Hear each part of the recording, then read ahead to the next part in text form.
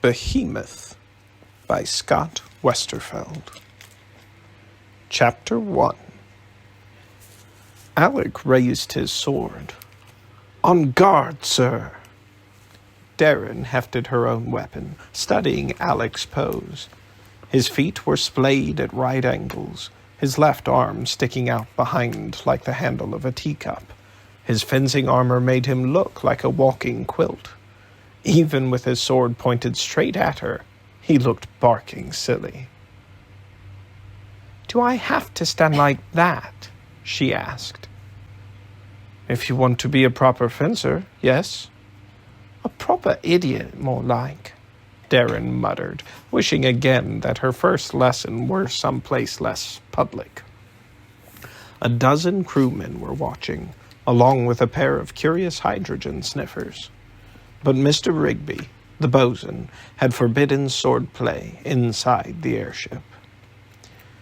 She sighed, raised her saber, and tried to imitate Alek's pose. It was a fine day on the Leviathan's topside, at least.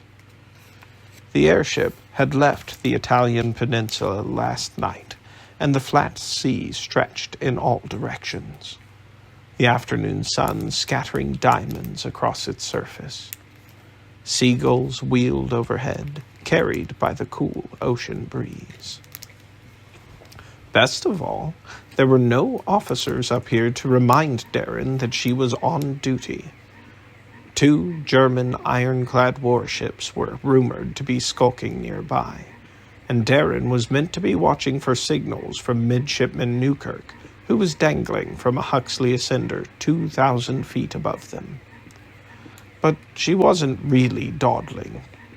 Only 2 days before, Captain Hobbs had ordered her to keep an eye on Alek, to learn what she could. Surely a secret mission from the captain himself outweighed her normal duties.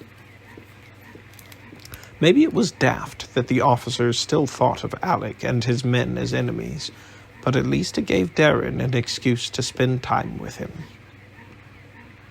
"Do I look like a ninny?" she asked Alek. "You do indeed, Mr. Sharp." "Well, you do too, then, whatever they call ninnies in clanker talk." The word is dumbcough," he said, "but I don't look like one, because my stance isn't so dreadful." He lowered his saber and came closer, adjusting Darren's limbs as if she were a dummy in a shop window. "More weight on your back foot," he said, nudging her boots further apart, "so you can push off when you attack." Alek was right behind her now, his body pressing close as he adjusted her sword arm. She hadn't realized this fencing business would be so touchy. He grasped her waist, sending a crackle across her skin. If Alek moved his hands any higher, he might notice what was hidden beneath her careful tailoring. Always keep sideways to your opponent," he said, gently turning her. "That way, your chest presents the smallest target possible." "Aye, the smallest possible target," Darren sighed. Her secret was safe, it seemed. Alek stepped away and resumed his own pose, so that the tips of their swords almost touched. Darren took a deep breath, ready to fight at last. But Alek didn't move. Long seconds passed, the airship's new engines thrumming beneath their feet, the clouds slipping slowly past overhead. "Are we going to fight?" Darren finally asked. "Or just stare each other to death?" "Before a fencer crosses swords, he has to learn this basic stance. But don't worry," Alek smiled cruelly. "We won't be here more than an hour. It's only your first lesson, after all." "What? A whole barking hour, without moving?" Darren's muscles were already complaining, and she could see the crewmen stifling their laughter. One of the hydrogen sniffers crept forward to snuffle her boot. "This is nothing," Alek said. "When I first started training with Count Volker, He wouldn't even let me hold a sword. Well, that sounds like a daft way to teach someone sword fighting. Your body has to learn the proper stance, otherwise you'll fall into bad habits. Darren snorted. You'd think that in a fight, not moving might be a bad habit. And if we're just standing here, why are you wearing armor? Alek didn't answer, just narrowed his eyes, his saber motionless in the air. Darren could see her own point wavering. She set her teeth. Of course, balking Prince Alek would have been taught how to fight in the proper way. From what she could tell, his whole life had been a procession of tutors. Count Volger, his fencing master, and Otto Klopp, his master of mechanics. They might be the only teachers with him now that he was on the run. But back when he'd lived in the Habsburg family castle, there must have been a dozen more, all of them cramming Alek's attic with Yakum, ancient languages, parlor manners, and clanker superstitions. No wonder he thought that standing about like a pair of coat racks was educational. But Darren wasn't about to let some stuck-up prince outlast her. So she stood there, glaring at him, perfectly still. As the minutes stretched out, her body stiffened, her muscles beginning to throb. And it was worse inside her brain. Boredom twisting into anger and frustration, the rumble of the airship's clanker engines turning her head into a beehive. The trickiest part was holding Alek's stare. His dark green eyes stayed locked on hers, as unwavering as his sword point. Now that she knew Alek's secrets, the murder of his parents, the pain of leaving home behind, the cold weight of his family squabbles starting this awful war, Darren could see the sadness behind that gaze. At odd moments, she could see tears brightening Alek's eyes, only a fierce, relentless pride holding them back. And sometimes, when they competed over stupid things, like who could climb the ratlines fastest, Darren almost wanted to let him win. But she could never say these things aloud, not as a boy. And Alek would never meet her eyes like this again, if he ever learned she was a girl. Alek, she began. Need a rest? His smirk wiped her charitable thoughts away. Get stuffed, she said. I was just wondering, what'll you clankers do when What'll you clankers do when we get to Constantinople? The point of Alek's sword wavered for a moment. Count Volger will think of something. We'll leave the city as soon as possible, I expect. The Germans will never look for me in the wilds of the Ottoman Empire. Darren glanced at the empty horizon ahead. The Leviathan might reach Constantinople by dawn tomorrow. And she'd met Alek only 6 days ago. Would he really be gone so quickly? Not that it's so bad here, Alek said. The war feels farther away than it ever did in Switzerland. But I can't stay up in the air forever. No, I reckon you can't, Darren said, focusing her gaze on their sword points. The captain might not know who Alek's father had been, but it was obvious the boy was Austrian. It was only a matter of time before Austria-Hungary was officially at war with Britain, and then the captain would never let the clankers leave. It hardly seemed fair, thinking of Alek as an enemy after he'd saved the airship 2 times now, once from an icy death by giving them food, and the second time from the Germans by handing over the engines that had allowed them all to escape. The Germans were still hunting Alek, trying to finish the job they'd started on his parents. Someone had to be on his side. And, As Darren had gradually admitted to herself these last few days, she didn't mind if that someone wound up being her. A fluttering in the sky caught her attention, and Darren let her aching sword arm drop. "Ha!" Alek said. "Had enough?" "It's Newkirk," she said, trying to work out the boy's frantic signals. The semaphore flags whipped through the letters once more, and slowly the message formed in her brain. 2 sets of smokestacks, 40 miles away, she said, reaching for her command whistle. "It's the German ironclads." She found herself smiling a little as she blew. Constantinople might have to wait a squick. The alarm howl spread swiftly, passing from one hydrogen sniffer to the next.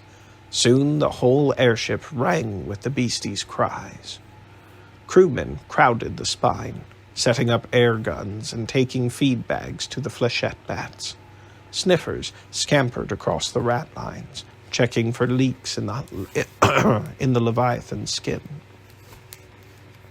Darren and Alek cranked the Huxley's winch, drawing Newkirk down closer to the ship. "We'll leave him at 1,000 feet, Darren said, watching the altitude markings on the rope. "The lucky sod. You can see the whole battle from up there." "But it won't be much of a battle, will it?" Alek asked. "What can an airship do against a pair of ironclads?" "My guess is we'll stay absolutely still for an hour, just so we don't fall into any bad habits." Alek rolled his eyes. "I'm serious, Dylan. The Leviathan has no heavy guns. How do we fight them?" "A big hydrogen breather can do plenty. We've got a few aerial bombs left, and flechette bats." Darren's words faded. "Did you just say we?" "Pardon me?" "You just said, how do we fight them? Like you were one of us." "I suppose I might have." Alek looked down at his boots. "Well, my men and I are serving on the ship after all, even if you are a bunch of godless Darwinists." Darren smiled again as she secured the Huxley's cable. "I'll make sure to mention that to the captain next time he asks if you're a Clanker spy." "How kind of you," Alek said, then raised his eyes to meet hers. "But that's a good point. Will the officers trust us in battle?" "Why wouldn't they? You saved the ship, gave us engines from your Stormwalker."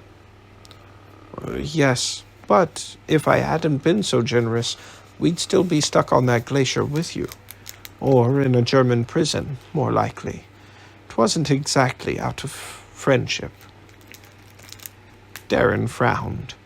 Maybe things were a squick more complicated now, what with a battle coming up. Alek's men and the Leviathan's crew had become allies almost by accident, and only a few days ago. "You only promised to help us get to the Ottoman Empire, I suppose," she said softly. "Not fight another Clanker." Alek nodded. "That's what your officers will be thinking." "Aye, but what are you thinking?" "We'll follow orders."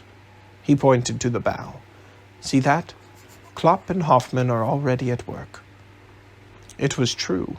The engine pods on either side of the great beastie's head were roaring louder, sending 2 thick columns of exhaust into the air.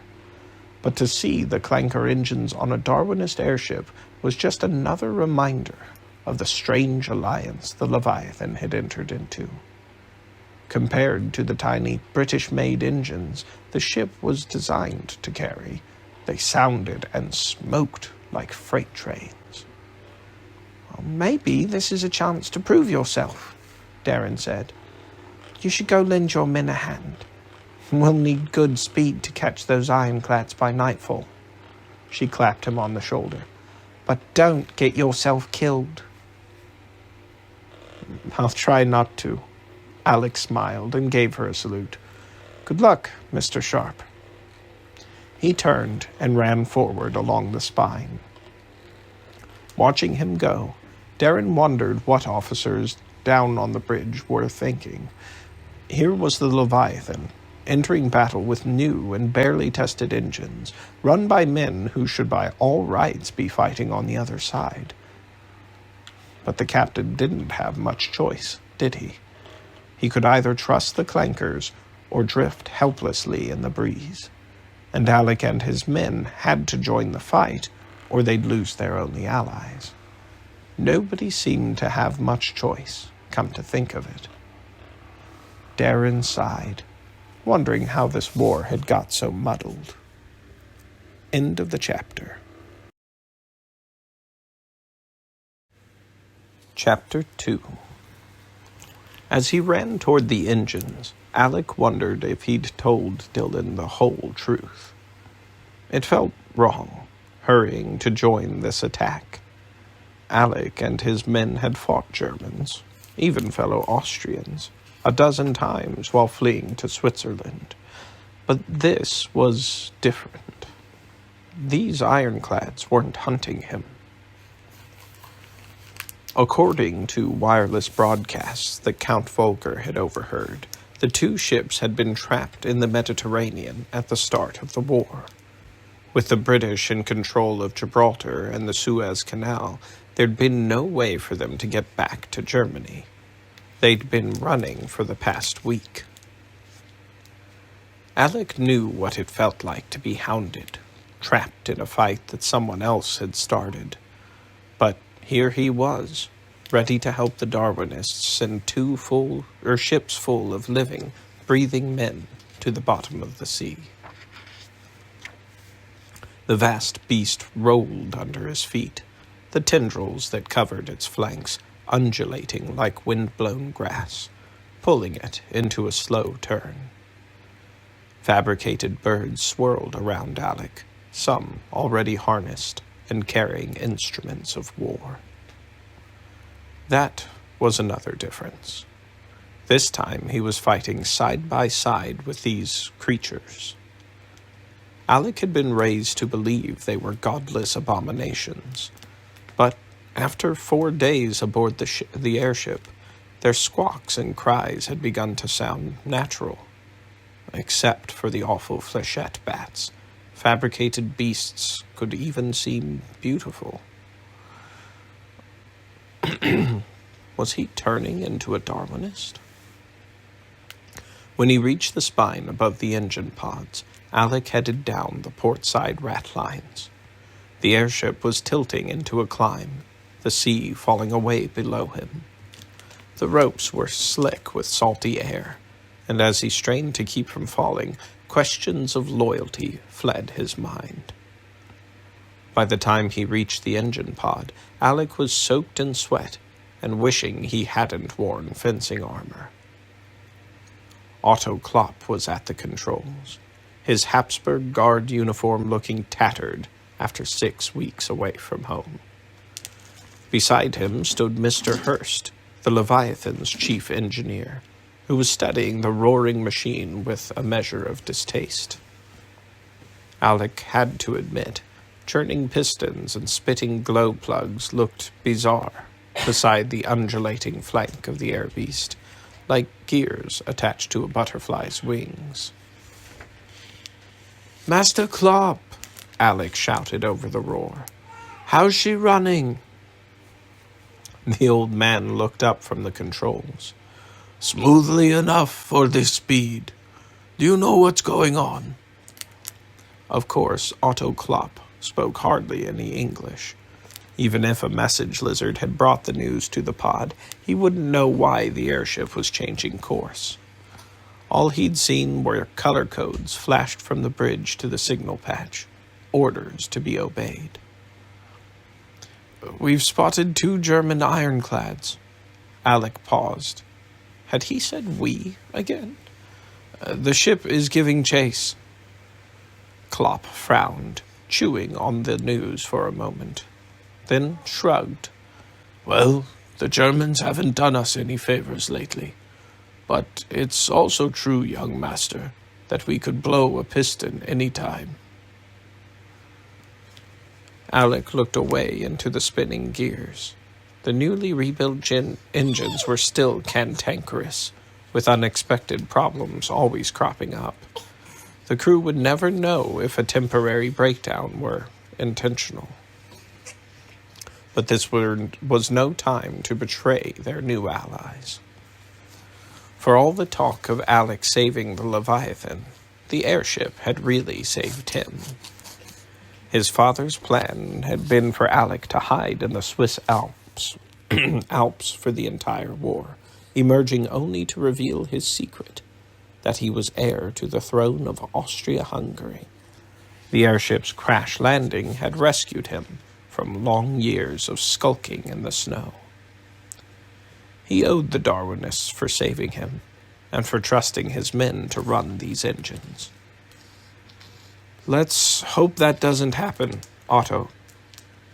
As you say, sir. Anything wrong? Mr. Hurst asked. Alek switched to English. Not at all. Master Klopp says she's running smoothly. I believe Count Volker is assigned to the starboard engine crew.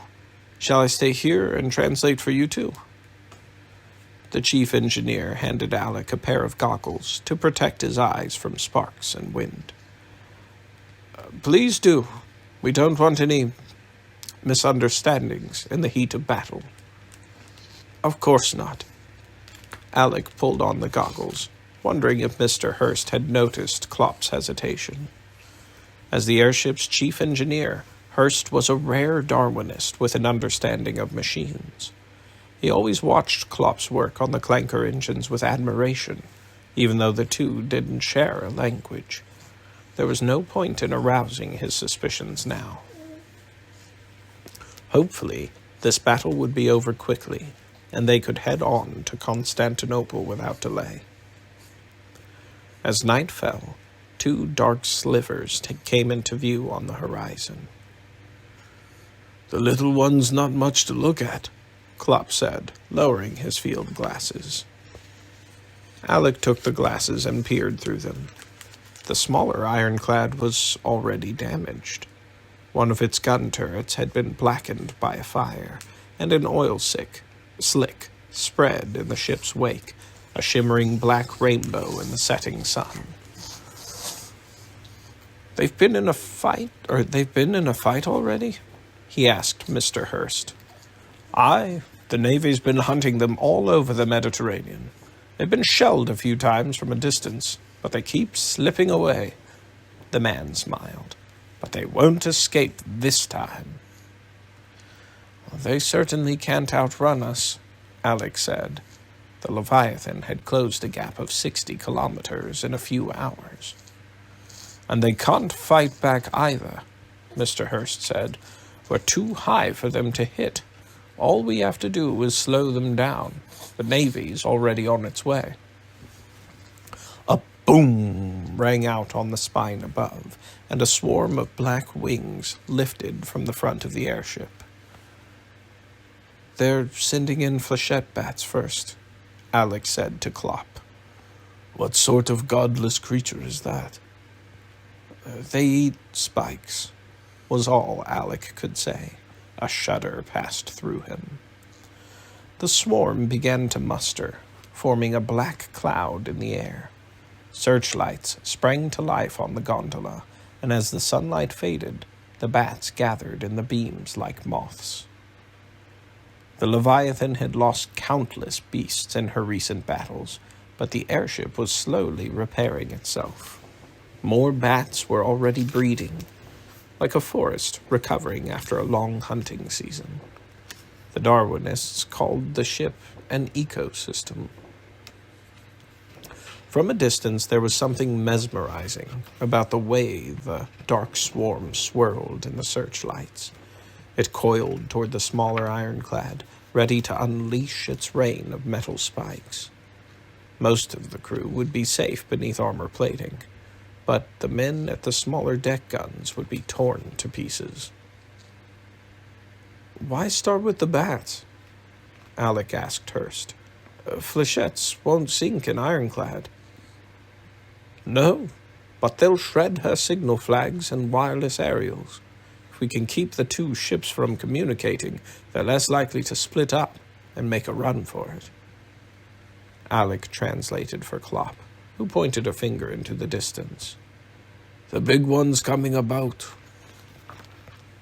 Alek raised the field glasses again, taking a moment to find the larger ship's silhouette against the darkening horizon. He could just read the name on her side. The Gibbon looked far more formidable than her companion. She had 3 big gun turrets and a pair of gyrothopter catapults, and the shape of her wake revealed a set of kraken-fighting arms beneath the surface. On her aft deck stood something strange, a tall tower that bristled with metal rigging, like a dozen wireless transmitters crammed together. What's that on her backside? Alek asked. Klopp took the glasses and stared. He'd worked with German forces for years, and usually had a lively opinion on military matters, but now he frowned, his voice hesitant. I'm not sure.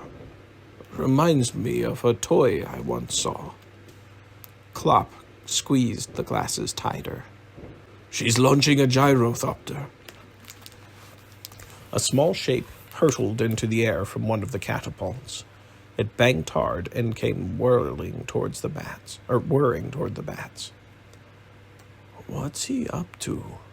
Klopp asked softly. Alek watched with a frown on his face. Gyrothopters were fragile machines, barely strong enough to lift a pilot. They were designed for scouting, not attack. But the little aircraft was heading straight at the cloud of bats, its twin rotors spinning wildly. As it neared the fluttering swarm, the gyrothopter suddenly kindled in the darkness. Bolts of flame shot from its front end, a spray of brilliant crimson fireworks that stretched across the sky. Alek remembered something that Dylan had said about the bats. They were deathly afraid of red light. It scared the spikes right out of them. The stream of fire tore through the swarm, scattering bats in all directions. Seconds later, the cloud had disappeared, like a black dandelion in a puff of wind. The gyrothopter tried to veer away, but was caught beneath a wave of fleeing bats.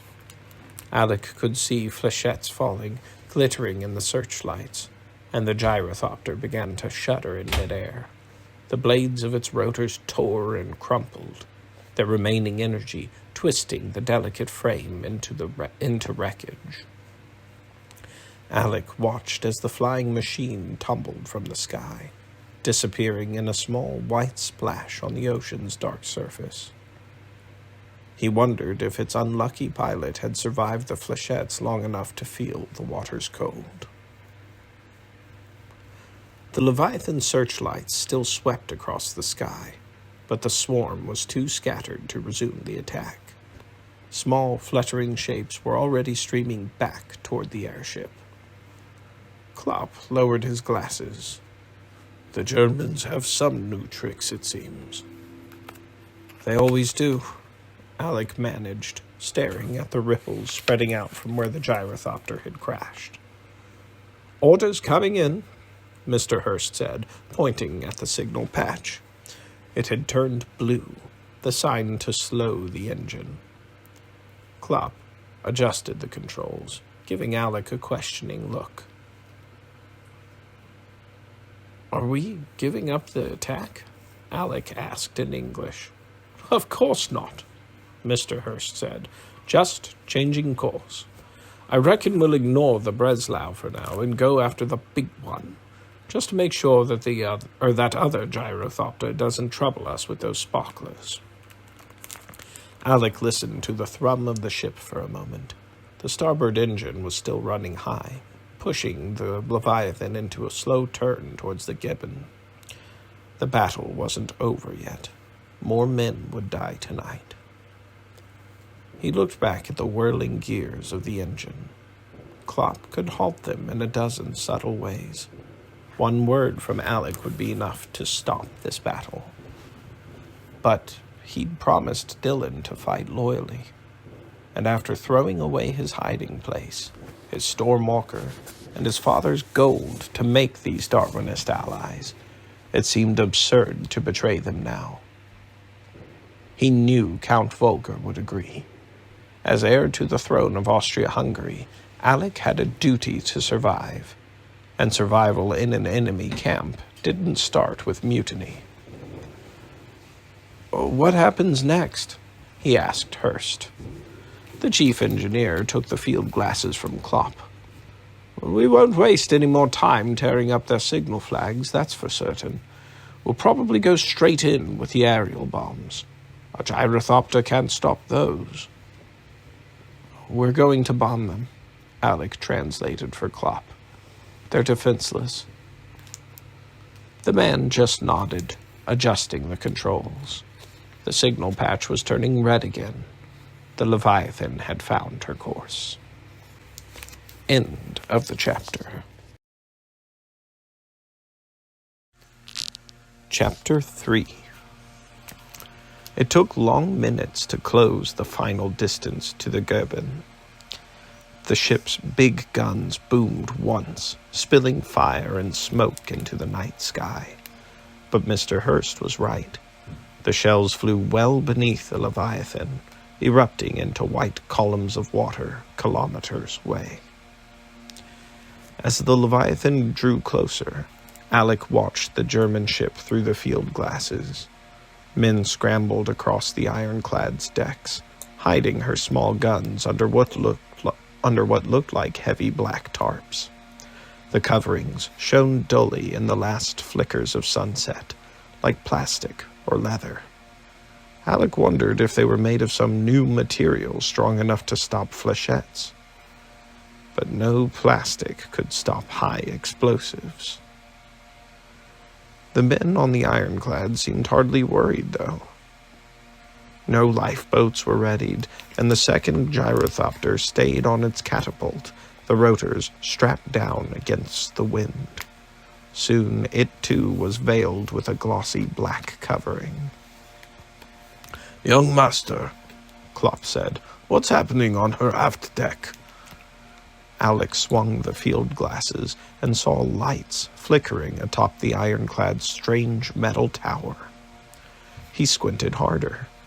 There were men working at the tower's base, dressed in uniforms made from the same shiny black that covered the deck guns. They moved slowly, as if encased in a fresh layer of tar. Alek frowned. "Take a look, Master Klopp. Quickly, please." As the old man took the field glasses, the flickering lights grew brighter. Alek could see them with his naked eyes now. Shimmers slid along the struts of the tower, like nervous snakes made of lightning. "Rubber," Alek said softly. "They're protecting everything with rubber. That whole tower must be charged with electrics." Klopp swore. "I should have realized, but they only showed us toys and demonstration models. Never one that huge." "Models of what?" The old man lowered his glasses. "It's a Tesla cannon, a real one." Alek shook his head. "As in Mr. Tesla? The man who invented wireless? You mean that's a transmitting tower?" "They say Mr. Tesla, young master, but that's no transmitter." Klopp's face was pale. "It's a weapon, a lightning generator." Alek stared in horror at the shimmering tower. As Dylan often said, lightning was an airship's natural enemy. If raw electrics flowed across the airship's skin, even the tiniest hydrogen leak could burst into flame. "Are we in range yet?" "The ones I've seen could hardly shoot across a room," Klopp said. They only tickled your fingers or made your hair stand on end. But that one's huge. It's got the boilers of a dreadnought to power it." Alek turned to Mr. Hurst, who was watching their conversation with an air of disinterest, and said in English, "We have to come about. The tower on the aft deck is some kind of lightning cannon." Mr. Hurst raised an eyebrow. "A lightning cannon?" "Yes. Klopp has worked with the German land forces. He's seen these things before." Alek sighed. "Well, toy ones, anyway." The chief engineer peered down at the Gebbon.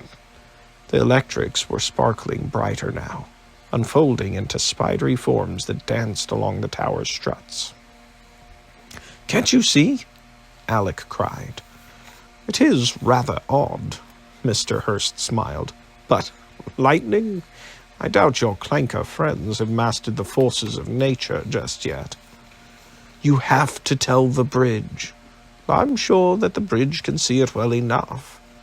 Hurst pulled the command whistle from his pocket and blew a short tune. "But I shall inform them of your theory." "My theory?"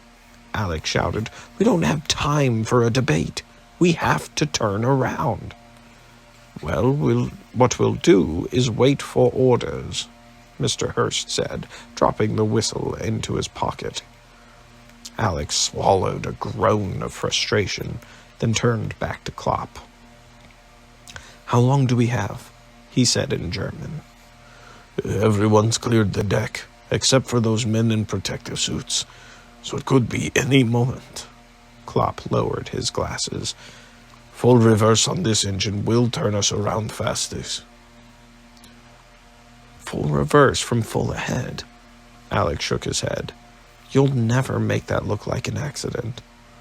"No, but I can make it look like my own idea," Klopp said, and then grabbed Alek by the collar and shoved him hard to the floor. As Alek's head cracked against the metal deck of the engine pod, the world went starry for a moment. "Klopp, what in blazes are you?" The shriek of gears drowned out Alek's words, the whole pod shuddering in its frame around him.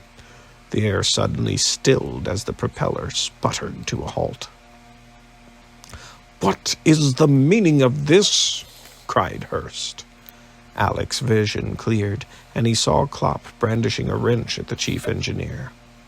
With his free hand, the old man deftly shifted the engine into reverse, then pushed the foot pedal down. The propeller sputtered back to life, drawing air backward across the pod. "Klopp, wait!" Alek began. He tried to stand, but his head spun. He fell back to one knee. Blazes! The man had actually hurt him. Hurst was blowing on his whistle again, a high-pitched squeak, and Alek heard a hydrogen sniffer howling in response. Soon a pack of the ugly creatures would be thundering down upon them. Alek pulled himself up, reaching out for the wrench. "Klopp, what are you doing?" The man swung at him, yelling, "Got to make this convincing." The wrench whistled over Alek's head. He ducked and fell back onto one knee again, cursing. Had Klopp gone mad? Mr. Hurst reached into a pocket and pulled out a compressed air pistol. "No!" Alek cried, leaping for the gun. As his fingers closed around Hurst's wrist, the pistol exploded with a deafening crack. The shot missed Klopp, but the bullet rang like an alarm bell as it ricocheted around the engine pod. Something kicked Alek in the ribs, hard, and searing pain blossomed in his side. He fell backward, his fingers slipping from Hurst's wrist, but the man didn't raise the gun again. Hurst and Klopp both gaped, dumbstruck, at the Leviathan's flank. Alek blinked away pain and followed their stares. The cilia were in furious motion, rippling like leaves in a storm. The air beast's vast length was bending, twisting harder than he'd ever seen. The great harness groaned around them as it stretched, joined by the pop of ropes snapping in the ratlines. "The beast knows it's in danger," Klopp said. Alek watched in wonder as the airship seemed to curl around them in the air. The stars spun overhead, and soon the huge animal had turned itself entirely around. "Back to full," Alek began, but it hurt too much to speak. Every word was another kick in the ribs.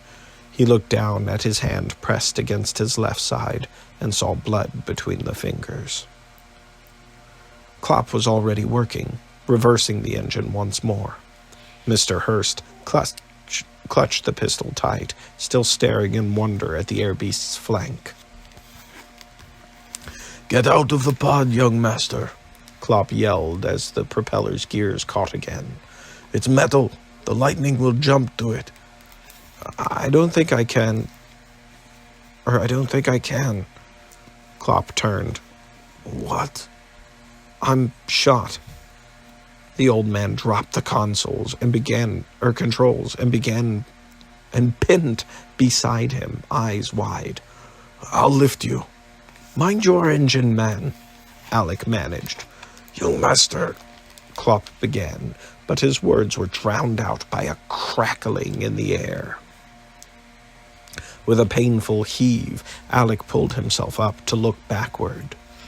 The Gebbon was falling behind them, but the Tesla cannon was blindingly bright. It flickered like a welding lamp, sending jittering shadows across the dark sea. Beside him, the airship Cilia seethed and billowed, pushing at the air like a million tiny oars. "Faster," Alek prayed to the giant air beast.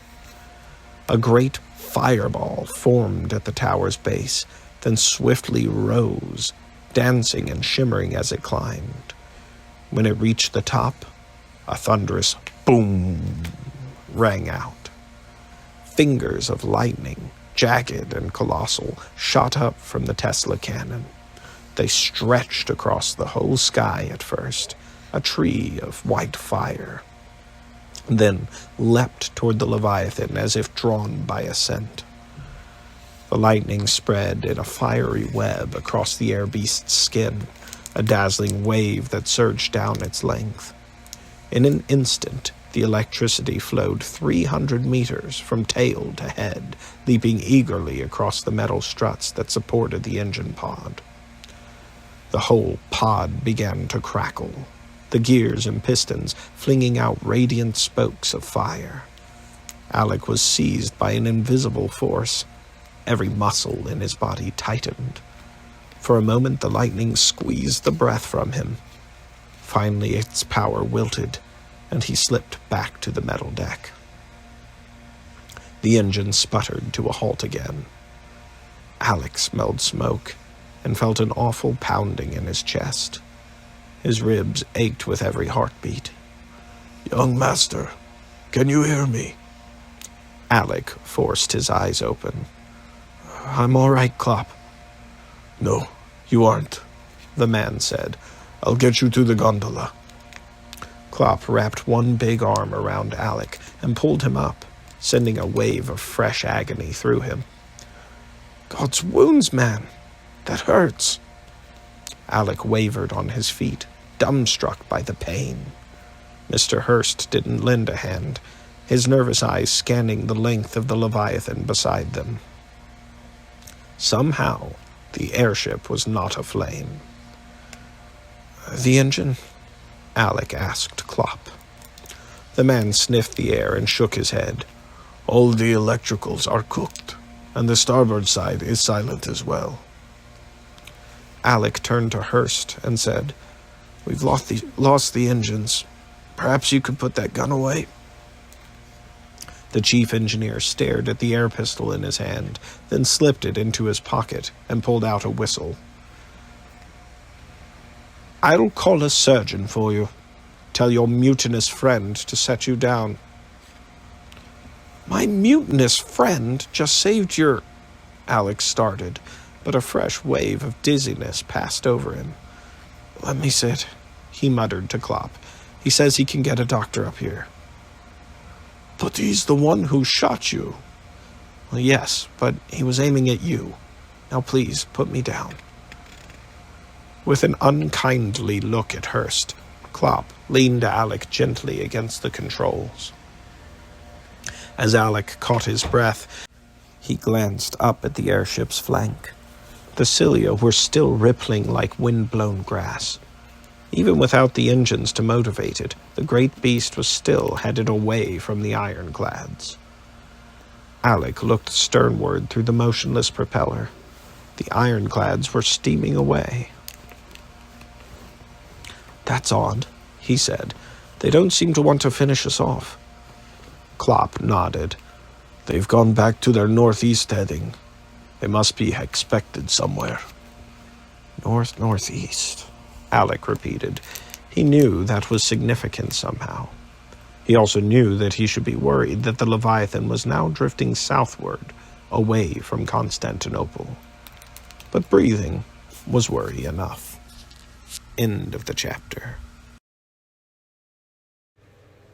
Chapter 4. Darren stood up slowly, blinking away spots from her eyes.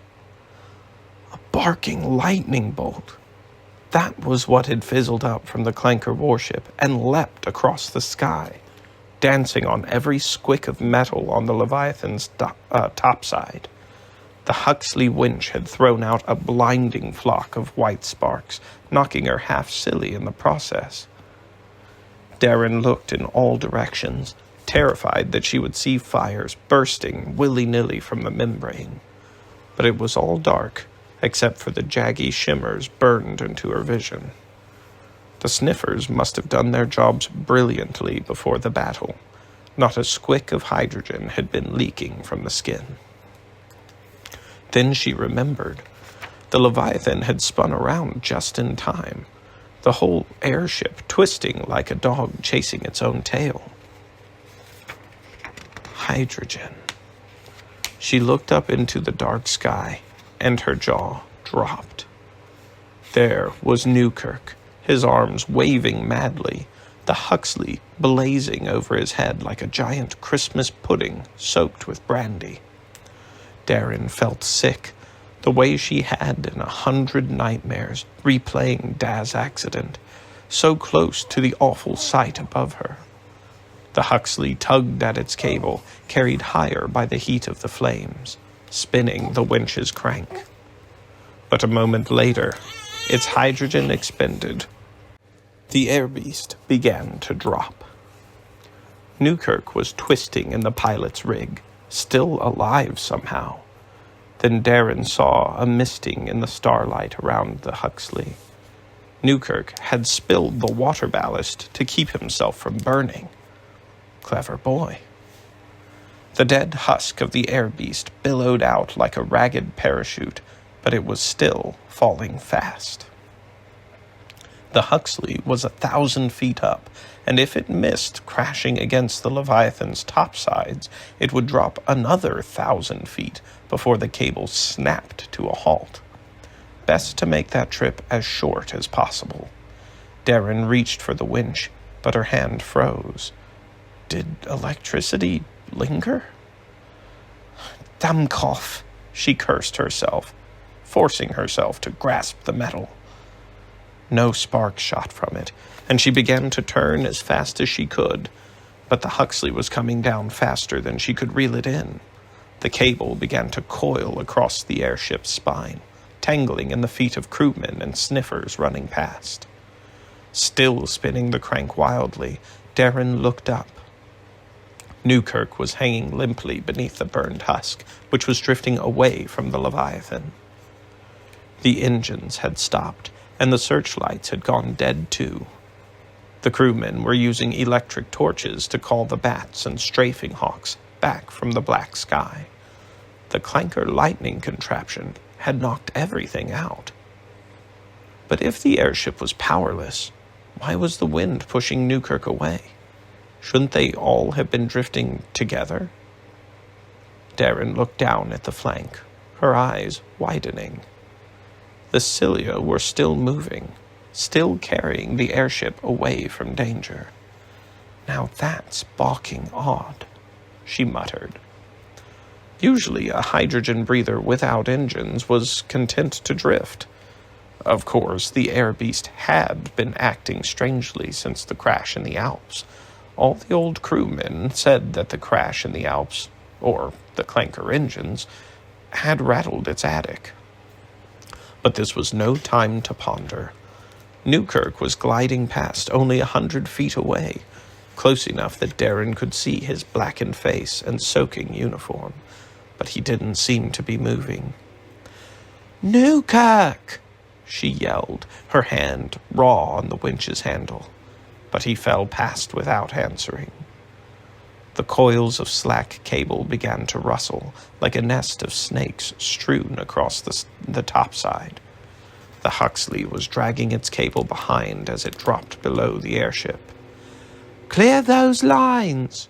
Darren shouted, waving off a crewman standing among the slithering coils.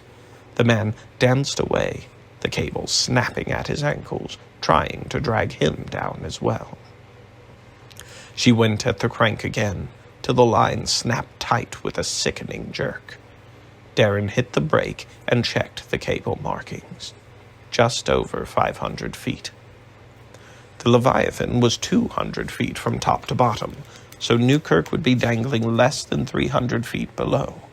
Strapped into the pilot's rig, he was probably all right, unless the fire had got him, or he'd been jolted to a neck-breaking stop.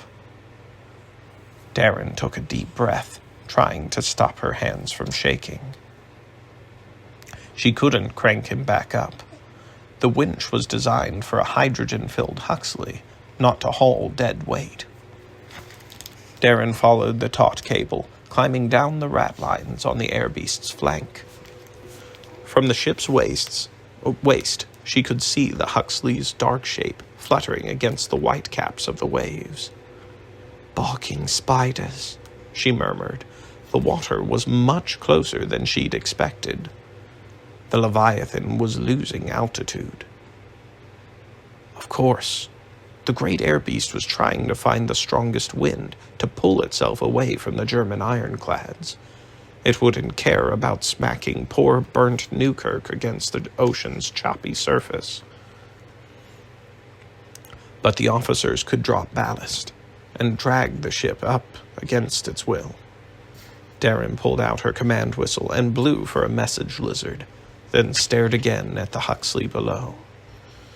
There was no human movement that she could see. Newkirk had to be stunned, at least, and he wouldn't have the right equipment to climb the cable. No one expected to climb up from an ascender. Where was that barking message lizard? She saw one scrambling across the membrane and whistled for it. But the lizard just stared at her and jabbered something about an electrical malfunction. "Brilliant," she murmured. The bolt of clanker lightning had scrambled the wee beastie's brains. Down below, the dark water looked closer every second. She was going to have to rescue Newkirk herself. Darren searched the pockets of her flight suit. In airmanship class, Mr. Rigby had taught them about how riggers belayed, which was service speak for sliding down a rope without breaking your neck. She found a few carabiners and enough line to make a pair of friction hitches. After attaching her safety clip to the Huxley's cable, Darren twisted the carabiner tight. She couldn't wind the rope around her hips, because the weight of the dead Huxley would snip her in half. But after a moment's fiddling, she attached the extra carabiners to her harness and strung the cable through them. Mr. Rigby wouldn't approve of this method, Darren thought, as she kicked herself away from the membrane.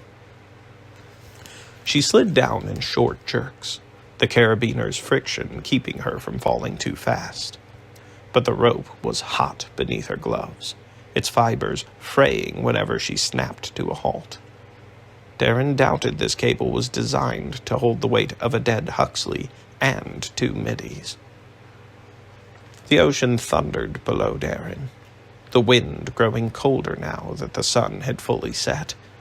The peak of a tall wave smacked against the Huxley's drooping membrane, cracking like a gunshot. "Newkirk!"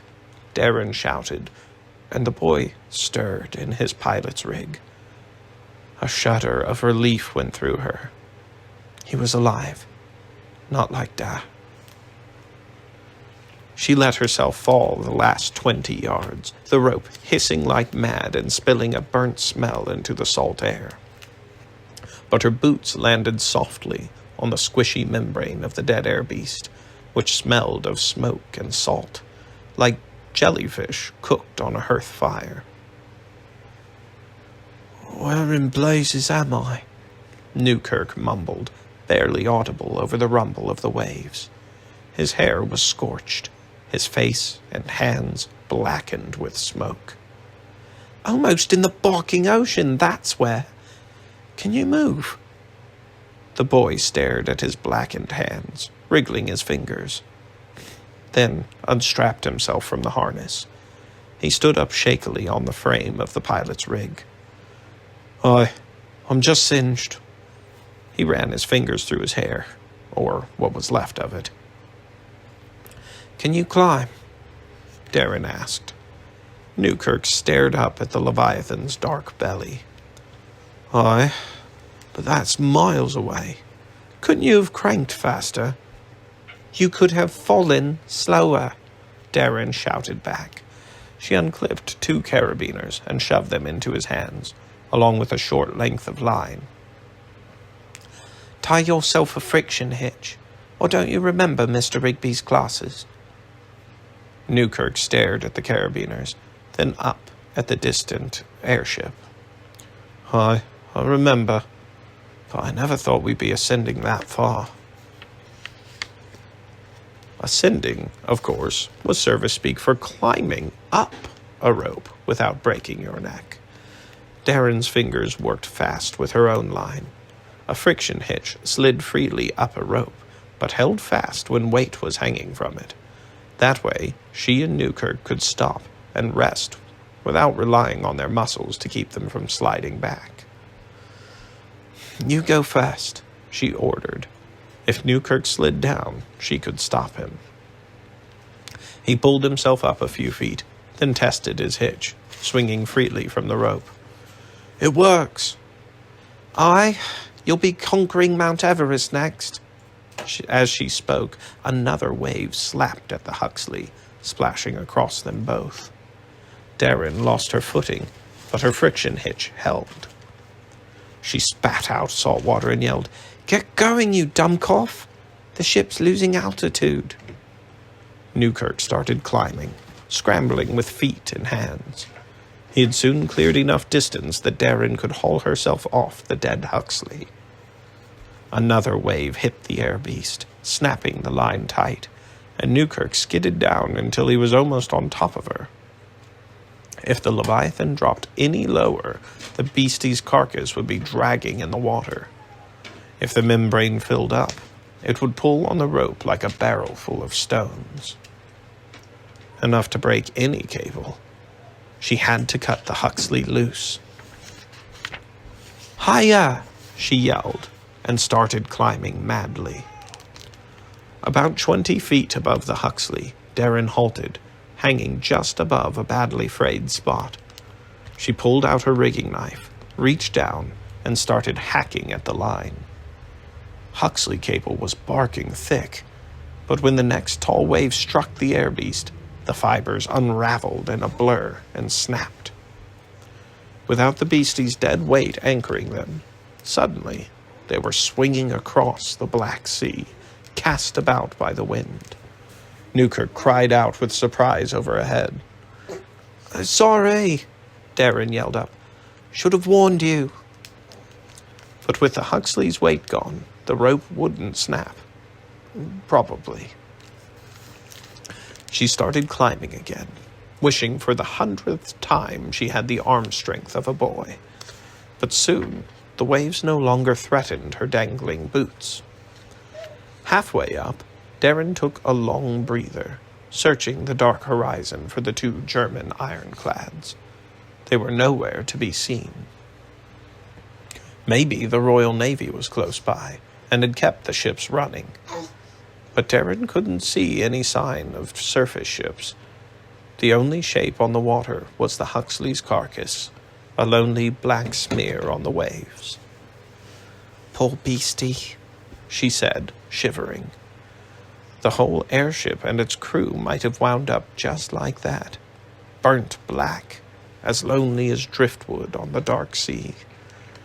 If the hydrogen sniffers had missed a single leak, or if the air beast hadn't spun itself around just in time, they'd all have been done for. "Barking clankers," Darren murmured, "making their own lightning now." She closed her eyes to shut her dark memories away, the roar of skin-prickling heat and the smell of burnt flesh.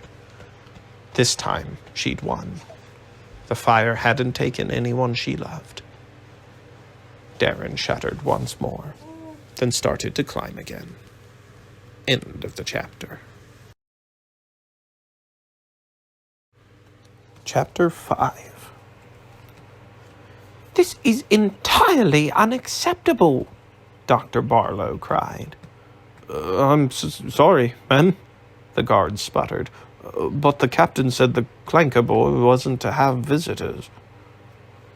Darren shook her head. The man's resistance was already faltering. He was backed up against Alek's stateroom door, sweat breaking out on his forehead. "I am not a visitor, you imbecile," Dr. Barlow said. "I am a doctor, here to see an injured patient." Taza's ears perked up at the Lady Boffin's sharp tone, and he let out a low growl. Darren held his leash a squick tighter. "Shush now, Taza. No biting." "But the surgeon was already here," the guard squeaked, staring wide-eyed at the thylacine. "Said the boy only bruised a rib." "On top of suffering from shock, no doubt," Dr. Barlow said. "Or did you fail to notice our recent encounter with a prodigious amount of electricity?" "Of course not, ma'am," the guard swallowed, still eyeing Taza nervously. "But the captain was quite specific." "Did he specifically forbid doctors from seeing the patient?" No." Just give up, thought Darren. It didn't matter that Dr. Barlow was a boffin, a fabricator of beasties, and not a pulse-taking, stick-your-tongue-out doctor. She'd be seeing this particular patient, one way or another. Darren hoped that Alek was really all right, or really was all right. The clanker lightning had danced across the whole ship, but it must have been worst in the engine pods, with all that metal about. Well, second to worst, anyway. Newkirk's hair was half burnt off, and he had a knot on his head the size of a cricket ball. But how had Alek bruised a rib? That didn't sound like something an electric shock would do. Finally, the guard surrendered his post, slinking off to check with the watch officer, and trusting Dr. Barlow to wait till he had got back.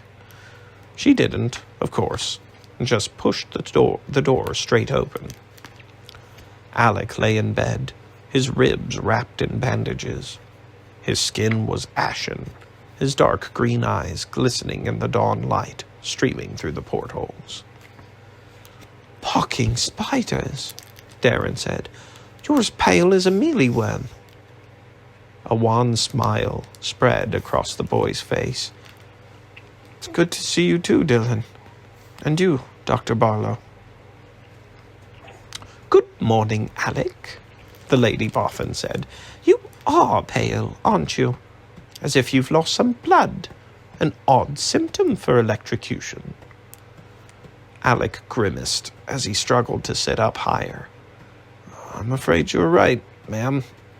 Mr. Hurst shot me." "Shot you?" Darren cried. Alek nodded. "Luckily, it was one of your feeble compressed air guns. Dr. Busk said that the bullet hit a rib and bounced off, but nothing's broken, thanks partly to my fencing armor. I should be walking about soon enough." Darren stared at the bandages. "But what in blazes did he shoot you for?" "Well, he was aiming for Klopp. They had a disagreement. Klopp realized what was about to happen, what the Tesla cannon was, and decided to turn us around." "A Tesla cannon?" Dr. Barlow repeated. "As in that awful Mr. Tesla?" "That's what Klopp says," Alek said. "But you clankers didn't turn us around," Darren said. "Everyone says the beastie itself turned, because it got scared." Alek shook his head. "Klopp reversed the port engine first. Then the air beast followed suit. It seems the Leviathan has more sense than its own officers." "You said they had a disagreement," Dr. Barlow asked. "You mean you changed course without orders?" "There wasn't time to wait for orders," he said. Darren let out a low groan. No wonder Alek was under guard. "That's balking mutiny," she said softly. "But we saved the ship." "Aye, but you can't disobey orders just because the officers are being daft, especially not in battle. That's a hanging offense." Alek's eyes widened, and the room was silent for a moment. Dr. Barlow cleared her throat. "Please don't say alarming things to my patient, Mr. Sharp.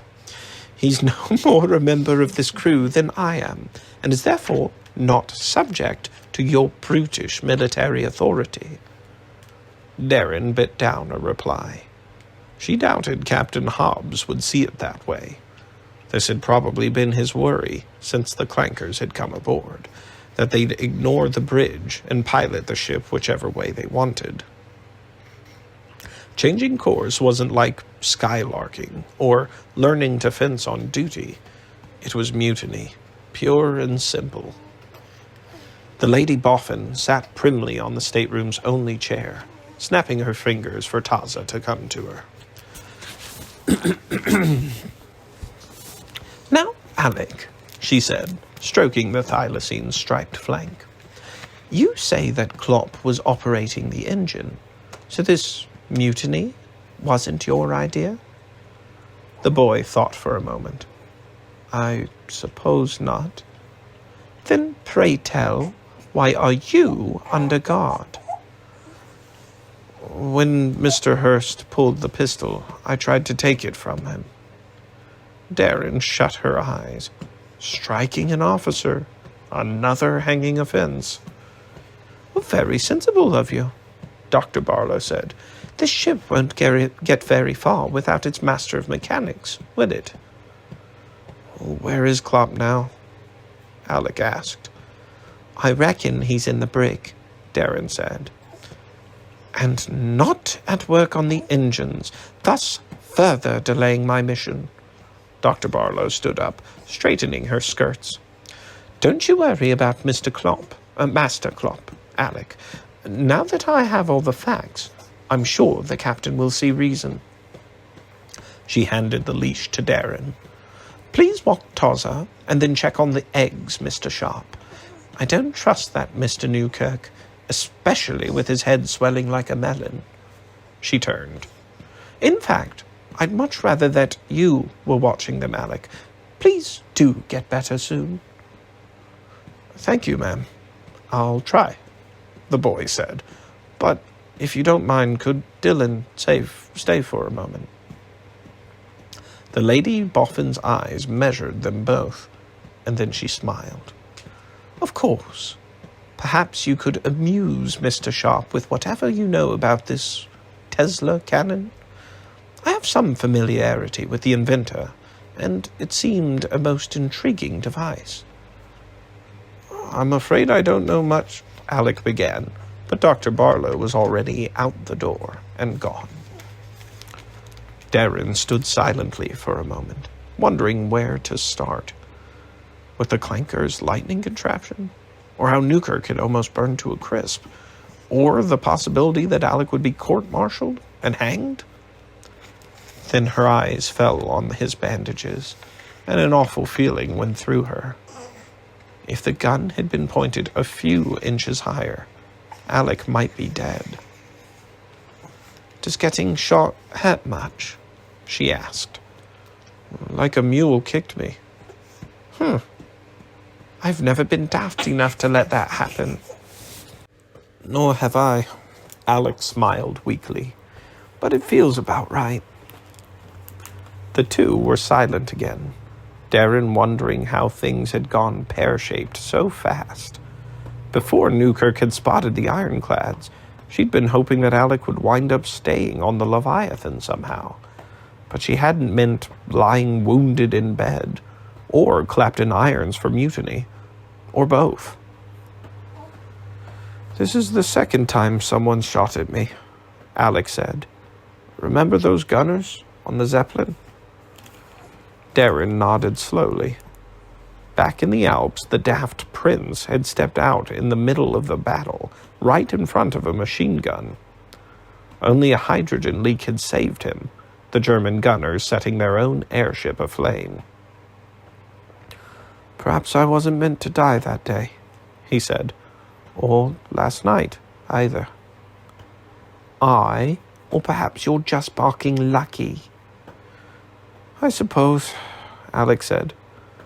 "Do you really think they'll hang us?" Darren thought a moment, then shrugged. "There aren't any rules for something like this, I reckon. We've never had clankers aboard before. But they'll listen to the Lady Boffin, because of her grandfather's name." Alek grimaced again. Darren wondered if it was his wound, or being reminded that Dr. Barlow was related to old Charles Darwin himself. Even after serving on a living airship, the clankers were still superstitious about life threads and fabrication. "I wish we had mutinied," Alek said, "and ended that pointless battle before it started. Klopp and I thought about stopping the engines and making it look like a malfunction." "Well, thinking isn't the same as doing," Darren said, slumping into the chair. She'd entertained madder ideas than mutiny, like telling Alek that she was a girl, or giving Dr. Barlow a smack, the latter more than once. The trick was never to let what you were thinking slip out into the world. "And anyway," she continued, "I haven't heard about this mutiny business, so the officers must be keeping dead quiet. Maybe the captain wants to let you off without looking soft. Everyone thinks it was the air beast who turned us around for fear of that clanker cannon." "The beast did turn us around. It must have smelled the lightning. It knew we'd all burn." Darren shuddered again, as she did every time she thought of how close they'd come. She could still see the Huxley blazing in mid-air just like Dad's balloon. "But Newkirk isn't dead," she told herself softly. "Pardon me?" Darren cleared her throat. She didn't want to wind up with her voice squeaking like a girl's. "I said the engines are dead, and the air beast's gone bonkers. Thinks it's still running away from that Tesla thingy. We're halfway to Africa." Alek swore. "I suppose those ironclads are already there." "What, in Africa?" "No, dumb cough. Constantinople."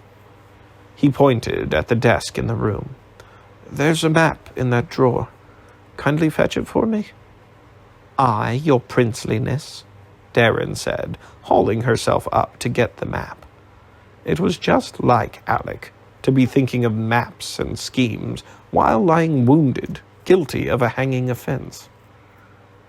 She sat on the bed beside him, smoothing out the roll of paper. It was labeled in clanker writing, but she could see it was the Mediterranean. "The ironclads were headed north into the Aegean," Alek said. See? Darren traced the Leviathan's course from southern Italy with one finger until she found the spot where they'd fought the Gebin in the Breslau, almost due south of Constantinople. Aye, they were headed that way. She pointed to the Dardanelles, a narrow stretch of water that led to the ancient city. But if they head north, they'll be trapped in the strait, like a fly in a bottle. What if they plan to stay there? Darren shook her head. The Ottoman Empire is still neutral, and ships at war can't hang out about in a neutral port. Dr. Barlow says we're only allowed to stay in Constantinople for 24 hours. It must be the same for the Germans. But didn't she also say the Ottomans were angry with the British for stealing their warship? Well, aye, Darren said, then muttered, that's just borrowing, really. To be truthful, though, it had been a bit like stealing. Britain had just completed a new dreadnought for the Ottoman Navy, along with a huge companion creature, some new sort of kraken. Both the warship and the creature had already been paid for, but when the war had begun, the First Lord of the Admiralty had decided to keep the ship and its beastie, at least until the conflict ended. Borrowing or stealing, it had caused the diplomatic ruckus that Dr. Barlow and the Leviathan had been sent to sort out. Somehow, the mysterious eggs in the engine room were meant to help. So the Ottomans might decide to let the ironclad stay, Alek said, just to get back at your Lord Churchill. Well, that would make everything trickier, wouldn't it? Alek nodded. It would mean even more Germans in Constantinople. It might even bring the Ottomans over to the Clanker's side. The Gebin's Tesla cannon is pretty convincing. Aye, it convinced me, Darren said. She wouldn't fancy sharing the same city with that contraption. And what happens if the Ottomans close the Dardanelles to British shipping? Darren swallowed. The fighting bears of the Russian army needed a lot of food, most of which was brought in by ship. If they were cut off from their Darwinist allies, the Russians would have a long, hungry winter. But are you sure that's where the ironclads were headed? No, not yet. He raised his dark gaze from the map. Darren, can you do me a favor? A secret favor. She swallowed. That depends on what it is. I need you to deliver a message. End of the chapter. Chapter 6. Barking bloody princes, she muttered, pulling Taza along the airship's corridors. She'd hardly slept a wink last night, what with looking after Newkirk, and the thylacine needed to go for a walk soon. On top of which, Darren still had to check on Dr. Barlow's precious eggs. But instead of attending to her duties, here she was delivering secret messages for the clankers. Aiding the enemy in wartime. How was that for mutiny? As she drew closer to the cabin, Darren began to formulate excuses and explanations. I was just asking our Count friend if he needed anything. I was on a secret mission from the captain. Someone had to keep an eye on those mutinous clankers, and this was the best way. All of them barking pathetic. She knew the real reason she'd said yes to Alek. He'd looked so helpless lying there, pale and bandaged, not knowing if they were going to hang him tomorrow at dawn. It had only made the way she felt harder to ignore. Darren took a deep breath and rapped on the stateroom door. After a long moment, it opened to reveal a tall man in a formal uniform. He stared down his sharp nose at her and Taza, not saying a word. Darren wondered if she should bow, because he was a count and all. But Alek was a prince, which sounded more important, and no one ever bowed to him. "What is it?" the man finally asked. "Pleased to meet you, Mr. Count Volga. I'm Midshipman Dylan Sharp." "Right. I know who you are." "Right. Because Alek and we've been fencing in that. We're friends." "You're the idiot boy who put a knife to Alek's throat." Darren swallowed, willing her tongue to untangle. She'd only been pretending when she'd taken Alek hostage back in the Alps to force the clankers to negotiate instead of blowing up the airship. But under the man's imperious gaze, the explanation wouldn't come. That was me," she managed. "But it was only to get your attention." "You succeeded." "And I used the dull edge of the knife, just to be safe." She looked both ways down the corridor. "Do you suppose I could come in?" "Why?" "I've got a message from Alek, a secret one." With those words, Count Volger's stony countenance shifted a squick. His left eyebrow arched. Then finally, he stepped back. A moment later, she and Taza were inside the room, the thylacine sniffing at the man's boots. "What is this creature?" he asked, taking another step backward. "Oh, that's just Taza. He's harmless," Darren said, then remembered the damage he'd done to the Lady Boffin's cabin. "Well, unless you're a set of curtains, which, clearly you're not." She cleared her throat, feeling like a ninny. The man's cold, haughty manner had started her babbling. "Will it repeat our words?" "What, Taza? Talk." Darren stifled a laugh. "He's no message lizard. He's a natural beastie, a thylacine from Tasmania. Dr. Barlow has him as a traveling companion. Though, as you can see, he's mostly my responsibility. Anyway, I've got a message from..." Volger silenced her with an upheld hand, then glanced up at the message tubes in the cabin. A lizard was poking its head from one, and the Count clapped his hands once to scare it off. "Those godless things are everywhere," he muttered, always listening. Darren rolled her eyes. The other clankers were even more twitchy about beasties than Alek. They seemed to think that everything living aboard the airship was out to get them. "Aye, sir, but lizards only carry messages. They don't eavesdrop." "And how can you be sure of that?" Now, that was a daft question. Message lizards might repeat snatches of conversation by accident now and then, especially when they'd been recently dazzled by a Tesla cannon. But that wasn't the same as eavesdropping, was it?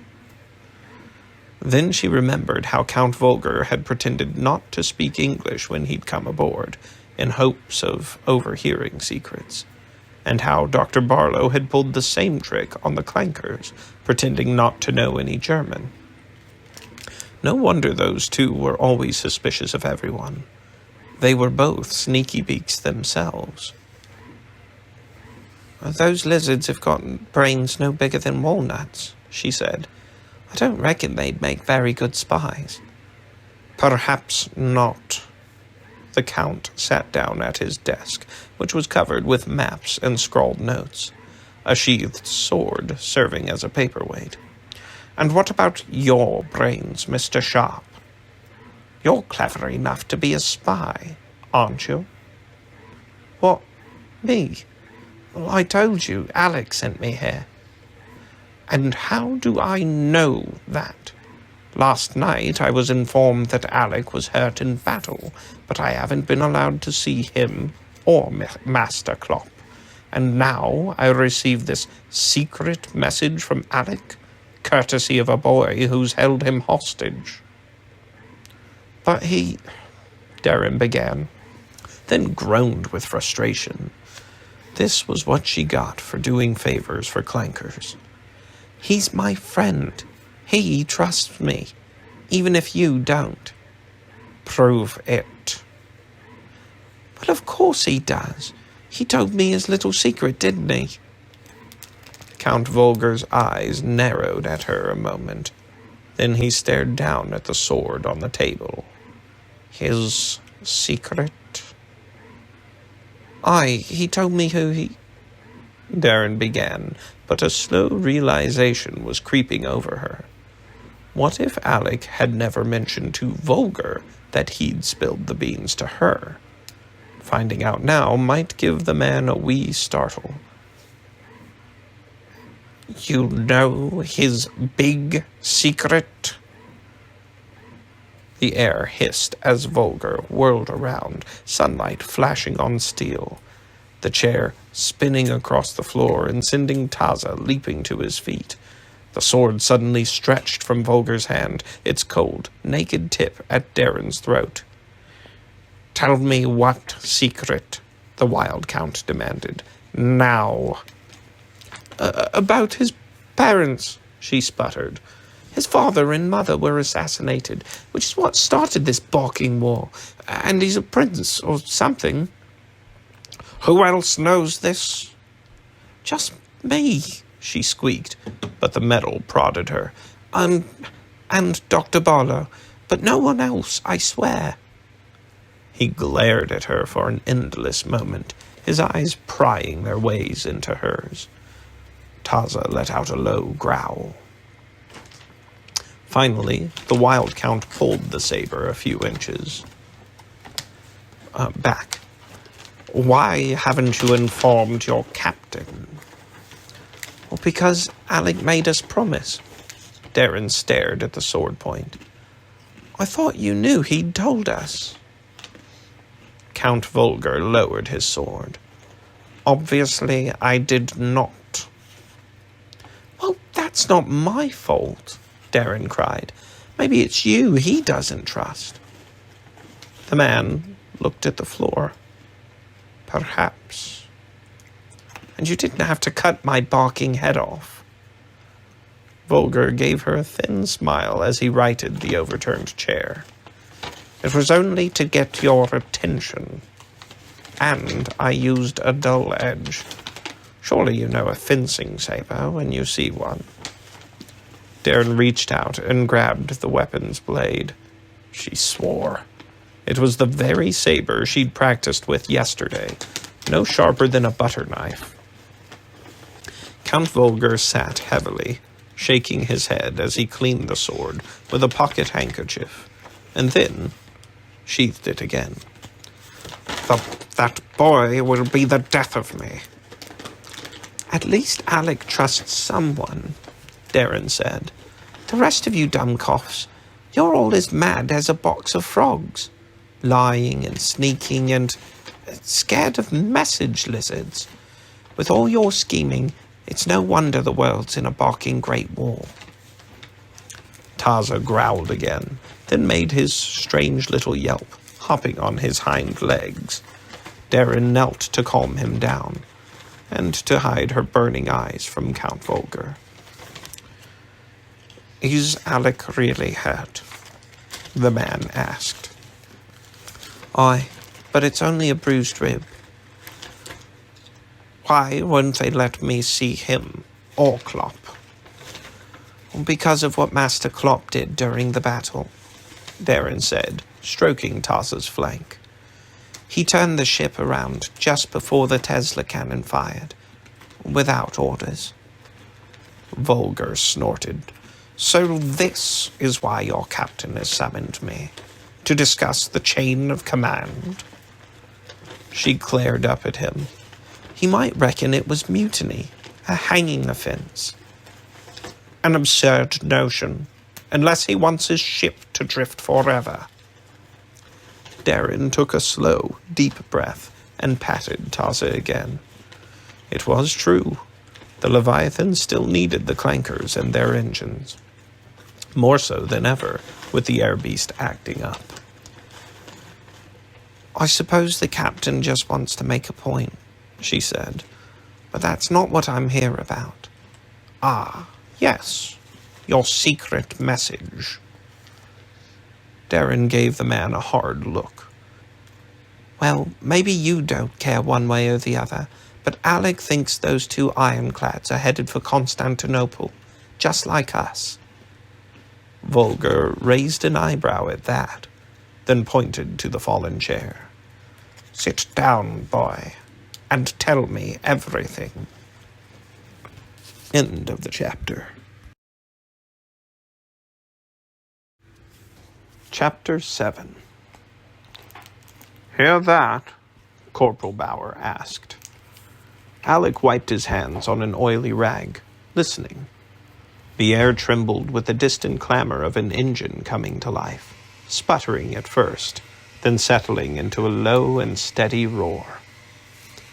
He stared at the tangle of gears before him and said to his men, 3 against 1, and Klopp has the engine working first, or his engine working first. Hate to say so, sir.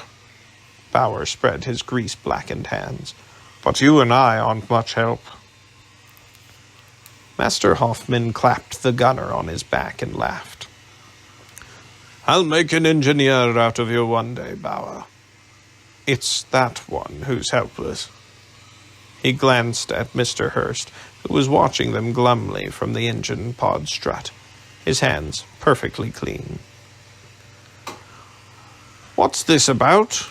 The man asked. Alek switched to English. Nothing, Mr. Hurst. Just that it sounds as though Klopp has beaten us. So it would seem, the man said, and fell back into silence. It was late afternoon, less than 48 hours after the unlucky encounter with the Breslau and the Geffen. Alek, his men Hoffman and Bauer, and Hurst had been assigned to the starboard pod, while Master Klopp was over on the port side, under armed guard, with Count Volger translating for him. Since the incident with the air pistol, it had been decided that Klopp and Mr. Hurst would no longer share the same engine pod. Alek was not under guard, but he suspected that was only because of the bandages wrapped around his injured rib. Every time he lifted a wrench, he winced in pain. But no one was locked in the brig. No one was locked in the brig, at least. True to her word, Dr. Barlow had convinced the captain to accept reality. Without Klopp's help, the airship would drift on the winds. Or worse, the great air beast might take them on a journey of its own choosing. The captain's goodwill had come with certain conditions, however.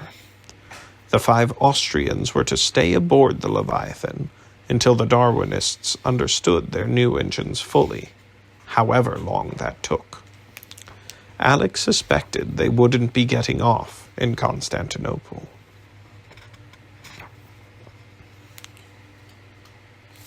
Half an hour later, the starboard engine finally sparked to life. As smoke poured from the exhaust pipes, Master Hoffman engaged the gears, and the propeller began to spin. Alek closed his eyes, reveling in the steady thrum of pistons. Freedom might not be any closer, but at least the airship was whole again. Feeling all right, sir? Bauer asked. Alek took a deep breath of sea air. Just happy to be underway. It feels good to have an engine rumbling underfoot again, doesn't it? Hoffman nodded at Mr. Hurst. And maybe our sulky friend here has finally picked up a few tricks. Let's hope so, Alek said, smiling. Since the battle, Bauer and Hoffman had taken a dislike to the Leviathan's chief engineer. After all, the two had been at Alek's side since the awful night his parents had died, and had given up their careers to protect him. They hadn't taken kindly to Mr. Hurst shooting at him and Master Klopp, mutiny or not. Soon, both engines were working in tandem, and the Leviathan set a northward course again. The water's surface slid by beneath them, faster and faster, until the airship had left behind its escort of hungry seagulls and curious dolphins. Moving air tasted better, Alek decided. The air beast had let itself drift most of the day, matching the speed and direction of the wind, wrapping everything in a dead calm. But now that they were under power, the salt air was sharp and alive against his face, driving away the feeling of being imprisoned. "One of those talking things," Bauer said, frowning. Alek turned to see a message lizard making its way across the airship's skin and sighed. It was probably Dr. Barlow putting him on egg duty again. But when the lizard opened its mouth, it spoke with the master coxswain's voice. "The captain wishes the pleasure of your company on the bridge, at your earliest convenience." Bauer and Hoffman looked at Alek, recognizing the English word captain. "Wants to see me at my earliest convenience," he translated, and Bauer gave a snort. There wasn't much convenient about climbing down to the gondola with a bruised rib. But Alek found himself smiling as he wiped engine grease from his hands. This was the first time any of them had been invited to the bridge. Since coming aboard, he'd wondered how the officers controlled the airship's interwoven complements of men, fabricated animals, and machines. Was it like a German dreadnought, with the bridge crew directly controlling the engines and cannon, or an ocean-going ship with orders dispatched to the boiler rooms and weapon stations? Alek turned to Mr. Hurst. "I leave you to it, sir." The man nodded a bit stiffly. He'd never apologized for shooting Alek, and none of the officers had ever admitted that Klopp had saved the ship. But as they'd started work that morning, Hurst had quietly turned out his pockets, showing that he wasn't carrying a pistol anymore. That was something, at least. Alek found Volger waiting for him on the gondola's main staircase. It was strange to see the Wild Count's riding clothes spotted with oil, his hair tangled by propeller wash. In fact, Alek hadn't seen Volger since the battle.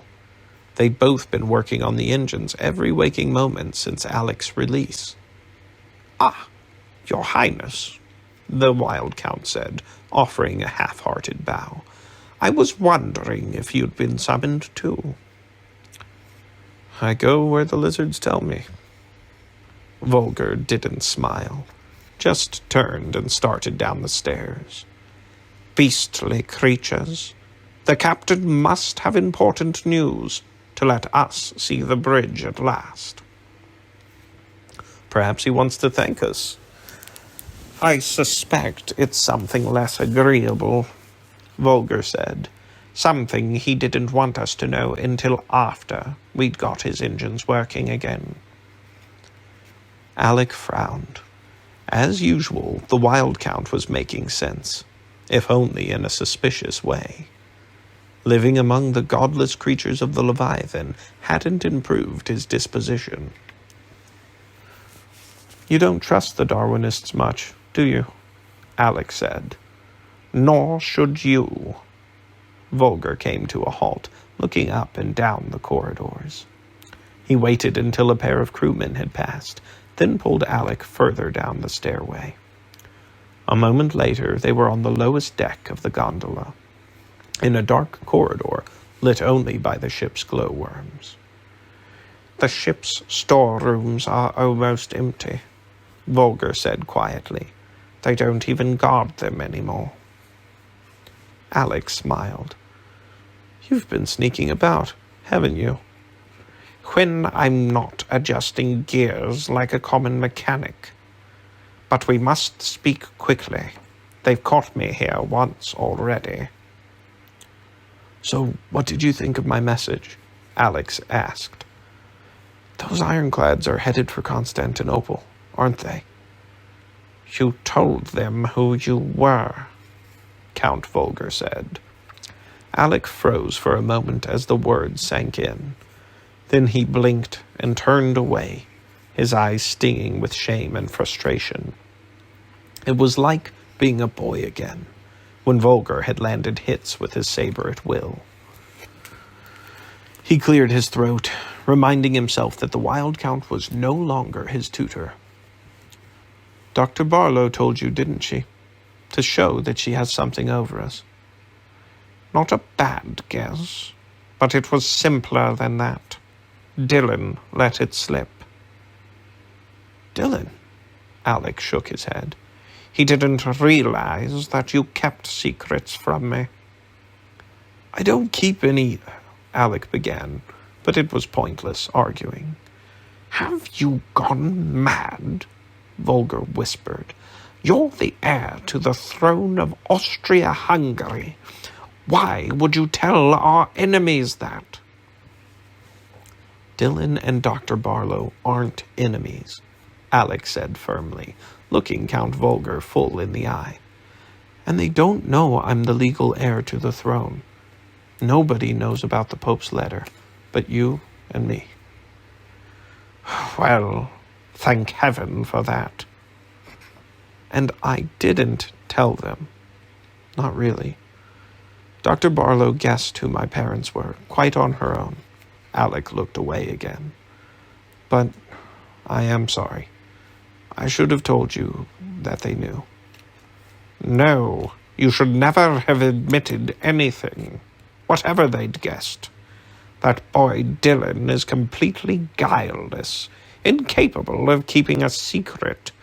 You may think he's your friend, but he's just a peasant, and you've put your future in his hands." Alek shook his head. Dylan might be a commoner, but he was a friend. He'd already risked his life to keep Alek's identity a secret. "Think for a moment, Volger. Dylan let it slip to you, not to one of the ship's officers. We can trust him." The man stepped closer in the darkness, his voice hardly above a whisper. "I hope you're right, Alek. Otherwise, the captain is about to tell us that his new engines will be taking us back to Britain, where they'll have a cage waiting for you.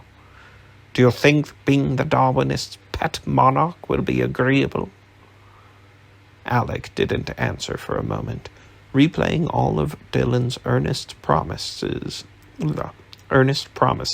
in his mind. Then he turned away and started up the stairs.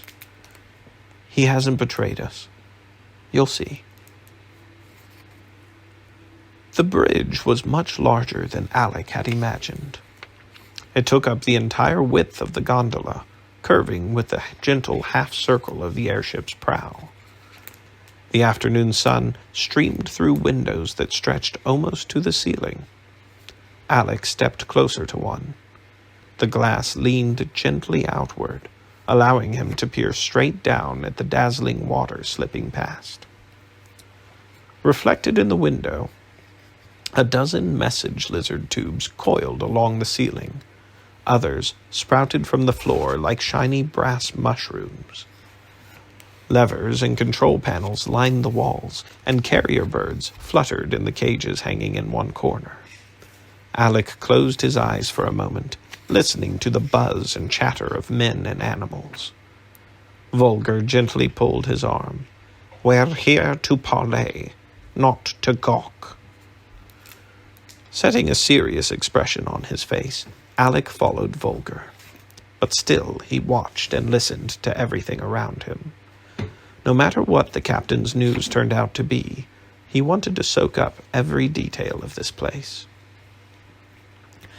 At the front of the bridge was the master wheel, like an old sailing ship's, carved in the Darwinists' sinuous style. Captain Hobbs turned from it to greet them, a smile on his face. "Ah, gentlemen, thank you for coming." Alek followed Volger's lead and offered the captain a shallow bow, one suited for a minor nobleman of uncertain importance. "To what do we owe the pleasure?" Count Volger asked. We're underway again," Captain Hobbs said. "I wanted to thank you personally for that." "We're glad to help," Alek said, hoping for once Count Volger's suspicions had been proven overblown. "But I also have bad news," the captain continued. "I've just received word that Britain and Austria-Hungary are officially at war." He cleared his throat. "Most regrettable." Alek drew in a slow breath, wondering how long the captain had known. Had he waited until the engines were fixed to tell them? And then Alek realized that he and Volger were smeared with grease, dressed like tradesmen, while Captain Hobbs preened in his crisp blue uniform. Suddenly he hated the man. "This changes nothing," Volger said. "We're not soldiers, after all." "Really?" The captain frowned. "But judging by their uniforms, your men are members of the Habsburg Guard, are they not?" "Not since we left Austria," Alek said. "As I told you, we had to flee for political reasons." The captain shrugged. "Deserters are still soldiers." Alek bridled. "My men are hardly—" "Are you saying that we're prisoners of war?" Volger interrupted. "If so, we shall collect our men from the engine pods and retire to the brig." "Don't be hasty, gentlemen." Captain Hobbs raised his hands. "I merely wanted to give you the bad news, and to beg your indulgence. This puts me in an awkward situation, you must understand." "We find it awkward, too." "Of course," the captain said, ignoring Alek's tone. "I would prefer to reach some arrangement, but try to understand my position. You've never told me exactly who you are. Now that our countries are at war, that makes your status rather complicated." The man waited expectantly, and Alek looked at Volger. "I suppose it does," the Wild Count said. "But we still prefer not to identify ourselves." Captain Hobbs sighed. "Then I shall have to turn to the Admiralty for orders." "Do let us know what they say," Count Volger said simply. "Of course." The captain touched his hat and turned back to the wheel. "Good day, gentlemen." While Volger bowed again, Alek turned stiffly about and walked away, still angry at the man's impertinence.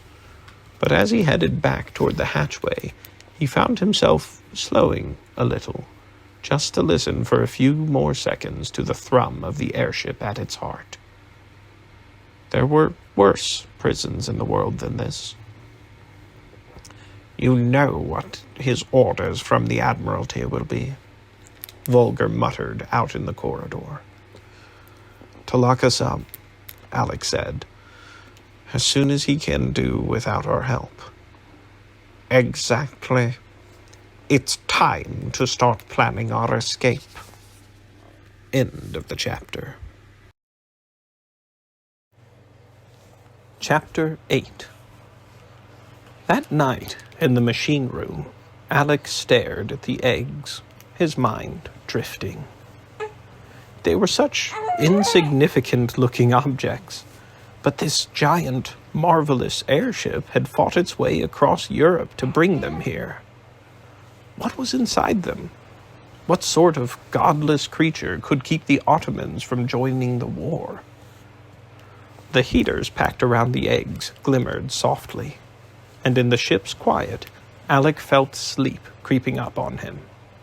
He stood and shook himself awake. It was just after 3 a.m. Time to get started. As he pulled off his boots, a twinge crept down his side. But the pain in his rib cage was only a dull ache, nothing that would trouble him tonight. It had taken an hour of arguing to make Count Volger see the logic of his plan. Klopp was still under guard. Bauer and Hoffman were busy with the engines, and Volger had already been caught skulking below. It was up to Alek to find their avenue of escape. He pressed an ear against the machine room door, holding his breath. Nothing. He turned the latch and pushed it slowly open. The electrical lamps were dark. Only the glimmer of glowworms lit the corridors, a green radiance as faint as starlight. Alek stepped into the hall, dead silent in his stocking feet, and eased the door shut behind him. He waited for a moment to let his eyes adjust, then started for the stairs. There had to be an escape hatch somewhere, a way for the crew to abandon ship by rope or parachute. The lowest deck of the gondola was the logical place to look for it. Though where they would find 5 parachutes, or a few hundred meters of rope, was beyond Alek. They would have to escape when the ship was grounded in Constantinople, then buy their way to safety with the last bar of his father's gold. The stairs made no complaints beneath his weight. The Darwinists' wood came from fabricated trees and was lighter than natural wood and stronger than steel. The airship didn't groan or creak like a sailing ship, but felt as still as a stone castle.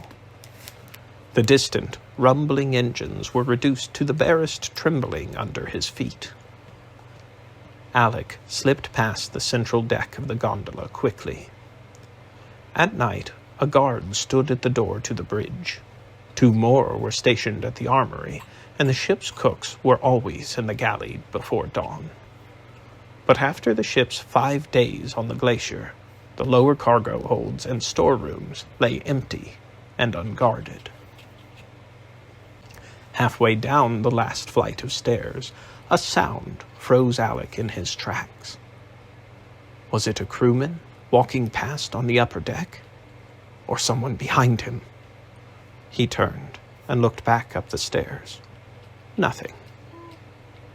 Alek wondered if airships had rats. Even metal land dreadnoughts could be infested. Or did the 6-legged sniffer dogs hunt for pests as well as leaks? He shuddered and kept moving.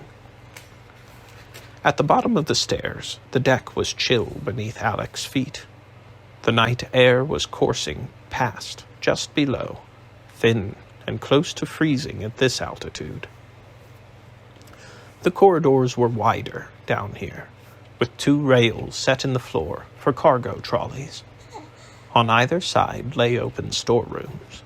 They were shrouded in darkness, the glowworms reduced to a few green squiggles on the walls. The sound came again, the scrape of boots on wood. There was someone behind him. His heart racing, Alek walked faster toward the bow. A few half-empty feed sacks sat in the shadows, but there was no good place to hide. The corridor ended at a closed doorway. Alek turned and saw a silhouette moving behind him. For a split second he considered giving himself up and pretending he'd gotten lost. But Volger had already been caught down here. Alek pushed his way through the door and shut it behind himself. The room was pitch black, and a heavy smell hung in the air, like old straw. He stood there in the darkness, breathing hard. It felt small and crowded in here, but the click of the closing door seemed to echo for a moment. Alek thought he heard mutterings. Was this a bunk room full of sleeping airmen? He waited for his eyes to adjust to the blackness, willing his heart to stop pounding in his ears. Someone, or something, was breathing in here. For an awful moment, Alek wondered if there were creatures aboard the Leviathan that Dylan hadn't told him about. Monsters, perhaps. He remembered his military toys, and the Darwinists fighting creatures fabricated from the life threads of extinct and giant reptiles. Hello, he whispered. Hello, someone answered. Alek swallowed. Oh, I seem to have gotten lost. I'm sorry. Gotten lost? Came the reply. The words sounded hesitant, and there was something eerily familiar about the voice. Yes, I'll just be going. Alek turned back to the doorway and felt blindly for the knob. The metal squeaked a little as he turned it, and he froze. Suddenly, the room was full of tiny screeches and complaints. I'm sorry, a voice said. Then another whispered, Hello? The murmurs increased, building in intensity. The room felt no bigger than a closet, but it sounded as though a dozen men were waking up around him. They muttered half-formed words in a nervous and agitated babble. Was this the airship's madhouse? Yanking open the door, Alek banged it into his bare foot. He yelped with pain, and a symphony of angry voices answered. More cries filled the darkness, as though a brawl were breaking out. Through the half-open door, a green face stared back at him. Barking spiders! What are you doing? The intruder said. Spiders! Barking spiders! Came a dozen cries from every direction. Alek opened his mouth to scream, but then a low whistling sound floated through the room. The cacophony instantly went silent. A glowworm lantern lifted in front of Alek's face. In its green light, he made out Dylan, squinting back at him, a command whistle in one hand. I reckoned it was you, the boy whispered. But who are these? Shush, you ninny. Don't get the beasties started again. Dylan pushed him backward and slipped into the room, closing the door behind them. We'll be lucky if the navigators haven't heard this ruckus already. Alek blinked, and in the light of the worm lamp, finally saw the stacks of cages climbing the walls. They were full of message lizards, crowded together like puppies in a pet store. What is this place? He breathed. Well, it's the barking lizard room, isn't it? Dylan whispered.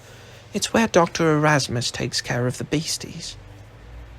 Alek swallowed, his eyes falling on a table where a dissected lizard lay pinned. Then he saw that the ceiling was covered with the gaping mouths of message tubes, tangled like railroad tracks at a station. And it's a sort of junction, isn't it? Aye, Dr. Erasmus is in charge of all that palaver. Origin and destination tags, emergency alerts, clearing up traffic jams. Alek stared at the dozens of tiny eyes peering at him, all glowing with worm light. I had no idea it was so complicated. How did you think the beasties always found you? By magic? Dylan snorted.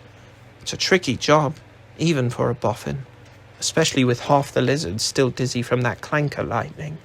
Look at the poor things, and here's you riling them up. A few of the lizards started to murmur, repeating Dylan's words.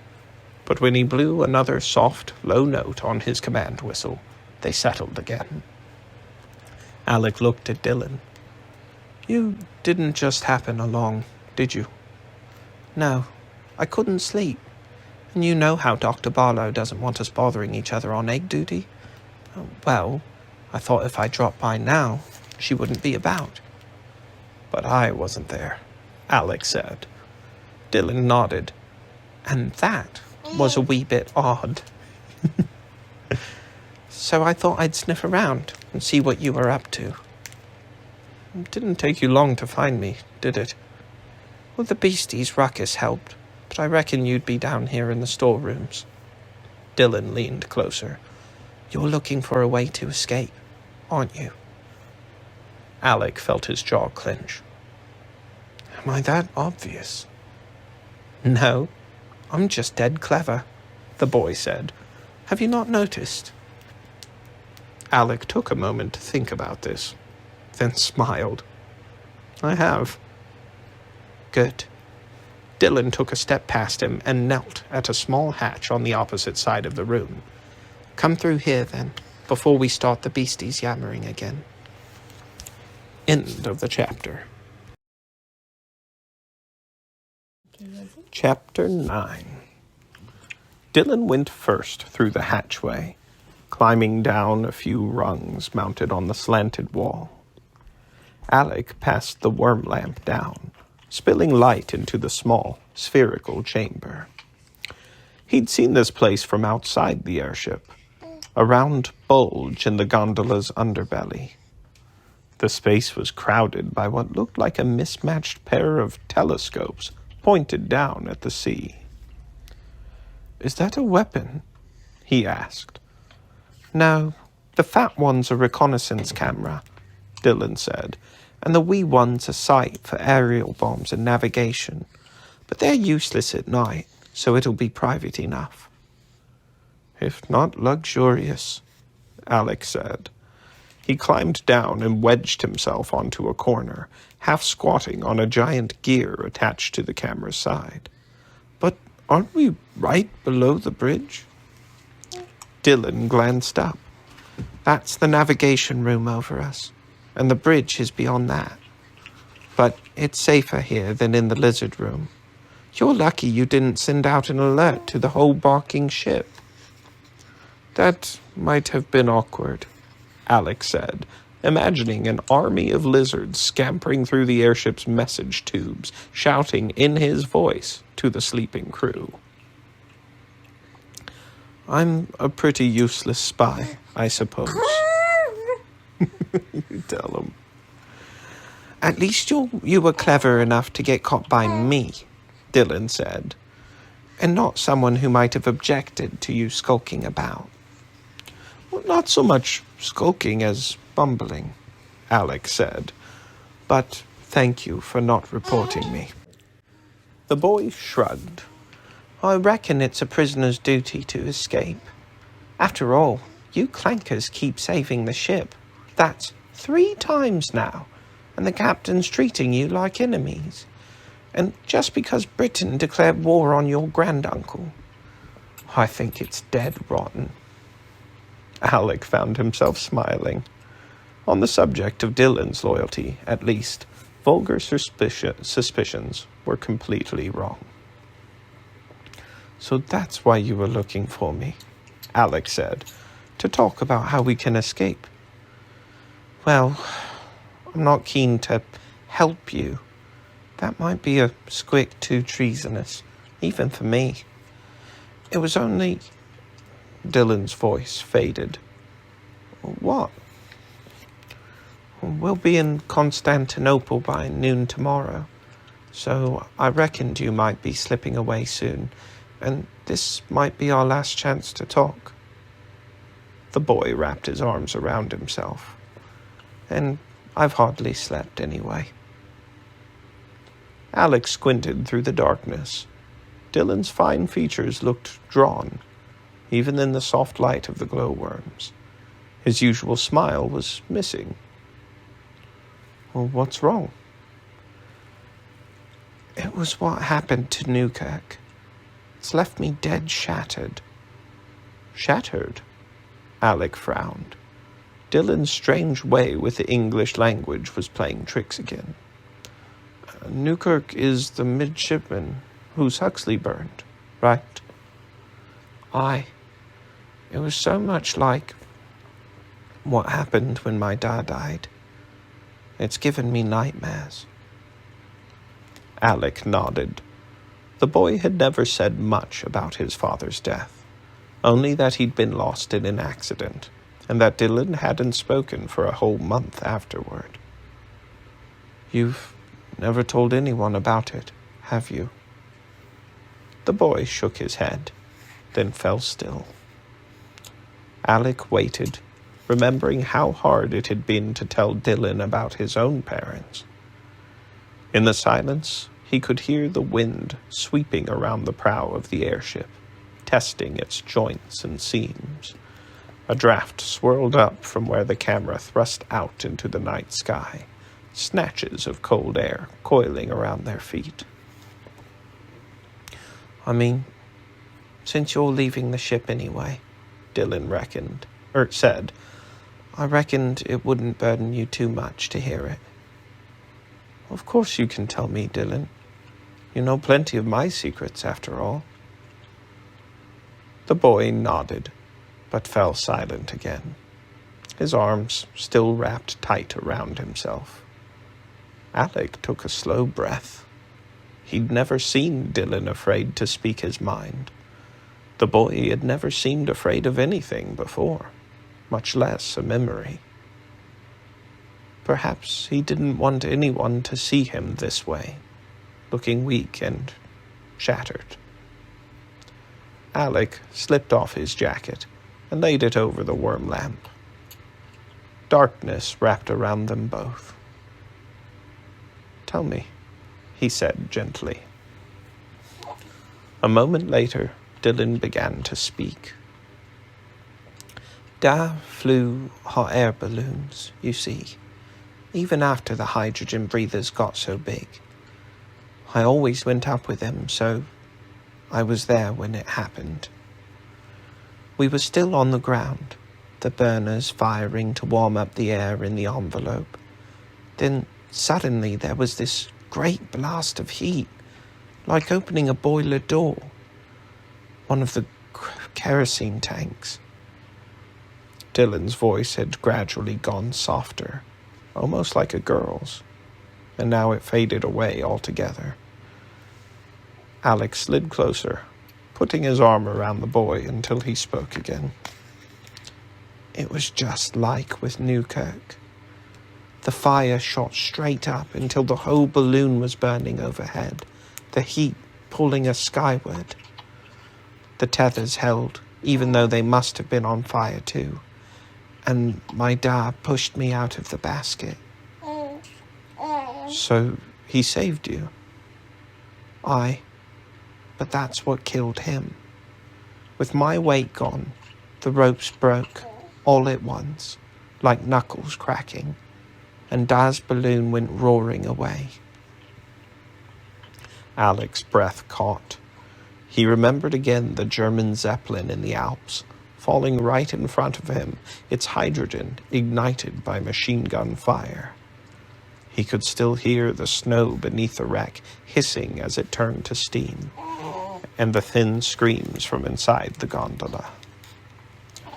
"Everyone saw how he saved me," Dylan said, reaching into his pocket. "They gave him a medal for it." He pulled out a small decoration, a rounded silver cross that dangled from a sky-blue ribbon.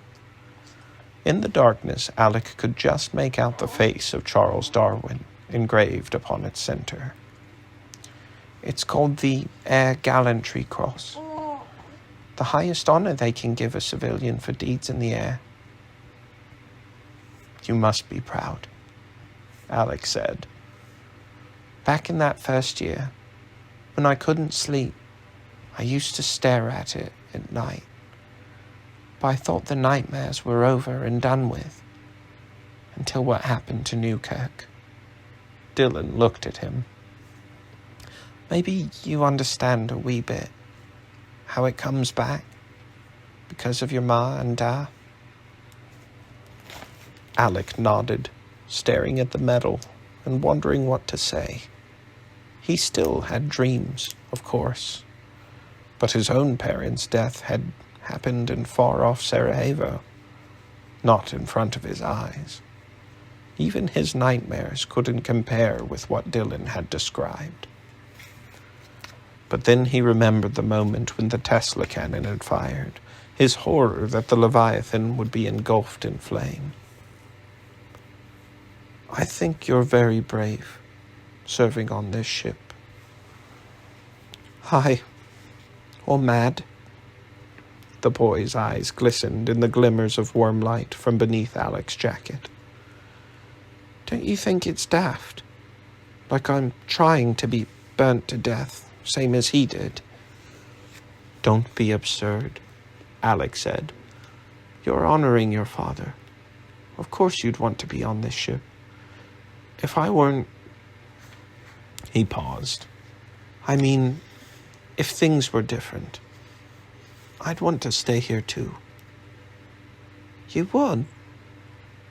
"Well, maybe it's silly, but the last few days it's like something's changing inside me. Everything I ever knew is upside down. Sometimes it's almost as if I'm in love." Dylan's body tightened beside Alek. "Well, I know it sounds silly," Alek said quickly. "It's quite obviously ridiculous. But are you saying that... I mean, what if things were different than you thought? If I were... Or if you guessed already..." Dylan let out a groan. "Just what are you saying?" Alek shook his head. "Perhaps I'm putting this stupidly, but it's almost as though I'm in love with your ship." "You're in love," Dylan said slowly, "with the Leviathan." "It just feels right here," Alek shrugged, "as if this is where I'm meant to be." Dylan let out a strange, choked laugh as he put the medal back into his pocket. "You clankers," he muttered. "You're all cracked in the head." Dylan pulled his arm from around the boy's shoulders, frowning. Dylan was always explaining how the airship's interwoven species sustained one another, how every beast was part of the whole. Surely he could understand. "Dylan, you know I've always been alone. I never had schoolmates, just tutors." "Aye, because you're a barking prince." "But I'm hardly even that, because of my mother's blood. I never mixed with commoners, and the rest of my family has always wanted me to disappear. But here, on this ship..." Alek laced his fingers together, searching for the right words. "This is the one place where you fit," Dylan said flatly. "Where you feel real." Alek smiled. "Yes, I knew you'd understand." Of course," Dylan shrugged. "I just thought you might be saying something else, that's all. I feel the same way as you, about the ship." "But you're not an enemy here, or hiding what you are," Alek said, sighing. "It's much simpler for you." The boy gave a sad laugh. "Not quite as simple as you'd think." "Well, I didn't say you were simple, Dylan. It's just that you've got no secrets hanging over you. No one's trying to throw you off this ship and put you into chains." Dylan shook his head. "Tell that to me, Ma." Oh, right. Alek recalled that Dylan's mother hadn't wanted him to join the military. Women can be quite mad sometimes. "In my family, they're a squick madder than most." Dylan pulled Alek's jacket from the worm lamp. "Full of stupid ideas. Mad like you wouldn't believe." In the sudden wash of green light, Dylan's face was no longer sad. His eyes had their usual spark, but there was an angry gleam in them. He tossed the jacket to Alek. "We both know you can't stay aboard the ship," Dylan said quietly. Alek held his gaze a moment, then nodded. He would never be allowed to serve on the Leviathan. Not once the Darwinists understood their new engines. They would take him back and the others back to Britain for safekeeping, whether or not they learned exactly who he was. He had to escape. I should get back to my skulking, I suppose. Aye, you should, Dylan said. I'll go up and watch the eggs for you. Come back before dawn, though, or the Lady Boffin will have both our heads. Thank you, Alek said. We can only stay in Constantinople 24 hours. You'll have to find whatever you're looking for tonight. Alek nodded, his heart beating a little faster. He reached out a hand. In case we don't talk again, I hope we'll stay friends, whatever happens. Wars don't last forever. Dylan stared at the offered hand, then nodded. Aye, friends. He stood up. Keep that lamp. I can find my way in the dark. He turned and climbed up into the blackness without another word. Alek looked down at his hand, wondering for a moment what had happened, why Dylan had suddenly turned cold. Perhaps the boy had let more of his feelings show than he'd meant to. Or maybe Alek had said the wrong thing somehow. He sighed. There wasn't time to think about it. He had skulking to do. Once the Leviathan started back for Britain, there wouldn't be another chance to escape. He had to be off this ship in less than 2 days. Alek picked up the worm lamp and started for the hatch. End of the chapter. Chapter 10. Darren had never seen a clanker city before. Constantinople rolled past below, the hills filled to bursting with humanity. Pale stone palaces and domed mosques squashed against modern buildings, some rising up 6 stories tall. 2 narrow arms of sparkling water carved the city into 3 parts, and a placid sea stretched away to the south, peppered with countless merchant ships under steam and sail, flying a dozen different flags. A pall of smoke hung over everything, coughed up from countless engines and factories, veiling the walkers striding the narrow streets. The muddled air was empty of messenger birds. Only a few biplanes and gyrothopters skimmed the rooftops, skirting stone spires and bristling wireless aerials. It was odd to imagine Alek being from a place just like this, full of machines and metal, hardly alive except for human beings and their bedbugs. Of course, it was strange to think of Alek at all right now. She'd made such a dumb cough of herself last night, blethering on about Daz's accident, then mistaking Alek's confidences for something more than they were. How completely daft, imagining for a moment that a barking prince would think of her that way. Alek didn't even know her real first name, and if he'd learned somehow that she was a girl in boys' clothes, he'd run a mile. Thankfully, Alek was planning to run in any case. Sometime tonight, he and his clanker friends would slip away into that smoky mass of a city and be gone for good. Then she'd be done acting like some village girl, her fists twisting in her skirts whenever a certain boy walked by. Not that pathetic, unsoldierly fate for Darren Sharp. The Leviathan swept in low over the water, and Newkirk leaned closer to the big window of the middy's mess, staring down, wide-eyed. No doubt he was searching for the forest of masts and smokestacks below, or searching the forest for the deadly spindle of the Geben's Tesla cannon. See any German ships?" he asked nervously. Darren shook her head. Just a few merchants and a cola. I told you those ironclads would be long gone. But Newkirk, his dress uniform cap pulled down tight over his singed hair, didn't look entirely reassured. The sea below them stretched all the way back to the Dardanelles, with plenty of nooks and crannies to hide a dreadnought in.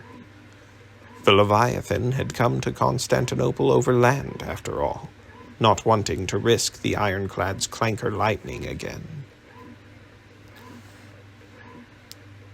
"Midshipman Sharp and Newkirk," came a voice from the doorway. "I must say you're both looking handsome." Darren turned and bowed a squick to the Lady Boffin, feeling awkward in her full dress uniform. She'd worn it only once before, at her swearing-in ceremony. The tailor who'd made it for her in Paris had probably wondered why some daft girl was going to so much fuss for a costume ball.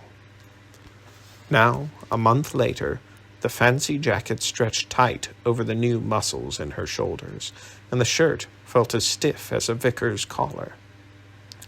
Frankly, ma'am, I feel a bit like a penguin," Newkirk said, adjusting his silk bow tie. "That may be," Dr. Barlow said, "but we must look respectable for Ambassador Mallet." Darren turned back to the window with a sigh. The storerooms were empty, and they had only 24 hours to resupply the whole ship.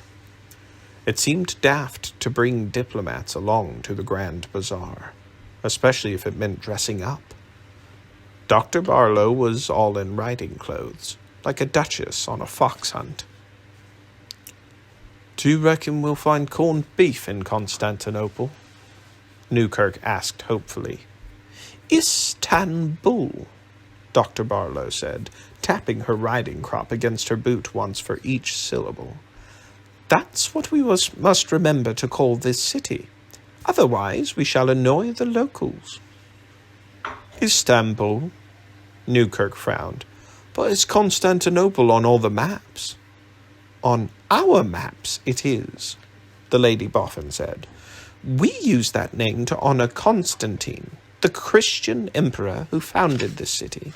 But the residents have called it Istanbul since 1453. They changed the name 400-odd years ago. Darren turned back to the window.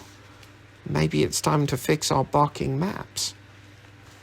"Wise words, Mr. Sharp," Dr. Barlow said, then added quietly, "I wonder if the Germans have already fixed theirs." The Leviathan came down on a dusty, mile-wide airfield on the western edge of the city. A mooring mast stood at the center of the field, like a lighthouse in a sea of grass. It looked no different from the mast back at Wormwood Scrubs. Darren supposed that, whether Darwinist or clanker, an airship had to be secured from the fancies of the wind in pretty much the same way. The dozens of ground men certainly looked sharp as they corralled the landing ropes, their fezzes bright red against the grass. "Mr. Rigby says they get plenty of practice on German airships," Newkirk said.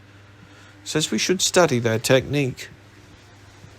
"We could if we were closer," Darren said. She itched to be down there helping, or at least working with the rigger's topside. But Dr. Barlow had warned the two middies not to muss their dress uniforms.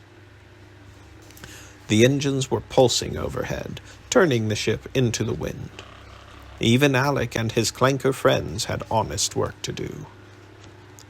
10 minutes later, the Leviathan was secured by a dozen ropes, each held by 10 men, and the airbeast's nose was pressed against the mooring mast, its great eyes covered with blinders. Darren frowned.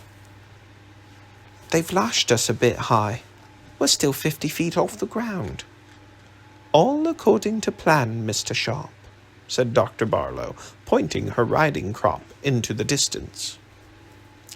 Darren looked up and saw what was coming out of the trees. Her jaw dropped open. "I didn't know Clanker countries had elephantines," Newkirk cried. "That's no beastie," Darren said. "It's a barking walker."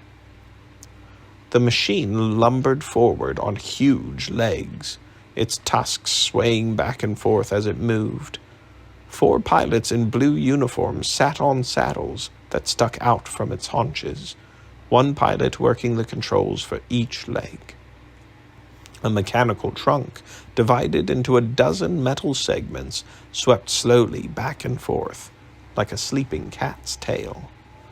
"It must be 50 feet tall," Newkirk said. "Even bigger than a real elephantine."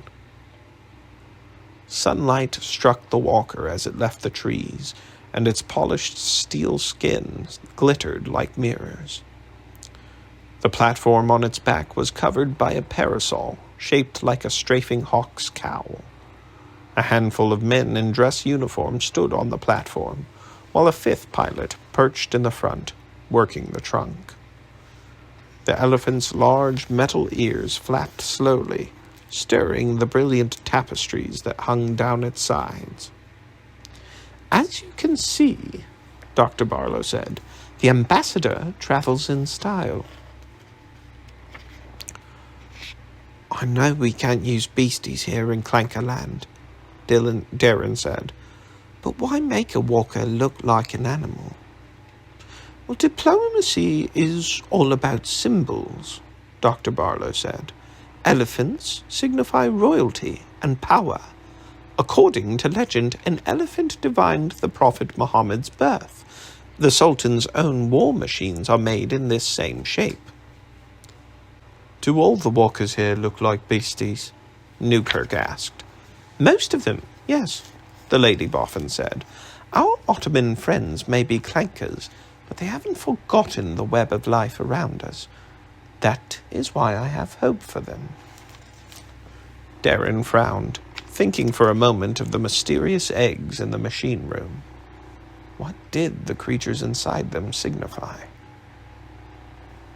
But there wasn't much time to wonder. Soon the metal elephant was beside the airship's gondola, with a gangway level between them. "Look smart, gentlemen," Dr. Barlow said.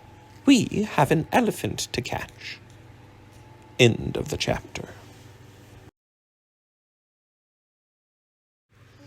Chapter 11.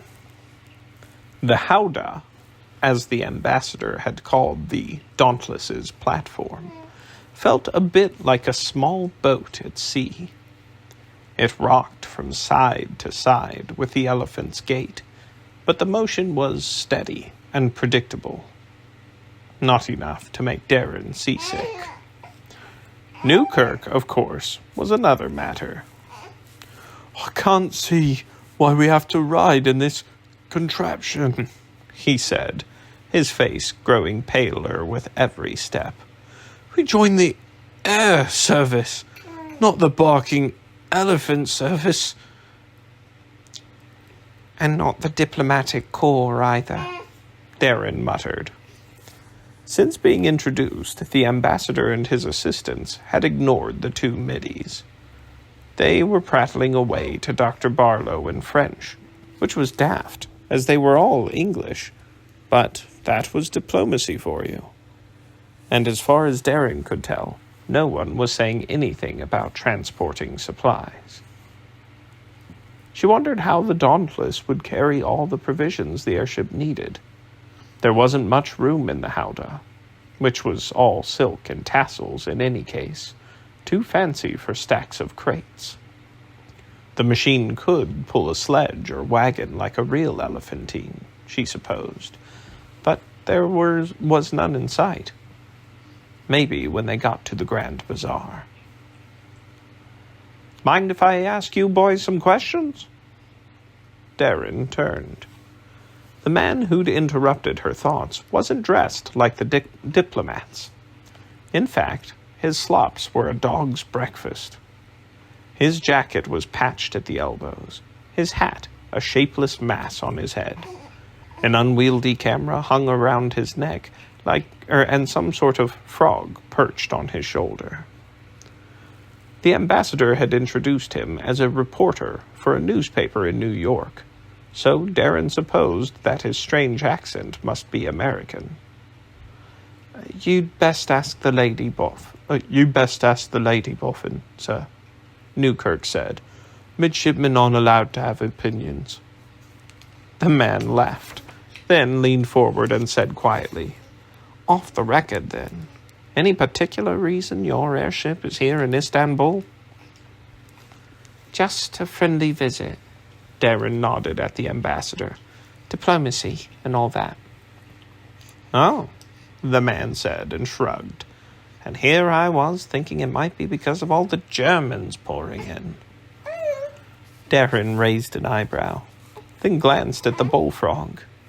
It had the big-brained look of a memory frog, the sort of beast that recorded court proceedings and sessions of Parliament.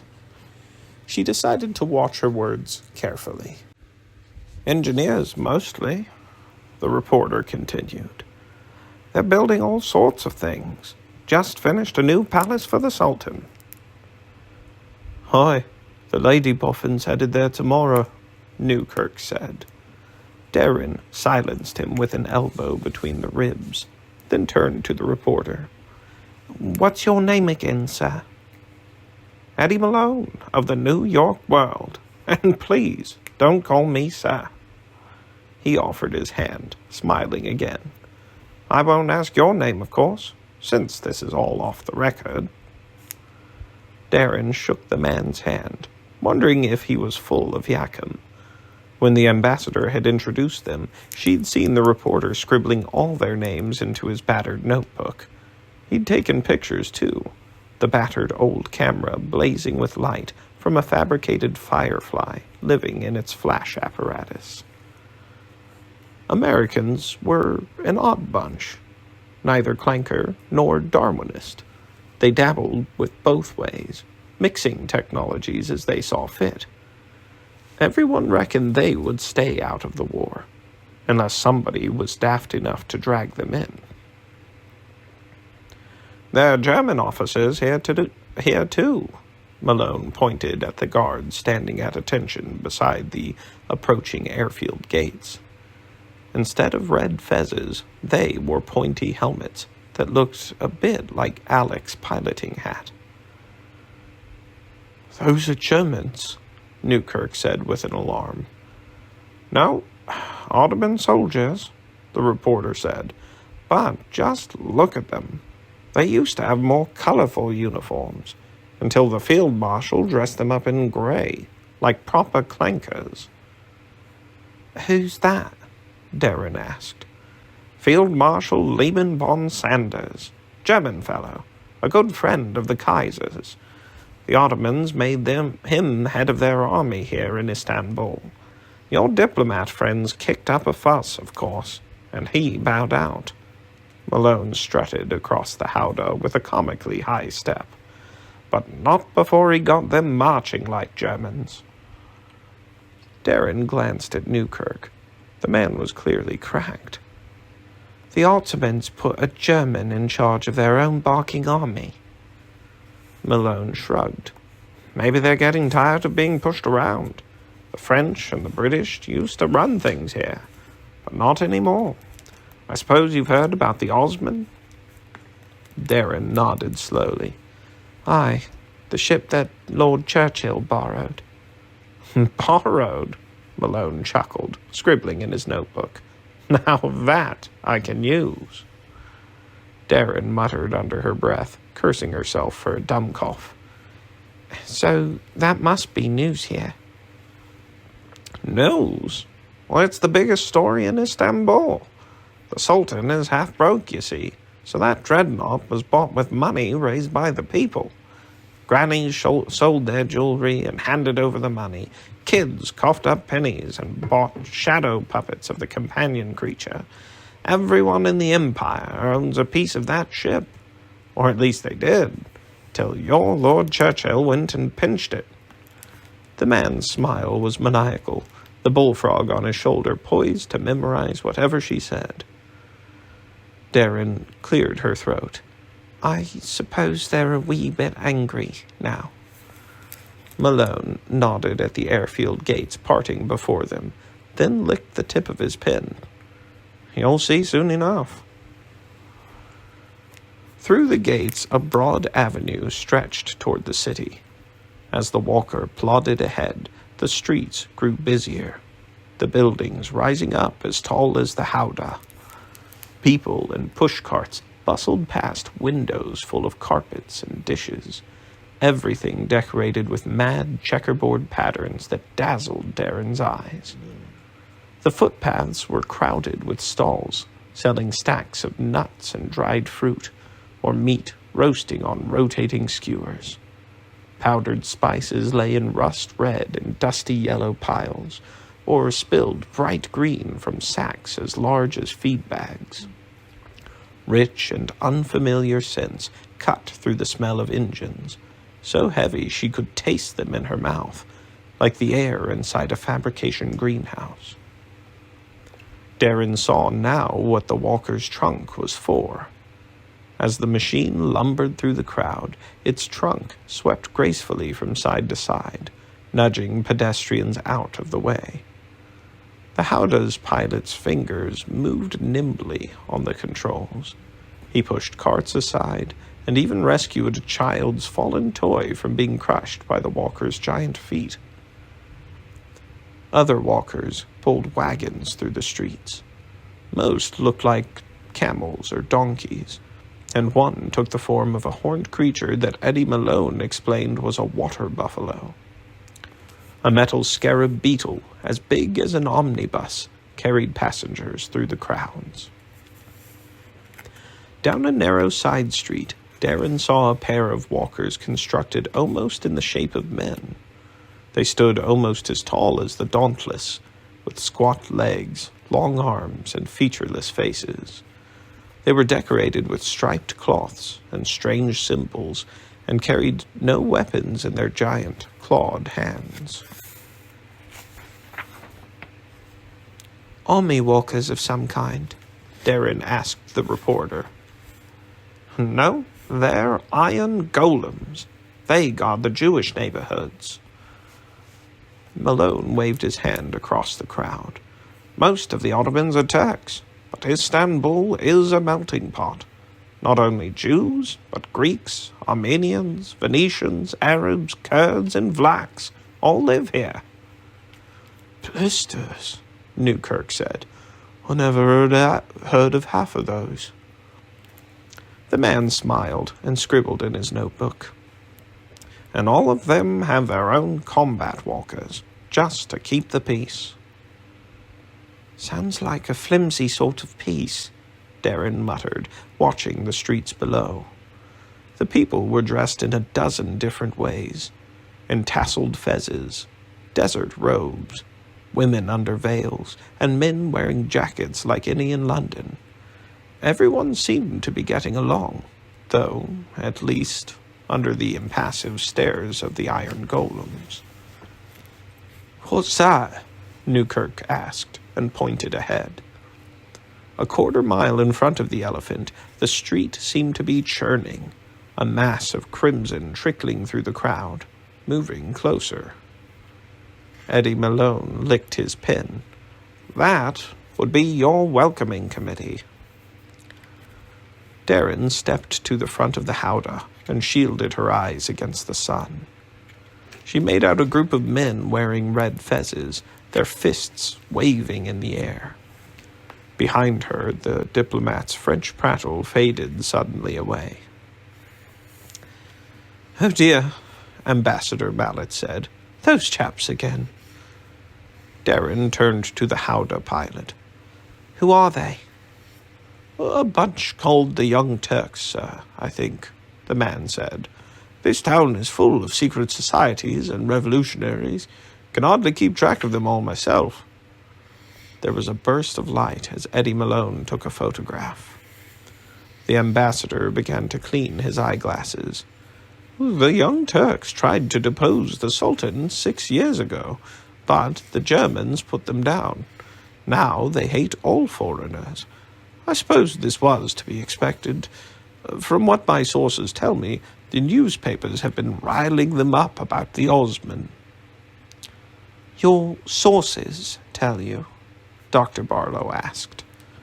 Well, I don't speak Turkish, of course, and none of my staff does either, but I have excellent sources, I assure you." The Lady Boffin raised an eyebrow. "Are you telling me, Ambassador, that none of you can read the local newspapers?" The ambassador cleared his throat, and his assistants stared off into space. "Not much point," Eddie Malone said, feeding the firefly in his camera's flashbulb a sugar cube. "From what I've heard, the Germans own half of them anyway." Dr. Barlow stared at the ambassador with fresh alarm. The Germans only own one of the newspapers," he protested, still cleaning his glasses, "though it seems quite influential. Very clever of them, spreading their lies here in Constantinople."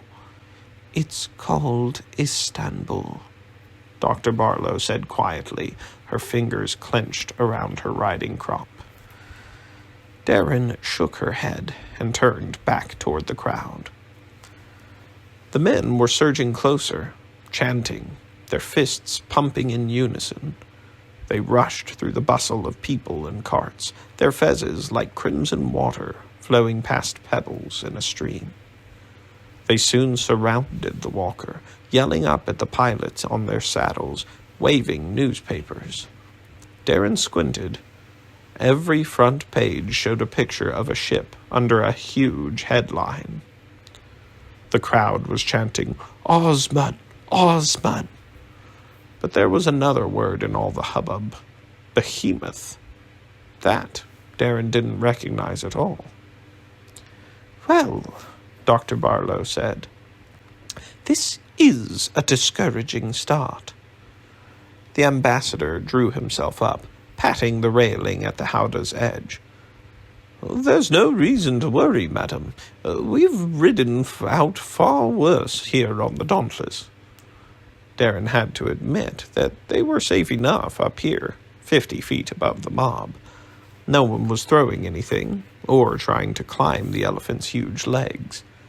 The Howdah pilot was deftly nudging the protesters aside with the trunk, so the walker's progress was hardly slowed. But Dr. Barlow wore an icy expression. "It's not a question of riding it out, Ambassador. My objective is to keep this country friendly." "Well, talk to Lord Churchill, then," the man cried. "It's hardly the Foreign Office's fault when he goes and snatches it." His words faded as a metal groan filled the air, the world tilting beneath them. Darren's dress boots skidded sideways on the silk carpet, and everyone went stumbling toward the Howdah's starboard side. The railing caught Darren at stomach level, and her body pitched halfway over before she righted herself. She stared down. The four-legged pilot below had toppled from his perch and lay sprawled in a circle of protesters. They looked as surprised as the pilot did, and were bending down to offer help.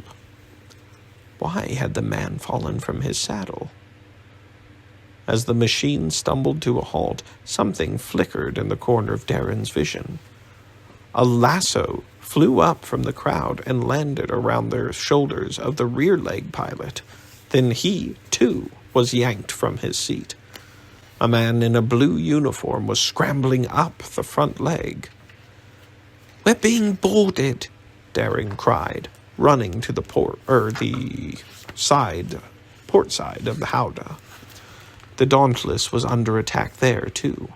The man driving the rear leg had already been yanked from his perch, and the four-leg pilot was pulling against a rope around his waist.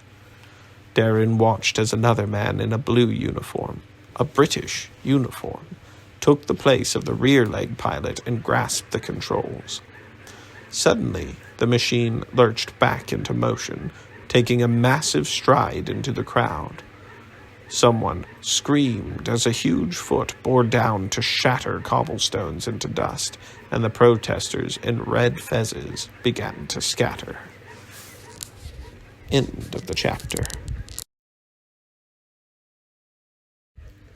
Chapter 12. "Do something, Mr. Sharp," cried Dr. Barlow above the din. "We appear to have been captured." "Aye, ma'am, I noticed." Darren reached for her rigging knife, but of course her full-dress uniform had no pockets to speak of. She'd have to use bare fists. "How do I get down to the saddles?" she asked the Howdah pilot. You can't from here, sir," he said, his knuckles white on the trunk's controls. He was pushing people to safety as the machine stumbled through the panicking crowd. "The leg pilots climb on from the ground, while the elephant's kneeling." "Blisters! Do you have any rope aboard?" "Afraid not, sir," the man said. "This isn't a sailing ship." Darren groaned in frustration. How could any ship not have rope? The machine stumbled again, and she grabbed the railing to keep her footing. Making her way around the edge of the Howdah, Darren saw that three of the pilots had been replaced by imposters in blue uniforms. Only the four-leg pilot on the port side remained in his seat, but the rope was still around him, stretching down into the crowd. He'd be pulled off soon enough. In the meantime, three of the walker's legs were scraping and stamping, trying to get the contraption moving again. As she watched, the huge right forefoot stamped down on a vendor's cart, scattering peeled chestnuts like hailstones across the street. "Barking stupid machines," Darren muttered. A real beastie would know who its proper masters were. Suddenly the trunk swung to the port side. It reached among the protesters and found the man trying to drag the four-leg pilot off his seat. The man shrieked, letting go of the rope as he was flicked aside. "Good work," Darren said to the Howdah pilot. "Can you yank the imposters off?" The man shook his head. "Can't reach the rear saddles at all, but maybe..." He twisted at the controls, and the trunk whipped around to the starboard side. It curled back, reaching the pilot on the foreleg, but stopped a yard short, metal segments grinding. "It's no use, sir," the man said. "She's not as flexible as a real beastie." However inflexible, the machine was barking powerful. It was lurching down the street now, scattering people and vehicles in all directions. One of its huge feet stamped down on a wagon and smashed it into splinters. The remaining British pilot struggled to bring the machine to a halt, but there was only so much that one leg could do against three. "Can you grab something to use as a weapon?" Darren asked the Howdah pilot. "You only need another few feet of length." "This is a clanker contraption, sir. It's hardly as nimble as all that." "Blisters," Darren swore. "Then I suppose it'll have to be me." The man took his eyes from the controls for a second. "Pardon me, sir."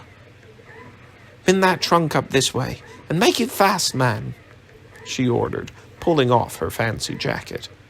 She turned to toss it back to Newkirk, then climbed out of the Howdah and onto the elephant's head.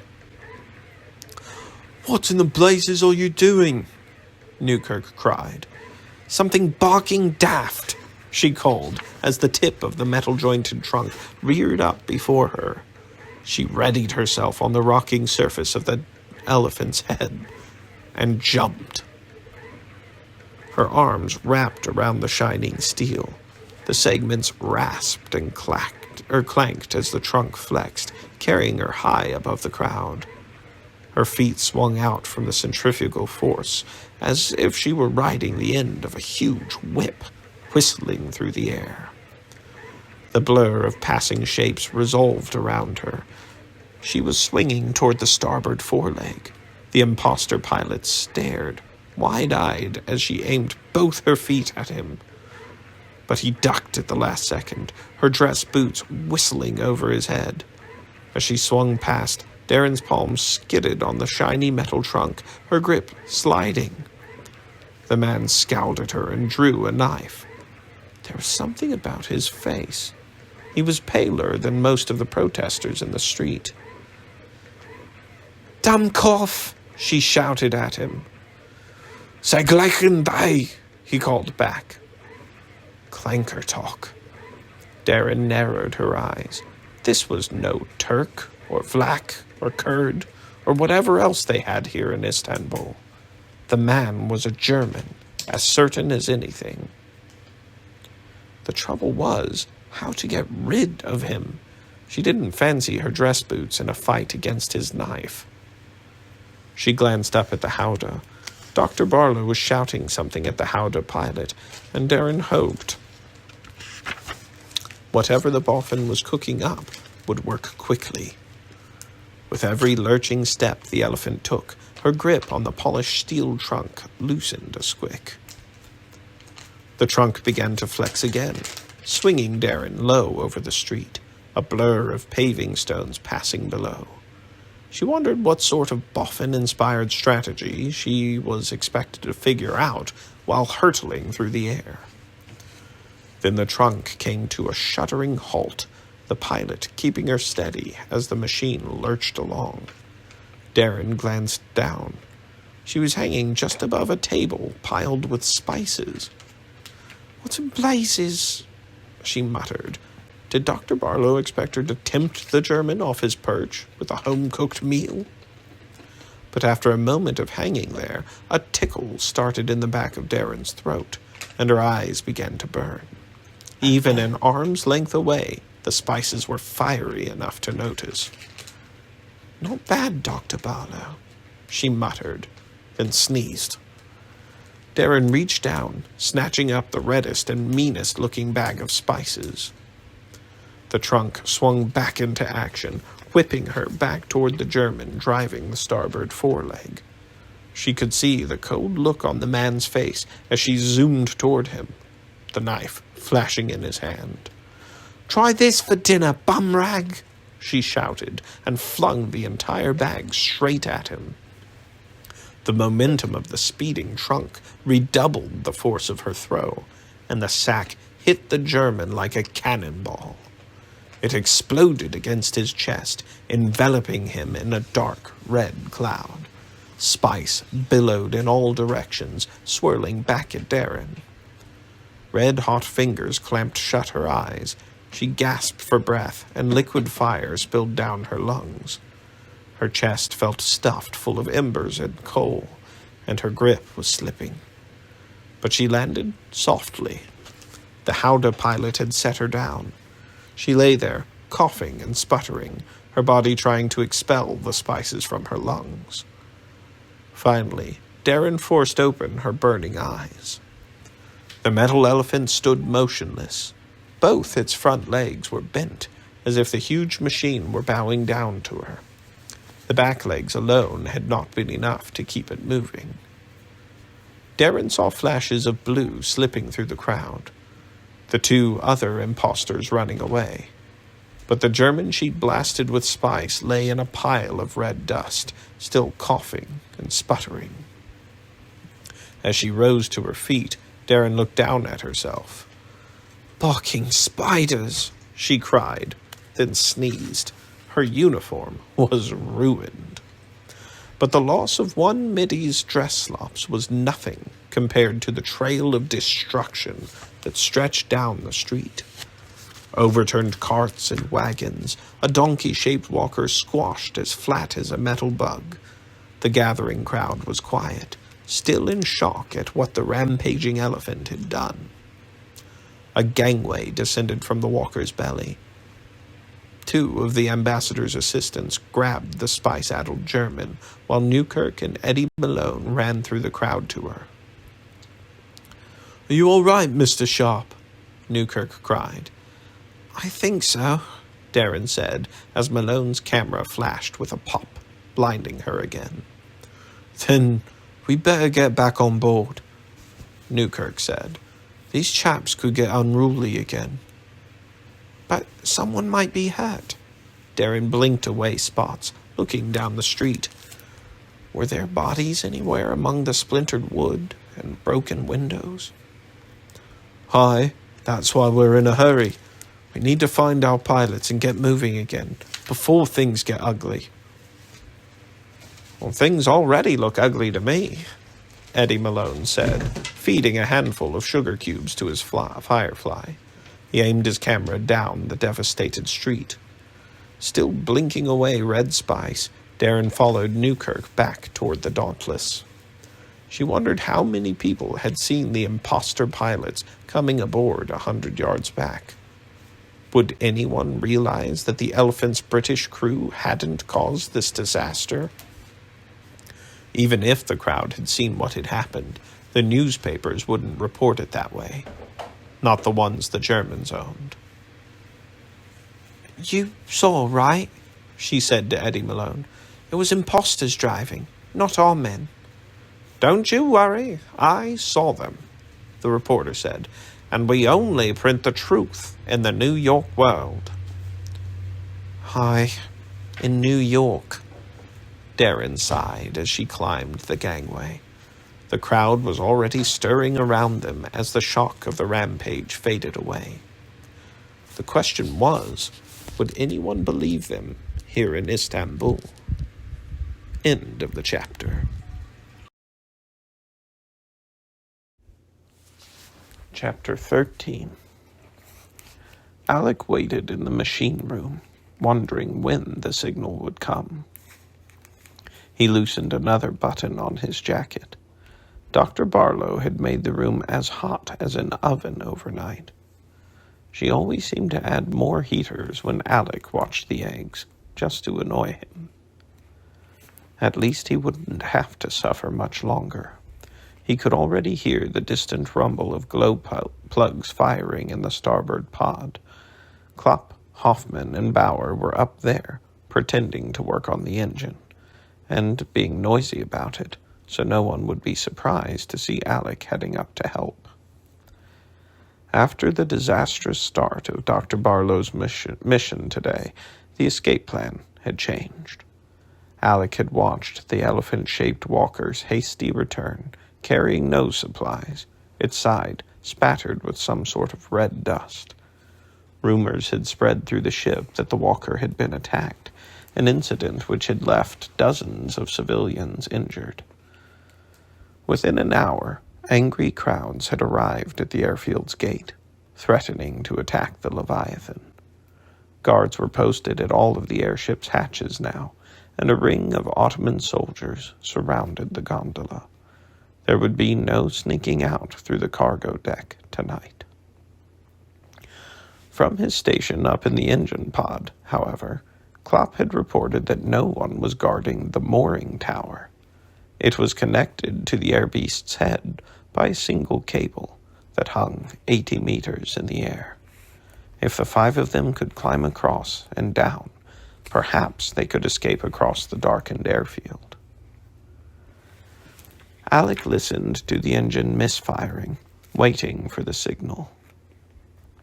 Now that the captain considered him a prisoner of war, he was happy to leave the airship behind. He'd been a fool to let himself grow so attached. Volger was right. Pretending that this flying abomination was his home had led only to misery. Dylan might have been a good friend in some other world, but not this one. There it was, 5 sharp coughs from the glow plugs. The signal meant that Bauer and Hoffman had subdued the Darwinist crewmen in the pod. Volger would be headed up from his stateroom. They were really leaving. Tonight. Alek adjusted the eggs one last time. He picked up a fresh heater and shook it to life, then tucked it into the hay. As hot as the machine room was, Dr. Barlow's mysterious cargo would most likely be fine until dawn. In any case, it wasn't his concern anymore. Alek noticed an old smear of grease on the egg box and rubbed a finger across it. Then he drew a stripe across his cheeks, as if he'd been working up in the engine pod. If anyone saw him, they would assume that Dylan was down here with the eggs, and that Alek was fetching parts for the engineers. He stood and hefted his toolbox. It was stuffed with spare clothes and the wireless set from the Stormwalker. The set was heavy, but once he and his men were hidden in the wilds, radio might be their only means of contact with the outside world. Alek sighed. Here aboard the Leviathan, he'd almost forgotten how lonely it was to run and hide. The door opened with a soft squeak, and he stared out into the hall, listening to the murmurs of the ship. A small tapping noise reached his ears. Was someone heading this way? He swore softly. It was probably Dylan, coming to talk one last time. Seeing the boy again would only make this harder, and Alek needed to start toward the engine pod. But the noise was coming from behind him. He turned around. One of the eggs was moving. In the rosy light of the heaters, he could see a tiny hole forming at the top of the egg. Little chips were breaking free and sliding down the smooth white surface. Fleck by fleck, the hole grew larger. Alek stood there, his hand on the doorknob. He should be heading up, leaving these godless creatures behind. But he'd spent 7 long nights watching the eggs and wondering what would emerge from them. In another few moments, he would finally see. Alek pulled the door softly closed. The odd thing was, it was the middle egg hatching, the one Dr. Barlow had said was sick. Something was poking its way out of the hole now. It looked like a claw, or was it a paw? There was pale fur on it, not feathers. A small black nose poked its way out, sniffing the air. Alek wondered if the creature was dangerous. Of course, it was only a baby, and he had a rigging knife sheathed on his belt. But Alek stayed close to the door, just in case. The beast emerged slowly, reaching out to grip the edge of the box with tiny, 4-fingered hands. Its fur was damp, and its huge eyes blinked in the glow of the heaters. It looked about attentively, twitching as it pulled itself farther from the broken egg. God's wounds, but the thing was homely. Its skin seemed too large for its body, drooping like an old man's.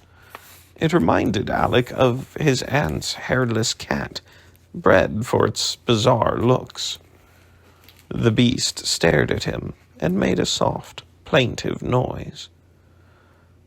You must be hungry, Alek said softly, but he hadn't the first idea what it ate. At least it was clear enough that the creature didn't eat humans. It was far too small for that, and too appealing.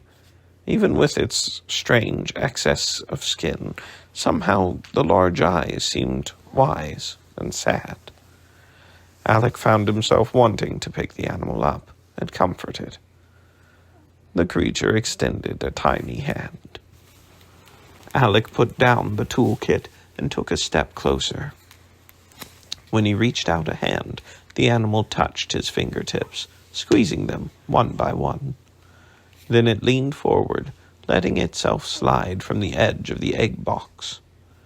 Alek caught it just in time. Even in the sweltering machine room, the creature's body felt warm, its short fur as soft as a chinchilla's coat, or the chinchilla coat his mother had always worn in winter. When Alek held it closer, the beast made a cooing noise. The huge eyes blinked slowly, staring straight into his. thin arms wrapped around Alek's wrist. It was strange how the creature didn't give him the same uneasy feeling as the other Darwinist creations. It was too small and sleepy-looking, and gave off an air of preternatural calm. The engine sputtered again, and Alek realized that he was behind schedule. "I'm sorry," he whispered, "but I have to go." He placed the creature back in the box, amid the warm glow of the heaters, but as his hands pulled away, the animal made a high-pitched mewling noise. "Shush!" Alek breathed softly. "Someone will be along soon." He wondered if that were true. Dylan would be here at dawn, but that was 2 hours away. He took a step backward, kneeling to pick up the toolkit. The creature's eyes grew wider, and it let out another cry that ended in a high, sweeping note, as pure as a flute. Alek frowned. That last sound was oddly like the whistles the crew used to command their beasts, and it was loud enough to wake someone up. He reached out again, shushing the creature. The instant his hand touched it, the animal went silent. Alek knelt there for a moment, stroking the soft fur. Finally, the large eyes closed, and Alek dared to pull away. The beast instantly sprang awake and began to mewl again. Alek swore. This was absurd, being held hostage by this newborn. He turned away and crossed the room. But as the door opened, the scream shifted into a burst of whistling noises. The glowworms in the machine room reacted, green light spilling from the walls. Alek imagined the whole airship waking up, message lizards scampering from all directions in response to the creature's cries. "Quiet," he whispered, but the beast didn't stop until he went back and picked it up again. As Alek stood there stroking its pale fur, he came to a horrible realization. To have any hope of escaping, he had to take the newborn animal with him. He could hardly leave it sitting here, bawling its tiny misshapen head off for the whole ship to hear. He had no idea what to feed the creature, or how to take care of it, or even what it was. And what would Count Volger say when he showed up with this abomination in his arms? But Alek didn't have much choice. When he lifted the animal up from the hay, it scampered up his arm and clung to his shoulder like a cat. The tiny claws stuck fast in the wool of his mechanic suit. It looked at him expectantly. "We're going for a walk now," he said softly, hefting the toolkit again. "You're going to stay quiet, right?" The creature blinked at him, a look of smug satisfaction on its face. Alek sighed and went to the door. He opened it again, looking up and down the corridor. No one was coming to investigate the strange noises. Not yet, anyway. He loosened his jacket, ready to shove the creature inside if he encountered anyone, but for the moment the animal seemed happy on his shoulder, and quiet. It felt as light as a bird there, as if designed to travel this way. Designed, Alek thought. This animal was fabricated, not born of nature. It had some purpose in the Darwinists' plans, a role in Dr. Barlow's schemes to keep the Ottomans out of the war. And he had no idea what that purpose was. Alek shuddered again, then strode into the darkened hall. End of the chapter. Chapter 14. "There you are," Count Volger called softly from the support strut of the engine pod. "We'd almost given up on you."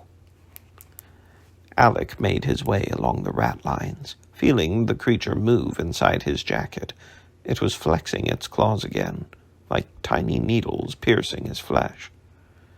"I had a small problem." "Did someone see you?" Alek shrugged. A few crewmen on the way, but they didn't ask where I was headed. You play a very convincing broken engine, Maestro Klopp. From down in the pod, the master of mechanics saluted, a broad smile on his face. Beside him was a very angry-looking Mr. Hurst, gagged and bound fast to the control panel. Then it's time to get moving, Volger said. I trust you are all ready for a fight, if it comes to that. Bauer and Hoffman brandished tools in their hands, and Volger was wearing his saber. But Alek could hardly wield a knife, with the creature hiding under his coat. The time was to tell them was now, not in the middle of the escape. There's still my small problem. Volger frowned. What are you talking about? What happened? Just as I was leaving, one of Dr. Barlow's eggs hatched. Some sort of beast came out, quite a loud one. When I tried to leave, it began to howl, like a newborn baby crying, I suppose. I thought it would wake the whole ship up. Volger nodded. So you had to strangle it. Most unpleasant, I'm sure. But they won't find its body till morning, and by then we'll be long gone. Alek blinked. You did get rid of it, didn't you, Alek? In fact, that strategy didn't cross my mind. Inside his jacket, the creature moved, and Alek winced. Volger put a hand on his sword sword hilt and hissed. What in places is under your coat? I assure you I have no idea. Alek cleared his throat. But it's perfectly well behaved, as long as one doesn't try to abandon it. You brought it with you? Volger leaned closer. In case it has escaped your notice, Your Highness, we are currently trying to escape the Darwinists. If you have one of their abominations with you, kindly fling it over the side. Alek tightened his grip on the rat lines. I certainly will not, Count. For one thing, the beast would make a considerable noise on the way down. Volger groaned softly, his fists unclenching. Very well, then. I suppose if it comes to a fight, we could use it as a hostage. Alek nodded, unbuttoning his jacket. The creature poked its head out. Volger turned away with a shudder. Just keep it quiet, or I shall silence it myself. After you, Your Highness. Alek began to make his way toward the bow, the others following in silence. They climbed along the ratlines just above the airship's waist, the ropes sagging under the weight of the 5 men in their heavy bags. It was slow going, and poor old Klopp wore a look of terror on his face, but at least no one on the spine could see them. When the newborn beast began to squirm, Alek opened his jacket the rest of the way. It crawled out and climbed onto his shoulder, its huge eyes narrowing in the breeze. "Just be careful," he whispered, "and stay quiet." The creature turned to him with a bored expression, as if Alek were saying something terribly obvious. Soon, the awful flechette bats were everywhere. The bow of the airship was covered with them, a seething mass of small, black shapes, all softly clucking. Dylan had once explained to Alek that the clicks made echoes, which the creatures used to see in the dark. They had eyes as well. 1,000 beady pairs were following Alek expectantly. No matter how carefully he moved, the bats fluttered about him. It was like trying to sneak through a flock of pigeons on a footpath. "Why are they watching us so keenly?" Klopp whispered. "They think we're here to feed them," Alek said. "Dylan always feeds the bats at night." You mean they are hungry? Klopp asked, his face shiny with sweat in the moonlight. Not to worry. They eat figs, Alek said, leaving out the part about metal spikes. I'm glad to hear, Klopp began, but suddenly a bat fluttered up in front of him. As it shot past his face, his boots slipped from the rat lines.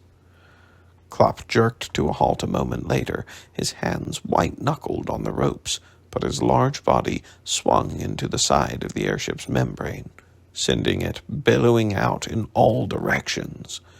Around them, bats launched into the air, their clicking noises changing into shrieks and calls.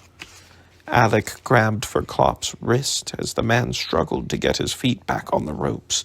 A moment later, he was safe, but the disturbance was spreading. Bats fluttering outward like ripples in a dark pond. We're done for now, Alek thought. The creature on his shoulder perked up, its claws sinking painfully into Alek's shoulder. A soft clucking noise came from its mouth, the sound the bats had been making a moment before. Keep that beast, Volgar hissed, but Alek waved him silent. All around them, the bats were growing quieter. The screeches faded out, the carpet of black shapes settling back onto the airship's skin. The creature went silent and turned its big-eyed gaze upon Alek again. He stared back at it. Had the thing, whatever it was, just silenced the flechette bats? Perhaps by accident. It was some kind of mimic, like the message lizards. And yet the creature had required no training, no mothering at all. Perhaps that was the way with all newborn Darwinist beasts. Keep moving, Volgar whispered, and Alek did. The mooring tower stretched into the air before them, but Alek found himself staring downward. In the foggy darkness, the ground seemed to be 1,000 kilometers below. Does that rope look strong enough? He asked Hoffman. The man knelt to feel the slender cable that stretched across the tower, perhaps 30 meters away. It seemed too thin to hold a man's weight, though the Darwinists' fabricated materials were always stronger than they looked. From what I've seen, sir, the heavy cables are all attached to the gondola below, but this must be here for some reason. Pretty useless if it can't hold a man's weight. I suppose, Alek said. He could think of other creatures that could use the cable. It might be for message lizards to dart across, or for strafing hawks to roost on. Hoffman shrugged a loop of rope from his shoulder. This line will hold any two of us, along with our gear. We should send someone over to carry one end of it. I'll go, Alek said. Not with your injury. Not with your injury, young master, Klopp said. I'm the lightest of us. Alek held out his hand. Give me the rope. Klopp looked at Volgar, who nodded and said, Tie that around his waist, so he doesn't kill himself. Alek raised an eyebrow, a little surprised that Volgar was letting him go first. The Wild Count read his expression and smiled. If that cable breaks, we'll all be stuck here, so it hardly matters who goes first, and you are the lightest, after all. So my foolhardiness has produced the correct strategy, Count. Even a stopped clock is right twice a day. It's good. Alek didn't answer, but the creature bristled on his shoulder, as if sensing his annoyance. Klopp let out a chuckle as he knelt and tied the heavier rope around Alek's waist. Soon it was secure, and the other end gripped by Bauer, Hoffman, and Klopp in a tug-of-war line. Quickly now, Volgar said. Alek nodded and turned away, walking down the slope of the air beast's head. The others let the rope out slowly, a gentle pull at his waist. It reminded Alek of when he was 10, and his father would let him lean out from the castle parapets, keeping a firm hand on his belt. Of course, back then he'd felt much safer. The slender cable stretched out ahead, disappearing among the dark struts of the mooring tower. Alek grasped the cable in both hands. "I hope you're not afraid of heights, beastie." The newborn creature just looked at him and blinked. "Right then," Alek said, and stepped off into the void. He dangled for a moment from his hands, then swung his legs up to wrap them around the cable.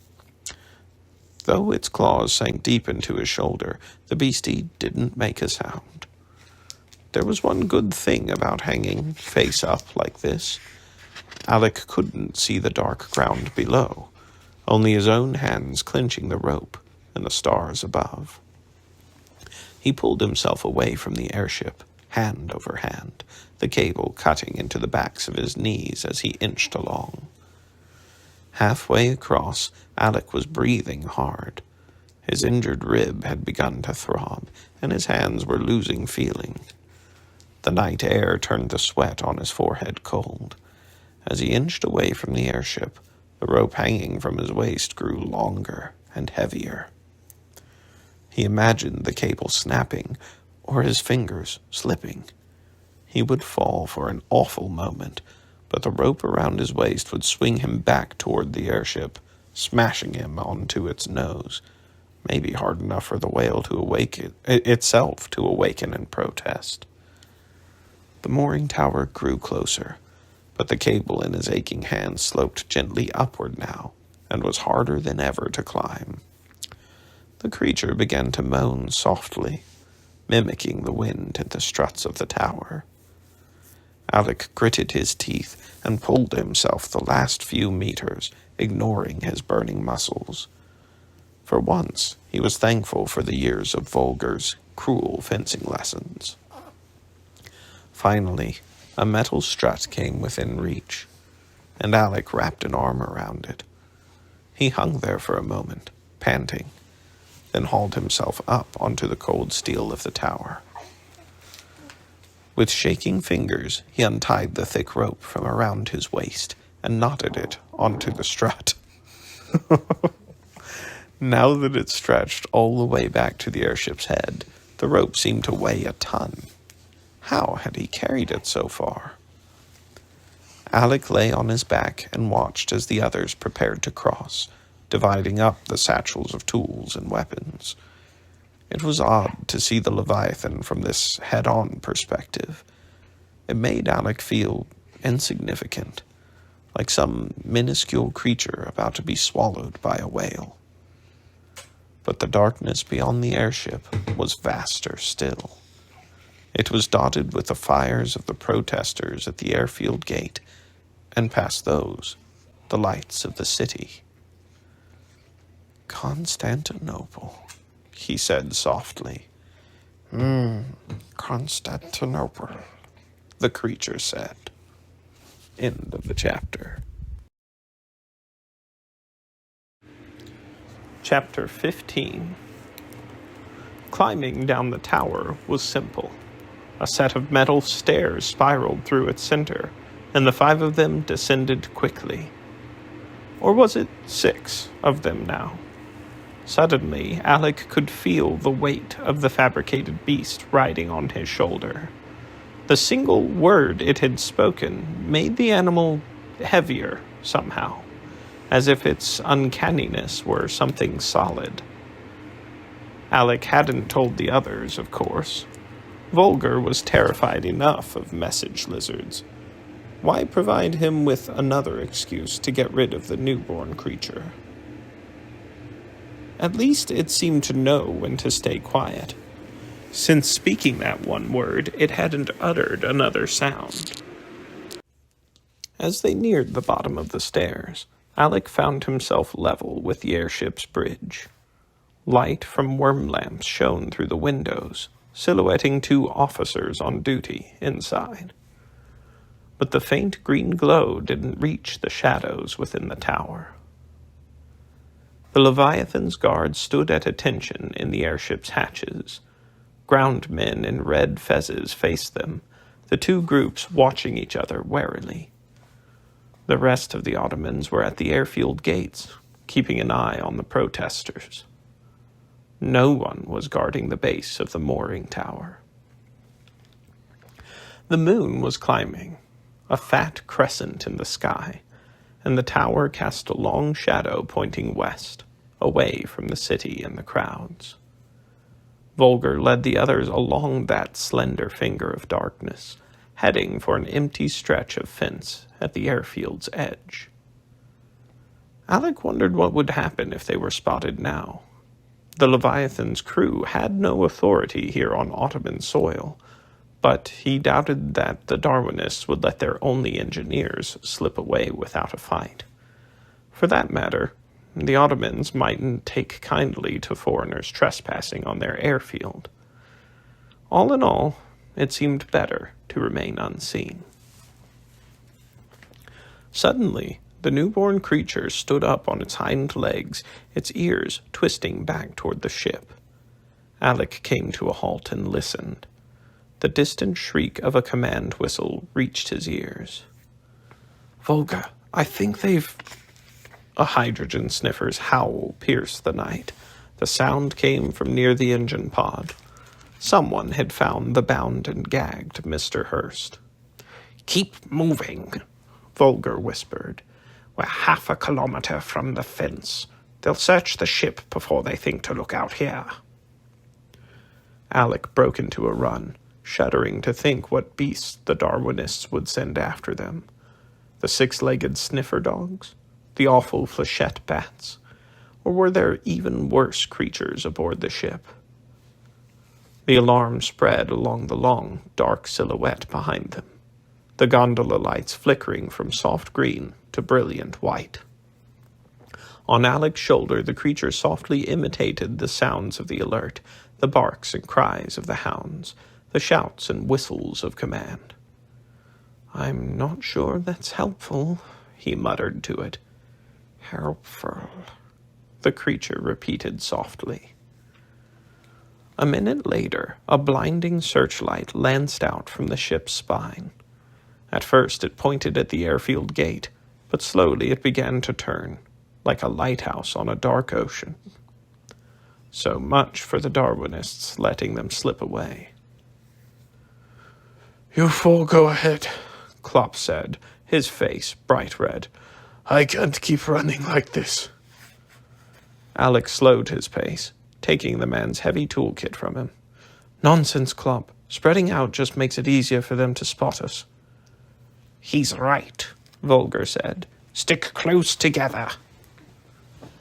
Alek glanced over his shoulder.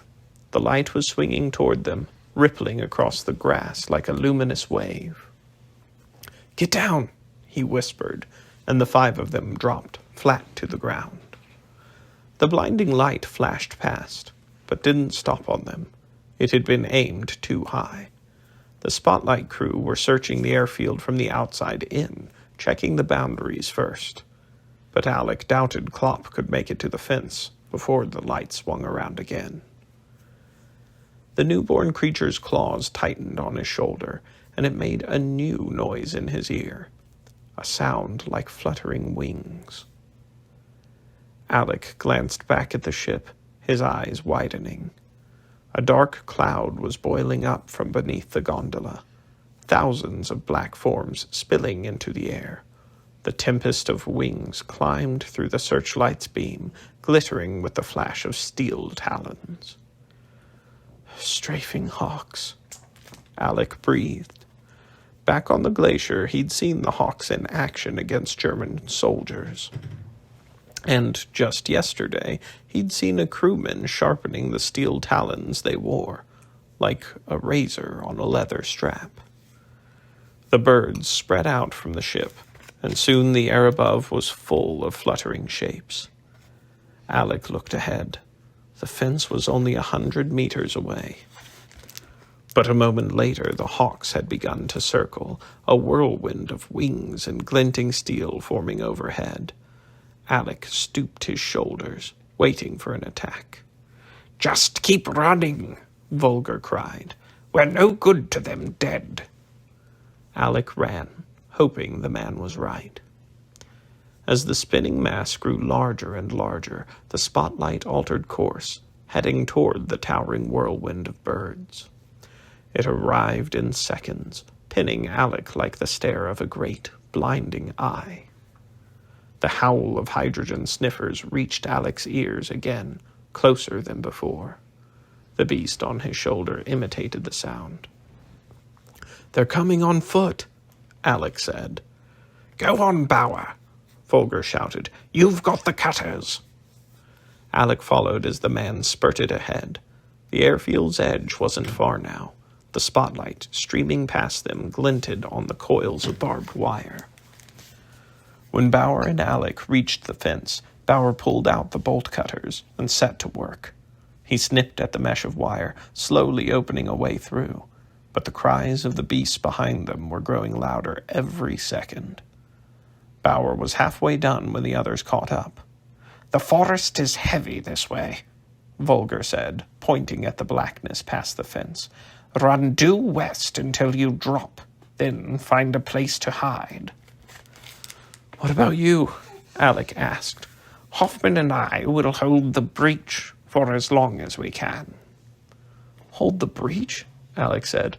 "With wrenches and a fencing saber. You can't fight off those beasts." "No, but we can slow them down. And once the Darwinists realize they have an engineer and a translator in hand, they may decide it's not worth chasing the rest of you, especially across Ottoman territory." "We've thought this out, young master," Klopp said, panting. "It's all in the plan." "What plan?" Alek cried, but no one answered. "Why didn't you tell me?" "My apologies, Your Highness." Volgar drew his sword. "But you've been a bit loose with our secrets lately." "God's wounds, Volgar! Are you playing the martyr?" "If they weren't right behind us, I'd be going with you. But someone has to hold them here. And between the two of us, Hoffman and I offer them a chance to keep their ship flying, as long as they don't treat us too roughly." "But I can't," Alek swallowed. "It's done, sir," Bauer said. "Go then," Volgar said, handing his bag to Klopp, who scrambled through the breach. The shadows of hydrogen sniffers and men loomed, made huge by the searchlight. "But, Volgar," Alek clenched his fists. "I can't do this without you. Not any of it." "I'm afraid you must." Volgar saluted with his saber. "Goodbye, Alek. Make your father proud." "But my father's dead, and you're not." "Come, sir." Bauer grabbed his arm. Alek tried to pull away, but the man was bigger and stronger. Alek found himself dragged through the opening in the fence, his jacket nipped at the wire's barbs, the creature on his shoulder ducking low and howling like a hydrogen sniffer on the hunt. A moment later they were among dark trees, Klopp's panting ahead of them. Corporal Bauer still pulled him along, apologizing under his breath. The forest soon smothered the battle's sounds, the searchlight barely glimmering through the leaves. The sniffer's howls were muted, the strafing hawks forced higher by heavy branches. The three of them thrashed deeper into the trees, until everything was swallowed up by blackness. All Alek could see were spots burned into his vision by the searchlight. Behind them, the sounds faded abruptly. Volgar would be negotiating now, offering Hoffman and himself in exchange for the others' freedom. The Darwinists would have little choice. If they fought their way through the fence, they'd risk killing their last engineer and translator. Alek found himself slowing. Count Volgar's plan had worked to perfection. Bauer tightened his grip. Please, sir, we can't go back. Of course not. Alek shook himself free and came to a halt. But there's no need to rush, unless we want to give poor old Klopp a heart attack. Klopp didn't argue. He stood, stooped and panting, his hands on his knees. Alek looked back the way they'd come, listening for sounds of pursuit. Nothing. Not even a bird in the sky. He was finally free, but he'd never felt more alone. Prince Alexander knew what his father would have said. It was time for him to take command. Did we drop anything? Bauer quickly counted the bags. The wireless set, the tools, the gold bar. We've got it all, sir. The gold, Alek said, wondering how much the last of his father's fortune had slowed them down. He would have traded all of it for the extra minutes that Volger's sacrifice had bought them. But this was no time for self-pity, or for wishing that things were different. And there's this, Klopp added, pulling a leather scroll case from his jacket. It was marked with the crossed keys of the papal seal. He said that you should carry it from now on. Alek stared at the object. It was a letter from the Pope, stating that Alek was heir to his father's titles and estates, despite the wishes of his granduncle, the Emperor. One could argue that it made Alek the heir to the throne of Austria-Hungary as well. It was why the Germans were hunting him. He might one day have the power to end this war. As Alek's fingers closed around the case, he realized that he'd always relied on Volger to keep the letter safe. But now he had to carry his own destiny. He slid the case into a pocket and buttoned it shut. Very good, Klopp. Shall I take Volger's bag for you? No, young master, the man panted. I'll be fine. Alek held out his hand. I'm afraid I must insist. You're slowing us down. Klopp paused. This was the moment when he would normally have glanced at the wild count for approval, but no longer. He handed the bag over, and Alek grunted as the weight hit him. Volger, of course, had been carrying the gold.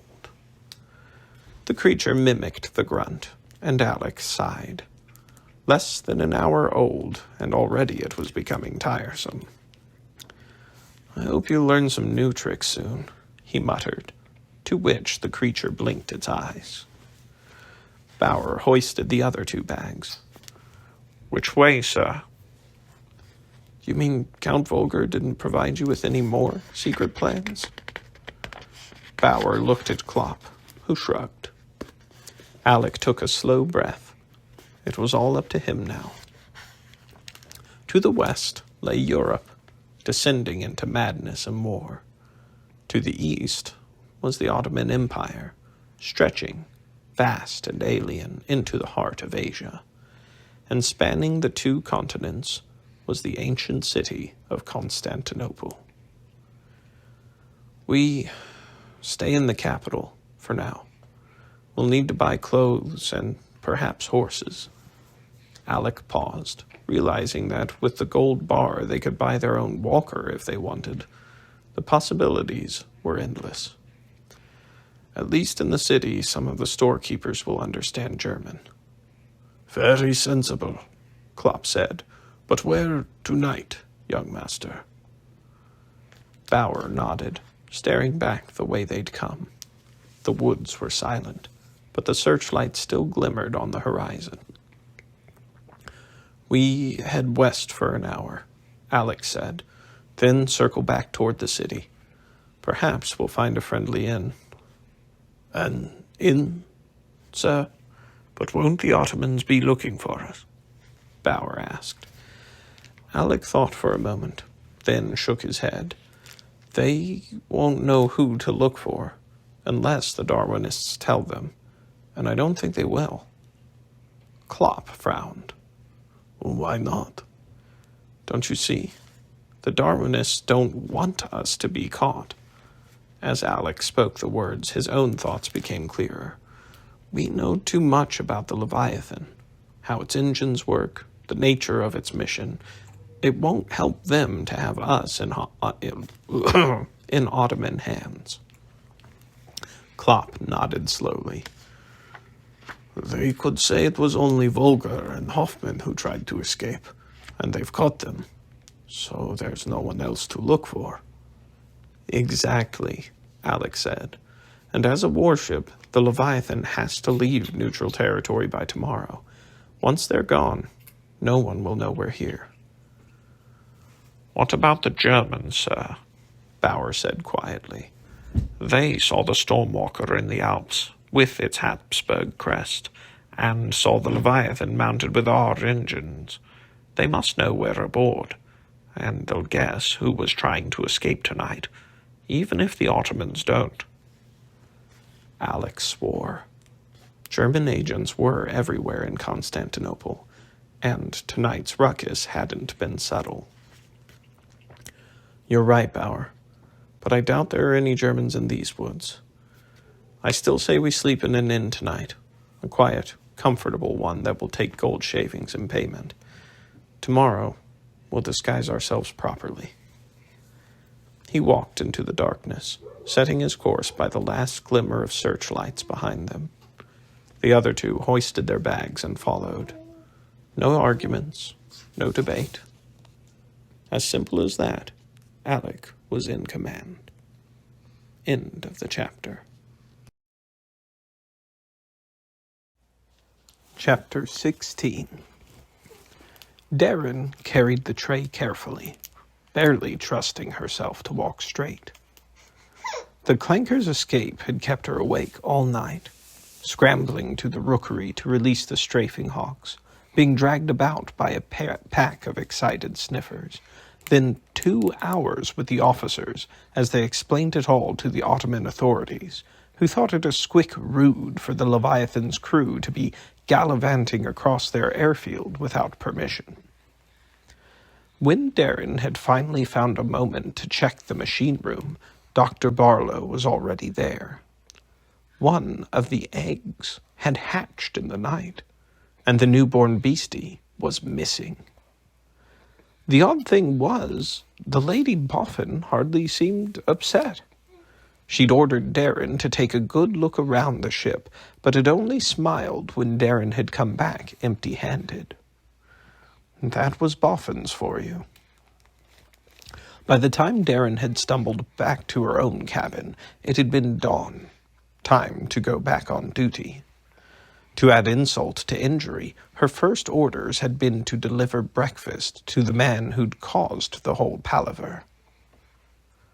A guard stood in front of Count Volger's stateroom. He looked as tired as Darren felt, and stared hungrily at her tray full of toast, boiled eggs, and tea. "Shall I knock for you, sir?" he asked. Oh wait, this is the guard. "Shall I knock for you, sir?" he asked. "Aye, feel free to wake his countship up," Darren said, seeing as how he kept us up all night. The man nodded and gave the door a good piece of his boot. Volger opened it a moment later, looking as though he hadn't been to bed yet either. His hair stuck out at all angles, and his riding breeches were still spattered with mud from the airfield. He gave the tray a hungry look and stepped aside. Darren pushed past him and set it down on the desk. She noted that Volger's saber was gone, along with most of his papers. The officers must have ransacked the room after the escape. "Breakfast for a condemned man?" Volger asked, closing the door. "I doubt they'll hang you, sir. Not today, anyway." The man smiled, pouring himself tea. "You Darwinists are so forgiving." Darren rolled her eyes at that. Volger knew he was indispensable. The Lady Boffin might speak clanker, but she didn't know the fiddly words for mechanical parts, and she certainly wasn't going to spend her days up in an engine pod.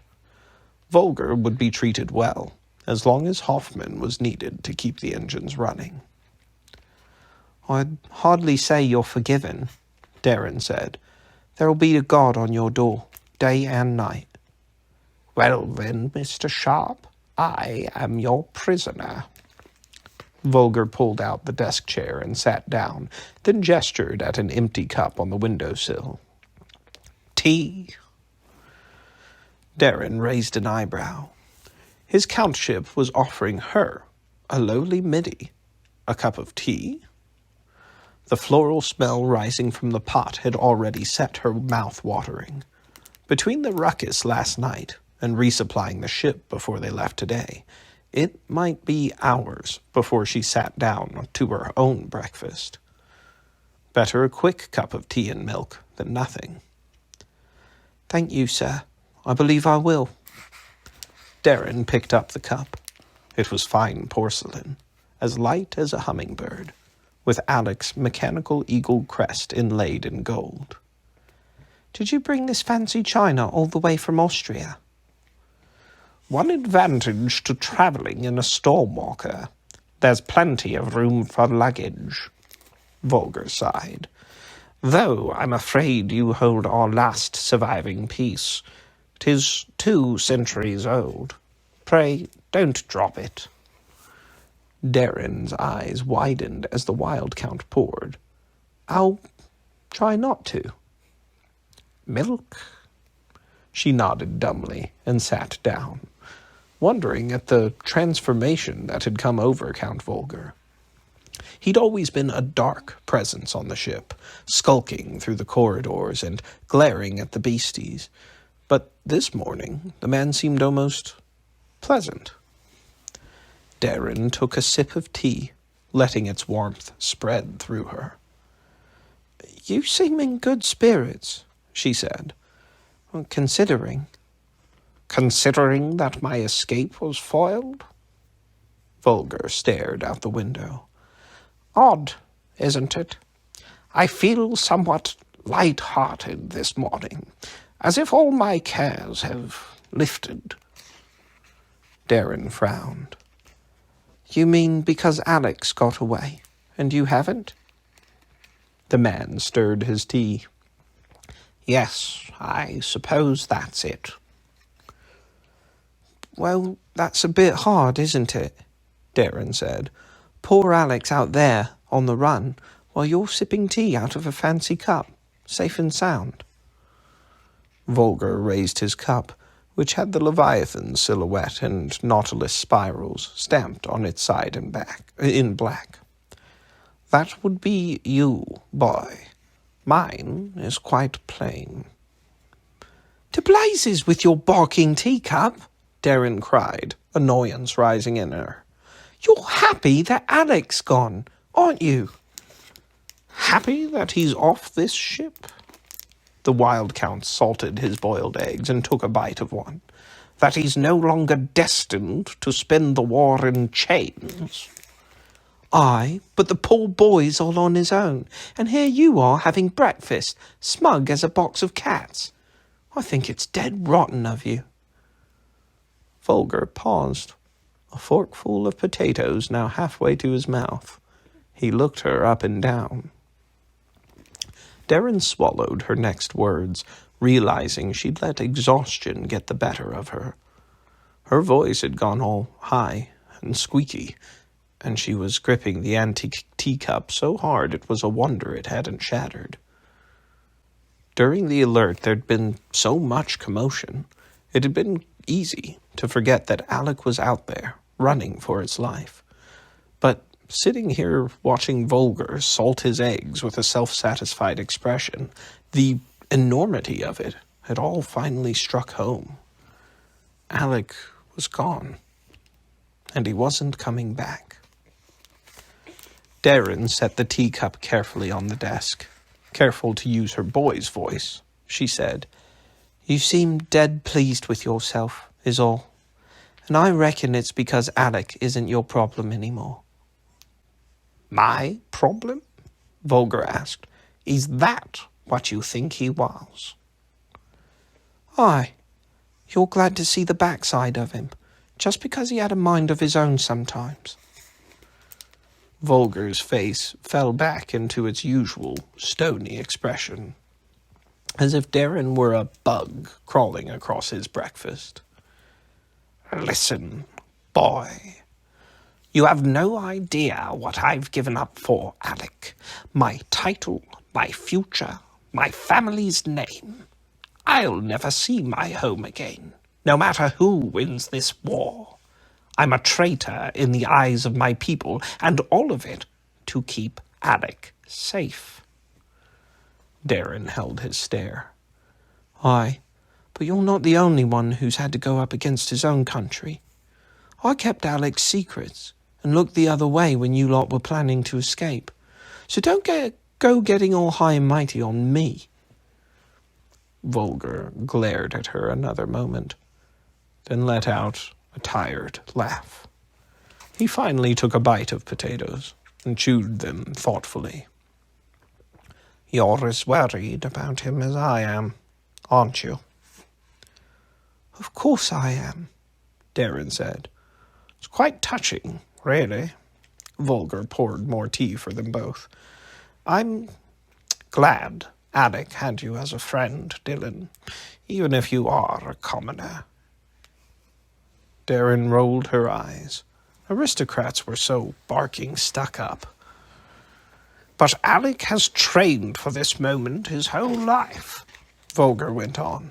His father and I always knew that one day he would be alone, with the whole world against him. And Alek has made it amply clear that he was ready to go on without me. Darren shook her head. But you've got it all wrong, Count. Alek didn't want to go on alone. He wanted more allies, not less. He even said he wanted to. She remembered the last time they'd spoken, 2 nights before.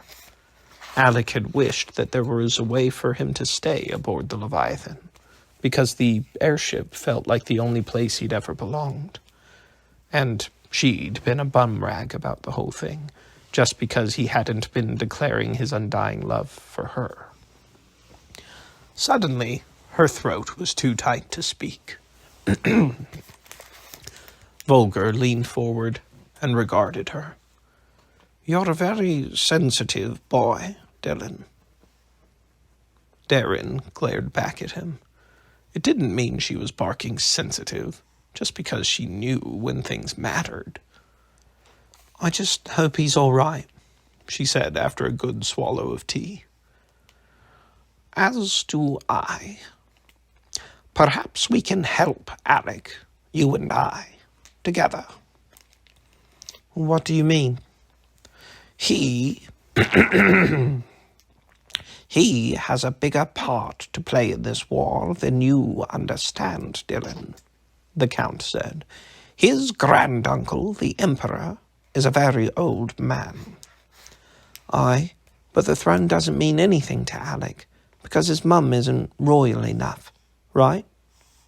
Ah, I see he told you everything, Volger said, giving her an odd smile. But in politics there are always exceptions. When the right time comes, Alek could tip the balance of this war. Darren frowned. What the Count was saying didn't quite square up with Alek's story, about how his family had always looked down on him and his mother. But back in the Alps, of course, the Germans had sent a massive fleet of airships to capture him. They, at least, seemed to think he was important. But what can we do to help him? At the moment, not much. But one never knows what opportunities might present themselves. The problem is that I no longer have a wireless set. Darren frowned. You had a wireless? Did the officers know about that? They didn't ask. Count Volger waved a hand at his breakfast.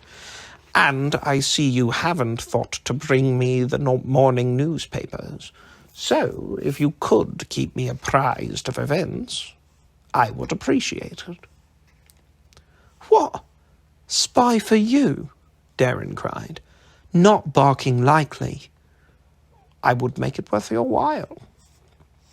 With what? Cups of tea?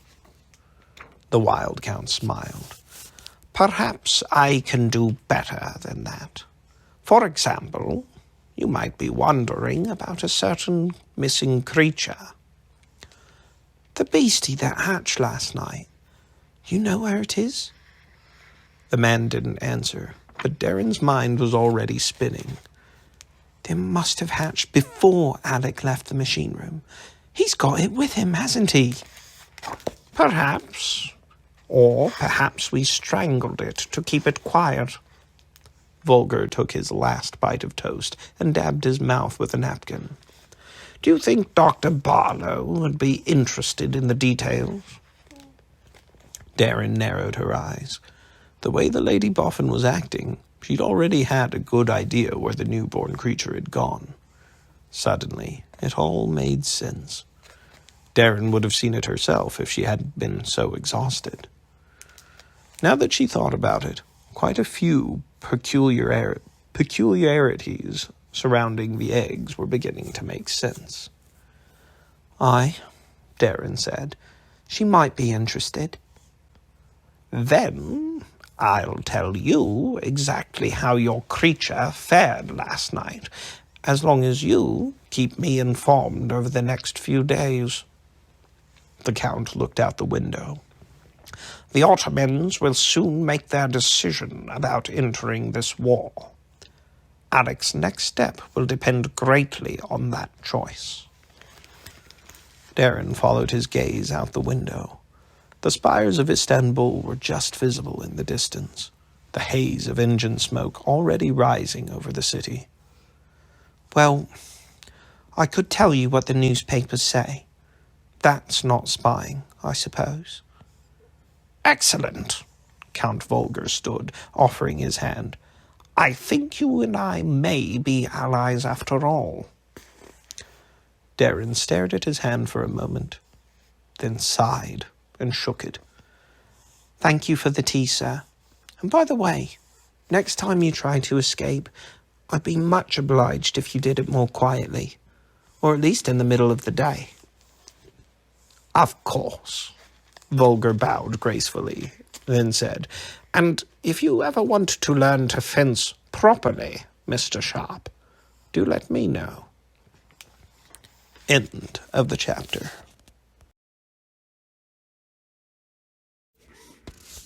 Chapter 17. Halfway back to the bosun's cabin, a message lizard stopped on the ceiling overhead and fixed her with its beady eyes. Mr. Sharp, it squawked in the Lady Boffin's voice, I shall need you in full dress today. We'll be visiting the Sultan. Darren stared up at the beastie, wondering if she'd heard right. The Sultan? The Sultan? The man who ruled over the whole barking Ottoman Empire. I have told Mr. Rigby to relieve you of your other duties, the lizard continued. Meet me out on the airfield at noon, and make sure you look sharp. Darren swallowed. Aye, ma'am, I'll be there. End message. As the beastie scuttled away, she closed her eyes and softly swore. She didn't even have a dress uniform to wear, not since yesterday. Darren had taken off her jacket before she jumped onto the Dauntless's trunk, but her only fancy shirt was still bright red from the spice bomb. Even after 2 washings, one whiff of the shirt was strong enough to make a dead horse sneeze. She'd have to borrow one of Newkirk's, and that meant making adjustments with her sewing kit. She groaned, then headed toward her cabin at a run. As Darren descended the gangway, hours later, the rumble of clanker engines sprang to life around her. In the airship's shadow, Newkirk, the bosun, and a dozen riggers were loading themselves onto a squadron of walkers in the shapes of donkeys and water buffaloes. They were headed to the market for supplies, and looked to be in a hurry. If the Leviathan didn't leave the city by late afternoon today, the Ottomans would have every right to impound it. The officers hadn't let on where the ship was going next, but wherever they were bound, Darren doubted she would be seeing Istanbul or Alek again, not until the war was over. She watched Newkirk for a moment, envious of his disguise. The whole party was dressed in Arab robes to keep the young Turks from spotting them and starting up another protest. If only she could be doing proper ship's work instead of diplomacy, or whatever Dr. Barlow was up to. The Lady Boffin waited 100 yards from the Leviathan, on a stretch of empty airfield past the mooring tower. She was dressed in her finest traveling coat, twirling a parasol and standing beside a small hay-filled box. One of the last 2 eggs sat inside it, shining like a huge pearl in the sun. So Dr. Barlow's secret cargo would at last be delivered to the Sultan. But why take a spare middy along? As Darren drew near, Dr. Barlow turned and said, "You're a bit late, Mr. Sharp, and looking positively unkempt." "Sorry, ma'am," Darren said, adjusting her collar. Her shirt fitted all wrong, despite a mad hour of sewing. Worse, it still smelled of Newkirk. The bum rag hadn't bothered to wash it since yesterday. "I had to borrow this shirt. Mine was still a bit spicy." "You possess only one dress uniform?" Dr. Barlow clicked her tongue. "We shall have to remedy that, if you're going to continue to assist me." Darren frowned. "Assisting you, ma'am? Frankly, I never fancied myself much of a diplomat." "Perhaps not, but this is what comes of making yourself useful, Mr. Sharp. You were invaluable during the Battle of the Dauntless, while the ambassador and his lackeys were quite hopeless." Dr. Barlow sighed. "Soon I shall be afraid to leave the airship without your protection." Darren rolled her eyes. Even when dispensing compliments, the Lady Boffin always managed a mocking tone. "I hope you're not expecting to be attacked again today, ma'am." "One never knows. We are not as welcome here as I might have liked." "That's right enough," Darren said, still hearing the anger in the protesters' voices. "But I've been meaning to ask you, ma'am, what's a behemoth?" Dr. Barlow looked at her with narrowed eyes. "Wherever did you hear that word, Mr. Sharp?" "It was just something they were shouting yesterday. The young Turks, I mean." Of course. That is the name of the Osman's companion creature, and thus part of Lord Churchill's unfortunate appropriation." Darren frowned. "But Krakens don't have names. No beastie does, unless it's a whole ship." "Well, Behemoth is not a proper name, young man, but a species. You see, this creature is not a kraken at all, but something altogether new, and a military secret. So perhaps we should drop the subject." Dr. Barlow tipped back her parasol to look into the sky. "I believe this is our airship." Darren shielded her eyes against the high sun and saw a peculiar craft coming into view. "It's quite conspicuous, isn't it, ma'am?" "Well, of course. Guests of the Sultan are expected to arrive in style." The clanker airship was less than a quarter of the Leviathan's length, but was as fancy as a wedding cake. A fringe of tassels fluttered from its airbag, and canopies of billowing silk covered the gondola, as if some Ottoman prince had decided to go soaring on his four-poster bed. The craft was held aloft by a long cylindrical balloon, with several funnels leading up into its belly, each fed with hot air by a blazing smokestack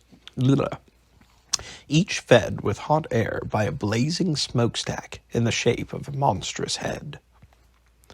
Propellers thrust out on long and jointed arms, some pointing up and some down, the two largest pushing the craft forward. The prow was carved in the shape of a falcon's hooked beak, the wings unfolding like straight razors and were carved into the gondola's sides. The craft's propellers turned and twisted until it had settled gently on the scrub grass of the airfield. As a short gangway unfolded from its gondola, Dr. Barlow closed her parasol and pointed it at the egg box. "If you please, Mr. Sharp." "Invaluable. That's me," Darren said, lifting the box with a grunt. She followed the Lady Boffin up the gangway to an open platform surrounded by a low railing, like the top deck of a sailing ship. The propeller wash swirled about them, ruffling the veil tucked into Dr. Barlow's bowler. The crew were all dark-skinned men, but they weren't wearing desert robes, like the Africans that Darren had seen from the Elephant's Howdah the day before. Instead, they wore silk uniforms and tall turbans of brilliant red and orange. Two of them took the egg box from Darren, lashing it fast to metal cleats on the deck.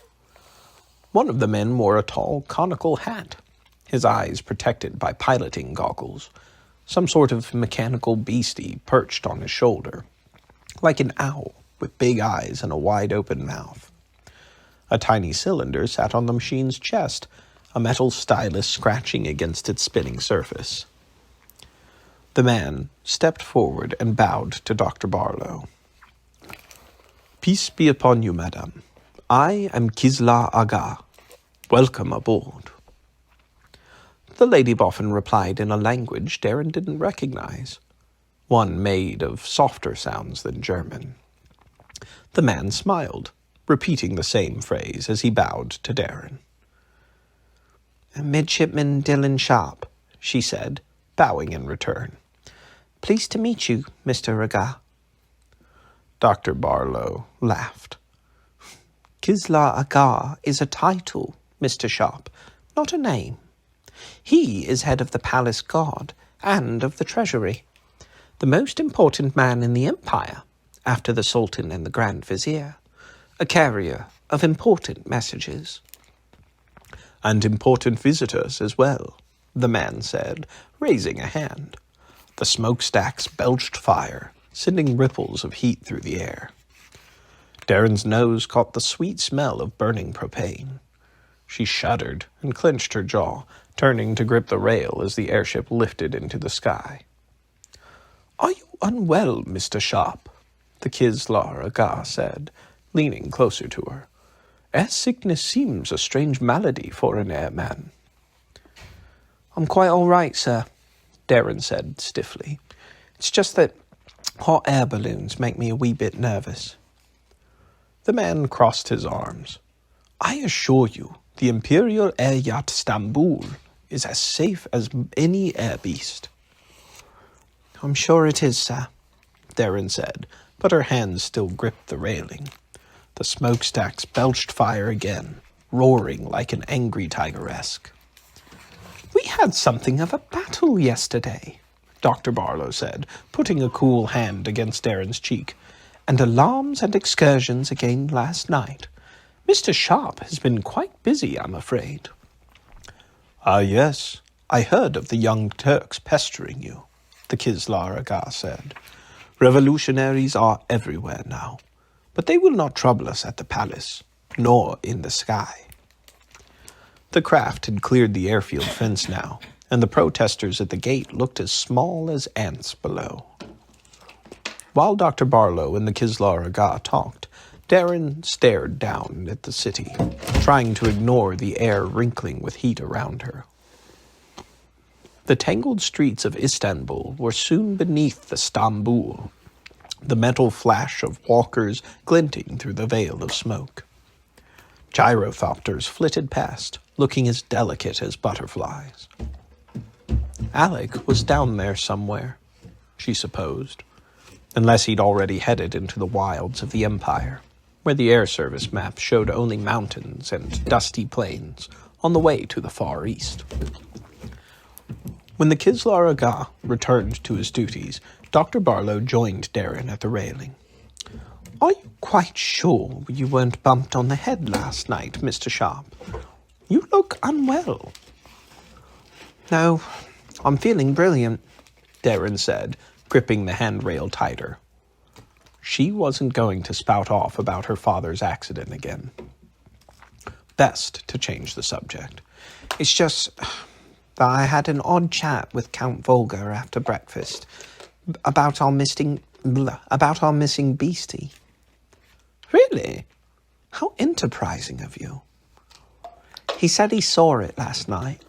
The beastie must have hatched before Alek left, and the daft boy took it with him." Darren turned to Dr. Barlow and narrowed her eyes. "But you already knew that, didn't you, ma'am?" "The possibility had crossed my mind," the Lady Boffin shrugged. "It seemed the only logical explanation for the creature's disappearance." "Aye, but it wasn't just logic, was it? You knew Alek would try to escape before we left Istanbul, so you put him on egg duty last night." A smile appeared behind Dr. Barlow's veil. "Why, Mr. Sharp, are you accusing me of scheming?" "Call it what you like, ma'am, but Alek was always complaining that you rearranged the heaters when he was watching the eggs. Made it hotter for him than me." As Darren spoke her suspicions aloud, more pieces fell into place.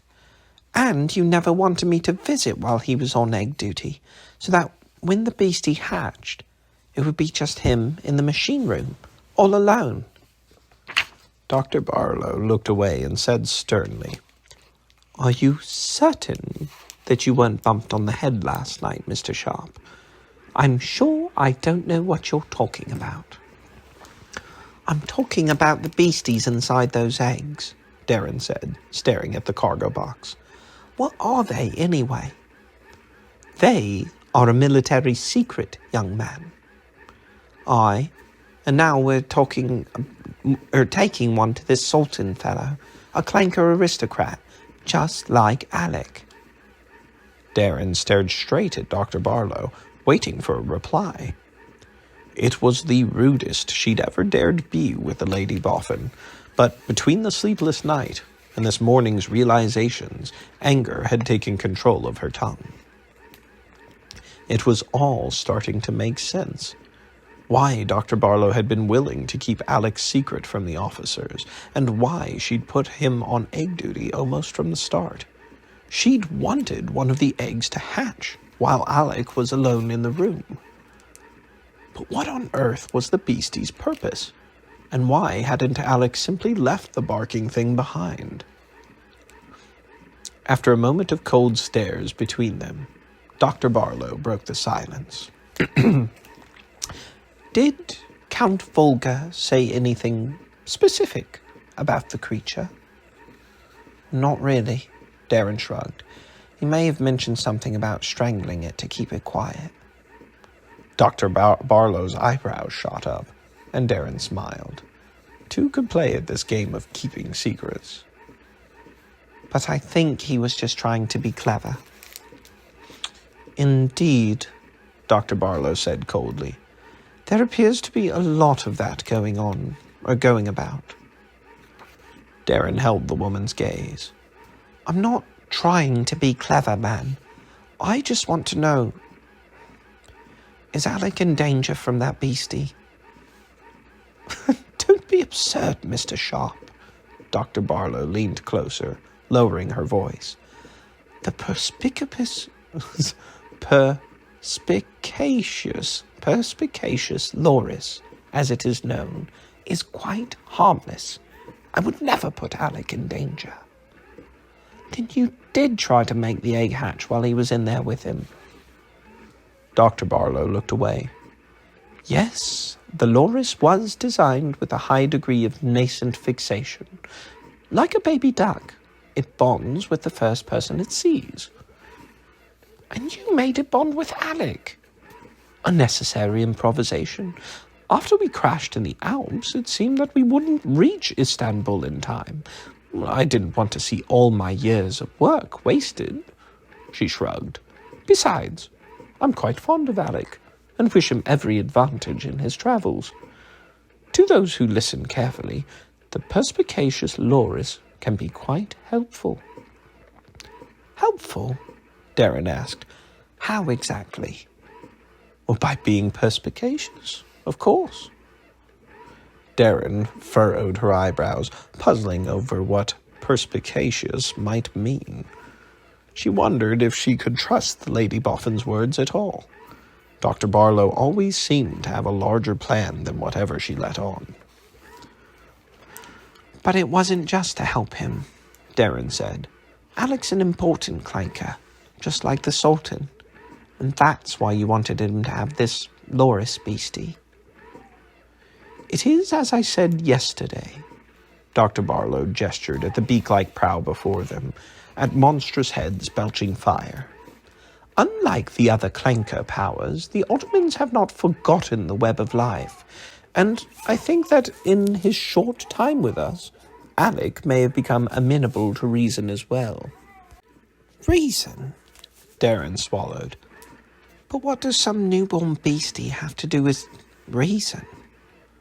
Nothing, of course. As per my grandfather's law, no fabricated creature shall show human reason. The Lady Boffin waved her hand. Take it as a figure of speech, Mr. Sharp. But one thing is certain. This war will make a mess of Europe's royal houses. So, it's possible that young Alek may one day be as important as any sultan, proper royalty or not. Aye, that's what Count Volga was saying too. Was he? Dr. Barlow drummed her fingers on the railing. How interesting. Just ahead, the strait was shining in the noon sun. Almost directly below were two huge buildings of marble and stone. Mosques, of course, their domed roofs like giant shields arrayed against the sky, their minarets thrusting up like spears around them. The plaza between the buildings was crowded with people, their faces turning upward as the Stambul's shadow slid across them. The Kislar Aga shouted orders, and the propellers shifted on their long, spindly arms. The aircraft began to descend toward what looked like a park, surrounded by high walls. Inside it were dozens of low buildings, all stitched together with paths and covered walkways, and one great cluster of still more domes and minarets, almost another city within the palace walls. Perhaps we should keep an eye on Count Volga, then, Dr. Barlow said. Darren nodded, remembering the Wild Count's offer to tell her more about the beastie if she brought him news from the outside. He was certainly open to an exchange of information. Well, ma'am, he did say he'd give me fencing lessons. The Lady Boffin smiled. Then, dear boy, you shall have to learn to fence. End of the chapter. Chapter 18. The Stambul descended just inside the palace walls, in an overgrown garden the size of a cricket field. The Kislar Aga stood at the airship's prow, shouting directions to the propeller men, making adjustments all the way down. Darren soon saw why. There was barely room to land an airship, but the craft settled precisely at a spot where 5 paths crossed, as soft as a kiss, like a gaudy pavilion completing the garden's design. The fronds of palm trees around them shivered in the wash from the airship's propellers. The gangway dropped, and the Kislar Aga led Darren, Dr. Barlow, and the 2 crewmen with the egg box down into the Sultan's garden. 100 windows looked down upon them, but all were covered with metal lattices that shimmered gold in the sunlight. Darren wondered if there were people watching them through the narrow slats, courtiers and advisors, or the Sultan's famous harem of countless wives. This was nothing like Buckingham Palace, where Darren had watched the changing of the royal lionesque guard on her first day in London. That was 4 stories tall and as square as a cake.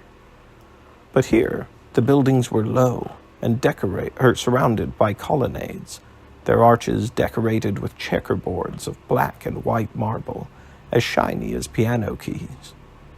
Steam pipes wound across the mosaicked walls like message lizard tubes, sweating and huffing with the energies inside them.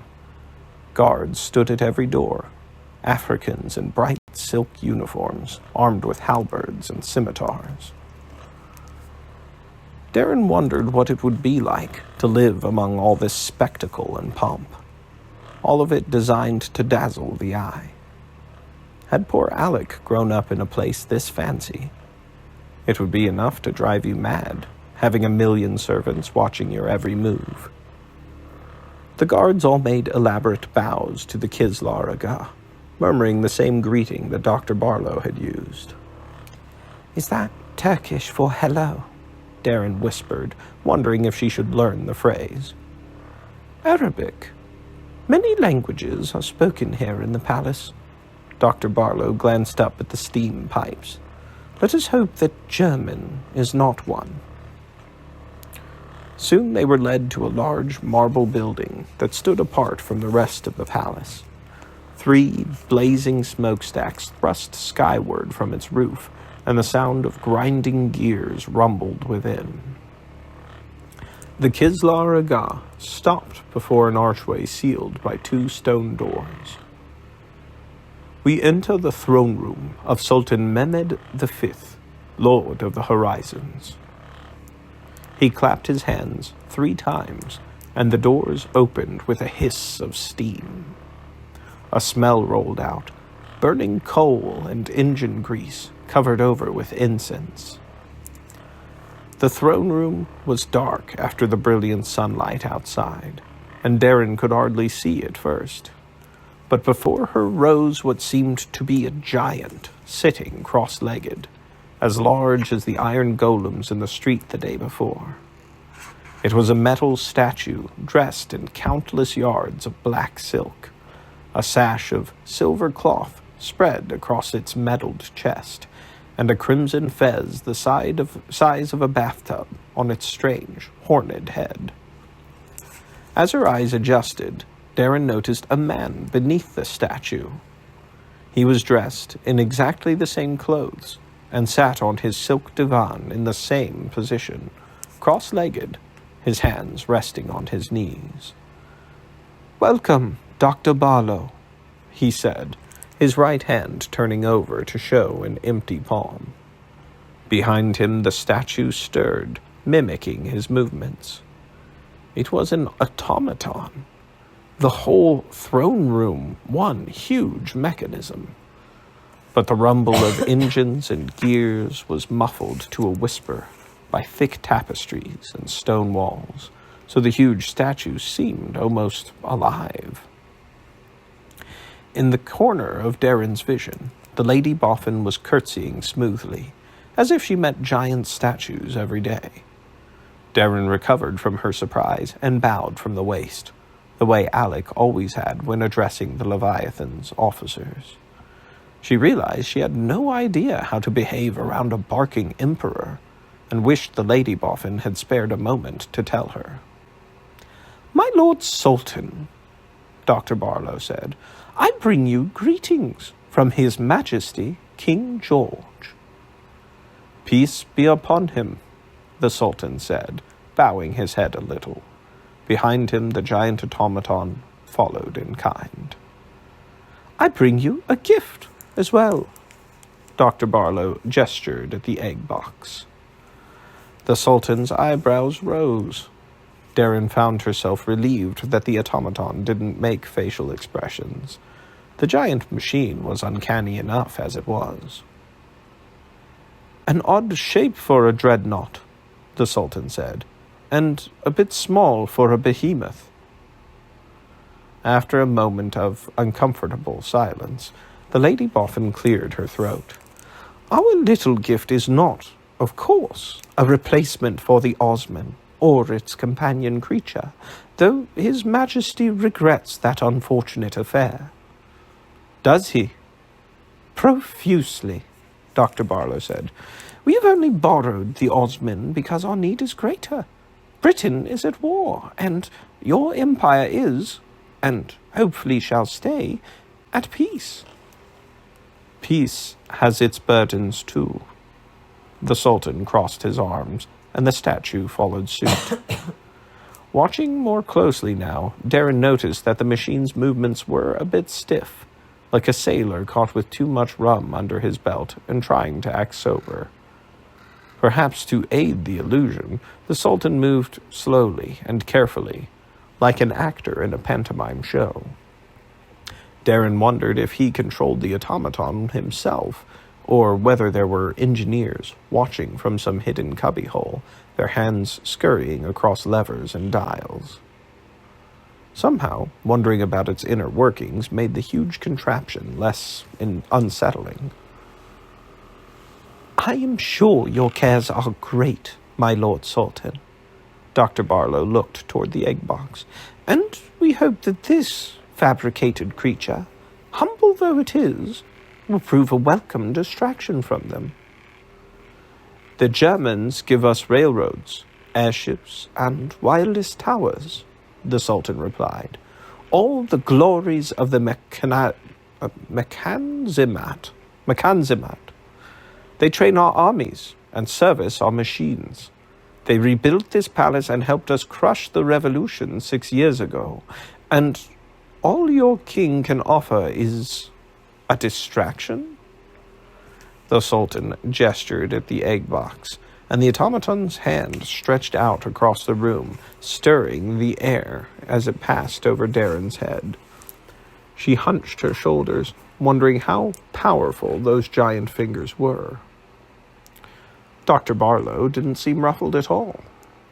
"Perhaps it is only a start," she said, bowing her head a little more. "But we offer this gift with the hope for a happier future." "A gift? After so many humiliations?" The Sultan looked at the egg again. "Perhaps we have been distracted long enough by your gifts." Suddenly, the giant fingers wrapped around the box, closing into a fist. The crackle of splintering wood echoed from the stone walls, and pieces skittered like matchsticks across the floor. The egg burst with a sickening crack, and translucent strands oozed on the stone floor. The reek of sulfur joined coal and smoke and incense. A gasp of horror escaped the Lady Boffin's mouth, and Darren stared, wide eyes, at the closed fist, then at the Sultan. Oddly, the man seemed surprised himself, as if he hadn't realized what he was doing. Well, of course, he hadn't done anything. The automaton had. Darren looked at the Sultan's outstretched hand. His fingers were still open, simply gesturing at the egg box, not curled into a fist. Her eyes darted around the room. The Kislar Aga and his crewmen who had carried the egg box wore astonished expressions, and there was no one else in the room. But then she spotted an upper gallery behind the statue's head. It was covered over with latticed windows, and for a moment, Darren thought she saw eyes peering down between the slats. She glanced at Dr. Barlow, trying to get her to notice the Sultan's open hand, but the Lady Boffin's face was pale and frozen. Her poise shattered along with the egg. "I see, Lord Sultan, that I have come too late." Despite her devastated expression, there was steel in her voice. The Sultan must have heard it too. He cleared his throat softly before speaking. Perhaps not, Dr. Barlow. He brought his palms together, but the automaton stayed motionless, its giant hand frozen around the shattered, leaking egg. In a way, the scales have already been balanced. How do you mean? Well, just today, we have been able to replace the dreadnought you borrowed from us with 2 ships instead of 1. The Sultan smiled. May I present to you the new commander of the Ottoman Navy, Admiral Wilhelm Souchon. A man strode from the shadows, and Darren's jaw dropped. He wore a crisp blue German naval uniform, except for the crimson fez on his head. He clicked his heels and bowed to the Sultan, then turned to salute Dr. Barlow. Madame, I welcome you to Istanbul. Darren swallowed. So that was how the 2 German ironclads had disappeared.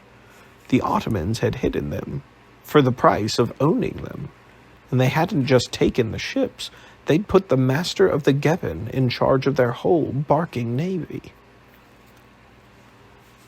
The Lady Boffin simply stared, dumbstruck for the first time Darren had ever seen. The silence stretched out awkwardly. The only sound, the last innards of the egg dripping to the stone floor.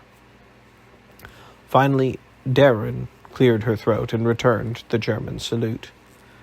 As ranking officer present, I extend the thanks of the British Air Service for all your, hospitality. Admiral Souchon looked coldly at her. I don't believe we are acquainted, sir. Midshipman Dylan Sharp, at your service.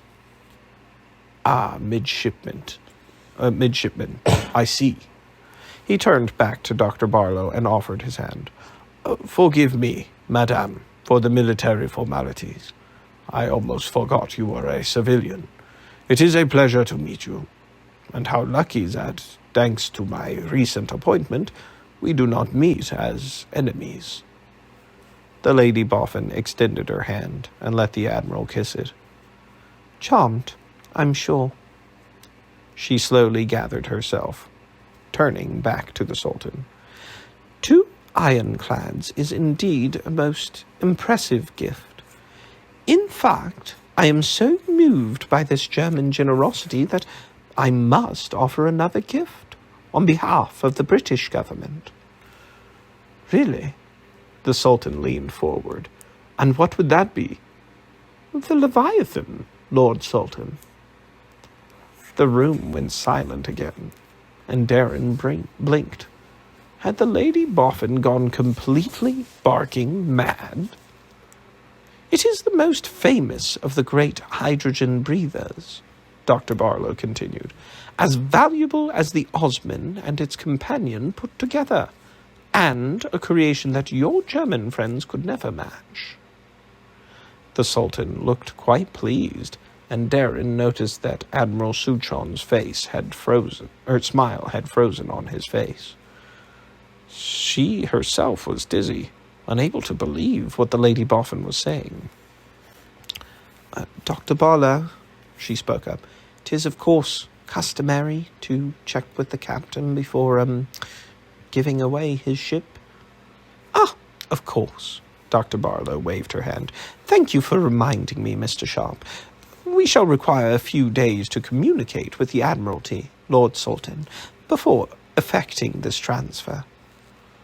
That is unfortunate, Dr. Barlow, Admiral Souchon said, putting a hand on the hilt of his sword. The limit for harboring a combatant ship in wartime is 24 hours. International law is very strict on the matter.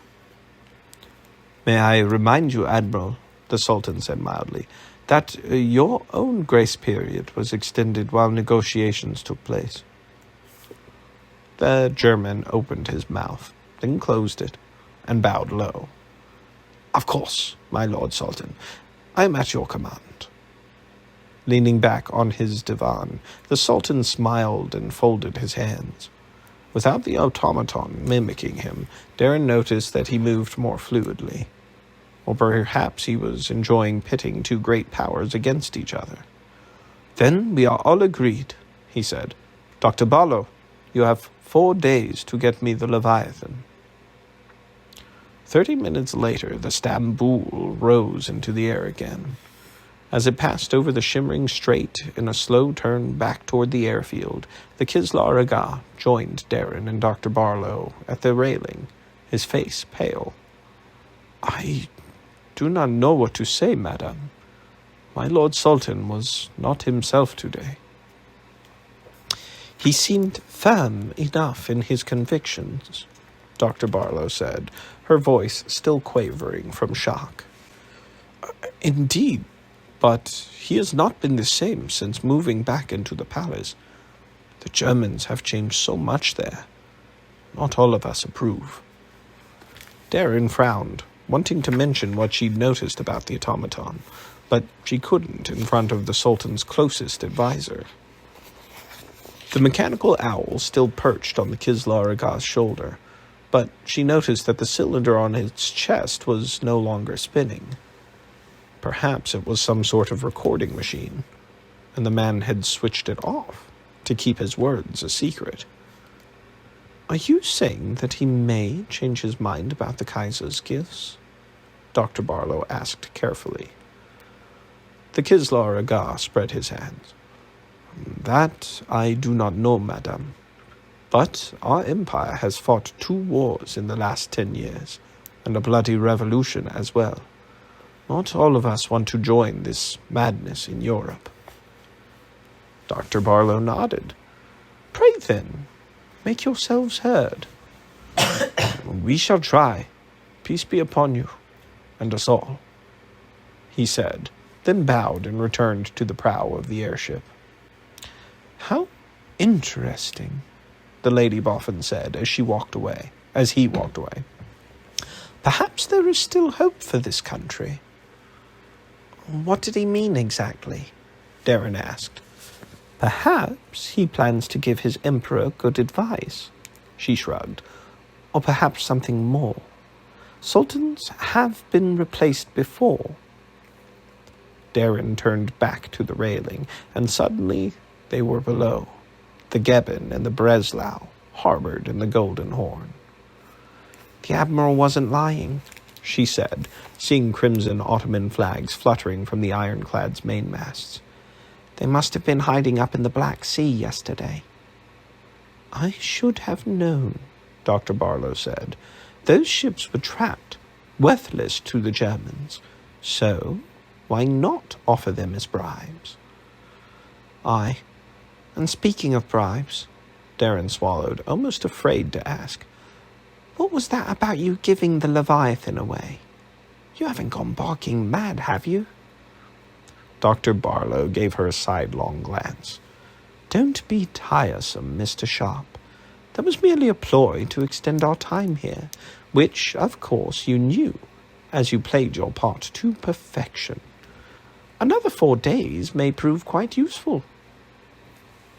Darren frowned. Played her part. She'd only said the first thing that had come into her head.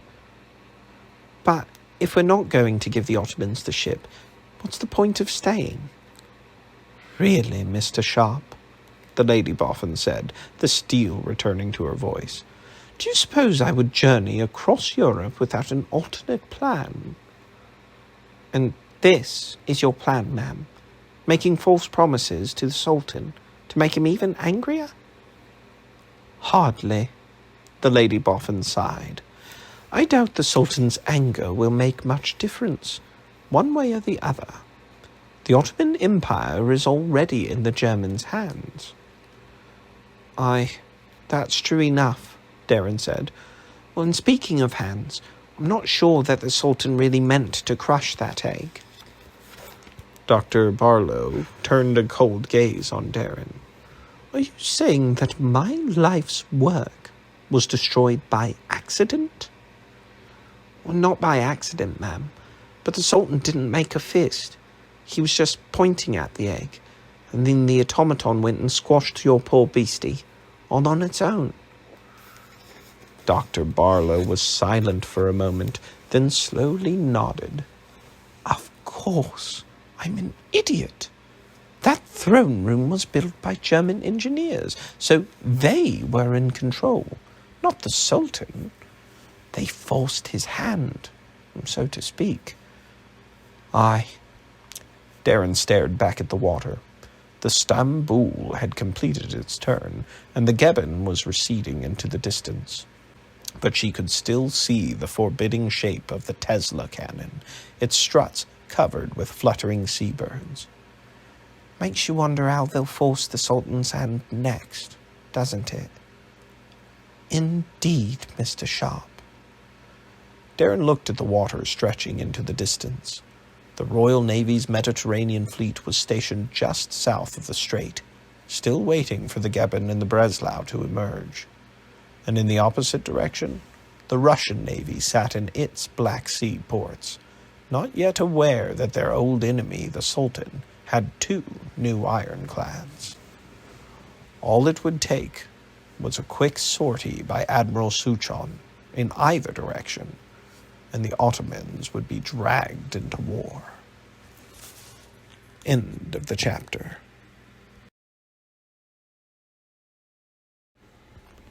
Chapter 19. It's probably foolish, leaving the hotel with so many Germans about. There was no reply as Alek buttoned the jacket of his new suit. "But the Germans don't know what I look like," he continued, "and the Ottomans don't even know we're here." Alek put on the fez and stared at himself in the mirror, waiting. But again, no reply came. "Anyone would think I was a proper Turk in these clothes." Alek flicked at the fez's tassel. Was it meant to hang on the left or the right? "And if I have to speak German, at least I've been practicing my common accent, so I don't sound like such a prince anymore." "Such a prince," the creature finally said. "Oh, well, that's your opinion," Alek said, then sighed. How had he gotten into the habit of talking to the beast? The animal was probably memorizing all his secrets. It was better than sharing his doubts with the men, he supposed, and there was something about the creature's wise, contented expression that made Alek feel as if it really were listening, not just repeating words at random. Alek checked himself in the mirror one last time, then turned toward the door. "Be a good little beastie, and Master Klopp will come and feed you. No whining. I'll be back soon." The creature gave him a long, hard look, then seemed to nod.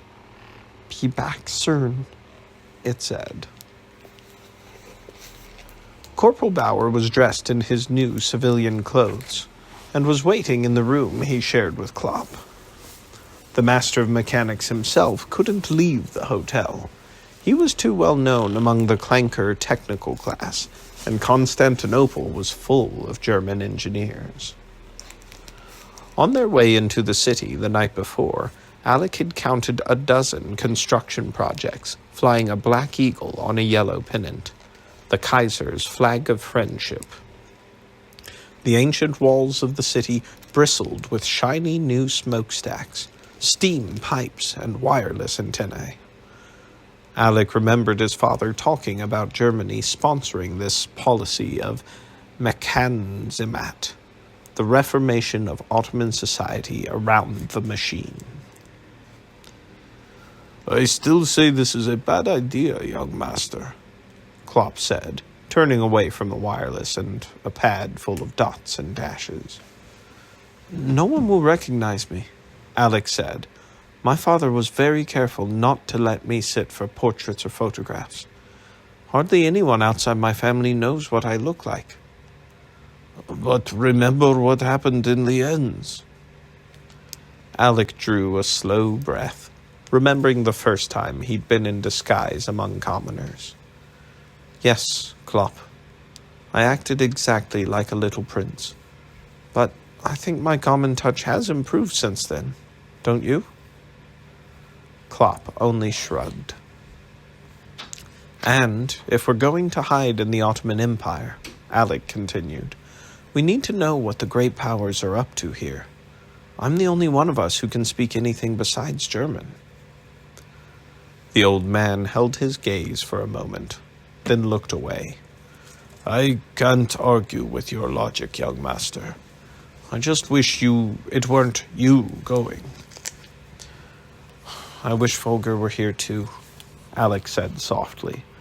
But I'll be taken good care of. Right, Bauer? At your service, sir, Bauer said. Indeed, Alek said. But that reminds me, no sirs while we're outside this room. Yes, sir. That is, what should I call you, sir? Alek smiled. Well, no one who hears us talking will think we're Turkish, so let's pick a good German name. How about Hans? But that's my name, sir. Yes, of course. Alek cleared his throat, wondering if he'd ever known Corporal Bauer's first name. Perhaps he should have asked before now. I'll be Fritz, then. Yes, sir. Yes, Fritz, Bauer said, and Alek saw that Klopp was slowly shaking his head. So much for the common touch.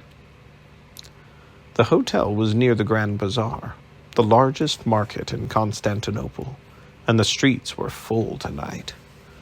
Alek and Bauer followed the crowds, looking for a place where German workers might congregate and gossip.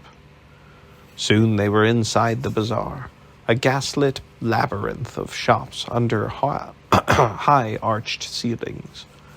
The owners cried their wares: lamps, linens, carpets, silks, jewelry, tooled leather, and machine parts, in half a dozen languages.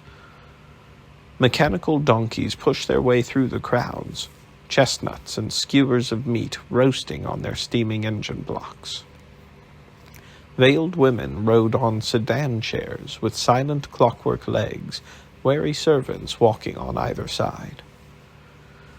Alek remembered his first time disguised as a commoner, in the market at Lienz, when the press of bodies and smells had sickened him. But the Grand Bazaar was almost otherworldly. The scents of cumin, paprika, and rosewater mixing with the bitter pall of tobacco coiling up from bubbling water pipes. Jugglers jostled for space with fortune-tellers and musicians, while tiny clockwork walkers danced on a blanket spread out before a cross-legged man, the crowd clapping with appreciation. The man at the hotel desk had said that this was a holy month, and that the Muslims of the city would be fasting while the sun was up. They seemed to be making up for it now that the night had fallen. Not many Germans about, Bauer said. Do you suppose they have a beer hall in this city? I don't know if Ottomans have a love for beer. Alek gestured to a boy carrying a small tray with empty glass cups. But coffee is another matter. He stopped the boy and pointed at the tray. The boy nodded and waved for them to follow, skipping deftly through the crowds, waiting impatiently for Bauer and Alek to catch up.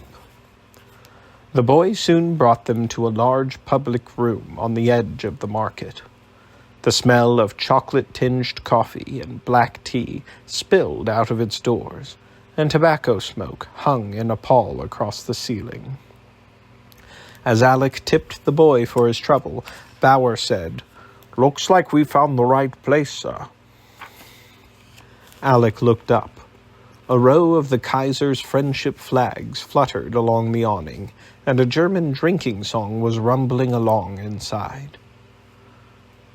That boy spotted us as clankers right off, Alek sighed. Watch your step, and no more sirs. Remember, Hans? Oh, sorry, Fritz. Alek hesitated at the door. the sound of so many German accents sending a shiver through him. Of course, the Kaiser's airships had found him even hidden in a mountain peak on the Alps. Perhaps it was safer to keep one's enemies in sight. He squared his shoulders and strode in. Most of the men inside appeared to be German engineers.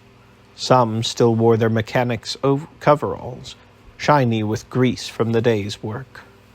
Alek felt out of place in his new Turkish clothes. He and Bauer found an empty table, then ordered coffee from a young turbaned boy who spoke excellent German. As the boy darted away, Alek shook his head. Whether the Ottomans join the war or not, the Germans are already running this country. And you can see why. Bauer pointed to the wall behind them. Alek turned to see a large poster tacked to the wall, the sort of crude propaganda his father had always hated.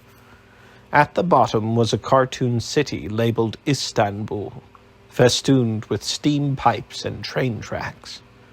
The city sat astride the straits, with a Russian bear looming over the Black Sea, and the British Navy threatening from the Mediterranean.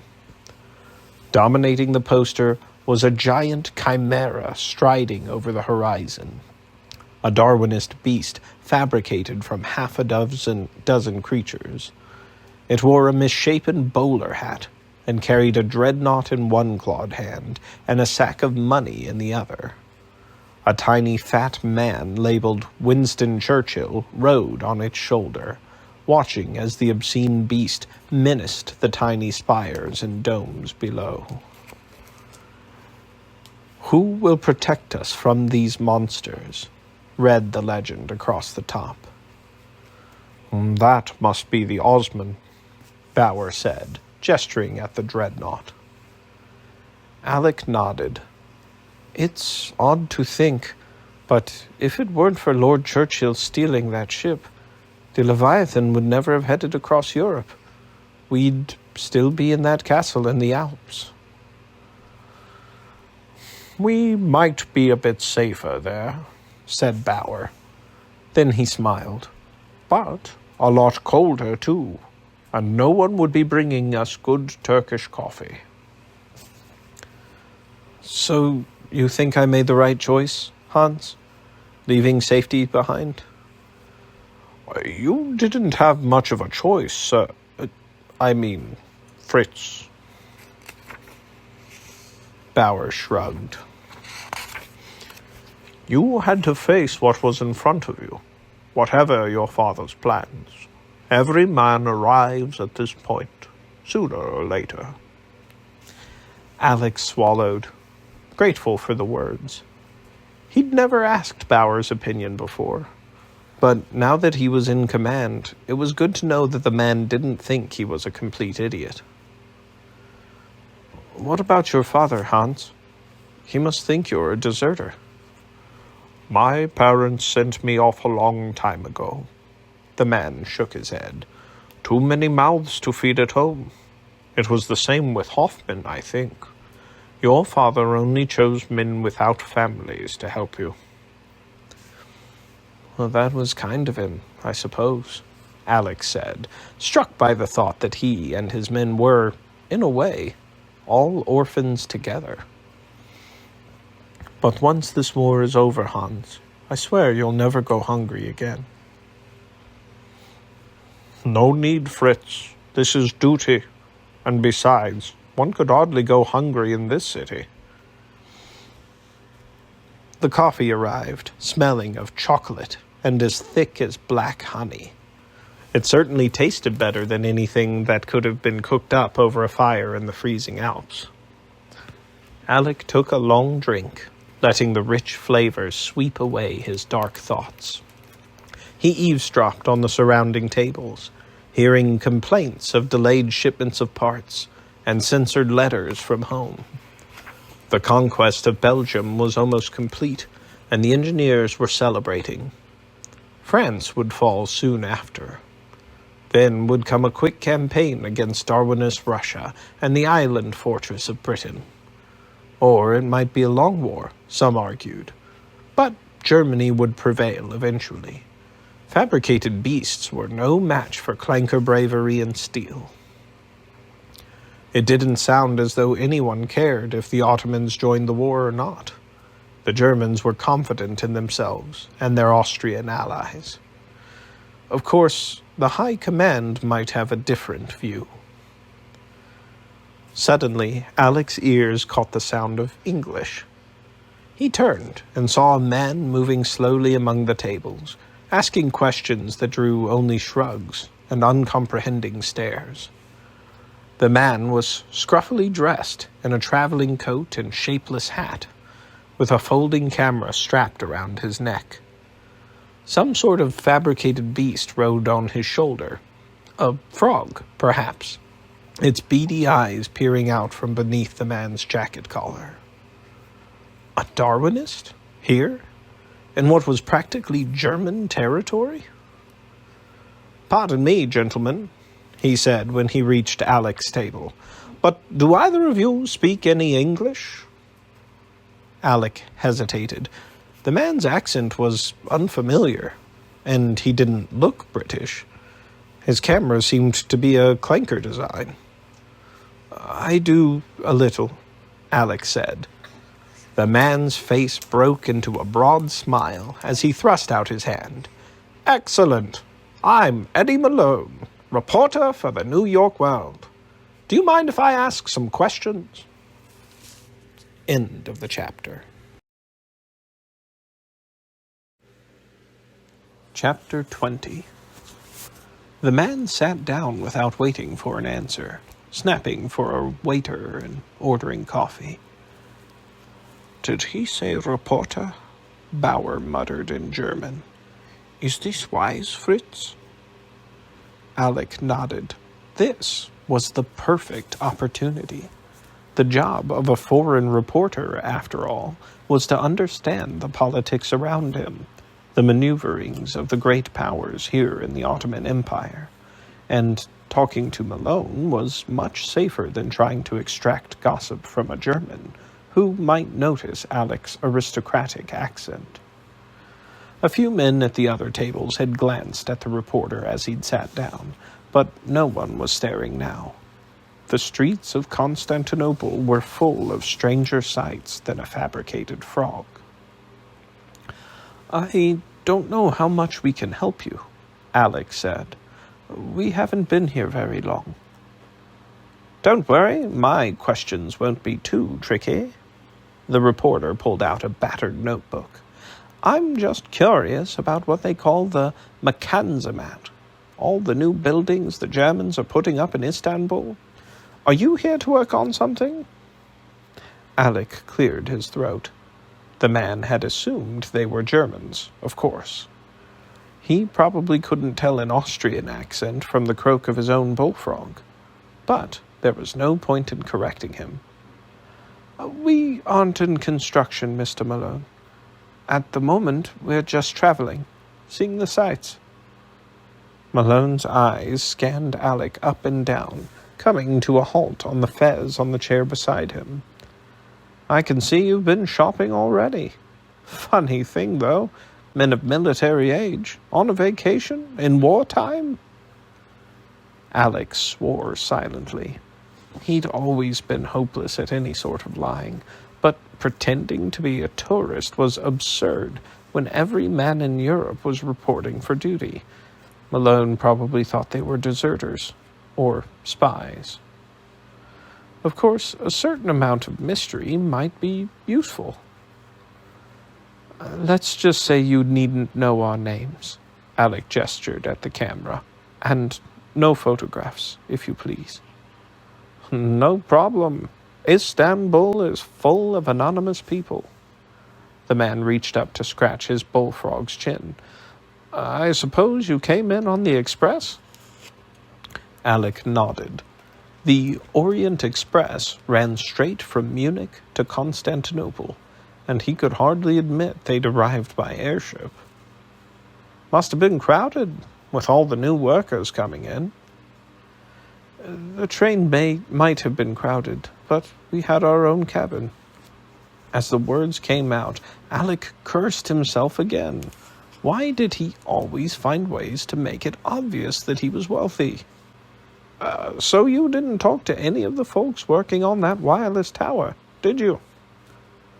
Wireless tower? Alek asked. Yep, the one you Germans are building on the cliffs out to the west. A special project for the Sultan, they say. It's huge, and has its own power station. Alek glanced at Bauer, wondering how much the man was following with the English he'd picked up aboard the Leviathan. A large wireless tower might need its own power station, but so would a Tesla cannon. I'm afraid we don't know anything about that, Alek said. We've only been in Constantinople for 2 days. Malone looked at him closely for a moment, a gleam in his eye, as if Alek had just told a subtle but clever joke. Not long enough to start calling it Istanbul, I see. Alek remembered Dr. Barlow saying that the locals used another name for their city, but the staff at his hotel hadn't seemed to mind. Whatever the city's called, we haven't seen much of it. So you haven't been down to the docks yet, to see the Sultan's new warships? New warships? 2 ironclads, just handed to the Ottomans by the Germans. Malone's eyes narrowed. You haven't seen them? They're pretty hard to miss. Alek managed a shake of his head. No, we haven't been to the harbor at all. Haven't been to the harbor? This is a peninsula, you know. And doesn't the Orient Express come in right along the water? I suppose, Alek said stiffly, but we were quite tired when we arrived, and it was a dark night. The man looked amused again. This was hopeless. Next, Malone would tell him that the moon was full, or that the Orient Express never arrived at night. But what did it matter? He didn't believe a word Alek was saying anyway. Perhaps it was time to change the subject. It's odd seeing that creature here, Alek said, pointing at the bullfrog. I didn't know the Ottomans allowed Darwinist abominations in their country. Oh, you just have to know who to bribe, the man laughed. And I wouldn't go anywhere without Rusty. He's got a much better memory than me. Alek's eyes widened. He remembers things? Sure. Ever seen one of those message lizards? I've heard of them. Well, Rusty is a close relation, except he's all brain and no hop.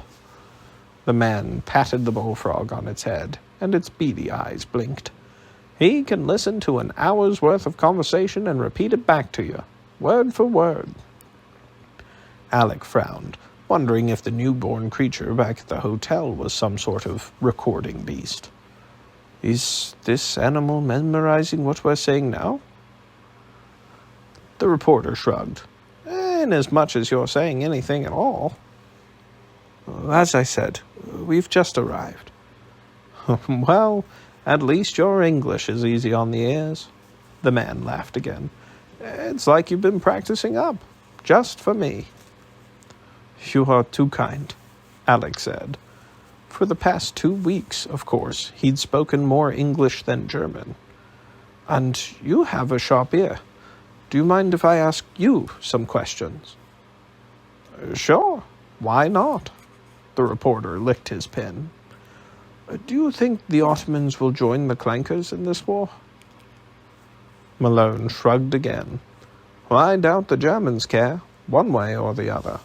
They're here for the long term. Defeat the Darwinists in Europe, then expand across the whole world.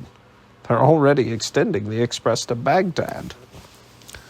Alek had heard his father say the same, that the Orient Express had been built to spread clanker influence into the Middle East, and then deeper into the heart of Asia.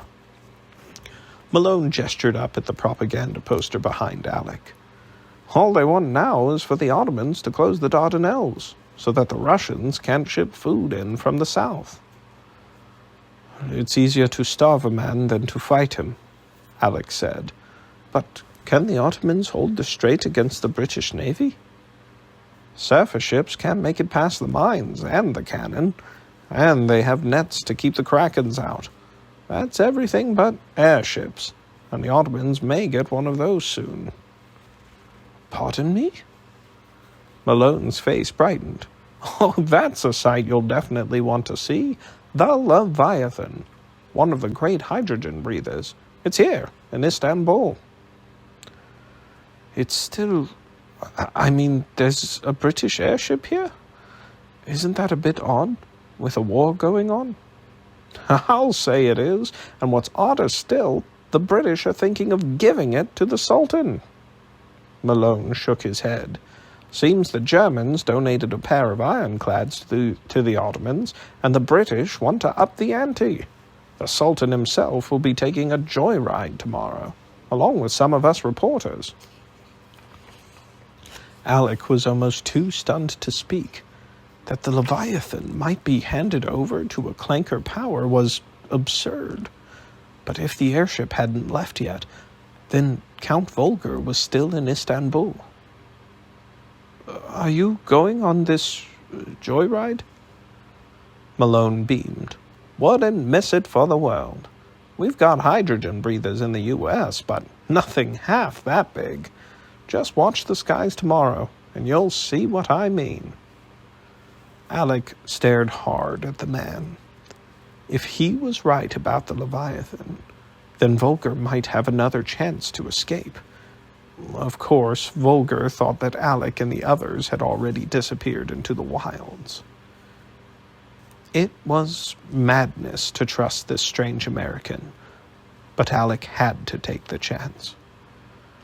Perhaps you could do something for me, he said quietly. There's a message I want delivered to that ship. Malone's eyebrows rose. Sounds interesting. But you can't put any of this in your newspaper. I can't promise that. But remember, my paper's way off in New York City, and I use messenger turns to file my stories. Anything I write will take 4 days to get back to New York, and it'll take another day or so for the news to find its way back here. See what I mean? Alek nodded. If Volgar really could escape, 5 days would be plenty of time for them to disappear. All right, then. Alek took a slow breath. There's a man aboard the Leviathan. A prisoner. Malone's scribbling pen came to a halt. A German fellow, I presume? No, Austrian. His name is... Alek's voice faded. The gaslights were suddenly sputtering around them, the room plunging into darkness. What's happening? Bauer hissed. Malone held up a hand. Don't worry, it's just a shadow play. The coffee house went silent, and soon the back wall was flickering to life. Alek realized that it wasn't a wall at all, but a thin screen of paper with powerful gaslights burning behind it. Dark forms came into focus on the paper screen, shadows in the shapes of monsters and men. Alek's eyes widened. One of his aunts in Prague had collected shadow puppets from Indonesia, leather creations with moving arms and legs, like marionettes with sticks instead of strings. But the shadows here danced in perfect clockwork patterns. They were clanker puppets, moved not by hand, but by machines concealed beneath the wall. The hidden actors spoke in what sounded like Turkish, but the story was easy enough to understand. Across the bottom of the screen, waves rose and fell, and a sea creature bounded among them, a Darwinist monster with flailing tentacles and huge teeth. It approached a ship where 2 men stood on deck talking, unaware of the Kraken coming for them. Alek caught the name Churchill among the unfamiliar words. Then, suddenly, the creature leapt from the waves, snatching one of the men and dragging him into the water. Oddly, the other man only laughed. Alek jumped as someone squeezed his arm. It was Bauer, who nodded at a pair of German soldiers making their way through the coffee house. The two were going from table to table, checking faces against a photograph in their hands. "We should go, Fritz," Bauer whispered. "They're here for someone else," Alek said firmly. No photograph of him had ever been taken. Malone had noticed their nervous glances and turned to look at the German soldiers. He leaned forward to whisper, "If you two are busy, perhaps we should meet tomorrow. Noon, at the gateway to the Blue Mosque." Alek began to explain that there was no need to leave, but then one of the soldiers stiffened. He glanced down at the photograph in his hands, then up at Alek. "Impossible," Alek breathed. Then he realized that the soldier wasn't looking at him after all. He was looking at Bauer. End of the chapter. Chapter 21. "I'm a fool," Alek whispered to himself. The Germans had, of course, investigated the other men who'd disappeared the night he'd run away. Bauer, Hoffman, and Klopp were all Habsburg House guards, with photographs in their military files. But somehow, Alek had forgotten that commoners could be hunted too. He looked frantically around the room. 2 more German soldiers stood at the door, and the coffee house had no other exits. The soldiers who'd noticed Bauer were talking to each other intently, one glancing at their table. Malone leaned back in his chair casually and said, "There's a door to the alley in the back." Alek looked. The back wall was entirely covered by the glowing screen, but it was made of paper. "Hans, do you have your knife?" Alek asked softly. Bauer nodded, reaching into his jacket. "Don't worry, sir. I'll keep them busy while you run." "No, Hans. We're escaping together. Give the knife to me, then follow." Bauer frowned, but handed over the weapon. The 2 German soldiers were signaling to their compatriots at the door. It was time to move. "Noon tomorrow at the Blue Mosque," Alek said, reaching for his fez. He leapt to his feet and ran through the tables toward the glowing screen. The bright expanse of paper parted with a swift stroke of the knife, revealing whirling gears and gaslights behind. Half blinded, Alek crashed through silhouettes of ocean waves, stumbling against a large, humming contraption. His head banged against one of the hissing gaslights, which burned like a branding iron against his hand. His hand banged against it. The light crashed to the ground, spilling naked flames and shards of glass across the floor. Shouts exploded from behind them, the crowd panicking at the smell of burning gas and paper. Alek heard one of the soldiers yelling at the customers to let him through. "The door, sir!" Bauer cried. Alek could see nothing but the spots burned into his vision, but Bauer dragged him along, their boots skidding on machinery and broken glass. The door crashed open onto darkness. The night air blessedly cool on Alek's burned palm. He followed Bauer, trying to blink away spots as he ran. The alley was like a miniature version of the Grand Bazaar, lined with market stalls the size of closets, and crowded with small tables piled with pistachios, walnuts, and fruit. Surprised faces looked up at Alek and Bauer as they ran past. Alek heard the slam of the door bursting open behind them. Then a gunshot boomed through the alley, and dust sprayed from the ancient stones beside his head. "This way, sir!" Bauer cried, dragging him around a corner. People were scattering now, the alley turning into a tumult of men and overturned tables. Shutters flew open overhead, and cries in a dozen languages echoed from the walls. Another shot shook the air around them, and Alek followed Bauer into a side passageway between 2 buildings.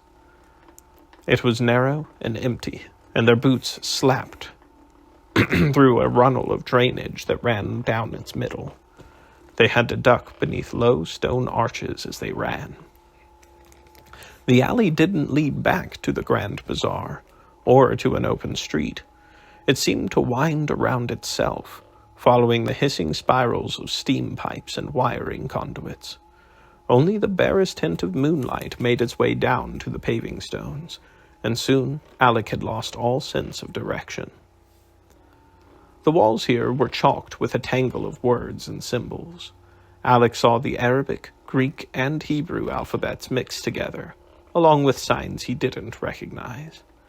It felt as though he and Bauer had stumbled into an older city hidden inside the first. Istanbul, before the Germans had widened its boulevards and filled them with polished steel machines. As they turned a corner, Bauer pulled Alek to a halt. Above them loomed a walker, 6 stories high. Its body was long and sinuous, like a snake rearing up, a pair of arms jutting out from its sides. The front of the pilot's cabin looked like a woman's face, which seemed to be staring down at them, absolutely still. "Volker told us about these," Alek whispered. "Iron golems.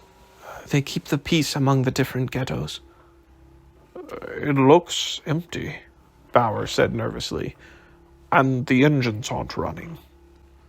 "Perhaps it's only for show. It doesn't even have guns." There was something magnificent about the walker, though, as if they were staring up at a statue of some ancient pagan goddess. The expression on the giant face seemed to hint at a smile. Shouts came from the distance, and Alek tore his eyes from the machine. "We could break in somewhere and hide," Bauer said, pointing at a low doorway in the alley wall, an iron-grilled window at its center. Alek hesitated. Crashing into a strange house would only stir up more trouble, especially if the owners of the motionless walker were about. The shriek of whistles echoed around them, as if pursuers were closing in every direction. Almost every direction. Alek looked up at the steam pipes climbing the stone walls. They sweated and trembled with heat, but he dashed down the alley, testing them until he found an old tangle of pipes that was cold to the touch. He thrust the knife into his belt. "Let's try for the rooftops." Bauer gave the pipes a shake, and brick dust floated down from the rusty bolts. "I'll go first, sir, in case it breaks off." "If that happens, Hans, I suspect we'll both be in trouble. But be my guest." Bauer took a firm grip and pulled himself up. Alek followed. His boots found steady purchase on the rough stone wall, and the rusty pipes were good handholds. But halfway up his burned palm began to complain, throbbing as though a splinter of flame were trapped beneath the skin. He let go with that hand and shook it, trying to put out the fire coursing through his nerves. "Not much farther, sir," Bauer said. "There's a rain gutter just above me." "I hope there's some rain in it," Alek muttered, still waving his hand. "I'd kill for a bucket of cold water." His right boot skidded a few centimeters, and Alek grabbed the pipes with both hands again. Better a little agony than a long fall onto the paving stones. Soon Bauer had hauled himself over the edge and out of sight. But as Alek reached up for the gutter, shouts came from below. He pulled himself closer to the wall and froze. A group of soldiers was running down the alley, wearing German gray. One called out, and they began a ragged halt directly beneath Alek. They came to a ragged halt. The man who'd shouted knelt, lifting something from the ground. Alek softly swore. Bauer's knife had fallen from his belt. It was Habsburg Guard issue, the hilt marked with Alek's family crest. If the Germans had been wondering whether he was here in Istanbul or not, this would remove all doubt. The men stood there talking, but none of them paid any notice to the steam pipes climbing the wall beside them. The officer was pointing in all directions, splitting up his men. "Go away," Alek pleaded silently. Hanging there motionless was 100 times harder than climbing. His burned hand was cramping, and the week-old injury in his ribs was pulsing with his heartbeat. Finally, the last man had passed out of sight, and Alek reached out and grabbed the rain gutter. But as he hauled himself up, metal groaned, and the gutter pulled itself from the stone with a series of pops. Alek felt a sickening lurch downward, the rusted bolts spitting out into his face. The gutter held for another moment, but he could feel it twisting in his hands. "Sir!" Bauer reached out from the rooftop, trying to grab Alek's wrists, but the gutter had pulled too far away from the wall. Alek kicked out, trying to swing himself closer, but the movement only tore more bolts from the wall. "The walker!" Bauer cried. Alek realized that a huge shadow was moving beneath him, steam huffing from its joints into the cool night air. One of the great claws was reaching out.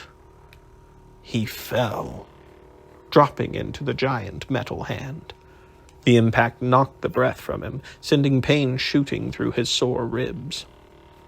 He skidded for a moment, the buttons of his tunic snapping against steel, but the claw closed into a huge bowl around him. He looked up. The arm was still moving, carrying him closer to the walker. Its face was splitting open, like a viewport cranking wider and wider. A moment later, the pilot's cabin was exposed. There were 3 men inside, 2 leaning over the edge, peering down at the alley, pistols gripped tightly in their hands. The third sat at the walker's controls, a curious look on his face. Clouds of steam swirled around them, puffing from the joints of the machine. Alek realized that its engines were still silent. It had used stored pneumatic pressure to spring to life. "You speak German," the man at the controls said, "and yet the Germans are chasing you. How interesting." "We're not Germans," Alek answered. "We're Austrian." The man frowned. "But still clankers. Are you deserters?" Alek shook his head. His allegiances might have been tangled lately, but he was no deserter. "May I ask who you are, sir?" The man smiled and worked at the controls. "I'm the fellow who just saved you from falling to your death." "Sir, should I—" came Bauer's voice from the rooftop, but Alek waved him silent. The giant hand drew closer to the walker's head and opened flat. As Alek rose to his feet, one of the other 2 men said something in a language he didn't recognize. It sounded more like Italian than the Turkish he'd learned on the streets today. It also sounded unfriendly. The first man laughed. "My friend wants to throw you back because he thinks you're Germans. Perhaps we should pick another language." Alek raised an eyebrow. "By all means. Do you speak English?" "Exceedingly well." The man switched effortlessly. "I studied at Oxford, you know." "Well then, my name is Alexander." Alek bowed a little, then pointed up at the rooftop, where Bauer was staring down, wide-eyed. "And this is Hans, but I'm afraid he has no English." "I am Zavin." The man waved a hand dismissively at the others. "These 2 barbarians speak nothing by Romanian and Turkish. Ignore them. But I can see you are an educated gentleman." "Thank you for saving me, sir, and for not throwing me back." "Well, you can't be all bad if the Germans are chasing you." Zavin's eyes twinkled. "Did you do something to annoy them?" "I suppose so." Alek took a slow breath, choosing his words carefully. "They've been hunting me since before the war started. They had issues with my father." "Aha! A 2nd-generation rebel, as am I." Alek looked at the others. "So that's what you 3 are? Revolutionaries?" "We are more than 3, sir. There are thousands of us." Zavin snapped upright in his piloting chair and saluted. We are the Committee for Union and Progress. Alek nodded. He remembered the name from 6 years before, when the rebellion had demanded a return to elected government. But the Germans had stepped in to crush them, keeping the Sultan in charge. So you were part of the Young Turks rebellion? Young Turks? Ha! Zavin spat into the alley below. We split off from those cretins years ago. They think that only Turks are true Ottomans. But as you can see, the committee takes in all kinds. He gestured at the other two men. My friends are Vlachs. I'm Armenian. And we have Kurds, Arabs, and Jews among us. And plenty of Turks, of course. He laughed. Alek nodded slowly, remembering the chalk scratchings in the passageways below. Some sort of code assembled from the Empire's jumble of tongues. And all of them fighting the Germans together. For a moment, Alek felt unsteady on the giant metal hand. Perhaps it was just an echo of his near fall, but his heart was racing again. These men were allies. At last, here was a chance to do more than simply run and hide. A way to strike back at the powers that had murdered his parents.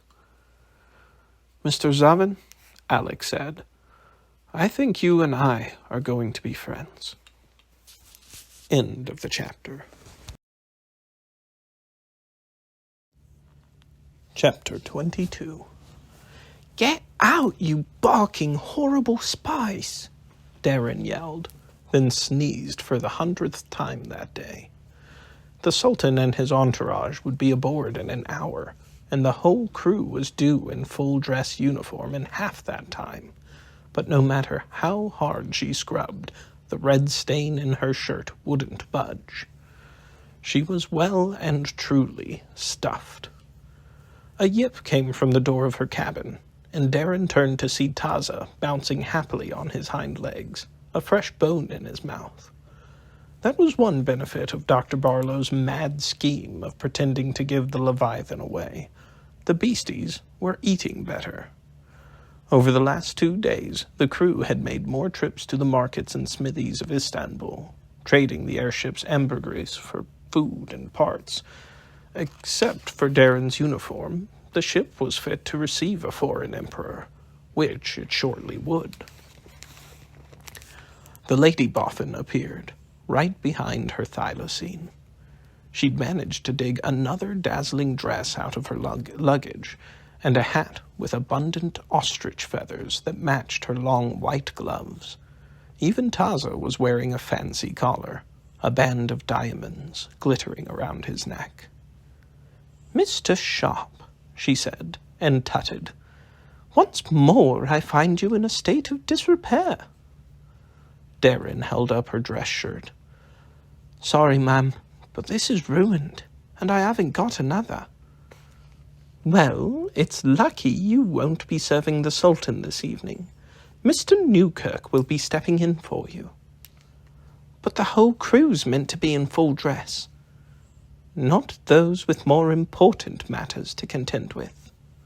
Dr. Barlow handed over the thylacine's leash. "After you walk Taza, please join me and the captain in the navigation room. I think you'll find our conversation interesting." Taza tried to pull her out the door, but Darren stood firm. "Pardon me, ma'am.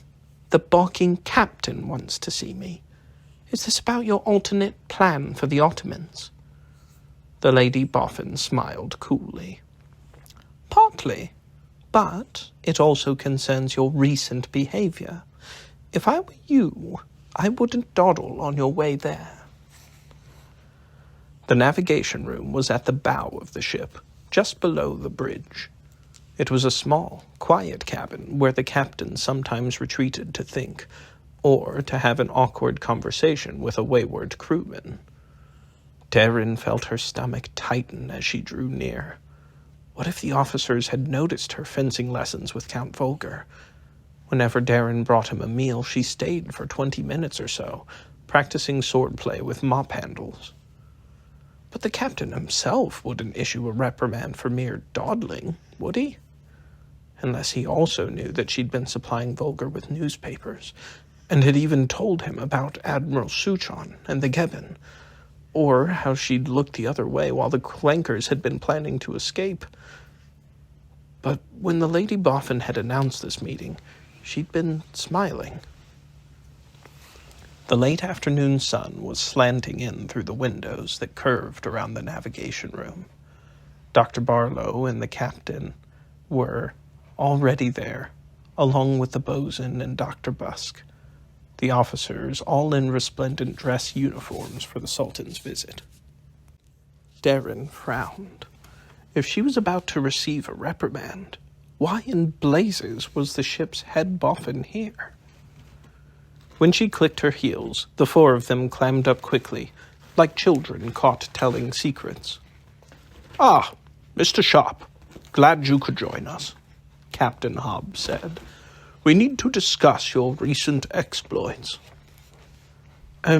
My exploits, sir?" The captain raised a dispatch. "I have communicated with the Admiralty about this matter, and they concur with my recommendations." "The Admiralty, sir?" Darren managed. If the Admiralty was involved, this had to be a hanging offense. She looked at Dr. Barlow, racking her brain for what had given her treason away. "Don't look so surprised, Mr. Sharp." Oh, wait, this is Dr. Barlow. "Don't look so surprised, Mr. Sharp," the bosun said. "Even in all the recent ruckus, your rescue of Mr. Newkirk has not been forgotten." The rest of them broke into broad smiles, but Darren's brain ground to a halt. "Pardon me, sir." "I wish we had time to do this properly," Captain Hobbs said, "but other duties await." He lifted a velvet jewelry case from the map table, opened it, and produced a rounded silver cross that dangled from a sky-blue ribbon. The face of Charles Darwin was engraved upon its center, the Air Service wings at its top. Darren stared at it, wondering what the captain was doing with her father's medal, and how it had got so shiny and new.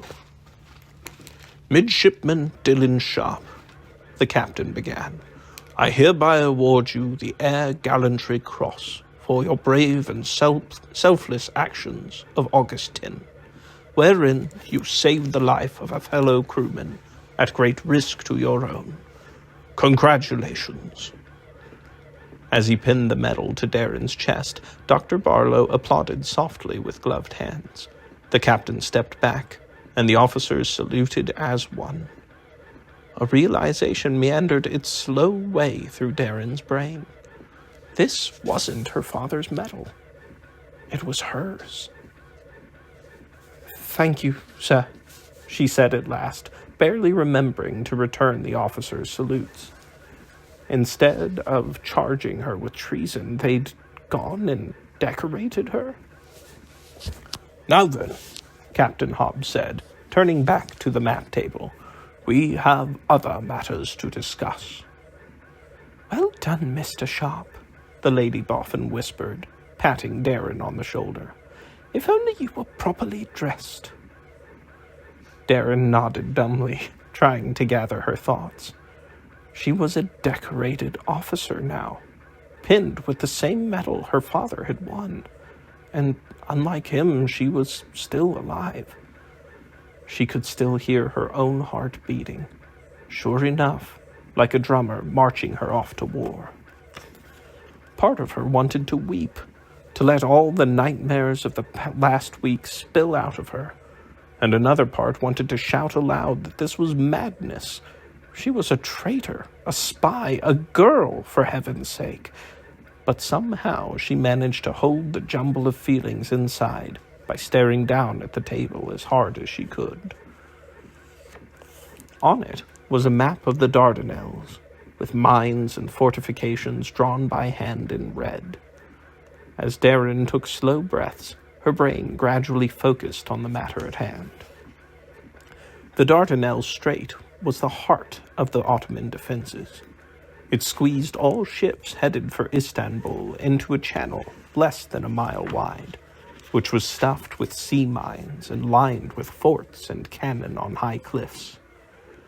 Whatever the Lady Boffin's alternate plan was, Darren had a feeling it didn't involve more diplomacy. "We're forbidden to fly down the strait," Captain Hobbs was saying. "The Ottomans don't want us spying on their fortifications during the Sultan's joyride, but they've given us permission to travel down the ocean side, so the Sultan can watch the sunset, we've told them." The bosun chuckled as the captain's finger traveled down the western edge of Gallipoli? The rocky peninsula that separates the strait from the Aegean Sea. Woof! Just here is a ridge known as the Sphinx, a natural landmark. We can find our way back to it easily, day or night. And so can your landing party, Mr. Sharp. Landing party, sir? That's what I said. You'll have to keel-haul drop from cruising altitude. Darren raised her eyebrows. A keel-haul drop meant sliding down a cable to the ground, but according to the Manual of Aeronautics, drops were only for abandoning ship. The bosun saw her expression and smiled. "A bit lively, Mr. Sharp, especially for your first command." "I'll be in command, sir?" The captain nodded. "Can't have a full officer in charge in case you're captured. Better a middy, so it's less of an incident."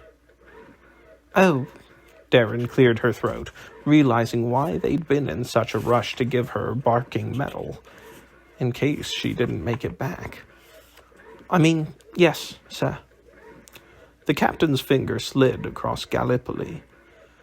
"From the Sphinx, your landing party will cross the peninsula to Kilye Niman, a bit more than 2 miles away." He pointed at a narrow passage at the bend in the strait, which was marked with a dotted red line.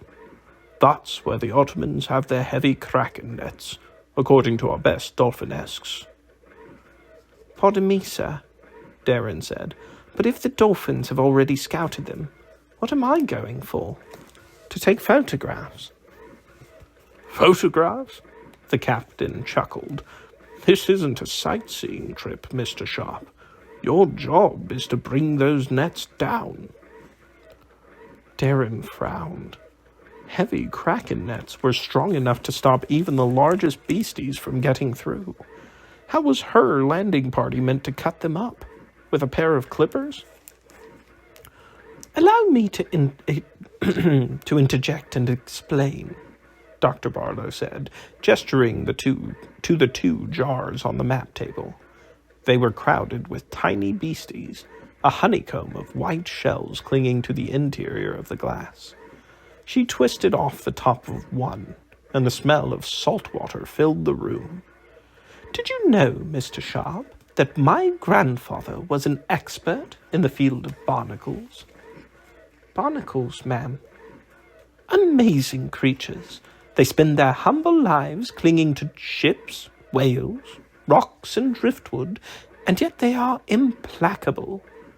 Enough of them can foul even the largest dreadnought's engines." She pulled on heavy gloves and lifted a pair of tongs from the table, then fished out a single beastie from the jar. "Of course, these are no ordinary barnacles. They're a species of my own devising, prepared in case the Ottomans proved troublesome. You shall have to be careful with them." "Don't worry, ma'am. I won't hurt your beasties." "Hurt them, Mr. Sharp?" the Lady Boffin asked, and Dr. Busk laughed. Suddenly, Darren smelled something besides seawater. It was a dark scent, like smoke from a smithy. Then she realized that the tongs were slowly drooping in Dr. Barlow's hand.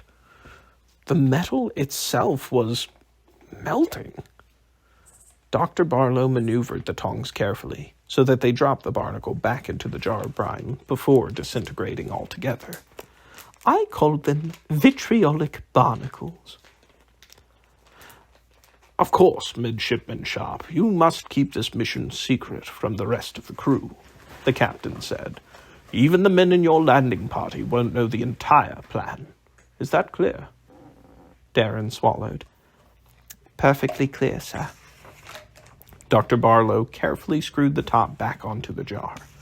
Once the vitriolic barnacles are in the kraken nets, they'll begin to multiply, interbreeding with the natural barnacles already there. In a few weeks, the colony will be overcrowded, like these in the jar. Then they shall begin to struggle, trying to dislodge each other's relentless grip. Their vitriolic ooze will tear away at the nets, turning the cables into a stringy paste of metal at the bottom of the sea. We'll return a month from now, the captain said, in the dark of the new moon, and the Leviathan will guide a creature straight down the strait by searchlight. The Ottoman coastal artillery won't be able to hit us in the air, and the beastie will swim deep underwater, unharmed by magnetic sea mines. But won't the Ottoman Navy have plenty of warning, sir? Darren asked. The strait was almost 100 miles from Istanbul.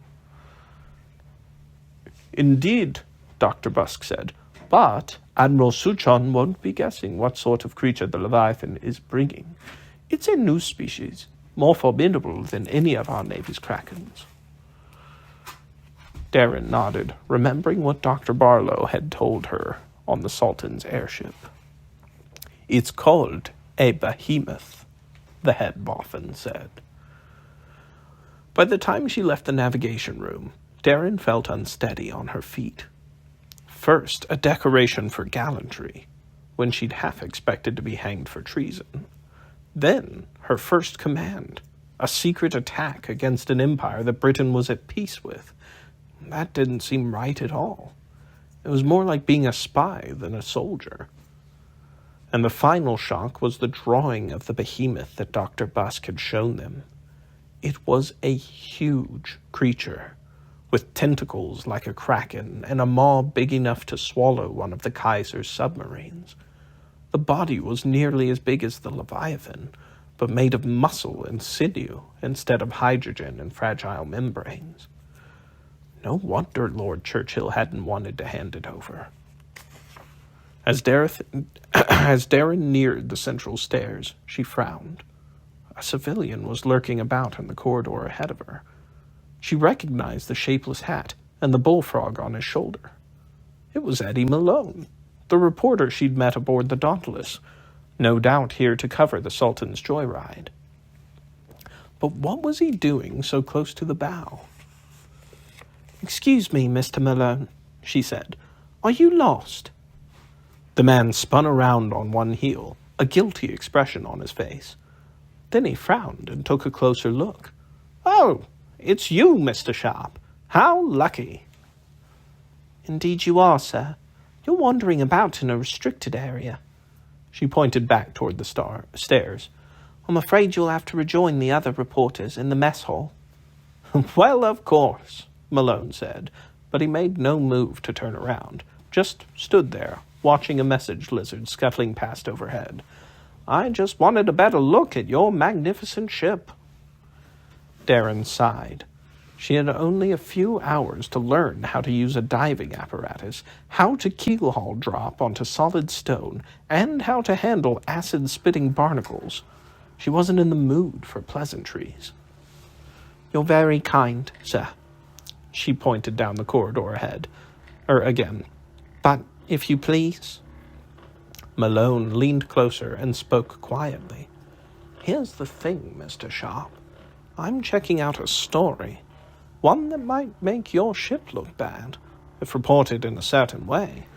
Perhaps you could clear things up for me?" "Clear what up, Mr. Malone?" "I have it on good authority that you're holding a prisoner here. He should be a prisoner of war, but you're not treating him properly." Darren took a long moment to speak. I'm not sure who you're talking about. I think you are. A man named Volger is aboard this ship. You're making him work on those clanker engines of yours, even though he's a real-life count. Darren's hand went to her command whistle, ready to call for the guards. But then she realized how Malone must have learned about Volger. From Alek. With a quick look in both directions, she pulled Malone out of the main corridor and into the officers' baths. "Where did you hear this?" she whispered. "I met an odd fellow," he said softly, scratching the chin of his bullfrog. "I thought he was a bit suspicious, and suddenly the Germans were chasing him.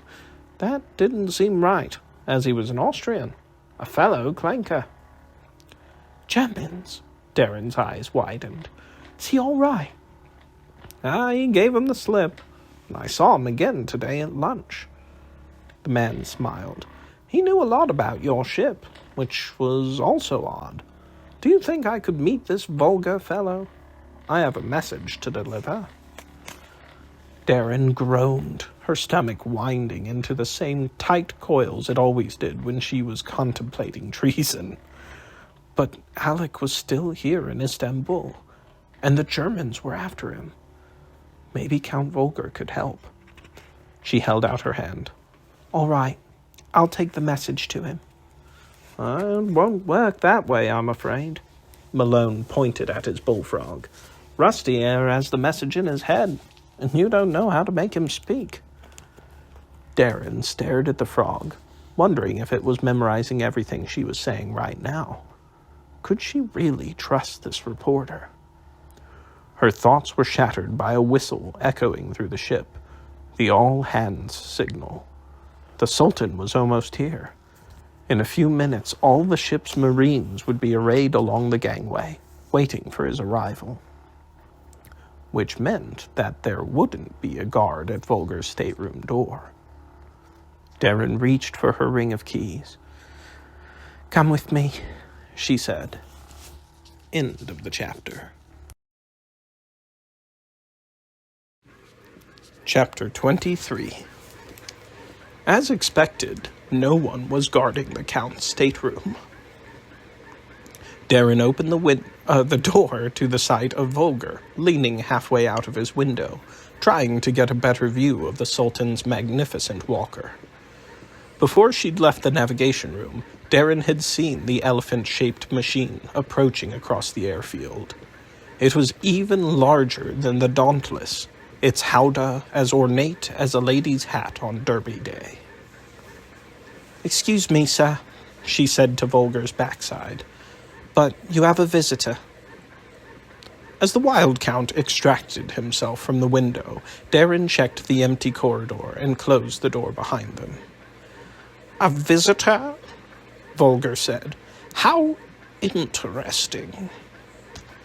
The reporter stepped forward and thrust out his hand. "Eddie Malone, reporter for the New York World." Count Volger said nothing, eyeing Malone up and down. "He has a message from Alek," Darren said. Volger's face froze for a moment. "Alek? Where is he?" "Right here in Istanbul." Malone pulled out his battered notebook. "He told me about you being a prisoner aboard this ship. Are you being well treated, sir?" Volger didn't answer, his expression still one of shock. "Blisters, Malone," Darren swore. "We haven't got time for you to do a barking interview. Can your wee beastie please deliver the message?" "Alek said it was private, just for the Count." Darren groaned with frustration. "Alek won't mind me hearing whatever he has to say, right, your Countship?" Volger regarded the bullfrog with an expression of infinite distaste, but he gave the reporter a nod. Malone took the beastie from his shoulder and set it on the desk. He scratched beneath its chin, tapping a sort of code with his fingertip. "Okay, Rusty, repeat." The frog began to speak in Alek's voice. "I can't be sure if this is really you," Count, but I have to trust this man. We're still here in Istanbul, you see, which I'm sure upsets you greatly. But we've met some friends. Allies, I suppose you'd call them. I'll say more about it when we meet face to face. Darren frowned. Allies? What was Alek blethering about? Mr. Malone tells me that the Leviathan is still here as well, the beastie continued. If you and Hoffman can escape, you can join us. We're at a hotel in the old city, with a name like my mother's. We'll stay here as long as we can. At this, Count Volger softly groaned, his fists clenching at his sides. Oh, and I apologize for making you listen to this abomination. But I need your help, Count. More than ever. Please try to join us. End message, I suppose. The bullfrog went silent. Do you mind if I ask you some questions, sir? Malone said, his pen at the ready. Count Volger didn't answer, but sank into his desk chair, staring hatefully at the frog. I suppose that's really him. It sounds like Alek right enough, Darren said, and the beasties can only repeat what they've heard. Then why was he speaking in English? Volger asked. My name's not Rosencrantz, Eddie Malone said. I wasn't going to carry a message I didn't understand. That little fool, the Count said quietly, shaking his head. What is he playing at now? Eddie Malone picked up the bullfrog and placed it on his shoulder, a frown on his face. You don't sound glad to hear from this fellow. He seemed to think highly of you. Do you know what he was talking about? Volger asked Malone. Who are these new allies of his? The man shrugged. He was being cagey about it. Istanbul is full of secret societies and conspiracies. There was a revolution just 6 years ago. So he's fallen in with anarchists? Splendid. Anarchists? Darren frowned. Alek's not completely daft, you know. Volger waved his hand at the bullfrog. I believe this proves that he is. All he had to do was leave Istanbul, then find somewhere to hide. Aye, but why would he do that? Darren said. You and his dad kept him cooped up his whole life, like a budgie in a fancy cage, and now he's finally free. Did you really think he'd find some hole to hide in? The situation would seem to call for it. But Alek can't keep running forever, she cried. He needs allies, just like he had on this ship before the barking war got in the way. He needs somewhere to belong. But I will say this. I'm glad he ran away from the likes of you, even if he's joined the barking monkey Luddite brigade. At least he can find his own way now. Count Volger stared at her for a long moment, and Darren realized that she'd let her voice go all squeaky.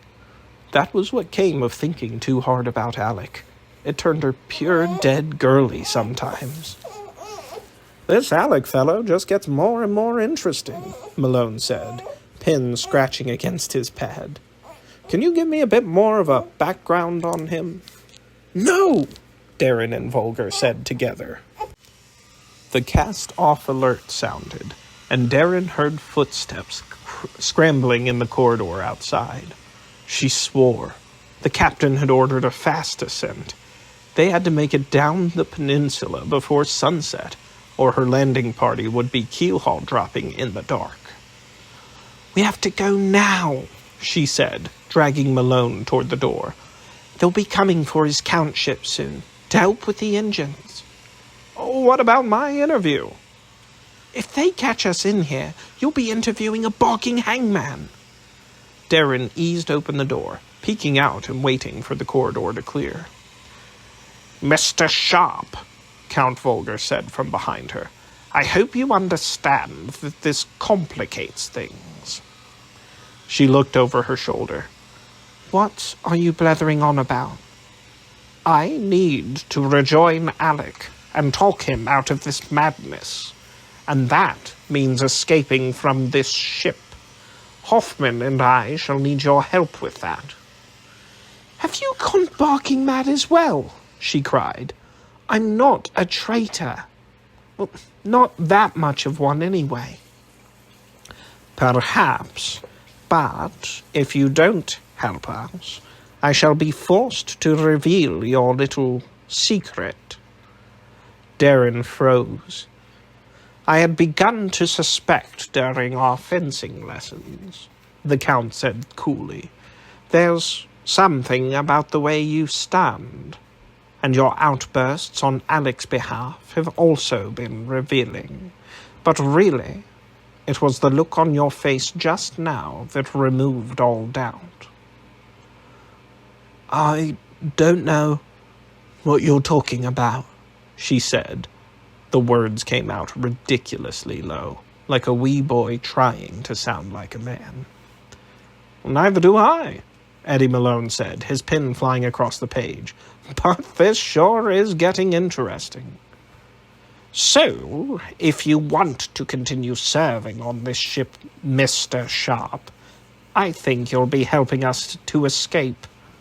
A cruel smile spread across Count Volger's face. Or shall I give our reporter friend here the news? Darren's head was spinning like mad. She'd lived this moment in 100 nightmares, but now the moment had arrived like a bolt of lightning from a clear sky, and from the barking Count of all people. Suddenly, Darren hated all sneaky, clever people. She bit her lip, forcing her thoughts into focus. She was Midshipman Dylan Sharp, a decorated officer in His Majesty's service, not some ninny about to lose her head. Whatever she said now, she could scheme her way out of this later. All right, then, she spat. I'll help you escape. Volger drummed his fingers. It'll have to be tomorrow night, before the Leviathan leaves Istanbul for good. Don't you worry. I'll be glad to see the backside of you. With that, she dragged Eddie Malone out the door. 3 hours later, Darren found herself staring out the Leviathan's open cargo door, a heavy pack on her back, and a rocky expanse rolling past below. She sighed. Might as well jump now, without a barking rope.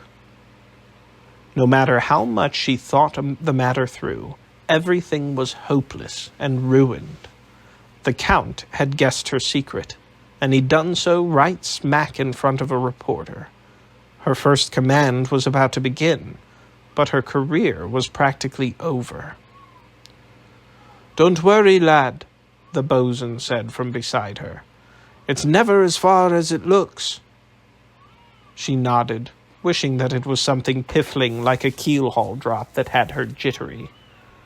Gravity was something you could beat. All it took was hydrogen, hot air, or even a bit of rope. But being a girl was a miserable, never-ending struggle. I'm fine, Mr. Rigby. Just can't wait to get started. She turned toward her men. How about you lot? The 3 men in her landing party put on brave faces, but their eyes stayed glued to the passing landscape. As the Sphinx drew closer, the airship slowed, turning into the stiff breeze coming off the ocean. But the officers couldn't come to a full halt without giving the Sultan and his men too clear a view of the ground beneath them. A bit cheeky, committing espionage right in front of a nation's sovereign.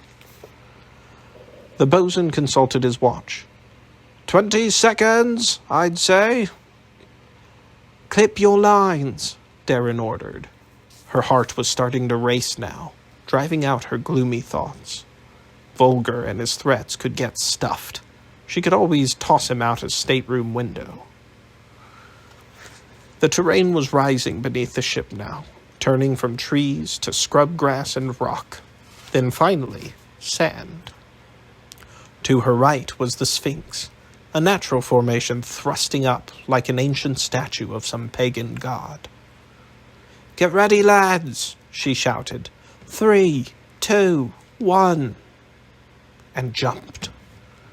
The rope hissed through her safety clip, angry and piping hot in the sea breeze. She heard her comrades descending around her, a chorus of whirring cables slicing through the air. The ground came up fast, and Darren snapped on a second clip. The friction doubled, jerking her into a slower fall. But solid rock and scrub grass still blurred beneath her, too fast for comfort. Then she felt it, a sway in her line. The airship was slowing just a squick. Her rope swung forward with her momentum, then began a slow swing backward, so that her position was almost static with the ground below. "Now!" Darren cried, and pulled her second clip from the line. She dropped fast, hitting hard sand and loose, flat rocks that crunched and powdered under her boots. The impact shook her spine, but she stumbled along, managing to keep her feet. The rest of the cable whipped through her safety clip, smacked her hands spitefully, then skipped across the beach toward the sunset. As the Leviathan slid away into the distance, its engine noise faded into the crash of the waves. Darren felt her gloom descend again, along with a lonely feeling of being left behind. She turned around, counting 3 other figures on the ridge. At least none of her command had been dragged into the sea. "Everyone all right?" she called. "Aye, sir," 2 calls from the growing darkness, followed by a soft groan. It was Matthews, 10 yards away and still not on his feet. Darren scrambled across the loose rocks and found him curled into a tight ball. "It's my ankle, sir," he said, teeth clenched. "I've turned it." "All right, let's see if you can stand." Darren waved for the other men, then shrugged out of her heavy pack. She knelt and checked the glass case that held the vitriolic barnacles. It hadn't broken. When Airmen Spencer and Robbins had made their way over, she had them lift Matthews to his feet. But the moment his weight settled on the twisted right ankle, he cried out in pain. "Set him down," she ordered, and then let out a slow breath. The man's ankle was stuffed. There was no way he could walk 2 miles across the rocky peninsula and back. "You'll have to wait here, Matthews." "Aye, sir, but when are they picking us up?" Darren hesitated. Of the 4 of them, only she knew exactly when the Leviathan would return to the Sphinx. That way, if the men were captured, the Ottomans couldn't set a trap for the airship. As for Darren herself, well, she was a decorated hero, wasn't she? The Ottomans would never drag the truth from her. "I can't tell you, Matthews. Just wait here and don't let anyone see you."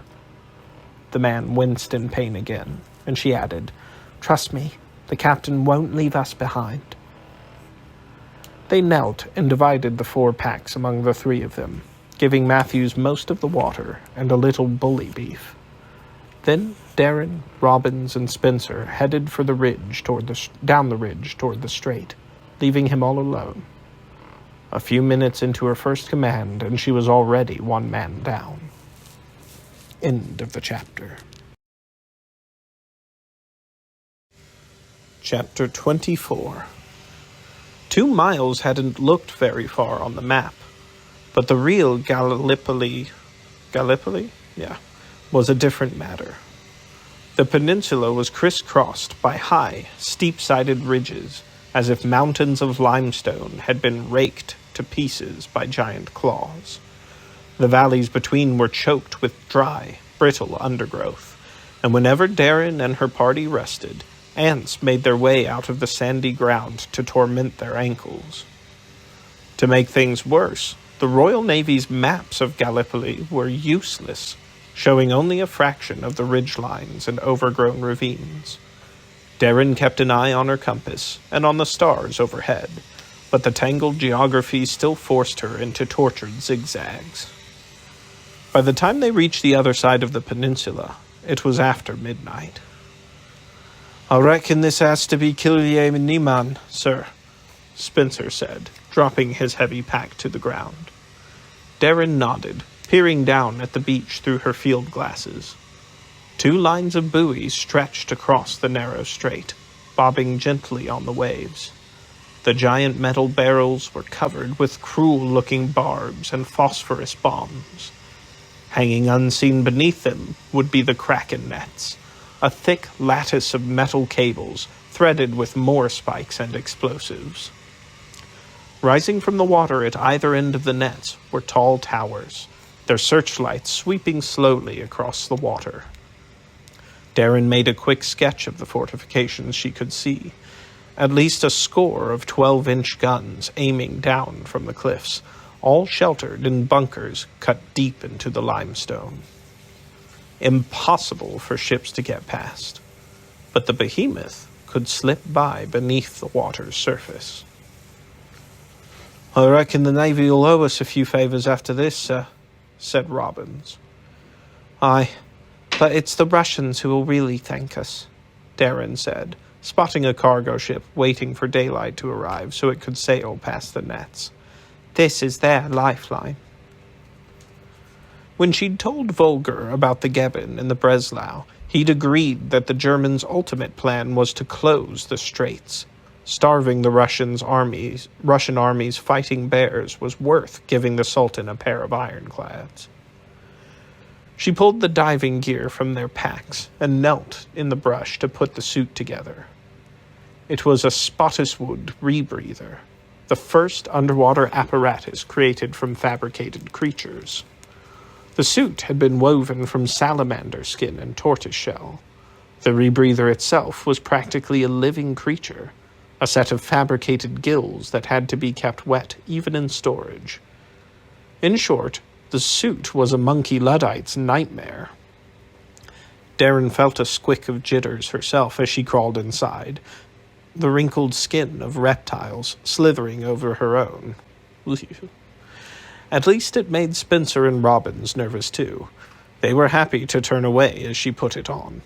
Even as dark as it would have been tricky stripping down to her skivvies in front of 2 airmen. When Darren was ready, she and Spencer crept down to the beach, leaving Robbins to guard the packs. At the water's edge, the tides had carved a yard-high bank of sand to hide behind. They waited there for the searchlights to sweep past, then slapped across the luminous wet sand of the beach, wading into the cool salt water of the strait. "Here you go, sir," Spencer said, handing her the rebreather. "I'll stay right here by the water." "Just stay hidden." Darren dipped her goggles and strapped them on. "If I'm away longer than 3 hours, go back and see to Matthews before it's light. I can get back on my own." "Aye, sir." Spencer saluted and crept back to the shadows. When he was out of sight, Darren finally unwrapped the glass cases of vitriolic barnacles. As per the captain's orders, she hadn't let the men catch even a glimpse of them. The searchlight was sweeping around again, and she sank down to her neck, pressing the rebreather to her mouth. Just as in Dr. Busk's office a few hours before, the feeling was uncanny and a bit horrid. The tendrils of the beastie crept into her mouth, seeking a source of carbon dioxide. A fishy taste covered her tongue, and the air she breathed turned warm and salty, like in the Leviathan's galley when the cooks were frying up anchovies. Darren bent her knees, dropping beneath the surface.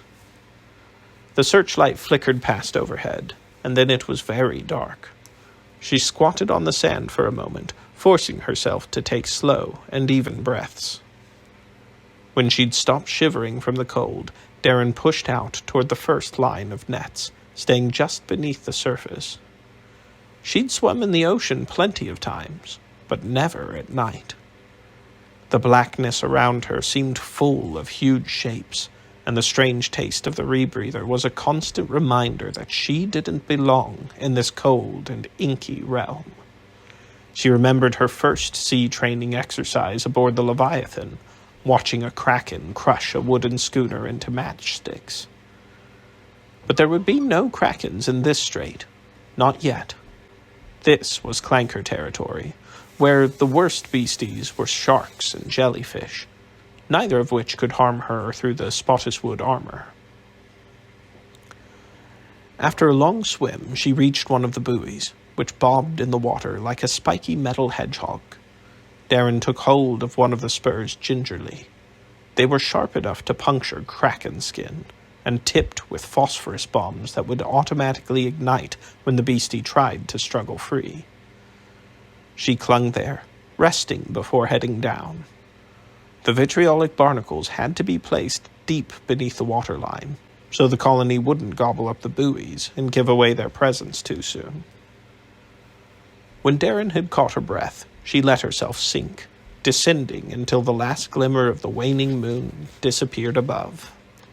The net was easy to find, even in the blackness, its cables as thick as her arm and studded with spurs the size of boat hooks.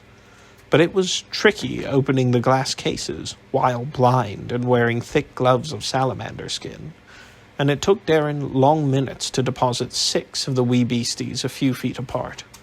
They had to be close enough to create a colony, Dr. Barlow had explained, but not so close that the fighting would start right away.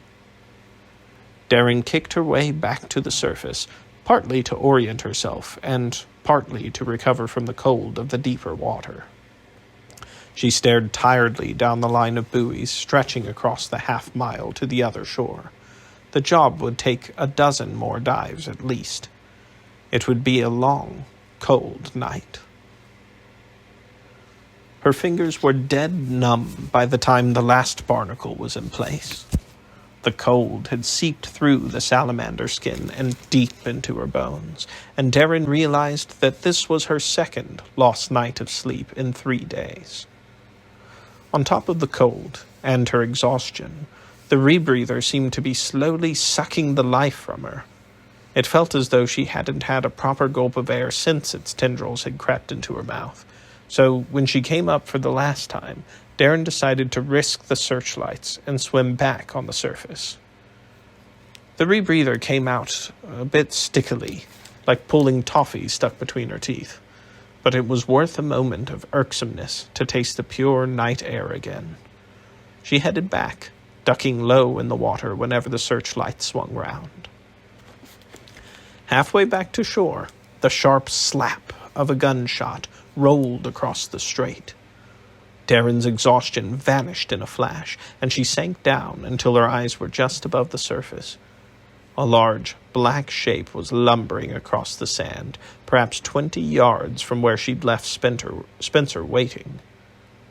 It was a walker, a machine in the form of a scorpion, with 6 legs and 2 grasping claws in front. The long tail curled up into the air, the beam of a spotlight flaring from its tip. Darren swam closer, hearing shouts and another gunshot. The spotlight was trained on a lone figure in a British flight suit, while a dozen or so men scrambled across the sand in pursuit. The searchlight from the nearest tower left its slow path and swung toward the beach, forcing Darren underwater again. She stuffed the rebreather back into her mouth, then swam closer beneath the surface, her heart pounding in her ears. One of her men had been obviously caught, but perhaps the other was still hidden. If she could find him, they could swim away, sharing the rebreather between them. A few yards from the beach, Darren lifted her head above the water, letting herself rise and fall with the swell of the waves. Her eyes swept the shadows behind the shelf of sand, but she saw no one hidden there. She crawled closer, as slow as some primordial beastie taking its first steps on land. The scorpion's spotlight shifted closer to the tree line, revealing another figure in a flight suit lying on the ground. 2 Ottoman soldiers stood nearby, watching the downed man with their rifles pointed at him. Darren swore silently. Both her men had been captured. She clung to the darkness behind the shelf of sand, wondering what to do. The walker was moving now, making the sand tremble beneath her knees. How was she meant to take on a giant scorpion and a score of soldiers with nothing but a rigger's knife? She poked her head up. The 2 Ottomans were lifting the downed man now, helping him up from the sand. He was limping on his right foot. Darren frowned. That was Matthews, the man she'd left at the Sphinx. The Ottomans must have captured him. Had he led them here? Or had the Ottomans simply guessed that the Kraken nets were their objective? And where was her 3rd man? Then the spotlight shifted again, and machine gun fire erupted from the tip of the scorpion's tail, raking the trees along the beach. The branches thrashed madly in the hail of bullets, and sand sprayed in the air. Finally, the machine gun went silent, and a group of Ottoman soldiers charged into the brush. A moment later, they dragged something out. It was a body, motionless and as white as a sheet except for the red stains on the flight suit. Darren swallowed. Her first command had been killed and captured down to the last man. With a noisy grinding of gears, the scorpion moved closer to the dead body. One of its massive front claws dug into the sand, then came up, lifting the lifeless form into the air. The Ottomans were taking her men somewhere, probably to interrogate the survivors and take a closer look at their uniforms and equipment. They would soon guess that the landing party had come from the Leviathan, even if they hadn't forced it out of Matthews already. But her men knew nothing about the vitriolic barnacles, and even if the Ottomans inspected the nets, they wouldn't notice a few more beasties among the millions already living along the miles of cable. Hopefully, they would think that it had been a simple reconnaissance mission and an utter failure. The Ottomans would probably lodge a protest with the Leviathan's captain, but as far as they knew, this mission had not been an act of war. Darren was the only one who could explain otherwise. She had to get away from here, or risk everything. There could be no heroic attempt to rescue her men, and no heading back to the Sphinx now either. The Ottomans would be patrolling the whole peninsula for weeks to come. There was only one place to go. Darren stared back out across the black water, to where the cargo ship she'd seen earlier waited to transit the strait. Once the sun rose, it would head for Istanbul. "Alek," she said softly, and slipped back into the sea. End of the chapter. I knew she was. Chapter 25. The minarets of the Blue Mosque rose up behind the trees. 6 tall spires, like thin, freshly sharpened pencils standing on end. The graceful arc of the mosque's dome stood out dark gray against the hazy sky, and sunlight shimmered from the spinning blades of gyrothopters and aeroplanes overhead.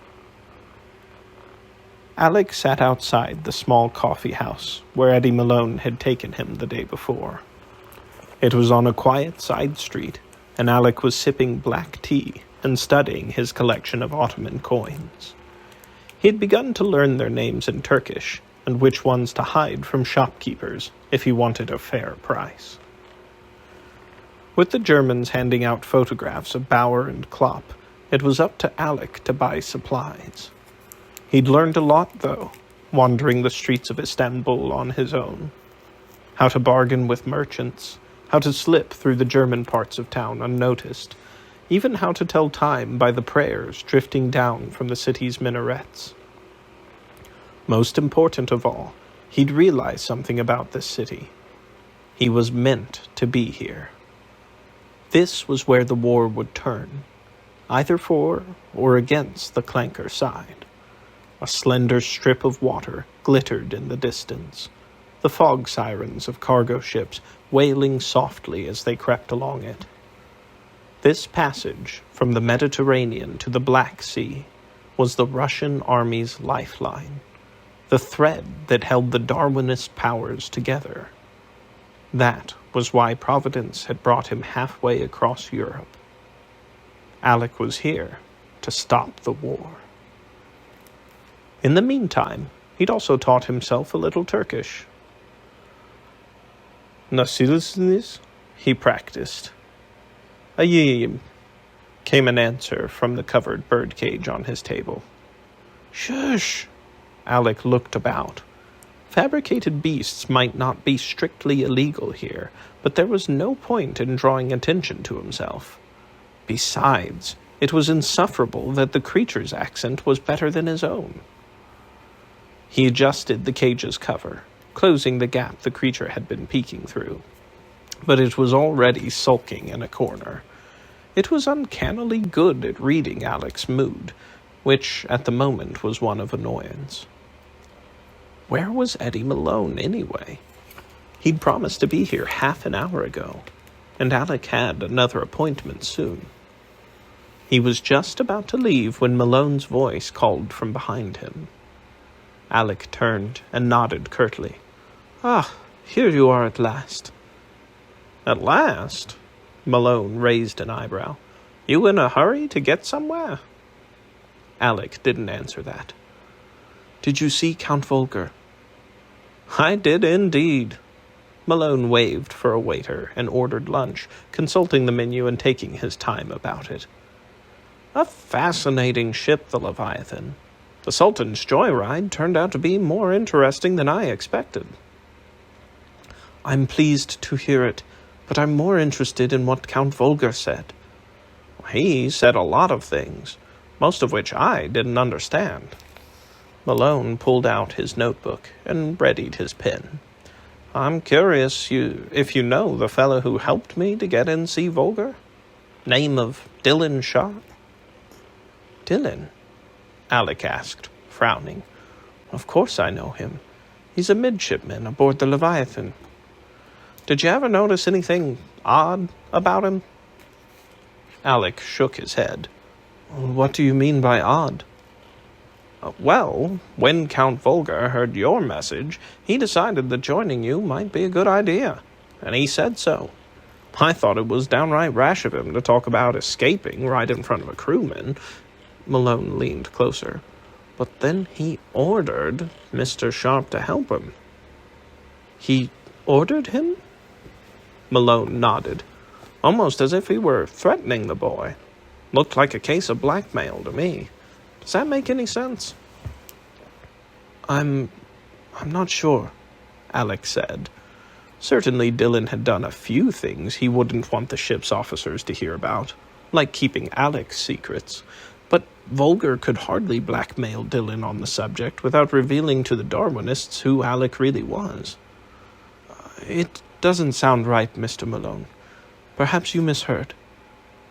"Well, maybe you'd like to hear for yourself." The man took the frog from his shoulder, set it on the table, and scratched it under the chin. "Okay, Rusty, repeat." A moment later, Count Volger's voice emerged from the bullfrog's mouth. "Mr. Sharp, I hope you understand that this complicates things," it said, then switched to Dillon's voice. "What are you blethering about?" Alek looked around, but the handful of other patrons didn't seem to notice. They looked off into the distance, as if talking frogs came to dine at this establishment every day. No wonder Malone had insisted on meeting here. The frog started up a whooping noise, like the Leviathan's klaxon sounding an alert. Then it continued in a tangle of voices, with the wail of the klaxon breaking in at odd times, most of the words flying by too fast for the frog to render clearly. But then Count Volger's voice came out of the muddle. "Perhaps. But if you don't help us, I shall be forced to reveal your little secret." Alek frowned, wondering what was going on. Volger was talking cryptically about fencing lessons. At first, Dillon sputtered that he didn't understand, but his voice was shaky, almost as if he were about to cry. Finally, he agreed to help the Count and Hoffman escape, and with one last shriek of the klaxon, the bullfrog went silent. Eddie Malone lifted it from the table and placed it gently back on his shoulder. Care to shed any light on the matter? I don't know, Alek said slowly, which was the truth. He'd never heard such panic in Dylan's voice before. The boy had risked being hanged for Alek. What threat of Vulgar's could frighten him so much?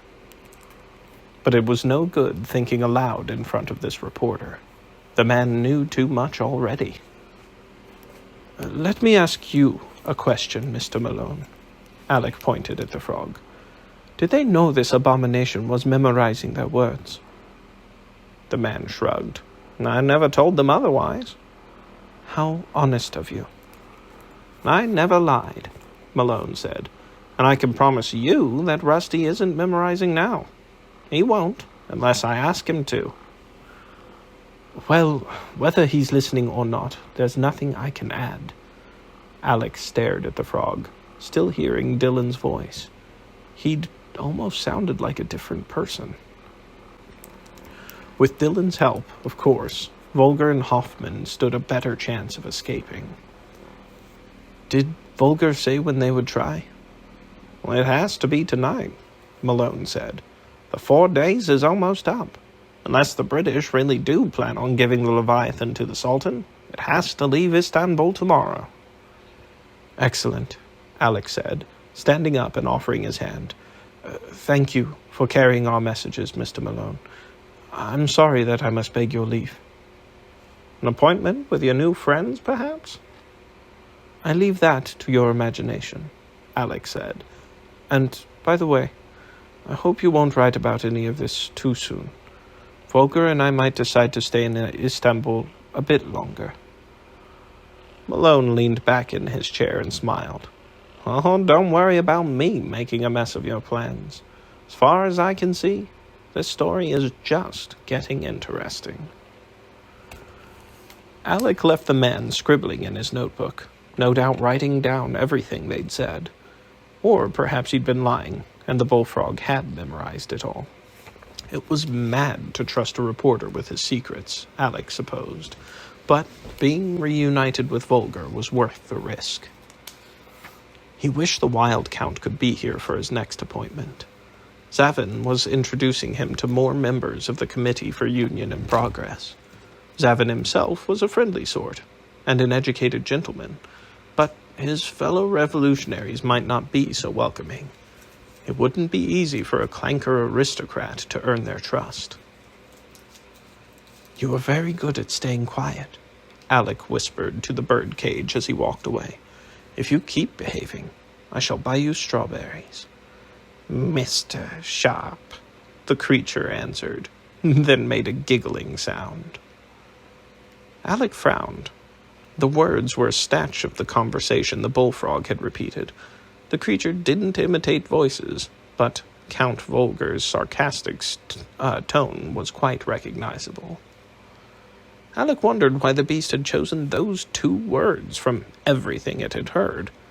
Mr. Sharp, it said again, sounding abundantly pleased with itself. Alek shushed it and pulled a hand-drawn map from his pocket. The route, labeled in Zavin's flowery handwriting, took him north and west from the Blue Mosque, toward the neighborhood he'd stumbled into 2 nights before. The buildings grew taller as he walked, and the clanker influences stronger. Tram tracks braided through the paving stones, and the walls were stained by exhaust, almost as black as the steel spires of Berlin and Prague. German-made machines huffed down the streets, their spare, functional designs strange to Alek after days of seeing walkers shaped like animals. The signs of rebellion also grew. The mix of alphabets and religious symbols filled the walls again, marks of the host of smaller nations that made up the Ottoman Empire. Zavin's map led Alek deep into a tangle of warehouses, where mechanical arms stood beside loading docks. The stone walls loomed high above the narrow streets, so tall they seemed to touch each other overhead.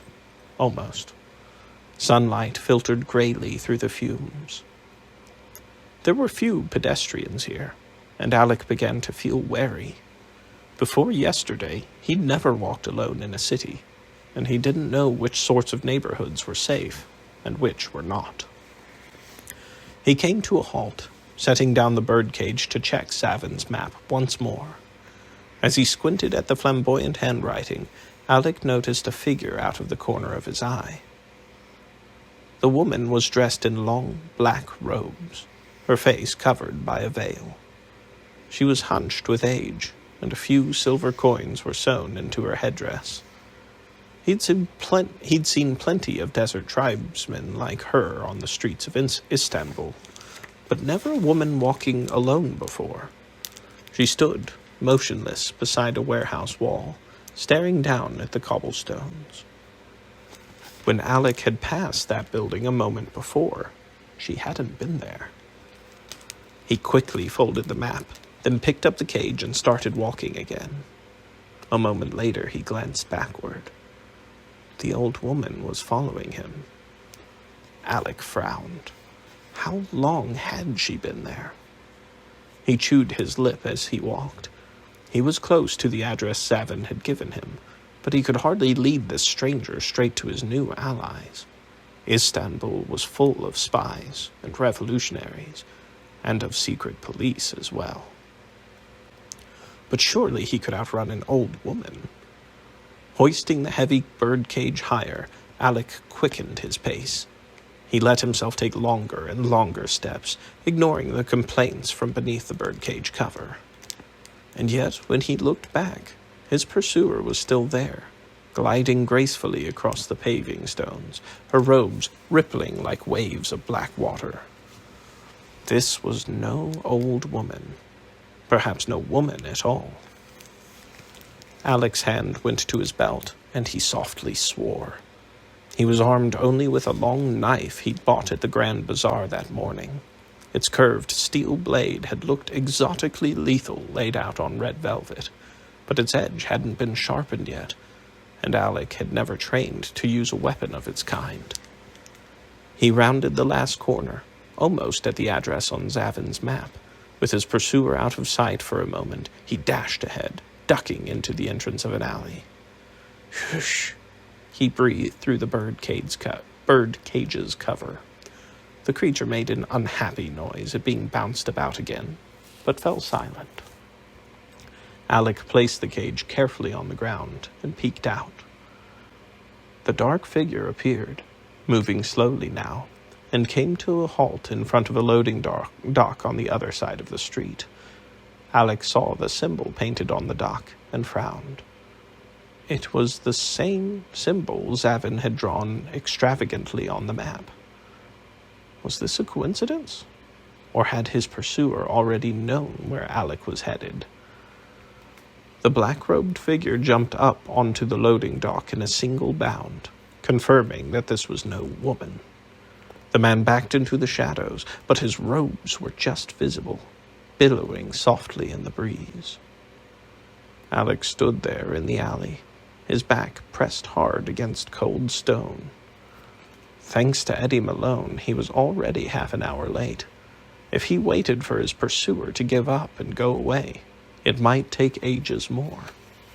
What would his new allies think if he arrived at their secret meeting hours behind schedule? Of course, if he brought them this spy as his prisoner, they might be somewhat more impressed. A 6-legged German walker was headed up the street, dragging a heavy cargo train behind it.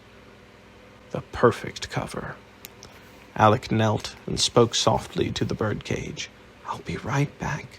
Just stay quiet." "Quiet," the creature muttered in reply. Alek waited until the cargo train was lumbering past, between him and the other man. He stole out of the alley and scampered along behind the train, then slipped between 2 cars and across the street. His back to the stone warehouse wall, Alek inched his way toward the loading dock. The long, curved knife felt unfamiliar in his hand, and he wondered for a moment if the man had spotted him. But it was too late for doubts. Alek crept closer. Suddenly, a maniacal peal of laughter came from across the street, echoing from the alley where he'd left the beast. Alek froze. Was it in trouble? A moment later, the black-robed figure jumped down onto the street. It crept toward the maniacal laughter, crossing the street to peer into the alleyway. Alek saw his chance, stealing up behind to press his knife against the man's throat. "Surrender, sir. I have the advantage." The man was smaller than he'd thought, and quicker. He whipped around within Alek's grip, and suddenly they faced each other. Alek found himself staring into deep brown eyes, framed with ringlets of black hair. This wasn't a man at all. "Not quite an advantage, boy," the girl said in perfect German, "unless you want to join me in death." Alek felt a nudge, then looked down. The tip of her knife was pressed against his stomach. Alek swallowed, wondering what to do. But then the door to the loading dock began to rise, rattling with the clatter of chains and pulleys. Both of them looked up, still locked in their lethal embrace. Zavin stood there in the doorway, beaming down at them. "Ah, Alek, you're finally here, and I see you've met my daughter." End of the chapter.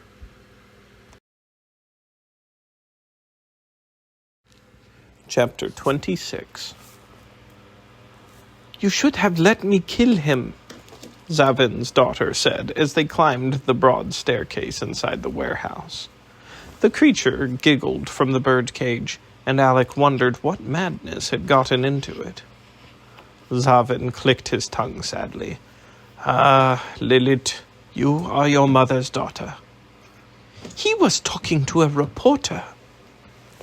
Alek realized that Lilith was speaking German, deliberately letting him understand. He found it rather awkward, being threatened by a girl. Almost as embarrassing as mistaking her for a man. Nene will agree with me, Lilith said, fixing Alek with a cold stare. "Then we will see who has the advantage." He rolled his eyes at her, as if a mere girl could get the better of him. It had all been the creature's fault for distracting him. The birdcage seemed heavier than ever, climbing these endless stairs. How high up were they going? "Mr. Malone was carrying a message for me," he explained, "from my friend aboard the Leviathan. I didn't tell him anything about your committee." "Maybe not," Lilith said, "but I followed you an hour before you noticed me. Stupidity can be just as deadly as treachery." Alek took a slow breath, wishing for the 100th time that Volker was there. But Zavin only laughed. "Ha! There is no shame in being trailed by my daughter, Alek. She's a master of the shadows." He thumped his chest. "Trained by the best there is." "It's true. I didn't notice you," Alek said, turning to Lilith. "But was anyone else following me?" "No. I would have seen them." "Well then, I haven't given you away to the Sultan's secret police, have I?" Lilith humphed and climbed ahead. "We'll see what Nene says." "In any case," Alek called up after her, "if the Germans find me, they won't bother trailing me. I'll simply disappear." Lilith didn't turn to face him, but muttered, "That's useful to know." The staircase continued up, dimly lit by a column of latticed windows letting in gray sunlight. As Zavin led them above the swirling exhaust fumes on the street, the stairs grew brighter. Small touches of humanity appeared on the cold stone walls, family portraits, and the 3 barred crosses of the Byzantine church. "Zavin," Alek asked, "do you live here?" "A masterpiece of deduction," Lilith said. "We've always lived above the family business," Zavin said, stopping before a pair of wooden doors with ornate brass fittings. whether it was a hat shop or a mechanic's factory. And now that the family business is Revolution, we live above the committee." Alek frowned, wondering where this committee was. The warehouse felt as still as an empty church. The paint on the walls was cracked, the stairs in disrepair. As Zavin unlocked the doors, he said, "No disguises at home." Lilith gave him an annoyed look, but pulled the desert robes over her head. Beneath them, she wore a brilliant red silk dress that almost reached the floor. Alek noticed again how brown her eyes were, and how beautiful she was. What an idiot he'd been to mistake her for a man. Zavin pushed through the doors into a riot of color. The apartment's divans and chairs were covered with vivid silks, the electrical lamps decorated with rainbows of translucent tiles. A vast Persian rug was spread across the floor, its meticulous geometries woven in the hues of fallen autumn leaves. Sunlight spilled in from a large balcony, setting the whole mosaic aflame. The furniture had seen better days, however, and the rug was worn through in places. "Very cozy," Alek said, "for a revolution." "We do our best," Zavin said, taking in the room with a tired sweep of his eyes. "A proper host would offer you tea first, but we're already late." "Nene doesn't like to be kept waiting," Lilith said.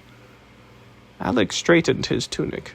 Nene was obviously the leader of the group. It would be best to look smart in front of him. They led him to another set of double doors. Lilith knocked softly, waited a moment, then pushed the doors open. Unlike the outer apartments, this room was dark, the air heavy with incense and the smell of dusty carpets. The viscous light of an viscous light of an old-fashioned oil lamp turned everything the color of red wine. A dozen wireless receivers sat in the shadows, their tubes softly glowing, the chatter of Morse code filling the air. Against the far wall stood a huge canopied bed covered with mosquito netting. It rested on 4 legs carved with drooping folds of skin, like those of a reptile. Within the netting lay a small, thin figure wrapped in white sheets. 2 glittering eyes stared out from beneath an explosion of gray hair. "So this is your German boy," came a crackly voice. "The one you tried to save from the Germans. Or had to save from the Germans." He's Austrian," Zavin said. "But yes, Mother, he's a clanker." "And a spy, Nene." Lilith bent to kiss the old woman on the forehead. "I saw him talking to a reporter before he came here." Alek slowly let out his breath. The fearsome Nene was simply Zavin's mother? Was this whole committee nothing but an eccentric family hobby? He sat down the birdcage and bowed. "Good afternoon, madam." "Well, you certainly have an Austrian accent," she said, in excellent German. These Ottomans seemed to know 6 languages each. "But there are many Austrians working for the Sultan." Alek gestured at Zavin. "But your son saw the Germans chasing me." "Chasing you straight to one of our walkers," Nene said. "A rather convenient introduction." "I had no idea that machine would catch me when I fell," Alek argued. "I could have died." You still could," Lilith muttered. Alek ignored her, kneeling by the birdcage to untie the cover straps. As he stood, he lifted the cage into Nene's view. "Would an agent of the Sultan have one of these?" he said, then whisked off the cover. The creature looked out at them all, its huge eyes round. It turned from one face to the next, taking in Zavin's surprise, Lilith's suspicion, and finally Nene's cold, glittering eyes. "What on earth is that?" she asked. "A creature from the Leviathan, where I served as engine crew for the last 2 weeks." "A clanker on the Leviathan?" Nene let out a chuckle. "What nonsense! You probably bought that beast from some backroom shop in the Grand Bazaar." Alek drew himself straighter. "I certainly did not, madam. This creature was fabricated by Dr. Nora Darwin Barlow herself." "A Darwin, making a cuddly trifle like that? Don't be absurd. And what use would it be aboard a warship?" "It was meant to be a gift for the Sultan," Alek said, "as a way to keep the Ottomans out of war. But then it hatched, ahead of schedule." The old woman raised an eyebrow. "You see, Nene, he is a liar," Lilith said, "and a fool to think anyone would believe this nonsense." "Believe," the creature said, and the room fell silent. Zavins took a step backward. "It speaks?" "It's just a parrot," Alek said, "like a message lizard, one that repeats words at random." The old woman fixed it with a long, critical stare. "Whatever it is, I have never seen one before. Let me take a closer look." Alek opened the cage, and the beast climbed out and up onto his shoulder. He went closer to the bed, holding out a hand. The creature crawled slowly down his arm, returning Nene's cold stare with its own wide-eyed gaze. Alek saw the woman's expression soften, just as Klopp's and Bowers did every time he put the creature in their care. Something about its huge eyes and wizened face seemed to generate affection. Even Lilith was struck silent. Nene reached out and took Alek's hands. "You have never worked for a living, that's for sure. But there's a bit of engine grease under your fingernails." She rubbed his right thumb. "And you fence, don't you?" Alek nodded, impressed. "Tell me something about the Leviathan that a liar wouldn't know," she demanded. Alek paused a moment, trying to recall all the wonders he'd seen aboard the airship. "There are flechette bats, flying creatures made of jellyfish, and hawks who wear steel talons." "Those beasts have been in the penny papers all week. Try again." Alek frowned. He'd never read a newspaper in his life, and had no idea what was public knowledge about the Leviathan. He doubted the Darwinists had shown him any military secrets. "Well, we fought the Gebbin and the Breslau on our way here." There was a long moment of silence. From the looks on their faces, it seemed that little fact hadn't been in the papers. "The Sultan's new toys?" Nene asked. "When, exactly?" 8 days ago. We stumbled on them due south of the Dardanelles." Nene nodded slowly, her eyes sliding to one of the chattering wireless receivers. "It's possible. Something was certainly afoot last Monday." "It was quite a battle," Alek said. "The Gebbin's Tesla cannon almost put us all out into the sea." The three exchanged glances. Then Zavin said, "Tesla cannon." Alek smiled. At least he knew something that these revolutionaries might find useful. That tower on her aft deck might look like a wireless transmitter, but it's an electrical weapon. It makes lightning. I know that sounds absurd, but... Nene silenced him with a raised hand. "It does not. Come for a walk with me, boy." A walk?" Alek asked. He'd assumed the woman was an invalid. "Onto the balcony," she ordered, and suddenly the delicate sound of a clockwork mechanism filled the room. One of the bed's wrinkled legs took a slow, smooth step forward. Alek jumped back, and Lilith laughed from across the room. The creature crawled back up onto his shoulder, echoing her giggle. "Haven't you ever seen a turtle move?" Nene asked, smiling. Alek took another step back, getting out of the bed's way as it lumbered toward the double doors. "Yes, but I never thought of sleeping on one." "You sleep on one every night, boy. The world itself rests on a turtle's back." Alek smiled at her. "My mother used to tease me with that old wives' tale." "Old wives' tale?"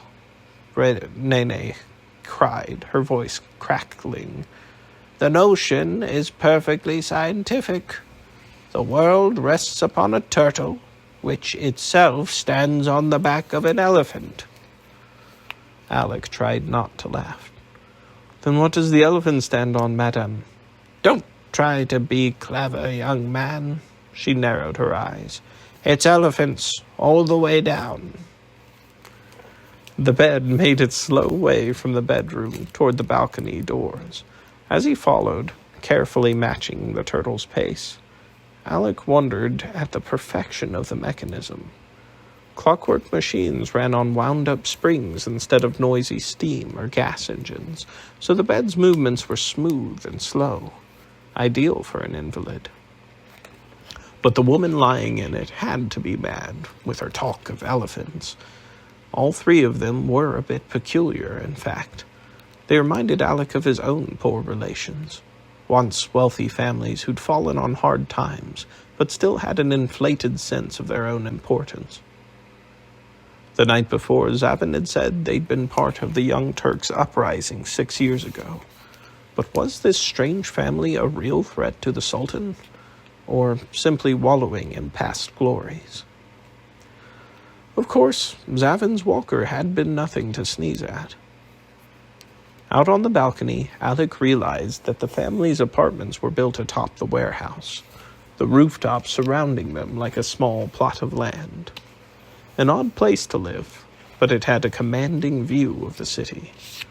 From this height they could see both the Sea of Marmara and the sparkling inlet of the Golden Horn. There she was, just as Eddie Malone had said, the Gebbon, resting beside a long pier. Her huge, kraken-fighting arms were working above the surface, helping to load cargo. Nene pointed a withered finger at the docks. "How do you know about this Tesla cannon?" "It fired at us," Alek said. "It almost set the whole ship aflame." "But how do you know its name, boy? I doubt you guessed it." "Ah." Alek wondered how much to tell her. "One of my men is a master of mechanics. He'd seen experimental models of the cannon." "Your men have knowledge of German secret weapons, yet you served aboard the Leviathan." Nene shook her head in disbelief. "Tell me who you really are. At once." Alek took a deep breath, ignoring Lilith's cold smile. "I'm an Austrian nobleman, madam. My father was against this war, and the Germans had him killed for it. My men and I were hiding in the Alps when the Leviathan crash-landed there." "And they simply invited you aboard?" "We helped the Darwinists escape. Our Stormwalker was damaged, and their airship's engines were destroyed. So we put the two together, so to speak, so that we could both escape the Germans. But once we were airborne, it became clear they considered us prisoners of war. We had to jump ship." He spread his hands. "So here we are, looking for allies to fight with." "Allies," the creature repeated softly. "I want revenge on the Germans," Alek said. "The same as you do." There was a long silence. Then Nene shook her head. "I don't know what to make of you, boy. Clanker engines on a hydrogen breather. It's ridiculous. And yet, no spy of the Sultan's would dare tell a story so unlikely. Wait, Lilith said, taking her grandmother's hand. Remember when the Leviathan flew over the city yesterday? And we thought it funny how the engines were smoking like Clanker airships do? She glanced at Alek. Not that he's telling the truth. Nene shook her head again. No doubt this boy saw them as well, and that was what inspired his bizarre story. Madam, I don't enjoy being called a liar, Alek said firmly. It makes me a stronger ally that I know both Darwinist and Clanker secrets. I've military training and gold. My men and I can pilot walkers and fix them as well. You must let us help you, unless you're only playing at Revolution. Lilith sprang to her feet, her teeth bared. Zavin stood silent, but moved a hand to his knife. Nene spoke very calmly. Young man, you have no idea what this struggle has cost my family. Our fortune, our station in society. She gently took Lilith's hand. And this girl's poor mother as well. How dare you call us amateurs? Alek swallowed, realizing that he'd gone too far. I doubt you can help us, Nene continued. I know an aristocrat when I see one, and spoiled brats like you never help anyone but themselves. The words struck Alek like a kick in the stomach. This was always how people saw him, as a pampered fool, no matter how hard he tried. His knees bent, and he found himself sitting on the bed. I'm sorry for speaking like an idiot, he said, and I'm sorry about your mother, Lilith. I lost my parents too. I just want to fight back somehow. You lost both your parents? Nene said, and her voice grew softer. Who are you, boy? Alek looked into the old woman's eyes and realized he had two choices. He could either trust her or go back to being alone. Without allies, he and his men could do nothing but run into the wilds and hide. But he was here in Istanbul for more than that. He knew. Who do you think I am? He whispered. An Austrian nobleman, certainly. Perhaps an archduke's son. He nodded, holding her fierce gaze. Then surely you know your mother's full maiden name, and if you don't get every last syllable right, my granddaughter will drop you off this roof. Alek took a breath, then recited, Sophie Maria Josephine Albina, Countess Chotek of Chotkau and Wognen. Belief dawned at last on the old woman's face. Our meeting is Providence, he said. I swear I can help you, Nene. Inexplicably, Lilith burst into laughter. Zavin let out a low chuckle, and the creature joined in. What a charmer, Lilith said. He's adopted you now, Nene. Alek realized his mistake. Nene wasn't a name at all, but simply a word for grandmother, like Oma in German. I'm sorry my Armenian is deficient, madam.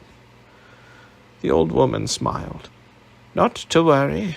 At my age, one can never have too many grandchildren, even if some of them are idiots. Alek took a deep breath, managing to hold his tongue. Perhaps it's my old age, but I'm starting to believe you, Nene said. Of course, if you are who you say, then surely you can pilot a walker. Show me one, and I'll prove it to you. She nodded, then waved her hand. Zavin, perhaps it's time to introduce His Serene Highness to the committee. End of the chapter. Chapter 27. Lilith and Zavin led him to the far corner of the balcony, which overlooked a huge courtyard within the walls of several warehouses. The windows of the surrounding buildings were boarded up, and the whole courtyard covered with camouflage netting to hide it from the air.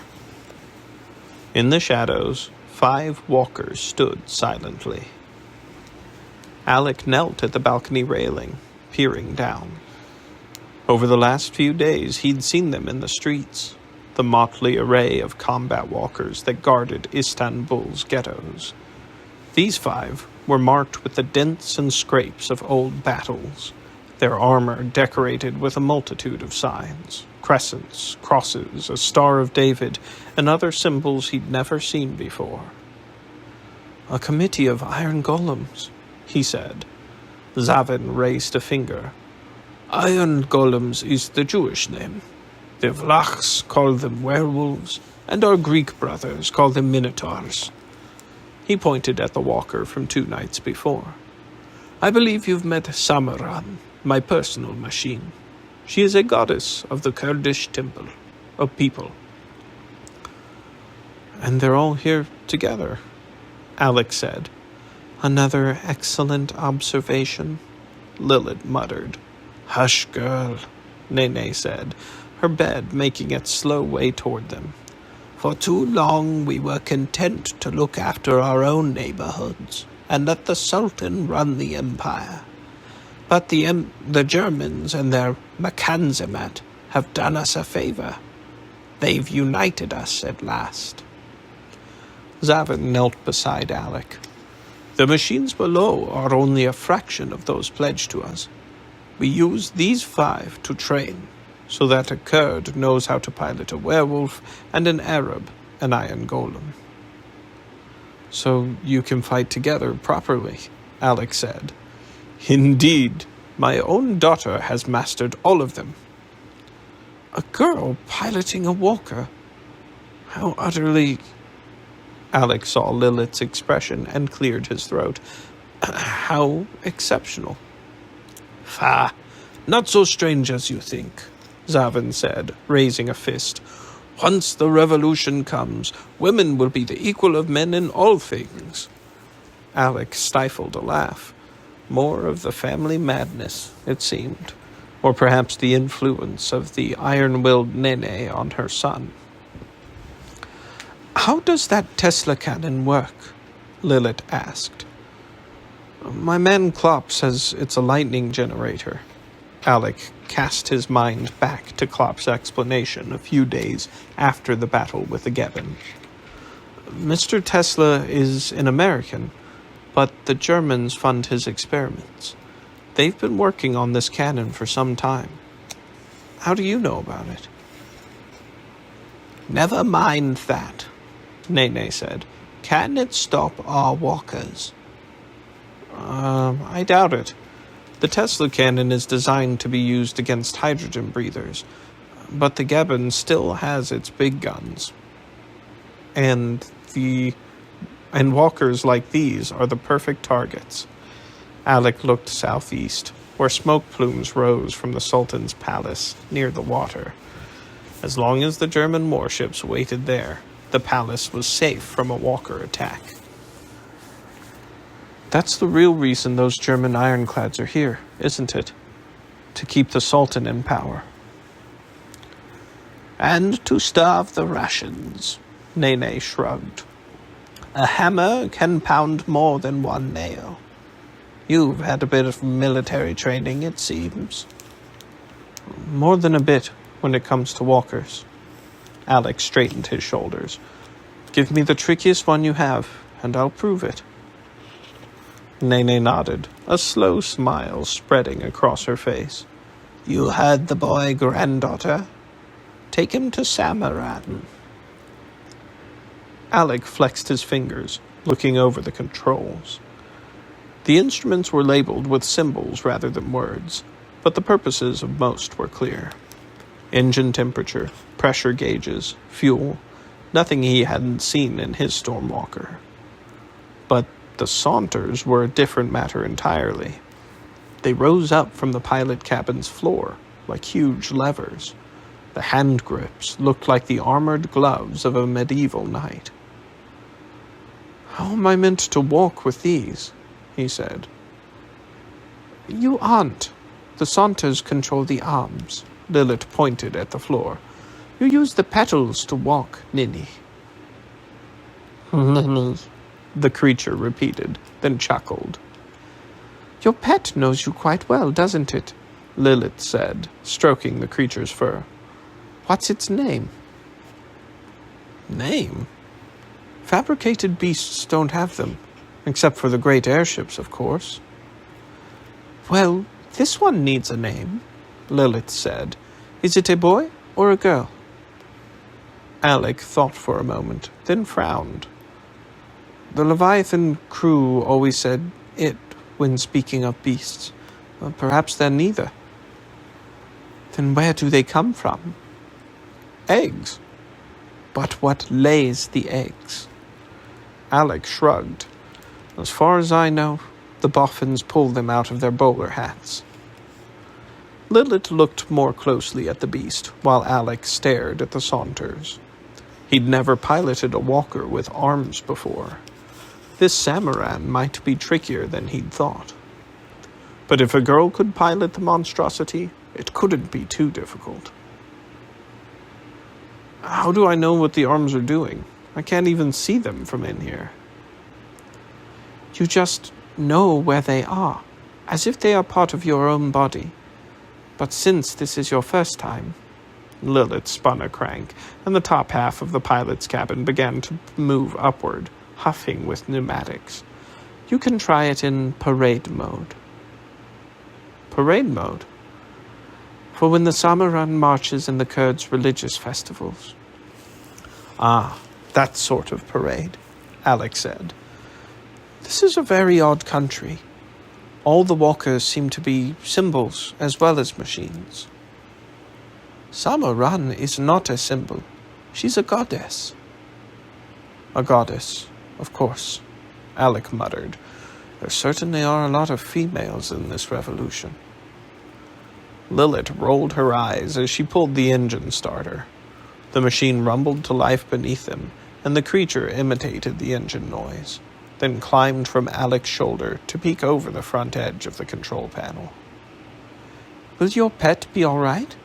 Lilith asked. "It has an excellent head for heights," Alek said. "When we escaped the Leviathan, we climbed across a cable much higher than this." "But why did you steal it?" she asked. "To prove that you'd been aboard the airship?" "I didn't steal anything," Alek said, placing his boots carefully on the foot pedals. "It insisted on coming." The creature turned to face them and seemed to smile at Lilith. "Somehow, I almost believe you," she said softly. "Well, show us how clever you are, boy. Walking is the easy part." "I doubt it shall be any trouble," Alek said, watching the instruments come to life.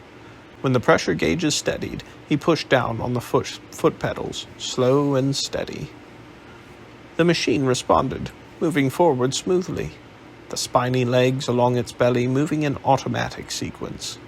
He lifted his left foot from the pedal, guiding the walker into a slow turn. "This is easier than my four-legged runabout," he exclaimed. "I could pilot that when I was 12. Lilith gave him a strange look. "You had your own walker? When you were 12? "It was the family's." Alek reached for the Saunters. "And boys have a natural gift for mechanics, after all." "A natural gift for boastfulness, you mean?" "We'll see who's being boastful." Alek slipped his right hand into the metal glove and made a fist. A great pair of claws snapped shut on the machine's right side. "Careful," Lilith said. "Samaran is stronger than any mere boy." Alek pushed the Saunter about, watching how the walker's arm followed his movements. The arm was long and sinuous, like a snake's body, its scales sliding against one another with a sound like a dozen swords drawn from their scabbards. "The trick is to forget your own body," Lilith said. "Pretend that the walker's hands are yours." The saunters were amazingly sensitive, the giant arms mimicking every movement of Alek's, but slowly. He paced himself to match the walker's scale, and soon he felt 20 meters tall, as if he were wearing a huge costume instead of piloting. "Now comes the tricky part," Lilith pointed. "Pick up that wagon over there." In the far corner of the courtyard, an old wagon lay overturned. Its wooden side was scratched and gouged, like an ill-treated child's toy. "Looks easy enough," Alek said, guiding the machine closer among the motionless forms of the other walkers. He stretched out his right hand, and the machine obeyed him. From the control panel, the creature imitated the sounds of hissing air and metal as they echoed from the courtyard walls. Alek closed his fingers slowly, and the claws shut around the wagon. "Good so far," Lilith said, "but stay gentle." Alek nodded, remembering Volgar's rule on how to hold a sword. Like a pet bird, tight enough to keep it from flying away, but gentle enough not to suffocate it. The wagon shifted in the Sumerian's grip, threatening to fall. "Turn your wrist," Lilith said quickly, "but don't squeeze." Alek turned the claw upright, trying to settle the wagon in its metal palm, but the wagon had other ideas, slipping or tipping from its side onto its wheels. It began to roll. "Careful," Lilith said, and the creature repeated the word. Alek twisted his hand in the saunter again, trying to flip the wagon back onto its side, but it wouldn't stay still. Like a marble rolling back and forth in a bowl, the wagon reached the edge of his palm and teetered there, and Alek squeezed a little harder. The giant metal fingers shut with a sharp hiss of air, and he heard the crack of wood splitting. Splinters flew in all directions, and Alek ducked as something large sailed past his head. Tiny wooden needles stung his face. He opened his eyes in time to see the wagon's pieces crashing to bits against the paving stones below. He stared at the empty claw, annoyed. Lilith sat back up beside him. A few tiny splinters were caught in her black hair. The creature stared up at him from the pilot's cabin floor, making a sound like the creak of shattering wood. "Having the power of a goddess is quite a responsibility," Lilith said quietly, flicking at her hair. "Don't you agree, boy?" Alek nodded slowly, turning his wrist and watching the giant claw rotate on its gears. He still felt it, the connection between himself and the machine. "I don't suppose you have another wagon," he said. "I think I've got it now." End of the chapter. Chapter 28. Night was falling at last. Darren had spent a long, hot day among the crates on the cargo ship's deck, hiding from the crew and the merciless sun. It was the vessel she'd spotted from the beach at Kilye Niman, a German steamship carrying fat coils of copper wire and turbine blades the size of windmill sails. The ship had waited at the Kraken nets until dawn, then had taken most of the day to steam to Istanbul. After spending 7 weeks on an airship, Darren was exasperated by the crawling pace of the surface craft. It didn't help that since her hasty supper the night before, Darren had eaten only a stale biscuit she'd found among the crates. For drink, she'd had only handfuls of dew scraped from a canvas lifeboat cover. Of course, she was better off than her men. who were all either dead or held captive by the Ottomans. On the slow journey here, she'd replayed the scene on the beach 1,000 times in her mind, wondering what she could have done. But against the Scorpion Walker and 24 soldiers, she would only have been captured herself. The cargo ship was not entirely without conveniences, though. The crew mostly stayed below decks, and a line of sailors' uniforms had been left drying in the sun. She'd found a set of slops that would fit well enough. Once the sun set, she would swim for shore. Istanbul was already lighting up before her. Clanker electricals were harsher than the soft bioluminescence of London and Paris, and what had seemed a ghostly glow from the airfield was dazzling this close. The city looked like a fairground coming to life, all glitter and brilliance. Even the Sultan's palace was alight on its hill, the minarets of the 2 great mosques lancing into the sky around it. Darren had decided to head for that section of the city, the peninsula where the oldest and newest buildings were clustered. But as she stretched her swimming muscles, Darren felt one last squick of doubt about her plan and considered the options. There were more than 100 ships standing off Istanbul, some of them civilian vessels under British flags. If she swam across to one of those, it might carry her back out to the Mediterranean, where the Royal Navy waited, or north to the Russians in the Black Sea, who were Darwinists at least. But 1,000 excuses crowded her head. The Ottomans would be searching British ships carefully, and why would any captain believe that she was a decorated officer in the air service and not some mad stowaway? What if, without her middy's uniform and a ship full of beasties at her command, anyone could see straight away that she was a mere girl? And even if she did make it back to the Leviathan, what if Volger hadn't managed to escape? He could destroy her career with a word at any time. But it wasn't any of those reasons that had set her on this course, Darren knew. Alek was here in this city, and needed help. Perhaps it was daft to risk everything for some barking prince, a boy who didn't even know she was a girl. But it was no more daft than Alek walking across a glacier to assist a wounded enemy airship, was it? When the water had turned into a black expanse, an upside-down sky shimmering with the city's radiance, Darren left her hiding place. She stuffed the stolen uniform inside her diving suit and crept to the bow. After slipping over the gunwales, she descended the anchor chain hand over hand, then slid into the water without a splash. She crawled ashore in the shadows beneath a long pier. Even at night, men and walkers worked the bustling docks, scurrying about beneath huge mechanical arms that chuffed smoke as they pulled cargo from 6 ships. Floodlights cast hard black shadows that jittered and swung. Darren stole into a maze of offloaded crates and metal parts, and quickly found a dark spot where she could strip off the Spottiswoode suit. Pulling on her borrowed German sailor slops, she felt a squick of vexation. Demoted from an officer in the air service to a common seaman.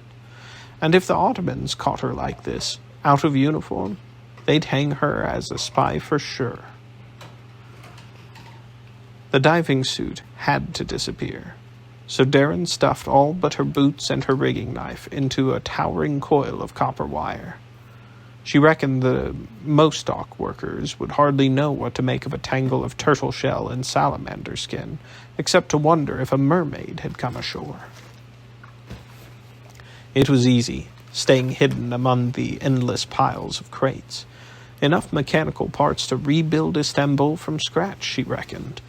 They were all labeled in German. Darren crept inland, heading toward the city lights and the promise of food and water. At the edge of the warren, however, she found herself facing a chain-link fence. It was 16 feet tall, with 3 coils of barbed wire glittering along its topside. The only gate in sight was wound shut with a massive chain. "Just my luck," Darren muttered. She'd come ashore at a top-secret section of the waterfront. It would have been simple enough to swim out and come in elsewhere, but Darren was weak with hunger. The thought of plunging back into the cold, dark water made her shiver. What was so barking important about all this cargo anyway? As she skulked along the fence, looking for an unlocked gate, she took a closer look. It wasn't just mechanical parts, but electricals as well. There were giant rolls of rubber insulation and a row of glass jar batteries, the same kind of voltaic cells that the Leviathan searchlights used. But these were the size of outhouses. Darren remembered the turbine blades aboard the cargo ship. Were the Germans building a power station somewhere here in Istanbul? She heard voices and ducked lower into the shadows. It was a dozen men or so, one with a ring of keys jingling in his hand. Perfect. They were headed out. Darren crept behind them to a wide gate in the fence, with tracks leading through and out into the darkness. As their leader unlocked it, the men spread out across its length. They pulled it open, metal scraping over cobblestones. Something huge and restless waited beyond the fence, huffing and steaming in the cool night air. Then it began to move, a colossal machine rolling slowly into view. The engine at its front took the form of a dragon's head, and the cargo arms were folded on its back like black metal wings. White clouds of steam roiled from its grinning jaws.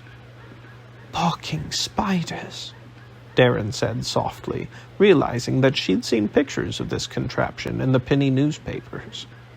It was the Orient Express. The great train eased forward, forcing Darren farther back into the piles of cargo, but she was unable to take her eyes from it. The Express seemed to be a strange crossbreed of Ottoman and German design. The engine suggested a dragon's face, with a great lolling tongue spilling from its jaws. But the mechanical arms that unfolded from its cargo cars were unadorned and moved as smoothly as the wings of a soaring hawk. The arms reached out into the piles of cargo, lifting metal parts, coils of wire, and glass insulators shaped like huge translucent bells. The train began to load itself, like some greedy monster ravaging a treasure trove. Suddenly, the dragon's single eye burst to life, a blinding headlight. As brilliance spilled across the darkness, Darren stumbled blindly back, the shadows of her hiding place ripped away. A cry sounded above the huffing engines of the express. "Where ist das?" And Darren understood enough clanker to know what it meant. Someone had spotted her. She turned and ran, half-blinded, stumbling on a bundle of plastic tubing. The tube skittered underfoot, and Darren hit the ground hard. She rose painfully to her feet and staggered into the darkness, where she curled up behind a large spool of wire. Her knee was throbbing, her hands cut and bleeding from breaking her fall. Dizziness swept across her. 24 hours without proper food taking its toll. The pounding in her chest felt thin and weak, like a bird's heart instead of her own. There was no way to outrun the men. She had to outsmart them. Darren ignored the pain, crawling back toward the express on hands and knees, keeping low in the cargo stacks, squeezing through the narrowest gaps she could find. She hoped they hadn't got a good look at her, and wouldn't realize they were chasing a skinny wee slip of a girl. Their voices surrounded her, echoing through the piles of crates and metal. Darren kept crawling, pushing back toward the bright lights of the train. The shouting men flowed past her, thinking she was still running away. Then a shadow spilled across Darren, a huge mechanical claw reaching down for her. She dropped flat, and the claw's 3 rubber-tipped fingers closed around a coil of wire as big as a hippo-esque. The machine paused a moment, its grip settling around the coil, and Darren saw her chance. She scampered up and climbed inside the cylinder of wire. With a lurch, the claw hauled it and her up into the air. She looked down to see the ground sliding past, the electric torches of her pursuers spreading out across the maze of crates, but no one thought to look up at the cargo passing overhead. The metal fingers squeezed tighter for a moment, and the wire pressed inward around Darren. Had the arms operator spotted her and decided to crush her? But it was just the giant claw adjusting its grip. Soon she was being gently lowered, the coil of wire settling in among a dozen others. She waited for the arm to swing away again, then climbed out of the belly of an into the belly of an open-topped freight car. The sidewalls were only a bit taller than Darren was, and she scrambled up and peered out. More men had arrived to join the search. Dogs, too. A pair of German shepherds were yanking at their handler along, sniffing everything in sight. Luckily, traveling by mechanical arm didn't leave much of a scent trail, but she had to get out of the cargo car before the next incoming load crushed her flat. Darren made her way to the front end, peeking at the next car along. It had a closed top and a fancy-looking glass door at this end. She climbed over and dropped between the cars, then jimmied the door open with her rigging knife. She slipped inside and closed it, holding the knife out in front of her. "Hello?" she called softly, hoping her clanker accent was believable. No one answered. As her eyes adjusted to the darkness, Darren let out a low whistle. It was a saloon car, as fancy as a box of peacocks. I like that.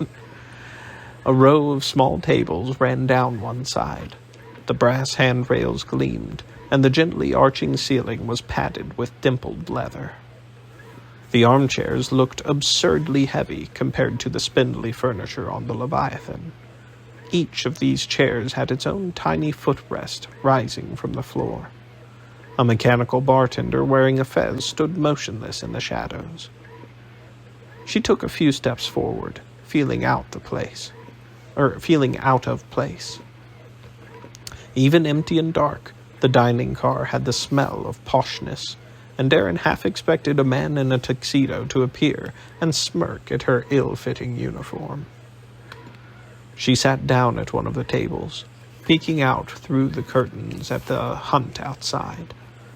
The electric torches of her pursuers bobbed in the darkness, but they were fanning out in the direction of the water, still thinking she'd run away from the express.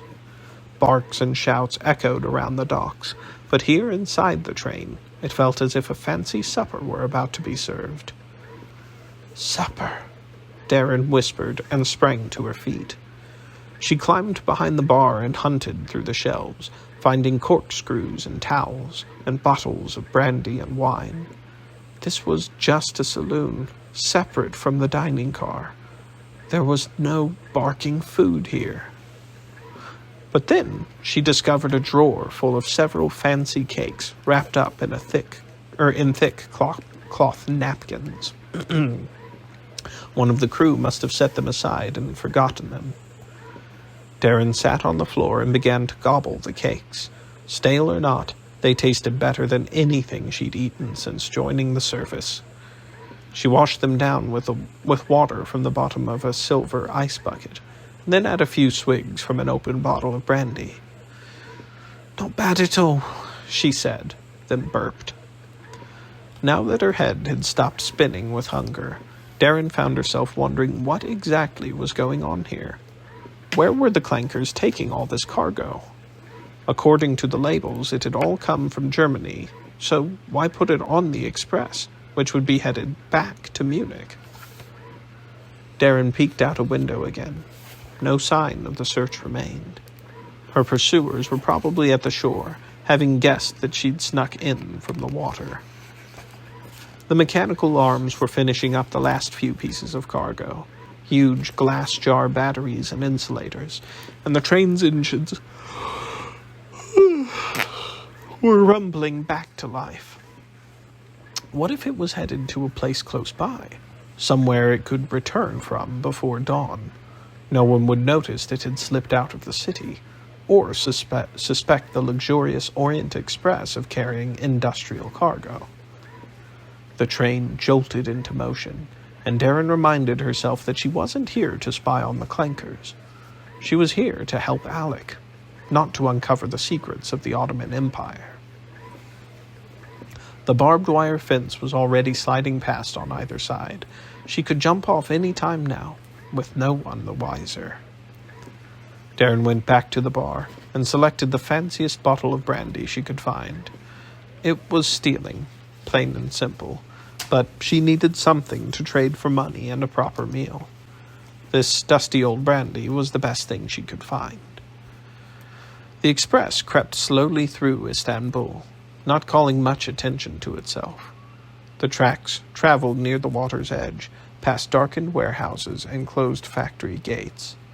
Darren opened the door and stood between the cars, waiting for the right moment to jump. As the train slowed for a turn, she stepped off as smoothly as some tourist arriving on holiday. She skidded down the embankment and crouched there until the steaming dragon had passed, then made her way into the unlit streets. Even this late, the bright lights of the city still glowed on the horizon. But Darren reckoned she needed rest more than food now. So she picked the darkest, shabbiest alley she could find and curled up for a few hours of fitful sleep. End of the chapter. Chapter 29. She awoke before dawn to someone prodding her with a broom. It was a young man in coveralls who went about the task without particular enthusiasm. When Darren scrambled to her feet, he turned back to sweeping the alley, never saying a word. Of course, the man would hardly expect her to speak Turkish. The port of Istanbul was probably full of foreign sailors lugging about bottles of brandy. Drums were sounding in the distance, along with a vigorous chanting. It seemed a bit early for anyone to be making such a racket. The trio of cats she'd shared the alley with hardly seemed to notice, though, and went back to sleep after the sweeping man had passed on. Darren walked at random until she spied the forest of minarets near the Sultan's palace. Surely there were restaurants for sightseers thereabouts. The fancy cakes in her stomach had been replaced by gnawing hunger, and she needed to be thinking clearly if she was to find Alek in this giant city. Touring Istanbul on foot wasn't like looking down from an airship or the howdah of a giant elephant. The smells were sharper down here. Unfamiliar spices and walker exhausts snarled in the air, and push carts full of strawberries passed, leaving a sweet haze in their wake, along with a few hungry-looking dogs. A dozen languages mixed in Darren's ears. A jumble of alphabets decorated every news kiosk. Luckily, there were also simple hand gestures among all the babble. Making herself understood would be simple enough. When men in seamen's slops called out to Darren, she answered them in clanker. She'd learned a handful of greetings from Bauer and Hoffman, and a few choice curses as well. It never hurt to practice. She found a shop window filled with fancy liqueur bottles, dusted off her brandy, and went inside. At first, the proprietor looked askance at her disheveled slops, and almost tossed her out when he discovered she was there to sell, not to buy. But when he glimpsed the bottle's label, his attitude changed. He offered her a pile of coins, which grew by half when she gave him a hard look. Most of the restaurants were closed, but Darren soon found a hotel. A few minutes later, she was sitting down to a breakfast of cheese, olives, cucumbers, black coffee, and a small bowl of gloppy substance called yogurt, which was halfway between cheese and milk. As she ate, Darren wondered how she would find Alek. In his message to Volker, he'd said that his hotel had a name like his mother's. That sounded simple enough, except that Alek had never told Darren his mother's name. She knew his granduncle, the Emperor, of course, Franz Josef, and remembered that his father's name was also Franz something or other, but wives were seldom as famous as their husbands. She watched a group of sailors walk past, and wondered if any of them were Austrian. Surely they would know the murdered Archduchess's name, if Darren could only make her question understood. But then she remembered the other half of Alek's message, that the Germans were looking for him. Questions about a fugitive prince from an English-speaking sailor in a clanker uniform would only attract suspicion. She had to find the answer herself. Luckily, Alek's family was famous. Wouldn't they be in the history books? All she needed was some sort of family tree. An hour later, Darren was standing on a broad marble stair, a brand-new sketchbook in her hand. Before her stood, according to her half-dozen conversations in sign language and halting clanker, the newest and largest library in Istanbul. Its huge brass columns gleamed in the sun, and its steam-powered revolving doors gathered and disgorged people without pausing. As she passed through them, Darren had the same jitters she'd felt in the saloon car of the Orient Express. She didn't belong in any place so fancy, and the bustle of so many machines made her dizzy. The ceiling was made of a tangle of glass tubes, full of small cylinders zooming through them, almost too fast to see. The clicking fingers of calculation engines covered the walls, fluttering like the cilia of the great air beast when it was nervous. Clockwork walkers the size of hat boxes scrappled along the marble floor, stacks of books weighing them down. A small army of clerks waited behind a row of desks, but Darren made her way through the vast lobby, headed toward the towering stacks of books. There looked to be millions of them. Surely a few were in English. But she found herself halted by a fancy iron fence that stretched all the way across the room. Every few feet there was a sign that repeated the same message in 24 languages. Closed stacks. Ask at information desk. Darren returned to the desks, screwed up her courage, and went to the one with the nicest-looking clerk behind it. He wore a long gray beard, a fez, and pince-nez glasses, and gave her a slightly puzzled smile as she approached.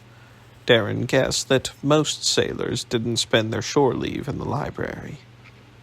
She bowed to him, and then tore 2 pages from her sketch pad and set them down on the desk. On one she'd drawn the Habsburg crest that had decorated the breastplate of Alek's Stormwalker. On the other, she had sketched a branching tree, like the genealogies of the great air beasts that Mr. Rigby was always making them memorize. No doubt the clankers drew their family trees in a different manner, but surely a librarian would understand the concept. The man adjusted his glasses, stared at the sketches for a moment, then gave Darren a quizzical look. "You are Austrian?" he asked in careful clanker. "No, sir. America." She spoke in German as well, but tried to mimic Eddie Malone's accent. "But I want—" Her brain raced. "To understand the war." The man slowly nodded. "Very well, young man. A moment, please." He turned to face what looked like a piano set into the desk and clacked away at its keys. No music emerged, but as he typed, a punch card emerged from a slot in the desk. He handed it to her and pointed. "Good luck." Darren bowed and thanked him, then followed his gesture to a kiosk in the center of the room. She watched another patron use it first. The woman fed her punch card into what looked like a miniature loom. The card slid beneath a fine-tooth comb, whose tiny metal teeth jabbed up and down as if scrutinizing the holes in the card. After a moment's spinning and clattering, the card was spat back out.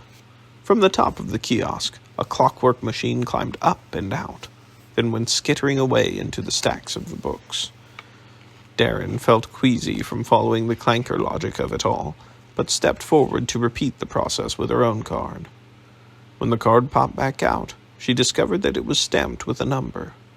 After a minute's wandering about the lobby, Darren found a row of small tables labeled with numbers of their own. She sat down at the one that matched her card and pulled out her sketchbook. As she drew, the whir and clatter of the machines echoed around her, the sounds blending like the crash of distant waves. Darren wondered how the clankers managed it, translating questions into scatterings of holes in paper. Did every wee sliver of knowledge have its own number?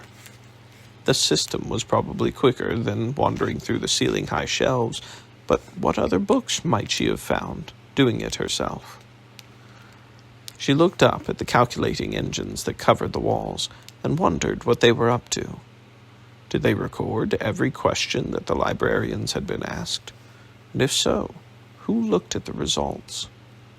Darren remembered the eyes peering at her through the slats of the throne room wall and began to drum her fingers. Surely in all this tumult of information, no one would notice a few questions about the tragedy that had started this whole barking war. Finally, her clockwork machine scuttled back, like a dog with a fetched bone. It was weighted down with 6 books, all of them heavy and bound with cracked old leather. She picked a few up and leafed through the gilt-edged pages. Some were in clanker, others in a flowing script she'd seen on many of the signs outside, but one had hardly any words at all, only names, dates, and coats of arms. On its cover was the Habsburg crest, and a Latin phrase she remembered from the first time Alek and Dr. Barlow had met. Belligerant alie, tu Felix Austria nube. Let others wage war, the first part meant. Barking spiders, Darren said softly to herself. There were a lot of Habsburgs. The book was thick enough to stuff a hippoesque, and the entries stretched back 800 years.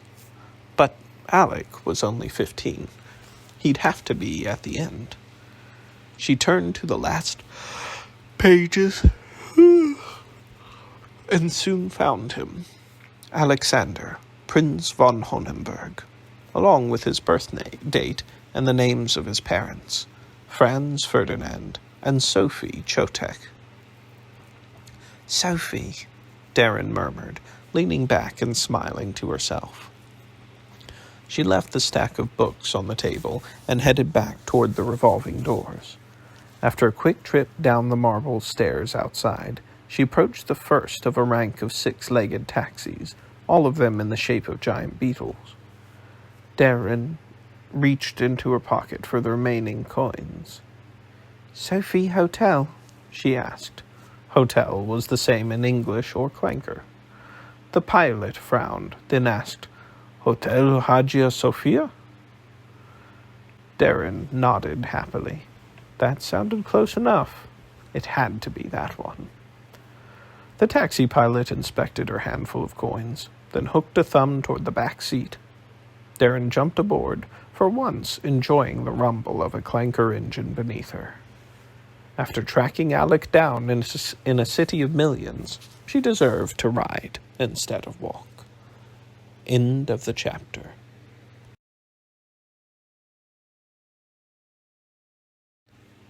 Chapter 30. The Hotel Hagia Sophia was pure dead fancy. Darren shook her head. She might have expected to find Alek in a place like this.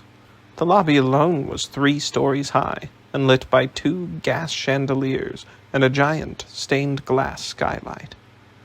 Uniformed bellmen guided their clockwork luggage carriers through the bustling crowd. Marble staircases spiraled their way to the mezzanines and balconies, while steam elevators huffed into the air like skyrockets taking flight. Even if Alek had chosen this hotel to match his mother's name, Darren wondered if he might have found another clue to use, one that would have led somewhere a bit less princely. The Germans were still looking for him, after all. Of course, that meant that Alek wouldn't be listed under his own name. So how was she going to get a message to him?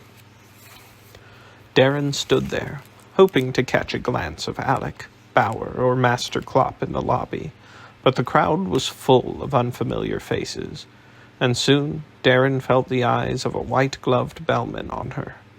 Her stolen uniform was rumpled and dirty from sleeping in the alley, and she stuck out like a clump of claret on a fancy china plate. She had only a few coins left, surely not enough to pay for a room. Not here. Perhaps she could buy coffee and some lunch. Judging by what she'd had for breakfast, there were worse places than Istanbul to crawl ashore half-starved. Darren took a seat at a small table in the hotel dining room, making sure she had a view of the lobby doors. The waiter understood no English, but spoke Clanker no better than she did. He returned with a pot of strong coffee and a menu, and before long Darren was feasting again, this time on lamb chopped into hash, with nuts and sultanas, covered with a plum jelly as dark as an old bruise. She ate slowly, keeping her eyes on the hotel's main doors. People came and went, most of them well-heeled old clankers. The man at the table next to hers wore a monocle and a handlebar mustache, and was reading a German newspaper. When he left, Darren reached over and snatched it up. She leafed through the pages to conceal that she was stalling with her food. The last page was all photographs. The latest fashions, new clockwork house servants, and well-dressed ladies at a roller skating parlor. Nothing earth-shattering, until Darren's eyes fell upon 3 photos across the bottom of the page. One was the Leviathan flying over the city. Another was the Dauntless kneeling in the street after its rampage, and the last showed 2 men under guard. It was Matthews and Spencer, the survivors of her disastrous first command. She squinted at the caption, annoyed that Alek hadn't taught her any clanker spelling. These 3 pictures together could hardly be good news. The Leviathan would be leaving Istanbul under a dark cloud today. Unless the Ottomans had been angry enough to order the airship away early. Darren frowned.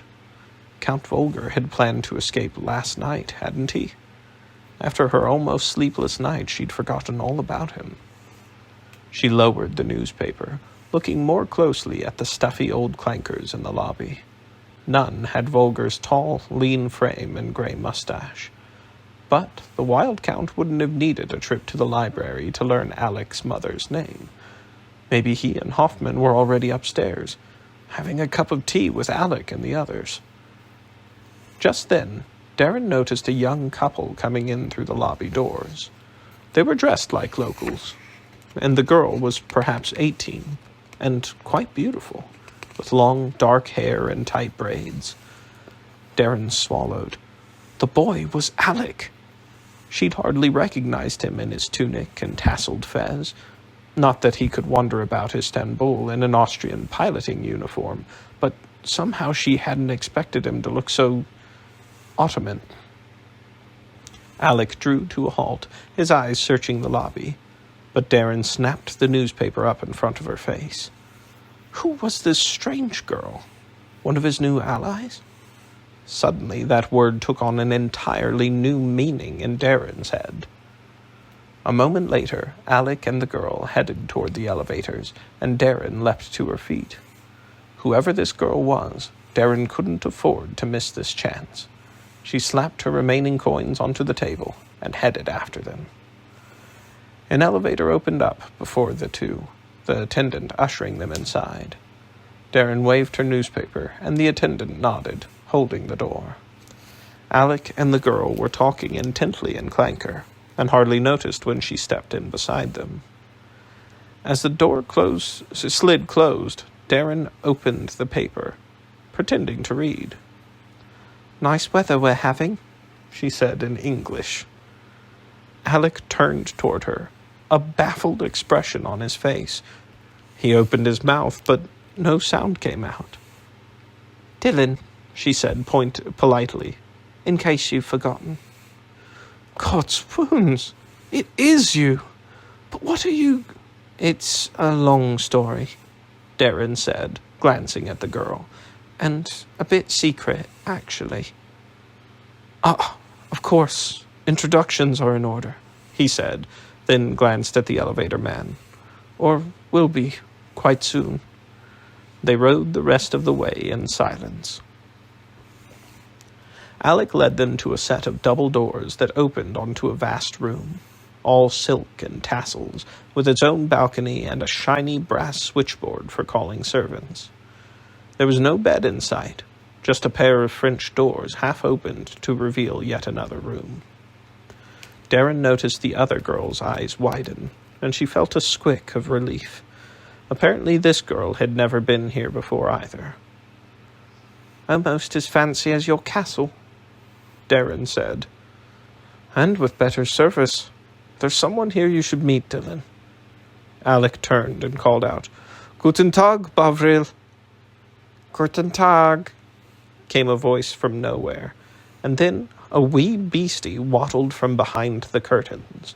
It looked like a cross between a butler monkey and some kind of cuddly toy, all huge eyes and tiny, clever hands. "Fucking spiders," Darren breathed. She'd forgotten all about Dr. Barlow's missing beastie. "Is that what I think it is?" "Mr. Sharp," the beastie said sarcastically. She blinked. "How in blazes does it know me?" "An intriguing question," Alek said. "Bovril seems to have been listening while it was still in the egg, but it also heard your voice from the reporter's awful bullfrog."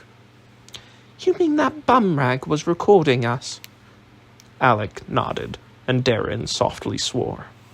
What of Vulgar's threats had the bullfrog repeated? The strange girl didn't seem surprised to see Bovril at all. She pulled a bag of peanuts from her pocket, and the beastie crawled over to her and began to eat them. Darren remembered her conversation with Dr. Barlow aboard the Sultan's air yacht. The Lady Boffin had been quite vague about the creature's purpose. Darren still didn't know what perspicacious meant, and there was all that business about nascent fixation, which had sounded a bit sinister, even if baby ducks had it too. She'd have to keep an eye on this beastie. "You named it Bovril?" she asked Alek. "I named it, in fact," said the girl in slow, careful English. "This silly boy kept calling it the creature." "But you're not supposed to name beasties. If you get too attached, you can't use them properly." "Use them?" Lilith asked. "What a horrid way to think of animals." Darren rolled her eyes. Had Alek taken up with monkey Luddites now? "Aye, lassie, and you've never eaten meat?" The girl frowned. "Well, of course I have. But that seems different somehow." "Only because you're used to it. And why in blazes did you name it Bovril anyway? That's a sort of beef tea." The girl shrugged. "I thought it should have an English name, and Bovril is the only English thing I like." "It's Scottish, actually," Darren muttered. "Speaking of names, I've been quite rude." Alek bowed a little. Lilith, this is Midshipman Dylan Sharp. Midshipman? She asked. You must be from the Leviathan. Aye, Darren said, giving Alek a hard look, though I was meaning to keep that a secret. Secret? Bovril repeated, then made a chuckling noise. Don't worry, Alek said. Lilith and I have no secrets from each other. Darren stared at the boy, hoping this wasn't true. He couldn't have told this girl who his parents were, could he? But where's Volga? Alek asked. You must have escaped with him. I didn't escape at all, you ninny. I'm here for a... She glanced at Lilith. A secret mission. I've no idea where his countship is. But the bullfrog said you were going to help Volga escape. Darren raised an eyebrow, wondering what else the bullfrog had repeated. Of course, Eddie Malone hadn't understood Volga's threats, and neither would Alek. Mr. Sharp, the creature said again, still chuckling. She ignored it. I was planning to help him and Hoffman escape, but then I was given a mission. Maybe they managed on their own. Darren held up the newspaper. But I reckon they didn't have time. Alek took the paper from her and squinted at the captions. The Leviathan has been granted leave to stay in the capital for 4 extra days, but the night before last, the brave Ottoman army discovered Darwinist saboteurs in the Dardanelles. All were killed or captured. In his outrage at this affront, His Excellency the Sultan has demanded that the airship leave the capital immediately. He let the paper drop. I thought so, Darren said. Volga was planning on escaping last night, but if the ship was sent away yesterday, then he's gone, Alek said softly. Darren nodded, realizing the Leviathan was gone too. Where will they take him? London? No, they'll head back down to the Mediterranean, Darren said. Patrol duty. Of course, it would be much more than patrol. The airship would be awaiting the Behemoth's arrival. There would be weeks of training missions, practice in guiding the huge beastie through narrow straits, battle drills, and midnight alerts. And here she was, stuck in this alien city, all alone except for Alek and his men, the perspicacious Loris, and this unknown girl. But Dylan, Alek said, if you didn't escape, then why are you here? Don't you see, Lilith spoke up, that's a German sailor's uniform, a disguise. She turned to Darren. You were one of the saboteurs, weren't you? Darren frowned. The lassie was quick, wasn't she? I'm the only one they didn't catch. Those 3 poor blighters were my men. Alek sat down in a tasseled chair, swearing softly in clanker. I'm sorry about your men, Dylan. Aye, me too. And I'm sorry about Volga, said Darren, though she wasn't sure if she meant it. The Wild Count was too much of a clever boots for her liking. He really did mean to join you. Alek nodded slowly, staring at the floor. For a moment he looked younger than his 15 years, like a wee boy. But he gathered himself and looked up at her. Well, I suppose you'll have to do, Dylan. You're a fine soldier after all. I'm sure the committee will be happy to have you. What are you talking about? What committee? The Committee for Union and Progress. They seek to overthrow the Sultan. Darren glanced at Lilith, then back at Alek, her eyes widening. Overthrow the Sultan?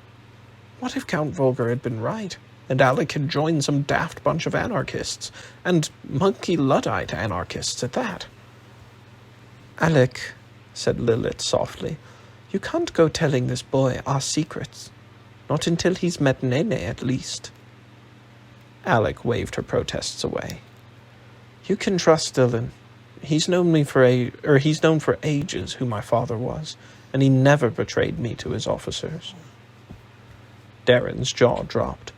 Alek had already told this anarchist lassie about his parents? But he'd been in Istanbul for 3 barking days. Suddenly she wondered if she should just walk over to or out the door. She'd seen a dozen cargo ships flying British flags. Maybe one would take her out to the Mediterranean and back to sanity. Why had she abandoned her sworn duty for some barking prince? Besides, Alek said, standing up and putting a hand on Darren's shoulder, fate has delivered Dylan here to Istanbul. Clearly he's meant to help us. Darren and Lilith looked at each other, and they both rolled their eyes. Alek ignored their skeptical looks. Listen to me. Dylan, you Darwinists want to keep the Ottomans out of the war, right? It's the whole reason Dr. Barlow brought us all this way. Aye, but that's all gone pear-shaped. Everything we've done's only pushed the Sultan into German hands. Perhaps, Alek said, but what if the Sultan were overthrown? Since the last revolution, the rebels here have despised the Germans. They'd never join the Clanker side. The British are just as bad, Lilith said. All the great powers take advantage of us. But it's true enough. We don't want anything to do with your war. We just want the Sultan gone. Darren stared at the girl, wondering whether to trust her. Alek apparently did, having blathered all his secrets. But what if he was wrong? Well, in that case, he needed someone he could trust. Great powers, muttered Bovril, then went back to eating peanuts. Darren let out a slow sigh. She'd come to Istanbul to help Alek, after all, and here he was, asking for help. But this was so much bigger than anything she'd expected. If the Sultan could be tossed out of the palace, then the straits would stay open, and the Russian army wouldn't starve. The Clankers' grand plan to extend their influence into Asia would be stopped in its tracks. This was a chance not just to help Alek, but to change the course of the whole barking war. Perhaps it was her duty to stay right here.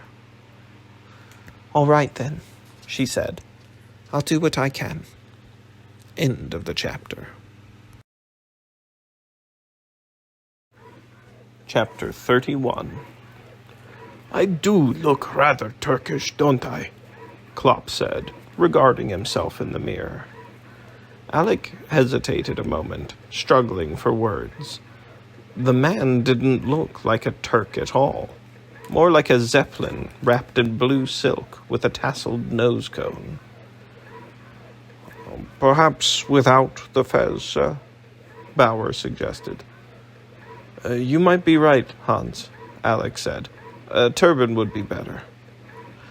Fez, proclaimed Bovril, who was sitting on Dylan's shoulder eating plums. The fez is good, Dylan said. The boy's German was getting better, but he still missed words here and there. Oh, wait, sorry. The fez is good, Dylan said. The boy's German was getting better, but he still missed words here and there. How does one put on a turban? Klopp asked, but no one knew. Bauer and Klopp had been stuck in the hotel for almost a week now, and it had been slowly driving them mad. A cage was still a cage, however luxurious. But at last they were going out, headed to Zavin's warehouse to inspect the walkers of the committee. The problem was how to get them there without being spotted. Alek and Dylan had tried their best to buy disguises at the Grand Bazaar, but the results hadn't been entirely successful. Bauer looked too fancy, like one of the hotel doormen, and Klopp's voluminous robes had turned him into a silken airship. We don't have to pass for Ottomans, Alek said. We're just going through the lobby and into a taxi, then straight to the warehouse. Hardly anyone will see us. Then why aren't you dressed like a Habsburg prince, young master? Klopp pulled the fez from his head. seeing how these anarchists already know your name." "They're not anarchists," Alek said for the 100th time. "Anarchists want to destroy all government. The committee just wants to replace the Sultan with an elected parliament." "It's all the same nasty business," Klopp said, shaking his head. "Murdering's one masters. Have you forgotten those Serb boys throwing bombs at your parents?" Alek bridled at Klopp's impertinence, but kept his anger in check. The old man had a dim view on revolutions in general, and Lilith's chatter about women's equality had hardly helped. But meeting Zavin and the Iron Golems would put Klopp at ease. Nothing brought a smile to his face like the sight of a new walker. "The Germans were behind that attack, Master Klopp, and allying with the committee is our only way to strike back at them." "I suppose you're right, young master." "Indeed," Alek said simply. He looked at Bauer, who promptly nodded his head. Dylan, however, was proving more difficult to convince. He'd taken an instant dislike to Lilith, and refused to tell Alek anything about his mission in Istanbul, saying only that it was too secret to share with a bunch of daft anarchists. Still, it was enough that Dylan was here in Istanbul, ready to help. Something about the boy's brisk confidence made Alek remember that Providence was on his side. "We have to bring the beastie," Dylan said in English, pulling on a silk jacket. His clothes fit perfectly. He'd spent an hour alone with the tailor getting them just right. "Dr. Barlow says he can be quite useful." "But all it does is babble," Alek said, pulling his most important cargo, a small, heavy satchel, onto his shoulder. "Did she explain exactly how it's meant to help?" Dylan opened the birdcage, and Bovril scampered over and jumped inside. "Only that we should listen to it, because it's quite perspicacious."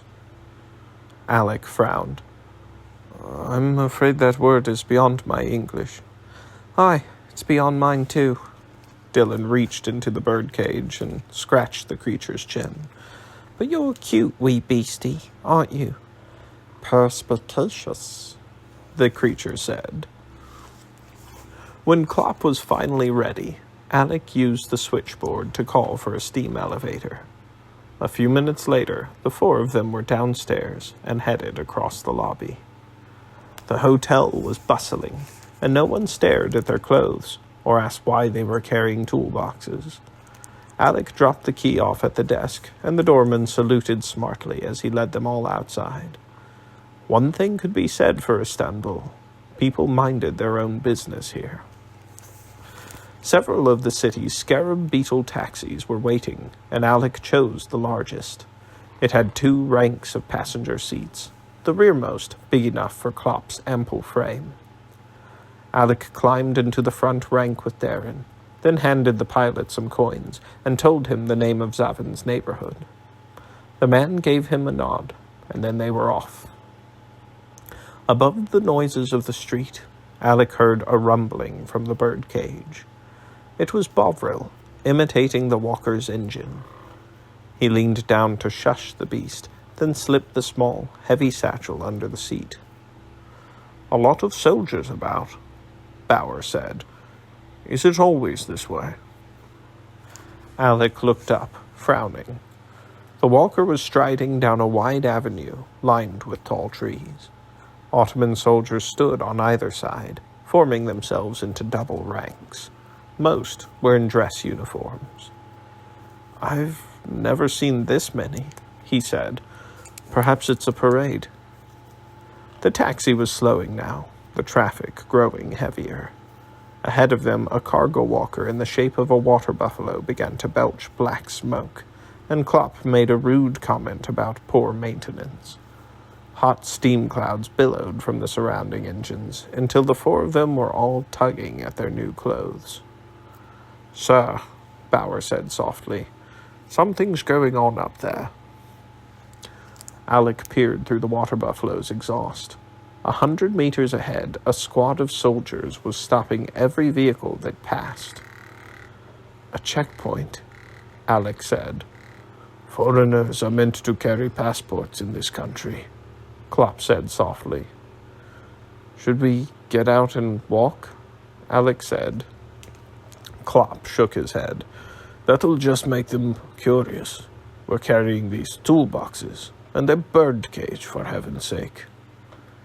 "Right," Alek said. "Well then, we're tourists who've left our passports at the hotel, and if that doesn't work, we can bribe them."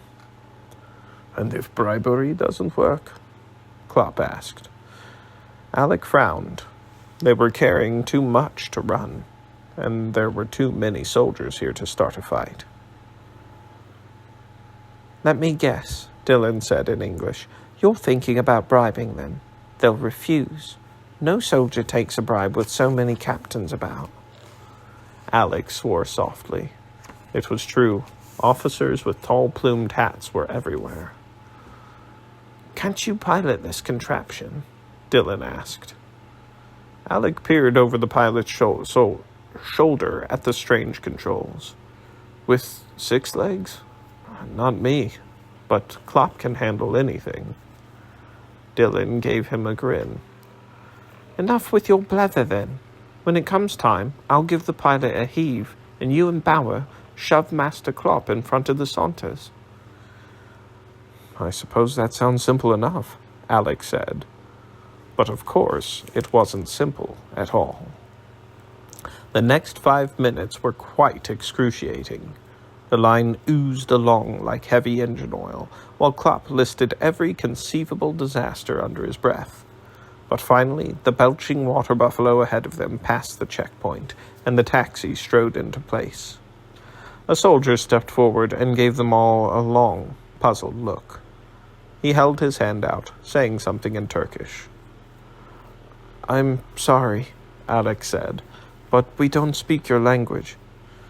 The man offered a polite bow, and then said in excellent German, "Passports, then, please." "Ah!"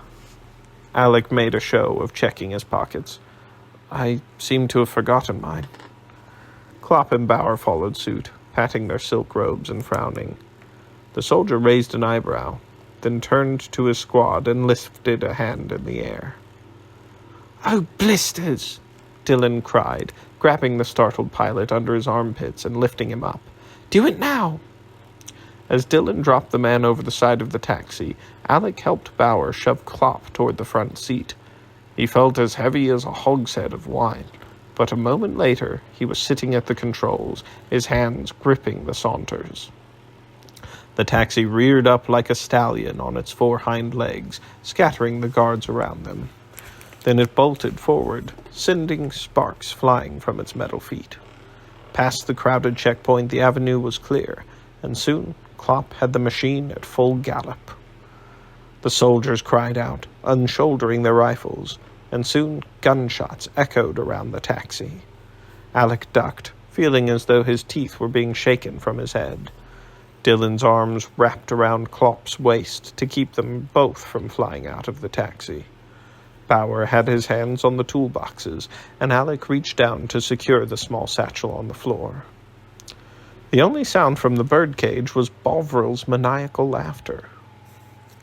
"Hold on tight," Klopp shouted, and leaned the taxi into a tight turn.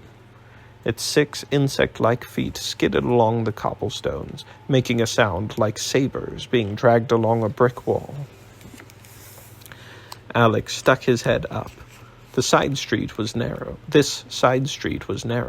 and pedestrians were scattering as the taxi's beetle jaws hurtled toward them. "Don't kill anyone, Klopp," he shouted, just as the machine's right foreleg clipped a stack of barrels. One barrel split as the stack tumbled, and the sharp scent of vinegar sprayed into the air. At the next turn, the taxi began to skid again, threatening to slide sideways through the large windows of a butcher shop. But Klopp wrestled it back under control. "Where am I going?" he cried. Alek pulled Zavin's hand-drawn map from his pocket and made a rough calculation. Head left when you can, and slow down. No one's behind us yet. Klopp nodded and brought the machine down into a 6-legged canter. The next street was lined with mechanical parts shops and crowded with cargo walkers. No one looked twice at the taxi. I don't know how you stand these daft contraptions, Dylan said, sitting up straight in his seat. They're pure murder when they go fast. Wasn't this your idea? Alek asked. It worked, didn't it? For the moment, they'll be after us soon enough. The taxi made its way deeper into the industrial part of town, with Klopp following Alek's guesses. The markings of the committee's mix of languages soon filled the walls, but street signs were rare here, and nothing matched the few avenues labeled on Zavin's map. This is all quite familiar, Alek said to Klopp. We're close. That might be a problem, sir, Bauer said. Didn't you tell the cabbie where we were headed? I told him what neighborhood. The Ottomans must have questioned him by now. They'll be here soon. You're right, Hans. We have to hurry. Alek turned to Klopp. Zavin's warehouse has a view of the whole city. We should be able to see it from higher ground. Klopp nodded, turning whenever a road led upward. Finally, the taxi eased to a halt at the crest of a hill, and Alek saw the cluster of warehouses, with Zavin's apartments nestled on top. That's it. Maybe a half kilometer. Do you hear a sound? That sound? Dylan asked. Alek listened.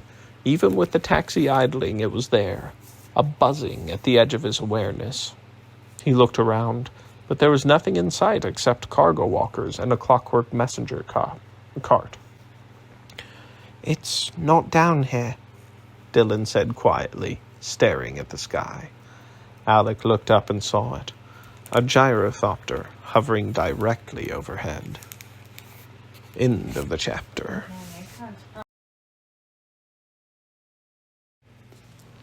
Chapter 32. Find cover! Alek cried. Klopp urged the taxi forward again, rounding a corner into a narrow alley. Stone walls loomed over them, the sky hardly wider than a sliver. The gyrothopter darted in and out of view, but however the alley twisted and turned, the machine's buzzing echoed in Alek's ears. He noticed that the streets had cleared.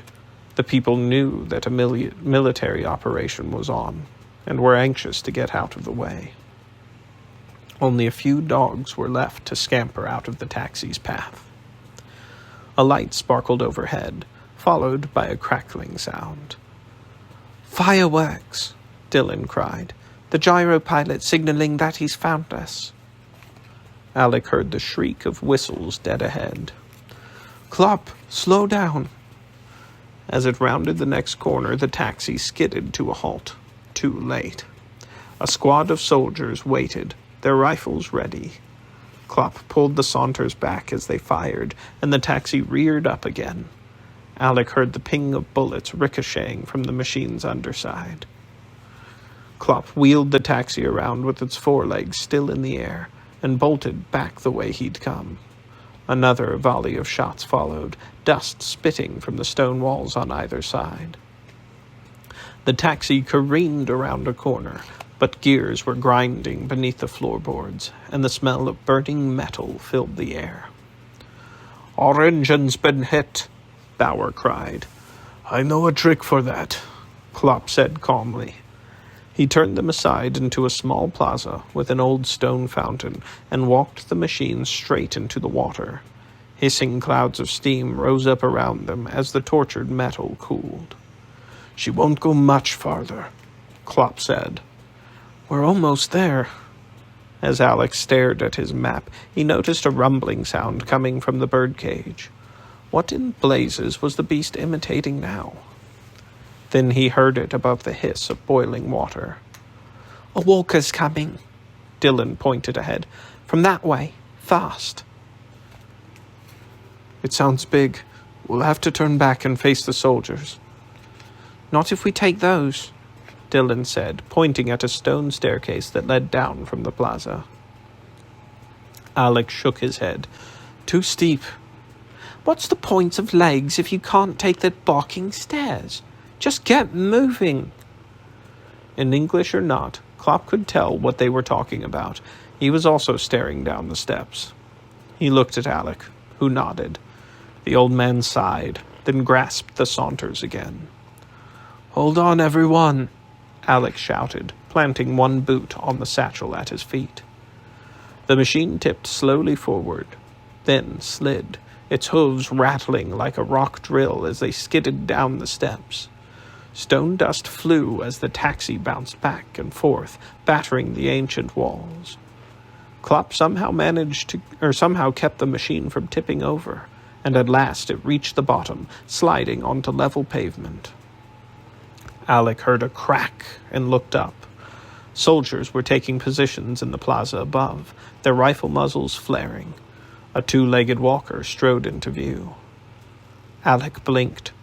It had Ottoman markings, but it was a German design, not like an animal in any way.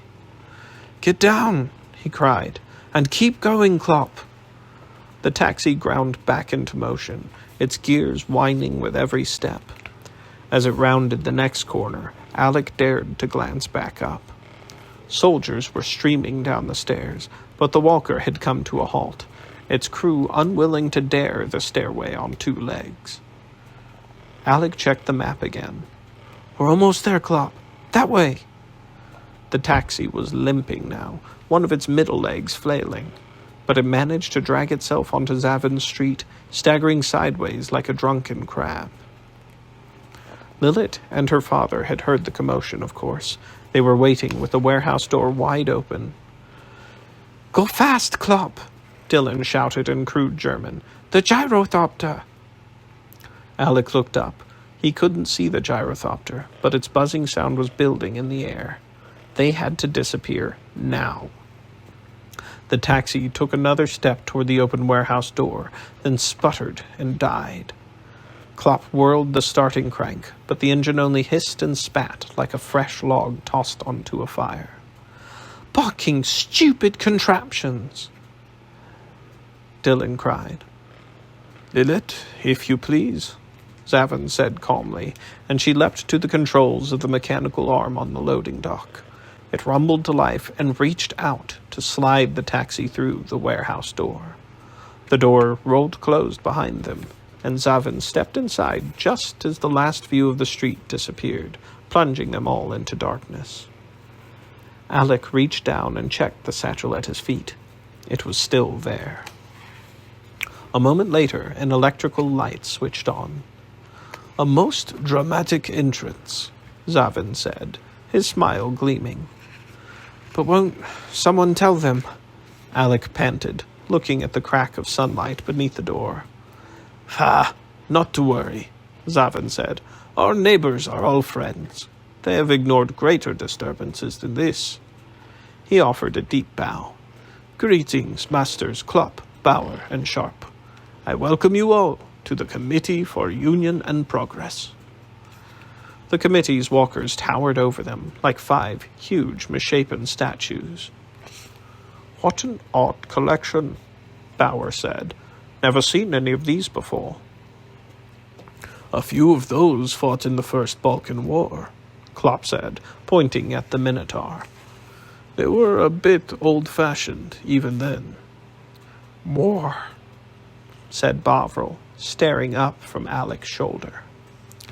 Alek frowned. The first time he'd seen the walkers, he'd assumed the dents in their armor were from training battles, but with the noon sun flooding the vast courtyard, there was no denying it. These machines were ancient. "You can fix them up, can't you?" he asked. "Perhaps," Klopp said. "Fa! We shall fix them together," Zavin proclaimed. He was already treating Klopp like a long-lost brother. "You may have modern knowledge, sir, but our mechanics have those skills that can only be passed from father to son. And to daughter, of course." These machines are like family to us, Lilith said. Klopp set down his toolbox. Grandparents, I suppose.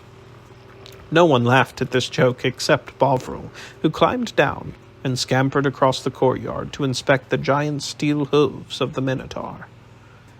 Dylan had been standing silently since they'd arrived, his arms folded. But now he spoke in halting German. How many are there? How many pledged to the revolution? Zavin rubbed his hands together happily. We have half dozen in every ghetto in the city. Almost 50 in all. Enough to sweep away the Sultan's metal elephants. We could have done so 6 years ago, but we were not united then. And now, sir? Bauer asked. Like a fist, Zavin said, demonstrating with both hands. Even the young Turks have rejoined us, thanks to all the Germans marching about. And thanks to the spider, too, of course, Lilith said. Alek looked at her. The spider? Shall we show them? Lilith asked, but didn't wait for her father to answer. She ran to a large metal door in the courtyard wall and jumped up to grab a chain hanging beside it. As she climbed it, her weight drew the chain down, and the door began to slide grudgingly upward. A huge machine stood in the shadows.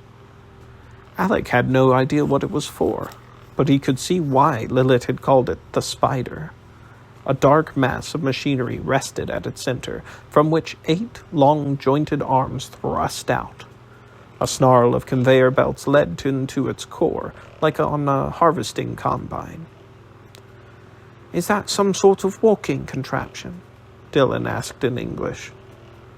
They called it the Spider, Alek translated, then shook his head. But it doesn't look as though it can walk. This is no mere war machine, Zavin proclaimed, but a far more powerful engine of progress. Lilith, show our guests. Lilith stepped through the doorway, almost disappearing in the shadows beneath the machine's bulk. A panel of dials and levers flickered to life, showing her silhouette. She worked the controls, and a moment later the paving stones of the courtyard were rumbling beneath Alek's feet.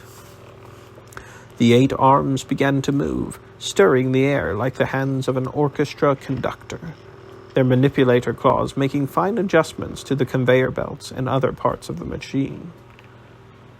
It does look a bit like a spider-esque, Dylan said, one of the big ones that weaves parachutes.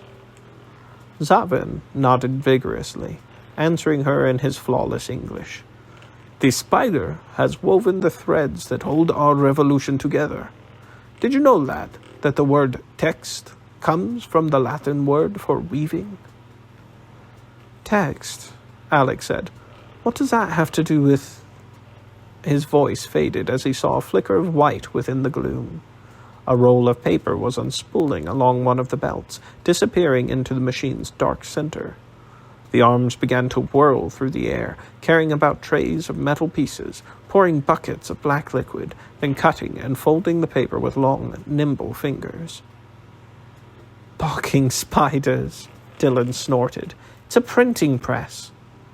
A spider with a bark indeed, Zavin said, far mightier than any sword. The machine whirred and spun for another minute, then slowed and darkened again. When Lilith emerged from the shadows, she was carrying a stack of neatly folded leaflets covered with inscrutable symbols. Zavin lifted one up. Yes, my article on the subject of women being allowed to vote. Can you read Armenian? Alek raised an eyebrow. Alas, no. How unfortunate. But the real message is just here. Zavin pointed at a row of symbols across the bottom of the page. Stars, crescents, and crosses that looked like mere decoration. A secret code, Alek murmured, recalling the markings on the alley walls. With the profusion of newspapers sold on the streets of Istanbul, one more in a hodgepodge of languages wouldn't attract much notice. But for those who knew the code. He felt Bovril tugging on his trouser leg. The beast was stepping from one foot to the other. Alek closed his eyes and felt the slightest tremor through his boots. "What's that rumbling?" "It feels like walkers, sir," Bauer said. "Big ones." "Have they found us?" Alek asked. It's just the Sultan's parade for the end of Ramazan." Zavin swept one hand toward the stairs. "Perhaps you would all join my family on the roof. Our balcony has an excellent view." End of the chapter.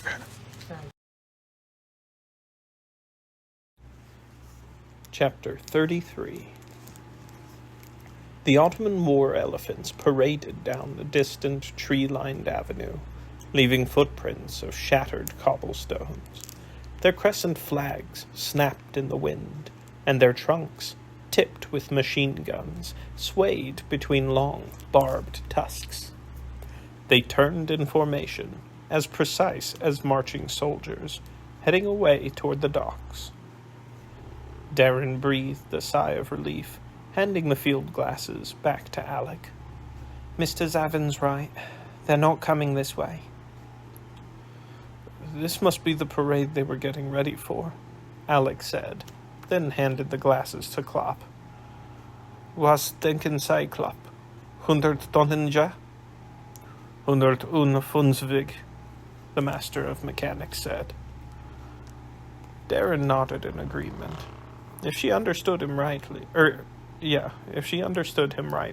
Klopp was guessing the metal elephants weighed 150 tons each. Clanker tons were a bit larger than British ones, she recalled, but the point was clear enough. Those elephants were barking big. "Mit 80mm Gunnen auf dem Türmchen," Bauer added, which was beyond Darren's clanker, but she nodded again, pretending to understand. "Kalorn," repeated Bovril, who was sitting on Alek's shoulder. "Aye, cannon," Darren murmured, watching the shimmer from the steel turrets on the elephants' backs. The cannon were the important bit, after all. Klopp and Alek went on talking in indecipherable clanker, so Darren strolled to the far corner of the balcony to stretch her legs. Her bum was still sore from the wild ride in the taxi, which had been worse than any galloping horse. She didn't understand how clankers could ride about in machines all day. The way they moved was just dead wrong. "Are you injured?" came Lilith's voice from just behind her, making Darren jump a bit. The girl was always sneaking up on her. "I'm fine," Darren said, then pointed down at the war elephants. "I was just wondering, do they often parade about like that, smashing up the streets?" The girl shook her head. "They usually stay out of the city. The Sultan is showing his strength." "That's for certain. Pardon me for saying so, miss, but you can't beat them. Those walkers carry cannon, and yours have only got claws and fists. It'd be like taking boxing gloves to a pistol duel." "The world is built on elephants, my grandmother always says." Lilith let out a sigh. "It is an old law. Our walkers can't be armed, not like the Sultan's. But at least we've scared him. His army wouldn't be tearing up the streets if he weren't nervous." "Aye, he might be nervous, but that also means he's ready for you." "The last revolution was only 6 years ago," Lilith said. "He is always ready." Darren was about to say how cheery a thought that was, but an odd buzzing sound had filled the air. She turned to see a bizarre contraption headed across the balcony. It waddled along on pudgy legs, a cross between a reptile and a four-poster bed, buzzing like a wind-up toy. "What in blazes is that?" "That," Lilith said with a smile, "is my grandmother." As they walked back toward the others, Darren saw a mass of grey hair sprouting from the white sheets. It was an old woman, no doubt the fearsome Nene that Alek had talked about. Bovril seemed pleased to see her. It scampered down from Alek's shoulder and across the balcony, then crawled up to the footboard of the bed. The beastie stood there, with its fur ruffling in the breeze, as happy as an admiral at sea. Alek bowed to the old woman, introducing Master Klopp and Corporal Bauer in a stream of polite clanker. Nene nodded, then turned her steely gaze on Darren. "And you must be the boy from the Leviathan," she said, her English accent as posh as Zavin's. "My grandmother's told me about you." Darren, "Granddaughter has told me about you." Darren clicked her heels. "Midshipman Dylan Sharp, at your service, ma'am." "From your accent, you were raised in Glasgow." "Aye, ma'am. You have a good ear." "Two of them, in fact," Nene said, "and you have an odd voice. Your hands, please." Darren hesitated, but when the old woman snapped her fingers, she found herself obeying. "Lots of calluses," Nene said, feeling carefully. "You're a hard-working lad, unlike your friend, the Prince of Honenberg. You draw a bit, and you do a lot of sewing for a boy." Darren cleared her throat, remembering her aunties teaching her to quilt. "In the air service, we middies don our own uniforms." "How industrious of you. My granddaughter tells me you don't trust us." Well, it's a bit awkward, ma'am. I'm under orders to keep my mission here a secret." "Under orders?" Nene looked Darren up and down. "You don't appear to be in uniform." "I may be undercover, ma'am," Darren said, "but I'm still a soldier." "Undercover," Bovril said, chuckling. "Mr. Sharp." Darren glared at the beastie, wishing it would stop saying that.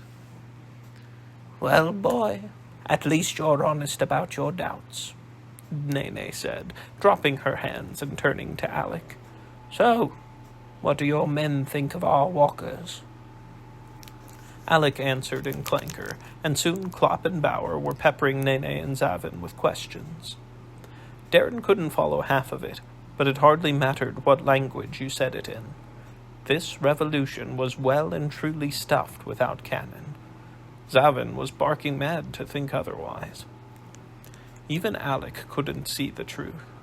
He was always on about how it was his destiny to help the revolution, to get revenge on the Germans and end the war. That was a load of yakkum, Darren reckoned. Providence wouldn't stop the Sultan's walkers from chewing up the committee's antiques as easy as a box of chocolates. She pulled out her sketch pad and stared down at the parade again. The elephants were lined up beside a long pier, their guns elevating, readying to salute a warship. "The Gebben," Darren murmured. The ironclad's new Ottoman flags fluttered bright crimson, her Tesla cannon glittering like a steel spiderweb in the sun. Lilith had been right. The Sultan was flaunting his power today. Even if the committee could beat those elephants somehow, they'd still have to face the big guns of the Gebben and the Breslau. Or perhaps not. Less than a month from now, the Leviathan would be headed up the Dardanelles, guiding a beastie hungry for German ironclads. Admiral Suchon might have fought Kraken before, but nothing like the Behemoth. The creature was supposedly powerful enough to sink the Sultan's 2 new warships in half an hour. Now that would be a barking good night for a revolution to start. The problem was, Darren couldn't tell the committee what was coming. If just one of them was a Clanker spy, letting the plan slip could spell doom for the Leviathan. She was duty-bound to keep quiet. A torrent of smoke poured from the war elephant's cannon, rippling into a vast dark cloud on the sea breeze. The sound arrived long seconds later, as tardy as distant thunder. Then the Geben's guns returned the salute, 10 times louder and more fiery. Darren sighed as she began to sketch the scene. There were too many barking pieces to this puzzle. The Behemoth might sink the German ironclads, but it couldn't slither onto land and fight the Sultan's elephants as well. Behind her, the discussion had grown heated. Zavin was proclaiming in clangor, while Klopp shook his head, arms crossed. 999, the old man kept repeating.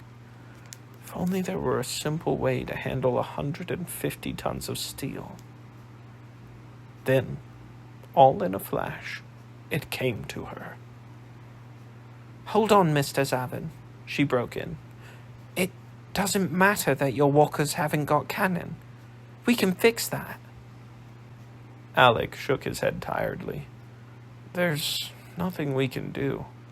He says the army has strict control over cannon and ammunition. Aye, but you don't need anything so fancy, Darren said. When the Dauntless was hijacked, the attackers had nothing but a few bits of rope. Hijacked? Nene asked. I thought the Dauntless's rampage was due to sloppy piloting. Darren snorted. Don't believe everything you read in the papers, ma'am. She pointed down at the armored elephants. See how there's a pilot for each leg? The hijackers lassoed our men and yanked them off, then climbed up and took their place. That's how you stop those metal beasties. Knock out a couple of pilots and you stop them completely. Perhaps on the Dauntless, where the pirates ride out in the open, Zavin said, but the men down there are well shielded. Darren had thought of this already. Shielded from ropes and bullets, maybe, but they must have vision slits, like Alek Stormwalker did. What if something spicy got through them? Something spicy? Nene asked. Aye, Darren grinned, turning to Alek. I never told you about how I rescued the Dauntless, did I? Alek shook his head. Darren took a moment to compose her thoughts, knowing she had their full attention now. It was my idea, in fact. The barking diplomats had no proper weapons aboard, so I snatched up a big bag of spice powder and hurled it at one of the hijackers. The smell of it knocked that bum bag right out of his saddle. And armor will only make things worse. Imagine being stuck inside a wee metal cabin with a snoot full of spices. Spices? Bovril repeated quietly. That hijacker could about hardly breathe, Darren said, and my uniform was pure dead ruined. The army doesn't control hot peppers, Nene murmured, and Alek began to translate for Klopp and Bauer. Lilith turned to her father. Do you think it could work? Even a foot soldier can't fight a walker that way, Zavin said. The committee can flood the streets with spice-wielding revolutionaries. Aye, but think bigger than that, Darren said. Unlike the German walkers, yours have all got hands. I reckon that Minotaur beastie could throw a spice bomb 1/2 mile. Farther than that, Lilith said, then smiled. If Alek can manage not to crush it first, that is. Alek humphed a bit. Klopp says he can rig something up. Some sort of magazine to hold the spice bombs. We're standing above a mechanical factory, after all. Parts aren't a problem, Zavin said. But the hottest spices are sold by the pinch. We're talking about buying tons. If I can provide the money, are you willing to try? Alek asked. Zavin and Lilith both looked at Nene. She raised an eyebrow, staring at Alek. We're talking about a lot of money, Your Serene Highness. Alek didn't answer, but knelt to open his satchel, the small one he'd been lugging about all day. He slid out what looked like a brick wrapped in a handkerchief. Jungmeister, Klopp said softly, Nicht das Gold. Alek ignored him, unwrapping the handkerchief to reveal a metal bar. When sunlight struck it, a pale yellow fire burned across its surface. Darren swallowed. Barking spiders, but princes were rich. You really are him, aren't you? Nene murmured. A thin few slices had been shaved from the bar's edges, but the Habsburg crest was still plain. Of course, madam, Alek said. I'm a very poor liar. The conversation started up again, shifting back to Clanker as Nene, Zavin, and Klopp began to plan. Lilith turned to face Darren, her eyes glittering. Spices! You're brilliant, just perfectly brilliant. Lilith gathered her into a hug. Thank you. I'm dead clever sometimes, Darren said, pulling herself quickly away. It's just lucky that Alek brought that slab of gold along. Alek nodded, but a pained look crossed his face. That was my father's idea. He and Volger planned for anything. Aye, but it's barking lucky you brought it today, Darren said. Otherwise you'd have lost it. Pardon me? Stop being a dumbcough, Darren said, shaking her head. The taxi pilot knows what hotel we came from, and the way we're dressed. It's dead certain the management will remember us if the police came asking, so we'll have to stay here. We've lost our wireless set, but we've got Klopp's tools, Bovril, and your gold. Darren shrugged. That's everything important, right? Alek squeezed his eyes shut, his voice falling to a whisper. Almost everything. Blisters. You didn't have 2 slabs of gold, did you? No, but I left a letter behind.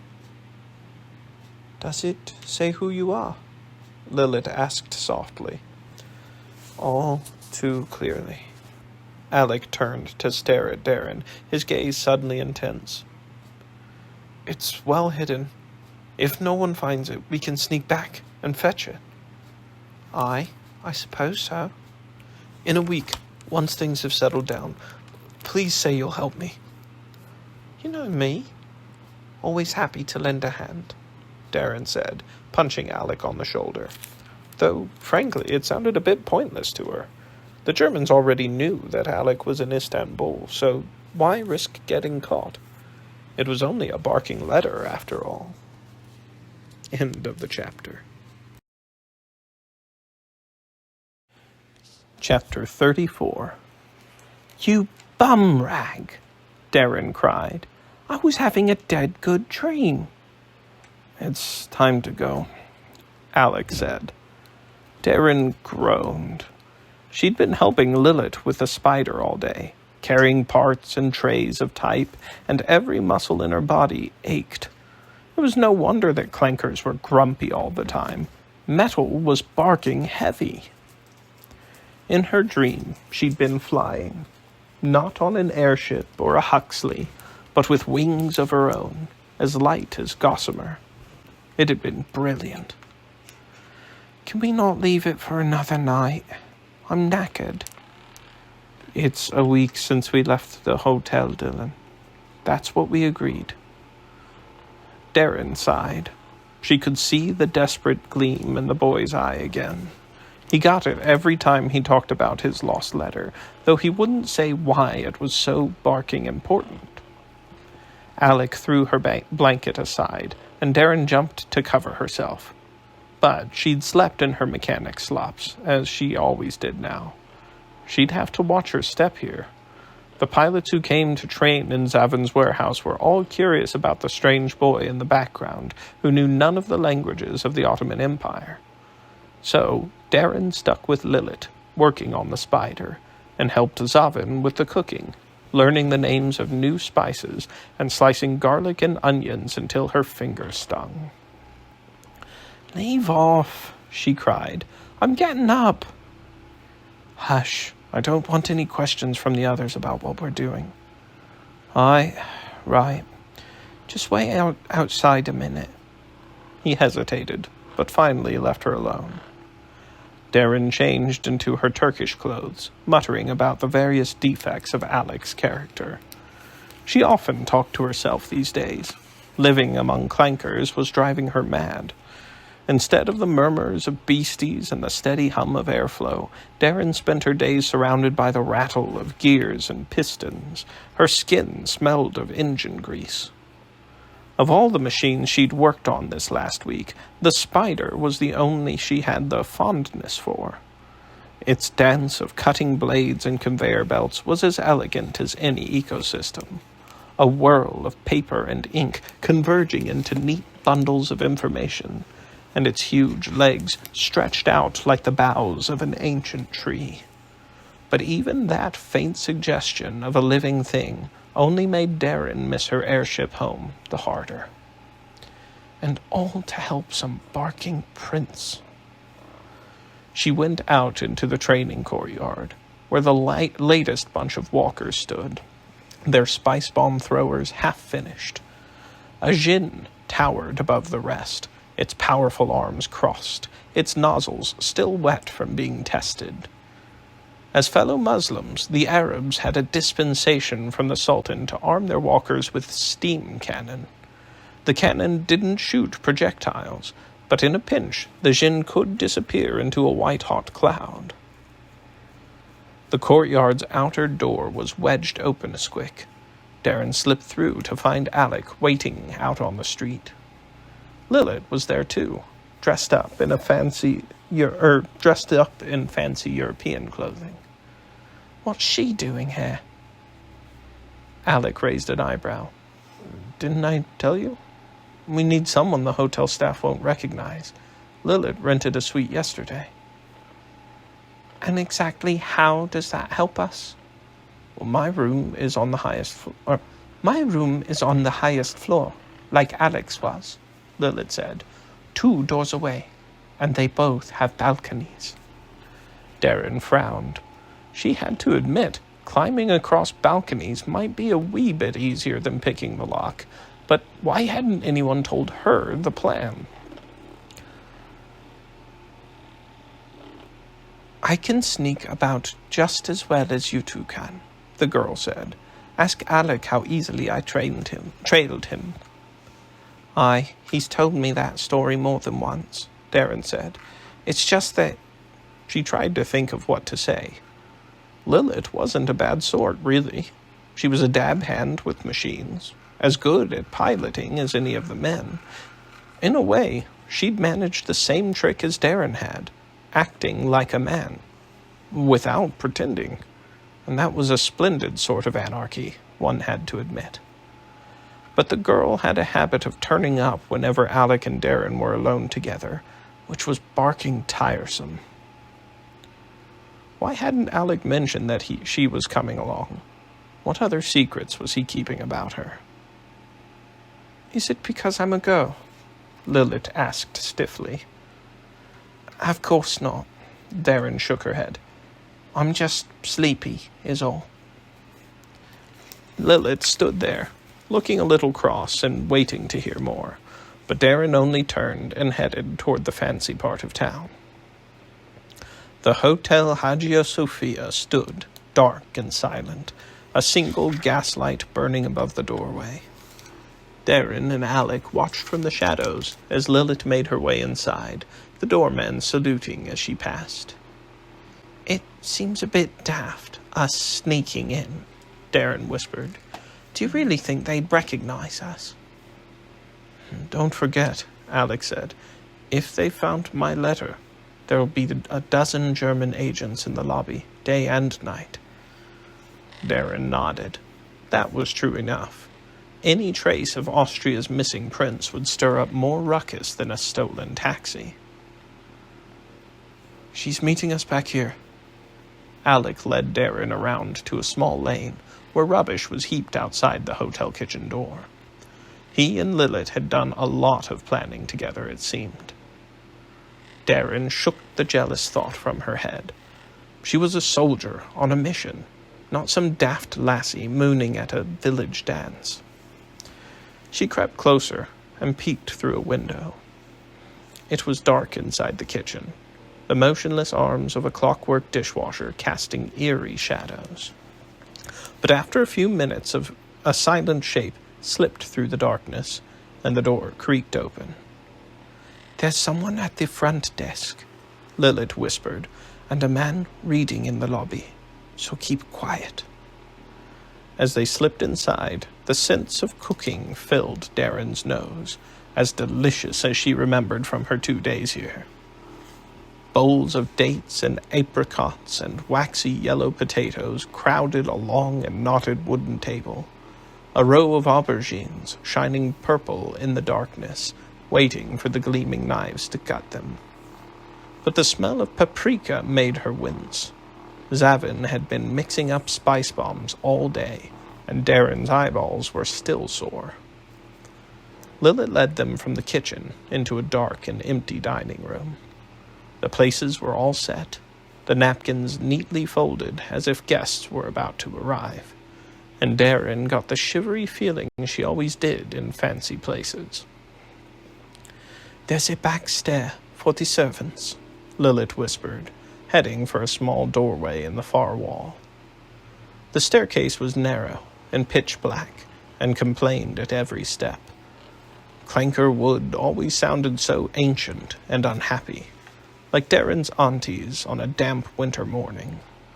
That was what came of chopping down trees instead of fabricating your wood, she supposed. The three climbed slowly to keep quiet, and it was long minutes later that Lilith led them out into a wide, familiar hallway. Darren felt a squick of chill as she passed Alek's room. What if his letter had been found, and 6 Clanker agents were waiting inside? Lilith stopped 2 doors farther along, pulling out a key. A moment later they were all standing in a suite as fancy as Alek's had been. Darren wondered again what was so barking important about this letter. Was it really worth spending money on this suite? Money that could have gone to the committee's walkers. Lilith pointed. "The balcony." Darren crossed the room and stepped out into the cool of night. Here on the top floor, the balconies were almost as wide as the suites themselves. Easy enough to get from one to the next, the sort of jump an airman made every day. But she turned to Alek and whispered, "If you'd let me in on the barking plan, I could have brought a safety line." He smiled. "Lost your air sense already?" "Hardly." Darren put one foot up on the railing, hands out for balance. Alek turned to Lilith. "Stay here. There might be someone waiting for us." "Do you think I can't fight?" Darren paused in her jump, wondering how Alek would answer. Was he more worried about Lilith's safety than his own? Or didn't he want a mere girl helping him? Either would be dead annoying. "It's not that you can't fight," he said, "but if you're captured, someone might recognize you as Zavin's daughter. That would lead the police straight back to the warehouse." Darren blinked. Maybe Alek was just being sensible. "What if you two get captured?" Lilith asked. "Then you'll have to overthrow the Sultan and set us free." Lilith fumed a bit, but nodded.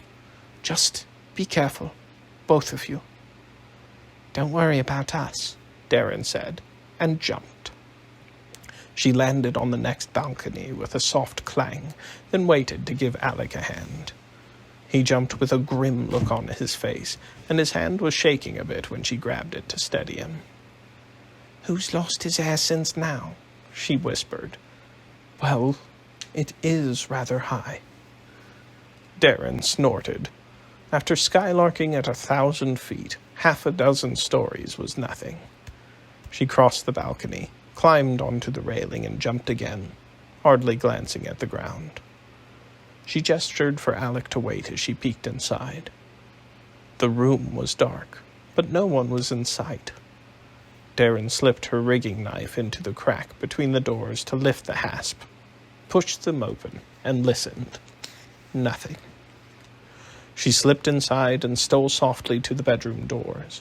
The bed was empty, the covers and the pillows all straight.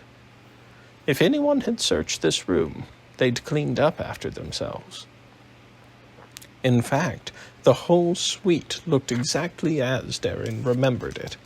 The potted plants, the footstool that had been Balfril's favorite, the low divan she'd slept on while Alek had snored away in the splendor of the bedroom. She heard a soft thud and turned around. Alek was stepping in from the balcony. He pulled a screwdriver from his pocket, heading straight for the shiny brass switchboard on the wall. "Doesn't that contraption call the front desk?" she whispered. In her 2 days here, Alek had used the switchboard to call delicious meals up to the room, as if by magic. "Yes, of course, but I won't activate it." His fingers spun, and soon the front panel slipped off into his hands. He set the panel carefully onto the floor and reached into the clanker guts of the device. From among the tangle of wires and bells, he pulled out a long cylinder of leather. Darren took a step forward, squinting in the darkness. "It's my letter," Alek said. "It's in a scroll case." "A scroll case? Someone sent you a barking scroll?" Alek didn't answer, slipping the screwdriver back into his pocket.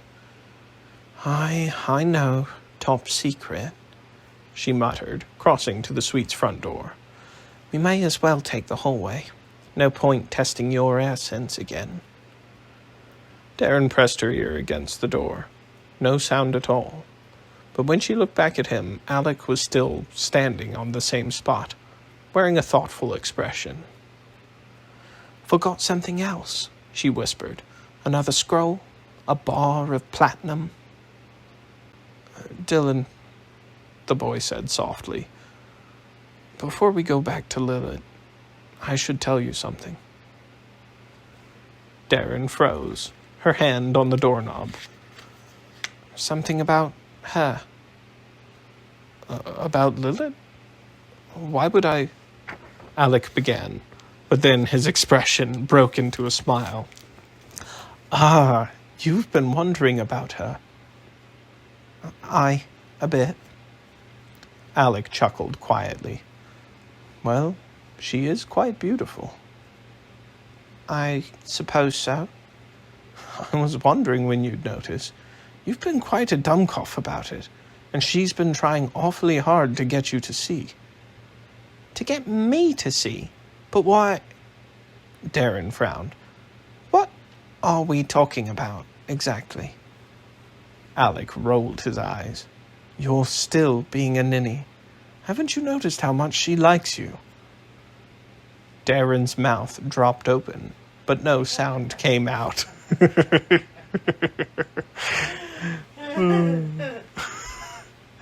"Don't look so surprised," Alek said. "She's liked you from the start. Did you think she had you working on the spider for your mechanical skills?" But I thought that you and her—" "Me? She thinks I'm a perfectly useless aristocrat." Alek shook his head. "You really are a dumbcoff, aren't you?" "But she can't like me," Darren said. "I'm a barking airman." "Yes, she thinks that's quite romantic as well. You do have a certain swagger about you, I suppose. And you're not bad looking, to be sure." "Oh, leave off." "In fact, when I first met you, I thought, now there's the boy I want to be, or would, if I hadn't been born such a hopeless prince." Darren glared at Alek, who was clearly enjoying himself now, his eyes glistening with laughter held in check. It made her want to punch him. And yet— "Do you really think I'm handsome?" she asked. "Most beguiling, I'm sure. And now that you've masterminded the revolution, Lilith's affections are quite out of control." Darren groaned, shaking her head. She had to put a stop to this before it got too blistering tricky. "But we should discuss your romantic life another time." Alek held up the scroll case. "I need to tell you about this." Darren stared dumbly, trying to force her mind to stop spinning.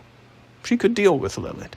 It was just a matter of, well, not telling her the truth, certainly, but of saying something sensible. After all, it was true that women liked an airman's swagger. Mr. Rigby was always saying so. It was just part of being a soldier. Part of being a boy, really. She could make up a story of a girl back home. Right then, Darren finally managed. "What's so barking important about this scroll of yours?" "Well, it's like this." Alek took a long, slow breath. "Along with our revolution here in Istanbul, I think this letter might end the war." End of the chapter. Chapter 35. The boy just looked at him, speechless again. Standing there in the dark, Alek could hear his own heart pounding. Getting those first words out had taken all the willpower he possessed. But now that Volgar was gone, bearing the secret alone was too much. And Dylan had proven himself loyal a dozen times over. "It's from the Holy Father," Alek said, holding up the scroll case. It took Dylan a moment, but then he said, "You mean the Pope?" Alek nodded. "It changes the terms of my parents' marriage, making me my father's heir. I suppose I've been lying to you. I'm not just a prince." "Then you're an Archduke?" "I'm the Archduke of Austria-Este, Royal Prince of Hungary and Bohemia. When my granduncle dies, it may be that I can stop this war." Dylan's eyes slowly widened. "Because you'll be the barking emperor." Alek sighed, crossing to the large chair with tasseled arms that had been his favorite. He fell into it, suddenly exhausted. He'd rather missed this hotel room, with all its Levantine splendor. In the week of hiding here, he'd felt in command for the first time in his life, with no tutors or mentors to appease. But now he'd joined a committee of revolutionaries and had to argue over every detail. "It's complicated. Franz Joseph has named another successor, but he chose my father first." Alek looked at the crossed keys on the leather case, a sign of papal authority that no faithful Austrian could ignore. "This document might throw the succession into doubt. If the war is going badly and the people want change. My father used to say, a country with two kings will always falter." "Aye," Dylan said, coming closer. "And if there's been a revolution here, then Germany will be completely alone." Alek smiled. "Not such a dumb cough after all, are you?" Dylan perched on one arm of the chair, looking dizzy and astonished. "Pardon me, your princeliness, but this is all a bit much. First you tell me about her." The boy waved in the direction of Lilith's room. "And now this?" "I'm sorry. I never wanted to lie to you, Dylan. But I learned about this letter the same night I met you. It's still quite strange for me." "It's pure dead strange for me, too," Dylan said, standing up and pacing across the room. "Ending a whole barking war with a bit of paper, even if it is a fancy scroll. Who would believe it's real?" Alek nodded. He'd felt the same way when Volgar had shown him the letter. It seemed too small an object to change so much. But here in Istanbul, Alek had begun to understand what the scroll really meant. The Leviathan had been brought to that mountaintop, and then here. It was up to him, Alexander of Honenberg, to end the war that his parents' death had started. Volker says the Pope himself will vouch for me, as long as I keep this letter secret until my granduncle passes away. The Emperor turned 84 last week. He could die any day. Blisters. No wonder the Germans want to catch you so badly. True enough. It has made things dangerous. Alek looked at the scroll case. But that's why we had to come back here, and why I'm willing to trade my father's gold to make the committee's revolution work. What we do here can change everything. Dylan stopped pacing in the middle of the room, his fists clenched as if struggling with some secret of his own. Thank you for trusting me, Alek. The boy looked at the floor. I haven't always trusted you. Not with everything. Alek pulled himself up from the chair and walked closer, resting his hands on the boy's shoulders. You know you can, Dylan. I suppose. And there's something I should tell you. But you have to swear not to tell anyone else. Not Lilith, not the committee. No one. I'll always keep your secrets, Dylan. The boy nodded slowly. Well, this one's a bit trickier than most.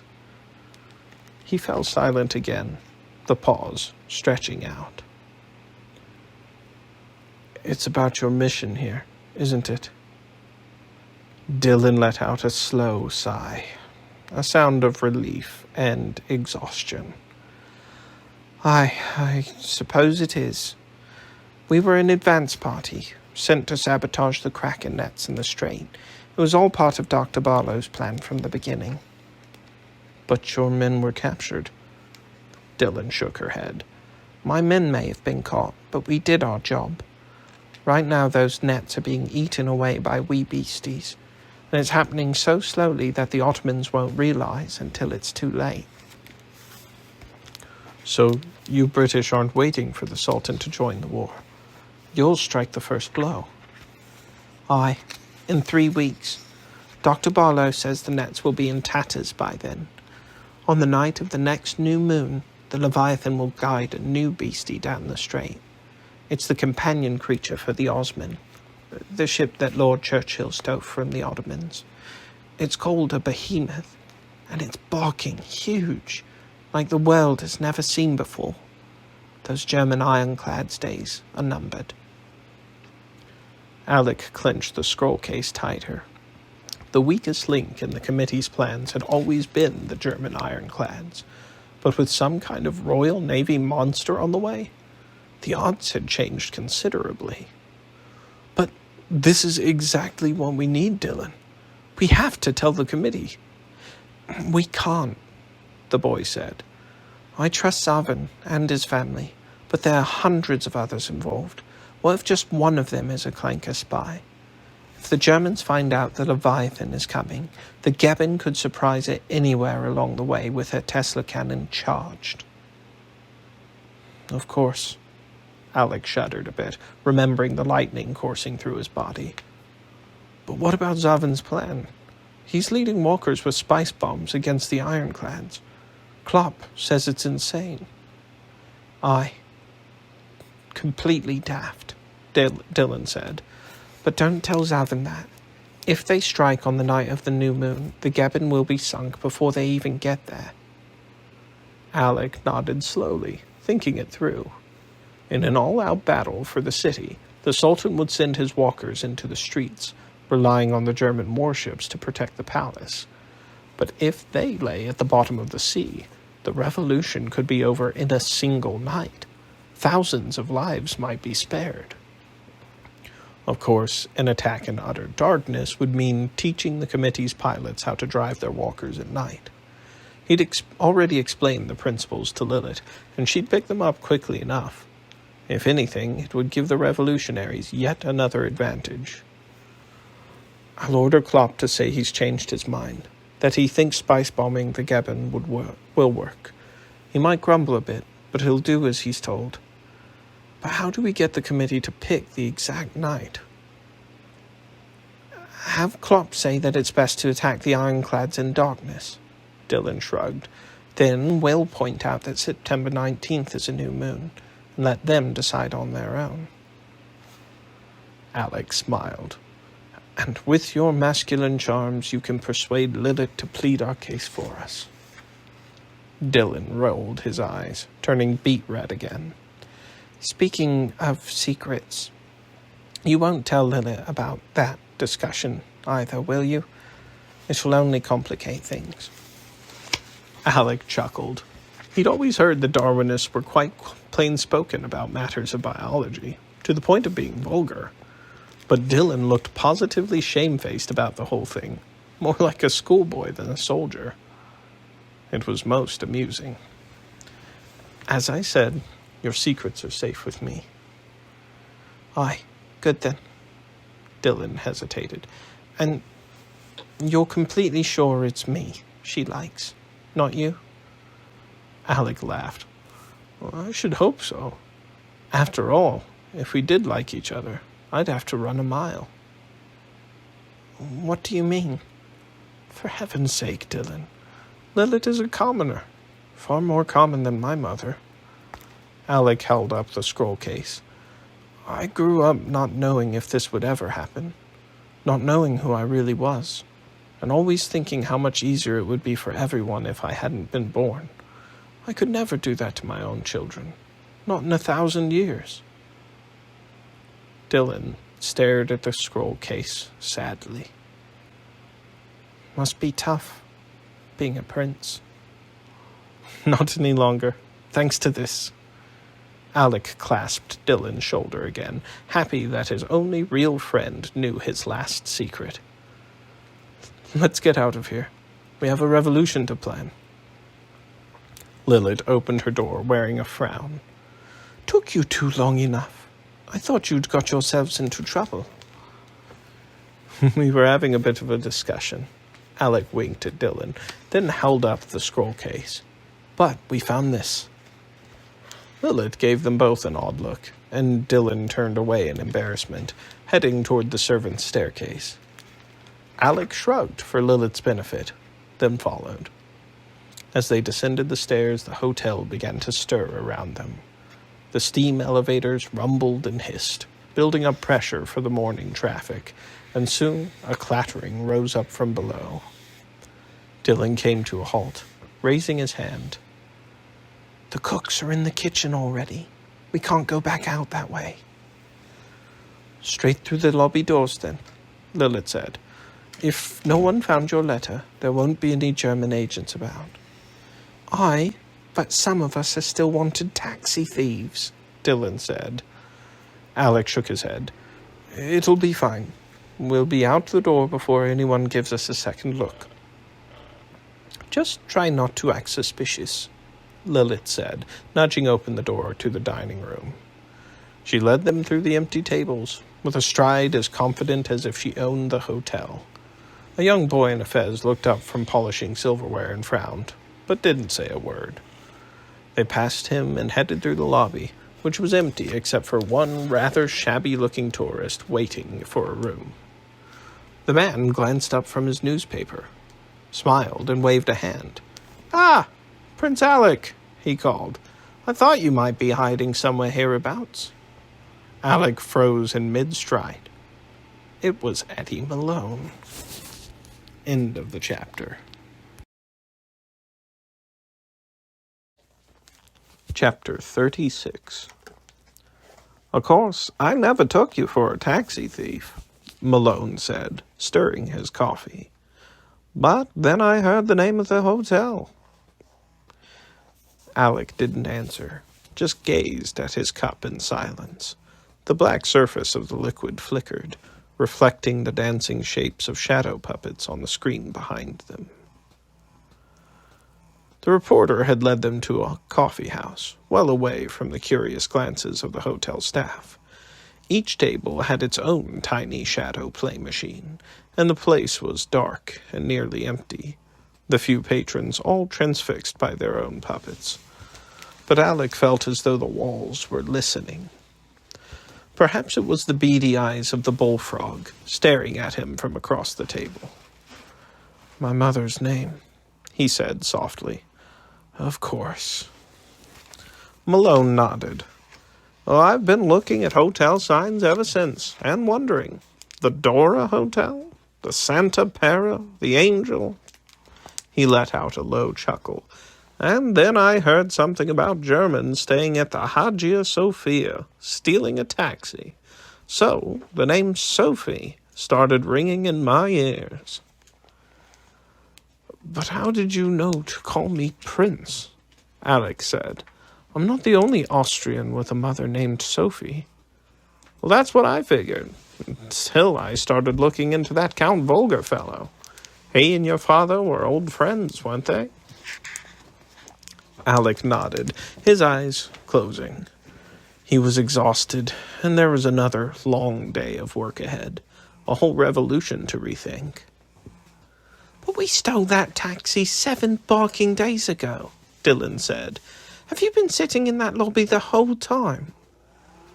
"Well, of course not," Malone said. "It took me 3 days of pondering, then another 3 to find out who Count Volga was. I practically just got there." Alek winced a little. If only they'd gone to retrieve the letter a day earlier, they might have never laid eyes on the man. "But once it all fell into place, I just had to find you again." Malone's face was beaming. "A missing prince. The boy whose family started the Great War. Biggest story I've ever covered." "Should we kill him now?" Lilith asked. Malone gave her a curious look. Clearly, he hadn't understood her German. He pulled out his notepad. "And who might you be, miss?" Lilith's eyes narrowed, and Alek hurriedly spoke up. "I'm afraid that's none of your business, Mr. Malone. We won't be answering any of your questions." The man held up his notebook. "So I'll have to publish my story with so many questions left unanswered? And so soon? Say, tomorrow?" "Are you blackmailing us, Mr. Malone?" "Of course not. I just don't like loose ends." Alek shook his head and sighed. "Write what you want. The Germans already know I'm here in Istanbul." "Interesting," Malone said, his pen scribbling on the pad. "See? You're adding background already. But what's really interesting is young Dylan being with you. The Ottomans will be surprised to hear that one of the Leviathan's saboteurs escaped." From the corner of his eye, Alex saw Dylan's fists clench. But Malone had turned his gaze on Lilith. "And then there's the matter of your new revolutionary friends. That might raise a few eyebrows as well." "My knife is ready," Lilith said softly in German. "Just say the word." "Mr. Malone," Alex said, "perhaps we can convince you to delay publishing your story." "How long do you need?" the man said, his pen still poised to write. Alex sighed. Giving Malone a date only revealed more about their plans, but they had to string the man along somehow.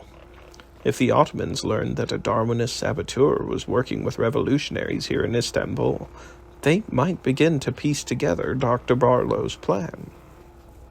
Alek looked to Dylan for help. "Don't you see, Mr. Malone," the boy said. "If you give us all away, then the story's over. But if you wait just a wee bit, it gets heaps more interesting. We promise." Malone leaned back, drumming his fingers on the table. "Well, I suppose you've got a little while. I file my stories by messenger term. That's 4 days to cross the Atlantic. And because I use birds, the Germans can listen in on their fancy new wireless tower." "4 days is hardly—" Alek began, but Dylan grabbed his arm. "Excuse me, Mr. Malone," the boy said. "What wireless tower are you talking about?" "The big one. They're just finishing." Malone gave a shrug. It's meant to be a secret, but half the Germans in this city are working on it. Has its own power station, they say. Dylan's eyes grew wider.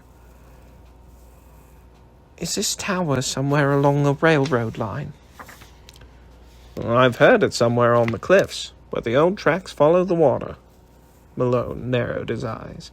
What's so interesting about that? Barking spiders, Dylan said softly. I should have realized the first night I was here. Alek stared at the boy, remembering his story about the night he'd arrived. Dylan had secretly ridden a short way on the Orient Express, which the Germans were using to smuggle parts out of the city. Electrical parts. The pieces finally fell into place. With its own power station? Alek asked. Eddie Malone nodded, his eyes flicking between the two of them. Alek felt a cold finger sliding down his spine. No mere wireless tower would need that much power. The Leviathan was flying straight into disaster. Can you give us a month?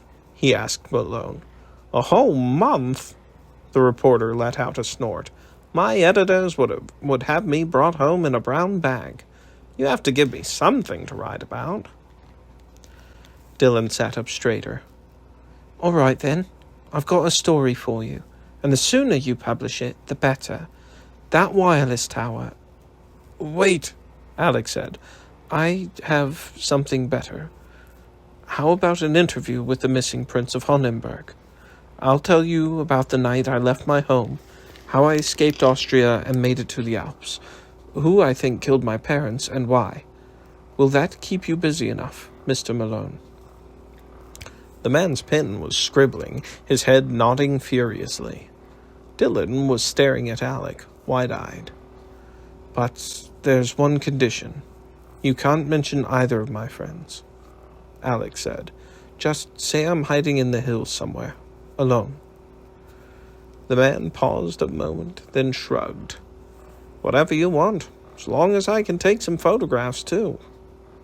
Alek shuddered. Of course Malone's newspaper was the sort that published photographs. How perfectly vulgar. But he could only nod. Mr. Malone, Dylan said, there's still one other thing. Not tonight, Alek said. I'm afraid we're all tired, Mr. Malone. I'm sure you'll understand. You're not the only ones. The reporter stood up, stretching his arms. I've been in that lobby all night. Meet me tomorrow at the usual cafe? Alek nodded, and Malone gathered his things and left, not even offering to pay for his coffee. This is all my fault, Lilith said when the man was gone. I saw him when I followed you. I should have recognized him on the way up. Alek shook his head. No, I was the one foolish enough to involve a reporter in my affairs. No matter whose fault it is, Dylan said, we should have told him about the... He hesitated, looking at Lilith. She waved a hand dismissively. The committee knows all about that tower. We've been watching the Germans build it for months, wondering what it might be, until Alek came along and explained everything. I did? Alek asked, then remembered his first day at the warehouse. Nene hadn't believed a word he'd said, until he mentioned the Tesla cannon. Then suddenly she'd become quite interested, peppering him with questions, what it was called, how it worked, and whether it could be used against walkers. But I thought we were talking about the Gebbon. Why didn't you tell me the Sultan had another Tesla cannon? It hardly mattered. You said it couldn't affect our walkers. She frowned, looking at Dylan. But it can shoot down airships, can't it? The boy cleared his throat, but only shrugged. And you both just turned green at the thought of that, Lilith said. Well, you know, Dylan said, those contraptions are a professional hazard when you're an airman. Lilith crossed her arms. And you were about to tell that reporter what this wireless tower really was, to warn your Darwinist friends. She turned to Alek. And you're willing to spill your family secrets just to keep Dylan out of the papers. There's something you two aren't telling me. Alek sighed. Lilith could be annoyingly perceptive sometimes. Shall I ask my grandmother to help me sort this all out? She's very good at puzzles. Alek turned to Dylan. We should tell her everything. The boy threw up his hand in surrender. It hardly matters anymore. We have to put a stop to the whole plan. Just tell Malone about the Tesla cannon tomorrow. Once that's in the papers, the Admiralty will know the plan is too dangerous. We can't, Alek said. The revolution will fail without the Leviathan's help. But they'll never make it. If that cannon's got its own power plant, it's got to be barking huge. Alek opened his mouth, but couldn't find words to argue with. There was no way to fly an airship over Istanbul now, not with a giant Tesla cannon overlooking the city. Lilith let out an exasperated sigh. Well, since neither of you boys can be bothered to explain, allow me. She held up one hand, ticking off points on her fingers. 1. The Leviathan is clearly on its way back to Istanbul, or you wouldn't care about this Tesla cannon. 2. Whatever it's up to can help the revolution, as Alek just said. And 3. This all has to do with your secret mission. She hesitated a moment, staring at Dylan. Your men were captured near the Kraken nets, weren't they? Alek opened his mouth again, wanting to interrupt before she figured out the truth. But Lilith silenced him with a wave of her hand. Everyone thinks your mission failed, but they don't know that you weren't captured. Her eyes widened. You plan to bring a Kraken down the strait. Dylan looked miserable, but only nodded. Not really a Kraken, but close enough. And a fine plan it was, too. But it's all ruined now. We have to tell Malone about the cannon, or get a warning to the Admiralty some other way. But this is perfect, Lilith said. Perfect in what way, exactly? Dylan cried. That cannon is a death trap, and the Leviathan is headed right toward it. That's my ship we're talking about.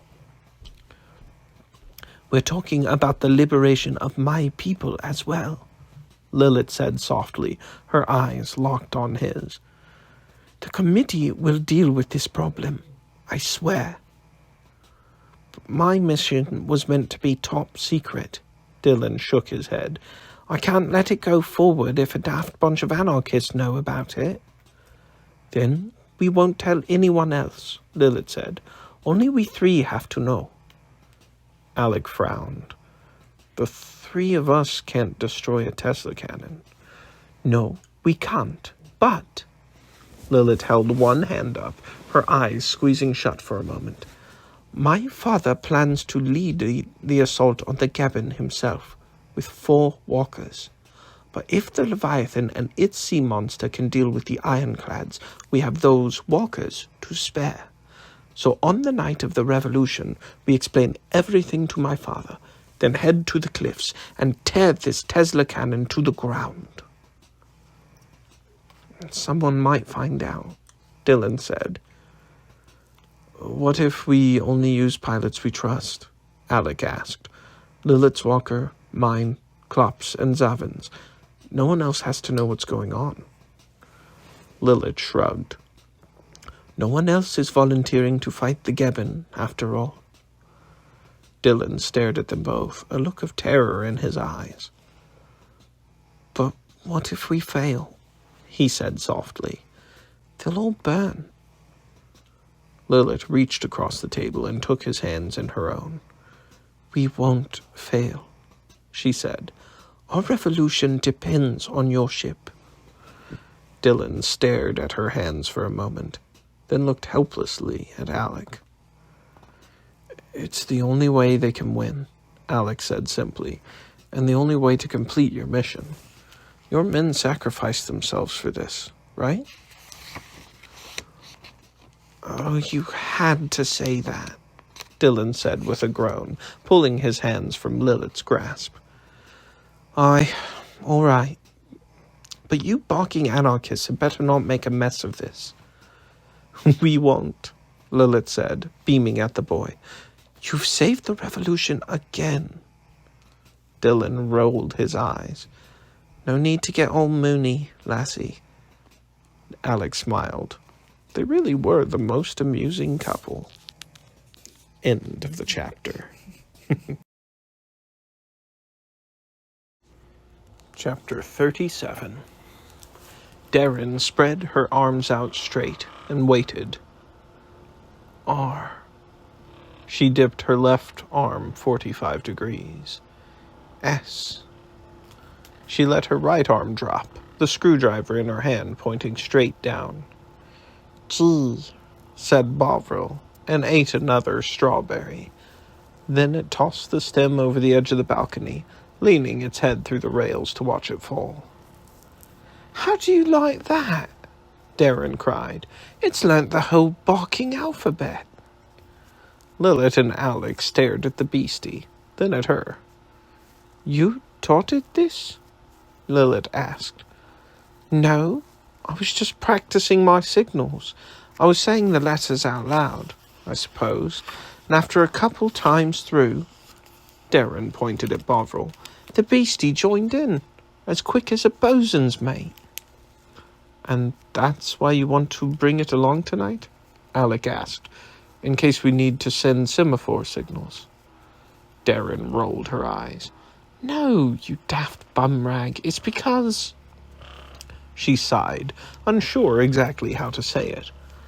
Dolores had a knack for noticing important details, just as Dr. Barlow had claimed, and tonight was the most important mission that Darren had ever been a part of. She didn't dare leave the beastie behind. Perspicacious, the creature said. Aye, that's the word, Darren cried, because it's barking perspicacious. 2 weeks before, Zavin had put his posh education to use and explained the Loris's species name to Darren. It turned out that perspicacious meant the same as shrewd or even far-sighted, and though that didn't sound like the sort of thing a beastie could be, it certainly fit. Alek sighed and turned toward the family's apartments, where Nene's tortoise bed was emerging, covered with maps fluttering in the breeze. The old woman called to Lilith and Alek. As they walked away, Alek said over his shoulder, "All right, Dylan, but I have a walker to pilot, so you'll be looking after it." More than happy to, Darren said softly, scratching the Loris's wee head. Only having the beastie about had made it bearable, working with clankers and their lifeless machines, smelling of exhaust and engine grease. The bustling splendor of Istanbul was still so alien, its foreign tongues too many to learn in a lifetime, much less a month. Darren spent her days printing newspapers she couldn't read and wondering what the prayers gliding over the rooftops might mean. The intricate geometries of Zavin's carpets and tiled ceilings dazzled her eyes, and even the wondrous food often proved to be, like the rest of the capital, too sumptuous. But hardest of all was being so close to Alek, while still hiding from him. He'd shared his last secret with her, and Darren realized now that she could have told him that same night, in that dark hotel room with no one about to hear. But every time she tried, Darren had imagined the look of horror on his face. Not that she was a girl in boy's clothes, or that she'd lied to him for so long. All that yakkum Alek would soon get past, she knew, and then he would love her. She knew. But that was the problem, because there was one thing that would never change. Darren was a commoner. She was 1,000 times more common than Alek's mother, who'd been born a countess, or even Lilith, an anarchist who spoke 6 languages and always knew which fork to use. Darren Sharp was as common as barking dirt, and the only reason that didn't matter to His Serene Highness Alexander of Honnenberg was that she was also, in his mind, a boy. The moment she could be anything more than a friend, she would be, and then he'd have to run a mile. The Pope did not write letters to transform orphan daughters of balloonists, or girls in boys' breeches, or unrepentant Darwinists into royalty. She was dead certain of that. Darren watched Alek kneel by Nene's bed like a good grandson, the 3 of them going over the details of the attack one last time. This battle tonight was something they had helped make together, she and Alek, and this was the closest they would ever be. A, B, C? Bovril asked, and Darren nodded. She prayed that her signal practice really would come in handy. If all went well tonight, the Leviathan's crew would be taking a long, hard look at the Tesla cannon after it had been destroyed. That could be her only chance to let them know that she was still alive. It might even be a chance to go home and leave her prince behind at last. The great outer gates of the courtyard swung slowly open, revealing a clear and moonless sky. "Lucky it didn't rain tonight," Alek said, checking the controls. "Right enough," Darren answered. A midnight downpour would have turned the spice bombs into a useless, soupy mess, ruining the committee's only weapons. That was the thing about battles, Mr. Rigby always said. One squick of bad luck could make all your plans go pear-shaped. Much like the rest of life, she supposed. The courtyard filled with the rumble of engines from 4 walkers. Samaran, with Savin at its controls, raised a giant hand and waved them forward as it slithered out of the gates. Lilith went next, piloting a minotaur. The half-bull, half-man bowed low to get its horns through, giant hands out for balance. Spice bombs rattled in the magazine that Master Klopp had welded to its forearm. Alek placed his feet on the Jinn's petals. Klopp had insisted that Alek pilot an Arab machine tonight. Their steam cannon made them the safest of the committee's walkers.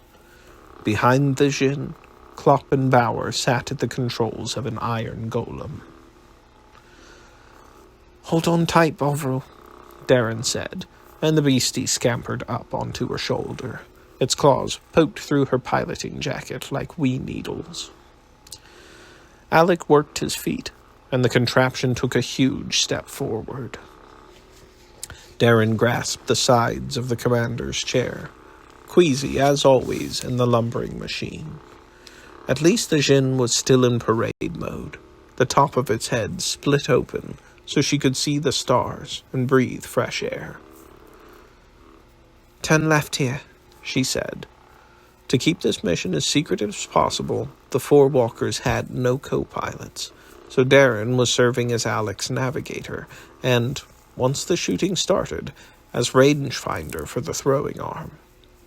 Darren had never been a gunner before, but altitude practice had made her a dab hand at estimating distances, as long as she remembered to think in meters instead of yards.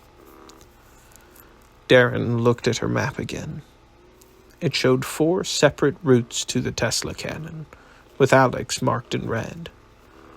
These 4 walkers were headed out before the main attack began, so they couldn't afford to raise suspicion by traveling together. The trick would be arriving at their target all at the same time. Also marked on the map were the positions of the other 40-odd walkers pledged to the committee, poised to spring into action an hour later. Darren wondered if there were any spies among those crews, ready to sell the committee's plans to the Sultan for a lump of gold. At least she could be certain that this attack on the Tesla cannon had been kept secret. Zavin himself had heard about it only this afternoon. He'd fumed a bit about being kept in the dark, until realizing that he wouldn't have to face the big guns of the Gebbon. Unless the Admiralty had changed the night of the Behemoth's arrival, of course. "Have you thought about how many things can go wrong?" Darren said. "It's like the bard says, the best laid plans of mice and men." "Fa," said Bovril, imitating Zavin's tone. "You see," Alek said, "your perspicacious friend is confident." Darren looked at the beastie. "I just hope it's right." They made good time on the almost empty streets of Istanbul.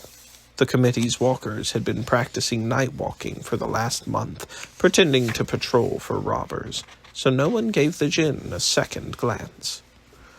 The buildings thinned out at the city's edge, and soon the djinn was traveling down a dusty carriage road. The route was barely wide enough for the walker, and the skirt of steam cannon thrashed the tree branches on either side. When they passed a darkened inn at the crossroads, Darren saw curious faces peering from the windows. Sooner or later, someone would wonder what a walker from Istanbul's ghettos was doing in the countryside. But they were too close to their target for that to matter now. The landscape climbed, growing rockier as the cliffs rose.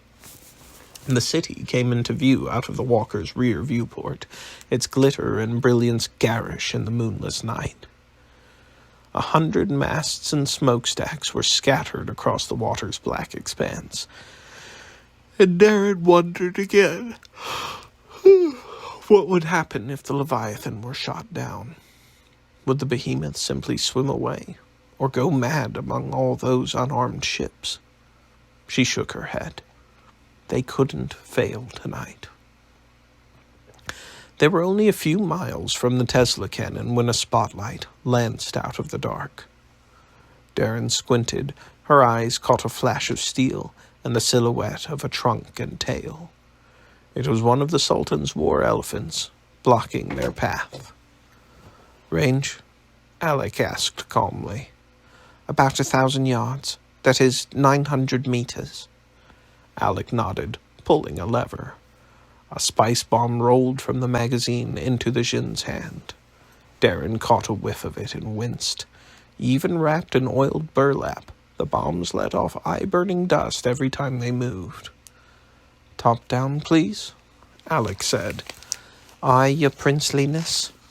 Darren set to work on the hand crank, and the djinn's forehead rolled slowly closed across the stars. Alek stoked the engines, sending power to the steam boilers. The machine's right arm drew slowly back. Someone in the war elephant shouted at them through a megaphone. Darren didn't recognize any of the Turkish words, but it sounded more curious than angry. As far as the Ottomans knew, the djinn was unarmed. "They're just wondering what in blazes we're doing out here," Darren muttered. "No reason to be nervous." "Nervous," said the beastie. Alek laughed. "Perspicacious or not, the beast knows you." Darren frowned at Dolores. Of course she was a wee bit jittery. Only a fool wouldn't be, heading into battle, especially on a finicky clanker contraption. "Loaded and ready to fire," Alek said. "Hold on." Darren watched the ranging gauge that Klopp had installed, its needle slowly climbing as steam pressure built in the djinn's shoulder joint. The tricky bit was, Klopp hadn't been able to test every throwing arm in the committee's army, so he'd marked the gauges using only math and guesswork. Until their first shot landed, there was no telling how far the bombs would actually travel. The needle finally reached 900 meters. "Fire!" Darren cried. Alek pulled the release trigger, and the djinn's giant hand swung overhead. Clouds of steam gushed from its metal shoulder, turning the air in the cabin scalding. The spice bomb struck 50 yards in front of the elephant, exploding in a cloud of dust that swirled as red as blood in the spotlight. "Master Klopp knows his sums," Darren said with a smile. "Next time we'll hit the bum rags dead on." "More steam," Alek ordered, unloading another. Darren pulled the stokers, and the engines roared beneath them, but the ranging needle was slow to climb. The Jinn had exhausted every squick of shoulder pressure with its first throw. "Come on," she urged it. "They'll be shooting back any second." "If this were a proper walker, we'd be taking evasive action," Alek muttered. "What I wouldn't give for a decent gun sight." "Or a decent gun." "These spice bombs were your idea. I seem to..." The elephant's main turret roared to life, sending a shell screaming overhead. The explosion came seconds later, rocking the Jim on its feet. "They overshot us," Alek cried, "but they have our range now. Can I fire yet?" "Hold on." Darren watched the needle climb. The loris dug its claws deep into her shoulder, imitating the whistle and boom of the near miss. They needed the needle past 900 meters, but she needed another 50 at least. "Fire!" she cried. The great arm swung again, rocking the cabin backward. The moment the bomb had flown, Alek grabbed the controls and took them charging ahead. Through the rocking viewport, Darren watched the war elephant disappear into a roiling cloud of red dust. "Bullseye!" she cried. But the walker's crew still managed to fire. The main gun blazed again, setting the dust cloud around the elephant into a massive whirlwind. The air cracked once more as the shot zoomed past. The Jinn reeled from the blast. The shell had landed right where they'd been standing, Darren reckoned. Alek struggled with the controls as the walker staggered forward. The machine gun on the elephant's trunk opened up, setting the path ahead of them jittering with plumes of dirt. Then came a chorus of bullets striking metal, as loud as pistons misfiring. "We need steam cover," Alek cried. "No chance." Darren stared at the motionless pressure gauge. The engines were too busy keeping the walker moving to recharge its boilers. But the elephant's main turret didn't fire again. Only its front leg was moving, like a dog's pawing at the ground. The searchlight swung away aimlessly into the sky. "They've got a snootful," Darren cried. Even hundreds of yards away, her eyes were starting to prickle from the spices. She pulled the goggles up from around her neck and snapped them on. "Snootful," Bovril said, chuckling, then sneezed. Alek twisted the saunters, putting the Jinn's hands out for balance, but he kept the walker charging ahead. "I'm going to knock them over. Brace yourself." Darren checked her straps. "Hold on, beastie." The elephant was stumbling in circles now, another of its legs trying to move. But the turret stayed motionless. Had the spice bomb struck dead on? Then Darren saw the airflow patterns made visible by red dust, and realized what had happened. The cannon's recoil had sucked the spices right into the main turret. The elephant's crew had done themselves in with their own shot. They must be positively gagging. Not for long, they must be positively gagging. "Not for long, though," Alek said. "Hold on." The war elephant had turned sideways, stumbling into a barbed wire fence just behind it. As the Jinn charged into the swirling red clouds, Darren's throat began to burn, and she was glad for her goggles. But Alek didn't waver. He tipped the Jinn's left shoulder down. Metal crunched and tore around them, a shockwave thundering through the Jinn's huge frame. The world spun in the viewport, sky and ground and darkness flashing past. Alek swore, twisting at the controls, and a lungful of spices set Darren coughing. Finally, the Jinn stopped spinning. It was listing at a crazy angle. Darren sprayed a squick of steam to clear the air, unstrapped herself, and leaned out of the viewport. The white clouds around them parted, revealing the elephant lying motionless on its side. "We got them! Slurtfall!" Bovril shouted. "But why are we leaning like this?" Alek cried. "And what in blazes is holding us up?" Darren leaned out farther and saw glittering metal everywhere. The djinn had stumbled through the barbed wire fence, pulling up a quarter-mile of it. "We're tangled in that barking wire." Alek worked his foot pedals, and wires snapped and scraped. There's more of them ahead. We need steam cover now." Darren stoked the boilers, then looked through the viewport. 2 miles in the distance, the Tesla cannon rose up from the cliffs, half as tall as the Eiffel Tower. Around its base, 3 more war elephants stood waiting, their smokestacks belching to life. End of the chapter. Chapter 38. "Are there others anywhere about?" Alek asked. Darren leaned out the viewport, looking backward. There was nothing on the horizon but the silhouettes of short, salt-sheared trees along the cliff tops. Then she spotted them, a trio of smoke trails against the starlight, no more than 2 miles away. "Aye, all of them. 3 kilometers or so behind us." She glanced at the pressure gauge, which was only now beginning to climb again. "And a good thing, too. It'll be a few minutes before we can throw again." "We don't have that much time. Give us some cover while I shake this wire off." As Darren reached for the steam cannon lever, one of the war elephants fired. The shell landed short, but close, and Darren was thrown backward from the controls. Gravel and dirt spat through the viewport, leaving a scratch on her goggles. "If you please, Mr. Sharp?" Alek asked. "Mr. Sharp," Bovril repeated with a chuckle. Darren scrambled up from the floor to pull the lever, and hissing filled her ears. The pilot's cabin was suddenly as hot and humid as a greenhouse. Outside the viewport, the world disappeared behind a veil of white. Alek worked the pedals and saunters, blindly tearing at the tangle of barbed wire. More gunfire boomed beyond the steam cloud, but the answering explosion sounded in the distance. "They're shooting at the others," Darren said. "Then now's the time to attack. Give me some pressure on my throwing arm." "I'd be happy to, Your Highness." Darren pulled the engine stokers again.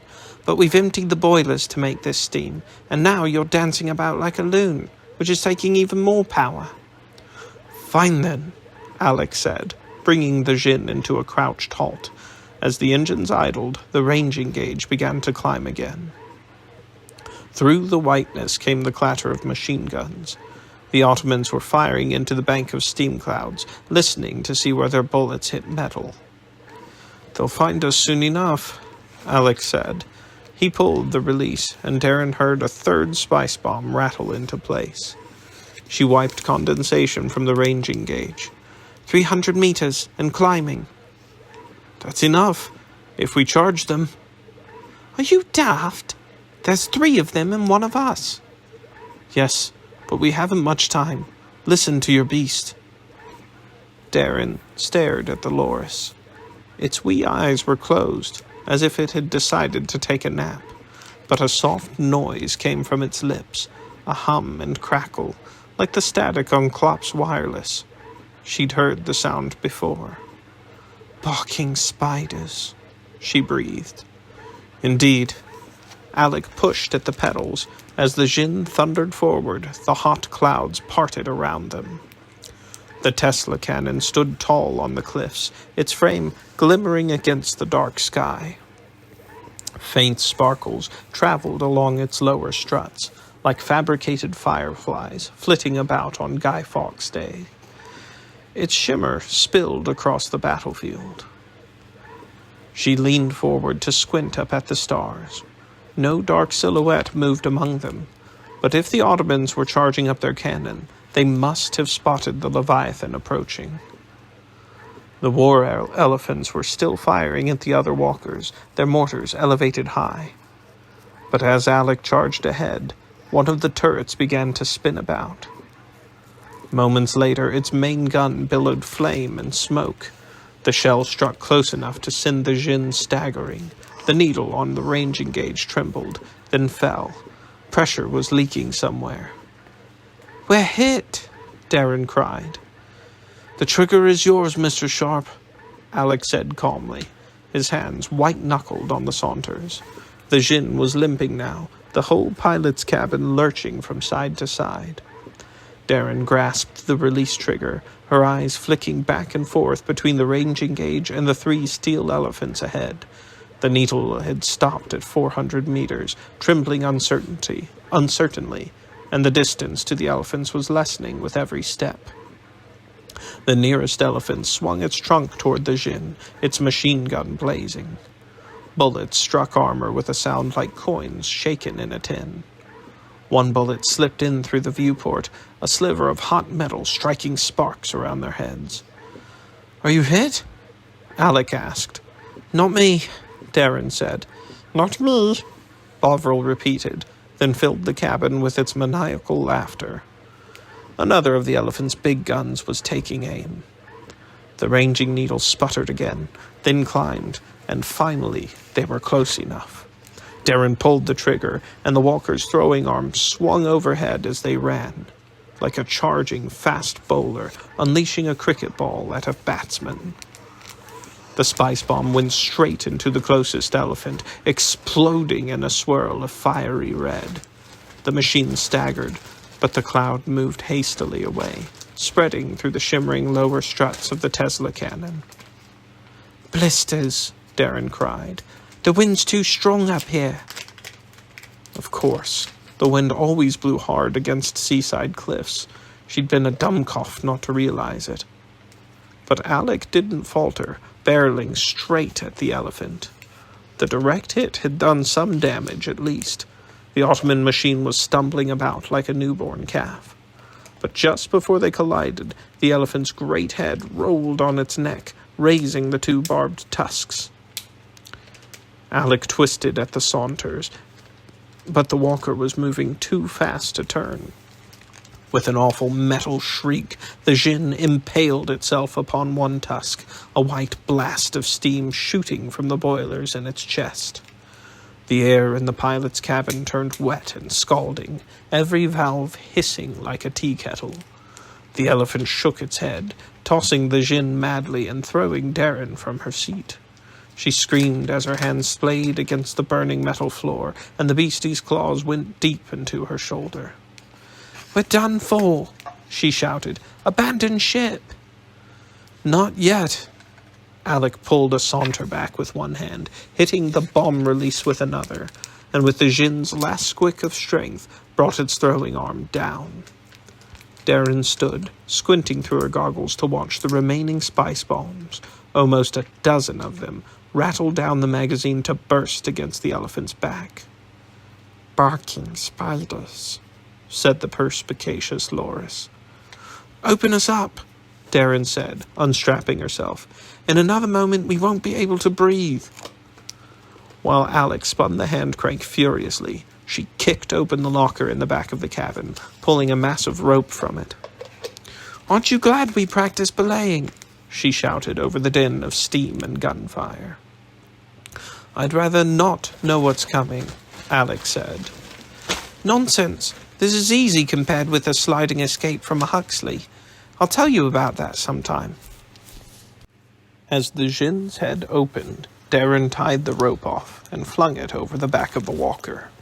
Stepping up onto the cabin's edge, she peered down into the nebulous white cloud beneath them. The last steam from the Jinn's boilers was still billowing from the tusk protruding from its back. "I'll go first," she said. "So if you slide too fast, I'll break your fall." "Won't that hurt a bit?" "Aye, so don't slide too fast." Darren clipped herself to the rope, taking one last look at the battle spread out around them. Another of the war elephants had been hit. It was stumbling in a circle. Red dust splattered across its glinting steel armor. Lilith's Minotaur was charging forward, while the iron golem stood back, its huge right arm launching spice bombs at the remaining elephant. Even with the sea breeze at her back, the smell of spices and gunfire were choking. Then she saw it. Samarin, lying on her belly 1/2 mile from the tower, pouring out black smoke and burning oil. "Savin's been hit," she cried. "And that's not all." Alek pointed toward the city, where a new column of smoke was rising in the distance. "Blisters! Enemy reinforcements!" "Don't worry. That walker's 10 kilometers away, and the Ottomans don't have anything fast." "Fast," Bovril said. Darren gave it a hard look. "What in blazes are you saying, beastie?" "Fast," it said again. A giant crash rolled across the battlefield. Lilith's Minotaur had charged straight into the last undamaged war elephant. Both machines went down, tumbling over each other like cats in a fight. A vast red cloud billowed out in all directions, driven by the steam from the two machines' broken boilers, turning the stars in the sky blood red. The two walkers tumbling came to a halt in the center of a swirling tower of dust and engine smoke, neither of them moving. "Lilith," Darren said hoarsely. The Minotaur was down, but its head seemed to be undamaged. Maybe the girl was safe inside her metal shell. "Look," Alek said. "She's opened the way for Klopp." Only one elephant remained standing, and it was covered with red dust, barely moving. The iron golem was lumbering steadily forward, with nothing between it and the Tesla cannon. But Klopp didn't veer toward the wounded elephant or the cannon. He was headed straight toward them. "What's he doing?" Darren asked. "Why's he coming here?" Alek swore. "Klopp and Bauer are following Volger's orders. They're coming to rescue me." "Blisters. This is what you get for being a barking prince." "And Archduke, technically." "Whatever you are. We have to show them that you don't need rescuing. Come on." Darren lifted the rope and felt Bovril tighten his grip on her shoulder. "Abandon ship," the beastie said. She jumped, sliding down through hot clouds of vapor. End of the chapter. Chapter 39. Before he followed Dylan, Alek looked down at the war elephant that had impaled the Jinn. Crewmen were abandoning the walker through its belly hatch, coughing and stumbling blindly. They wouldn't be much of a threat for the moment. But seeing the ground so far below made Alek pull his piloting gloves tighter. Learning how to belay, as Dylan called it, had taught him a healthy respect for rope burn. He swallowed, the tastes of paprika and cayenne heavy in his mouth, then jumped. The rope whipped past him, wild and angry, like a stream of scalding water. He jerked himself to a painful halt every few meters, his boots banging against the hot metal of the Jinn's armor. Steam clouds swirled around him, the engines inside the walker knocking and hissing as they cooled. As his feet thumped down onto hard earth, Alek pulled off the gloves to stare at his burning palms. "Took you long enough," Dylan complained, turning toward the iron golem. "Come on. That Tesla cannon's getting ready to fire. We need to show Klopp you're okay." Alek unclipped himself and followed the boy, who had broken into a dead run. The iron golem was still headed toward them, making its steady way across the battlefield. Klops clearly hadn't seen the Ottoman reinforcements coming from behind them. As he ran, Alek squinted at the smoke trail in the distance. It seemed closer already, but he saw now how the column curved backward against the starlit sky. "Fast," the creature had said. But what walker was that fast? Dylan let out a yelp from just ahead. He'd tripped and fallen face first into the dirt. As the boy scrambled to his feet, Alek slowed, staring down at what Dylan had stumbled on. Train tracks. Oh no. What in blazes? Dylan stared down at the rails. This must be where the Orient Express... Express... The beast hissed softly. Together, they turned to stare at the approaching column of smoke. It was much closer now, charging along the cliffs 10 times faster than any lumbering walker. And it was headed straight for the iron golem. He can't see it, Alek said, and it's right behind him. Clop! Dylan cried out, breaking back into a run, his arms waving in the air. Get away from the tracks! Alek ran a few more steps, his heart thudding in his ears, but yelling was pointless. He searched his pockets for a way to send a signal. A flare. A gun. The famous dragon-headed engine was visible in the distance now, its single eye glowing white-hot, smoke spewing from its stacks. Dylan was still running toward Klopp, pointing back at the massive train. The iron golem came to a lumbering halt, its head lowered for a better view of the tiny boy before it. Alek watched as 2 huge cargo arms unfolded from the engine car of the express. A dozen meters long, they stretched out in both directions, like a pair of sabers wielded by a charging horseman. Klopp must have understood Dylan's cries, or heard the train behind him, because the walker began to slowly turn. But in that moment, the express shot past, its left cargo arm slicing through the golem's legs. Metal shrieked and buckled, and a cloud of steam burst from the ruined knees. The walker tipped backward, its huge arms flailing, and landed on the trailing end of the express. 2 freight cars buckled around the fallen machine, and the cars behind kept piling into it, hurling glass and metal parts into the air. The shockwave from being pulled in half rippled up the train until it reached the engine, which skidded from the rails, plowing through the dirt. But the pilots had been ready for this.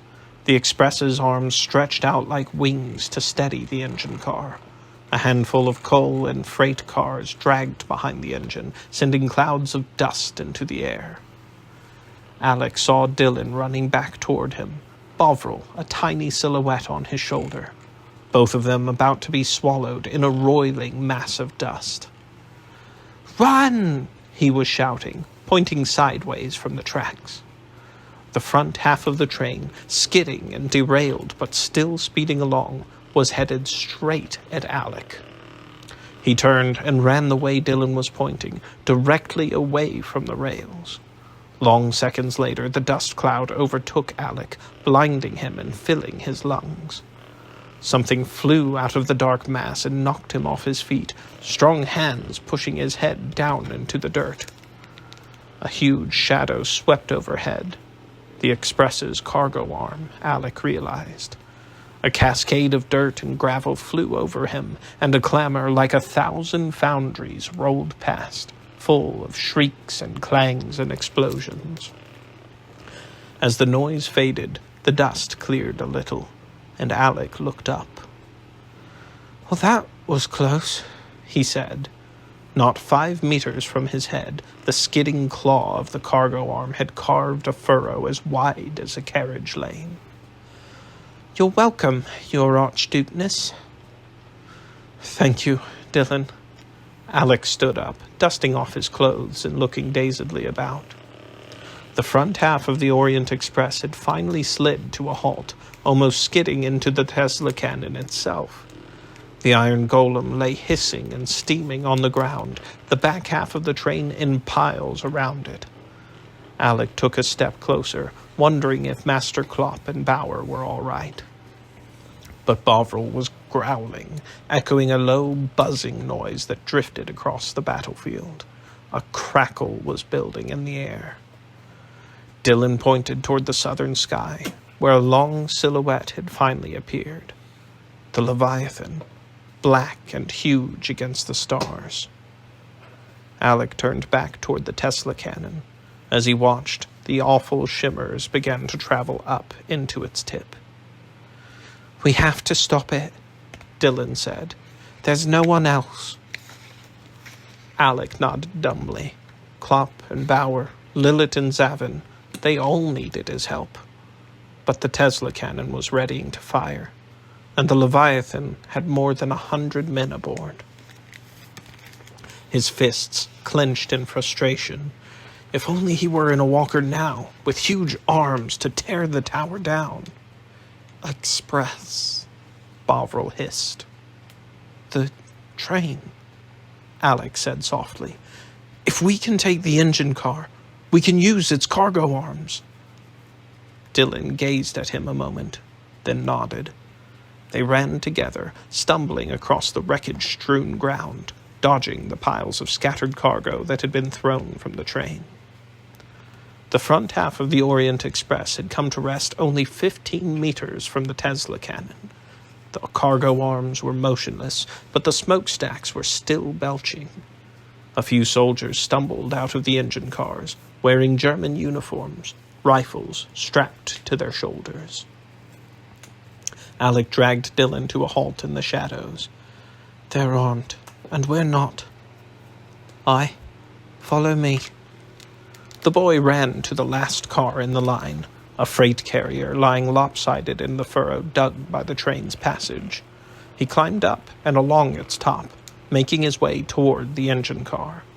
Alek followed, crouching low to keep out of sight. The soldiers hardly looked alert. They were walking about in a dumbfounded state, gazing at the battle wreckage about them and coughing spices from their lungs. A few stared at the Leviathan in the sky. Alek heard a familiar sound, the rumble of the airship's engines. He glanced up and saw that the Leviathan was halfway through a turn. The crew had spotted the glittering Tesla cannon and were trying to bring the ship about. But they were too late. It would take long minutes to get out of range, and the Tesla cannon was buzzing like a beehive, almost ready to fire. Dylan had reached the coal hopper behind the engine, and Alek jumped in after him.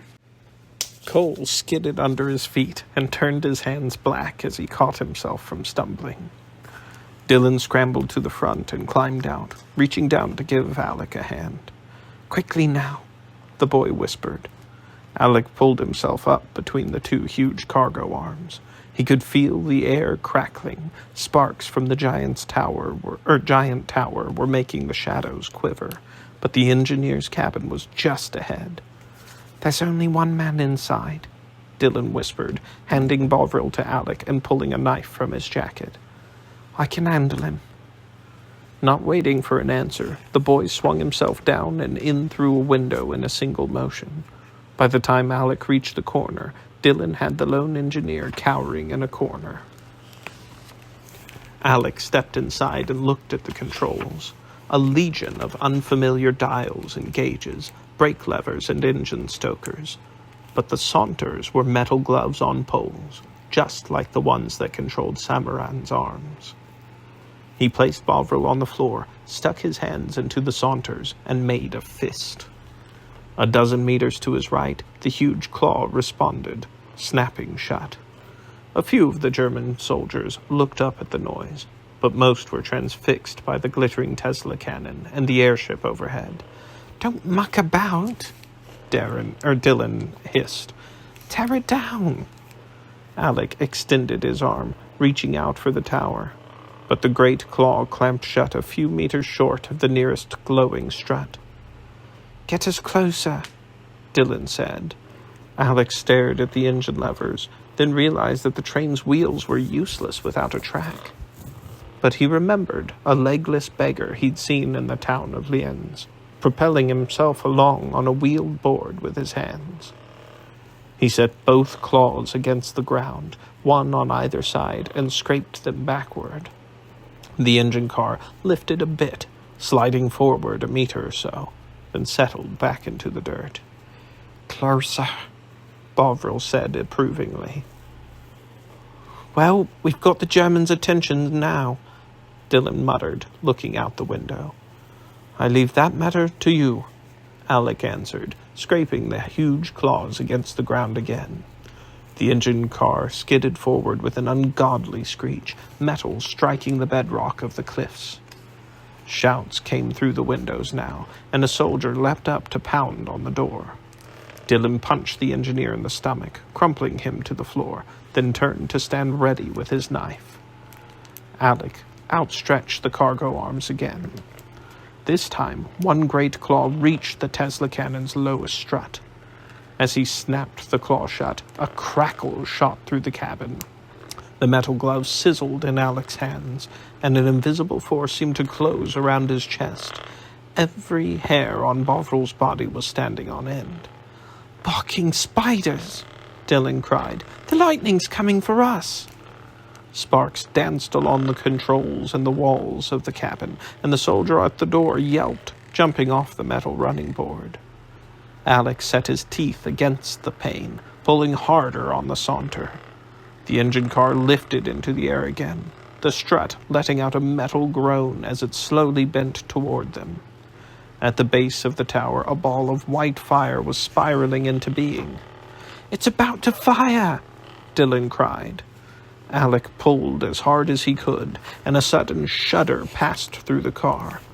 The saunter went limp in his hand, and the lightning on the cabin walls flickered out. "You snapped it, and the cannons—" Dylan frowned. "It's tipping! The whole barking thing is tipping over." "From one broken strut?" Alek stepped to the window, looking up. The tower was slowly leaning away, the lightning flowing down from its higher struts into a ball of white fire on its opposite side.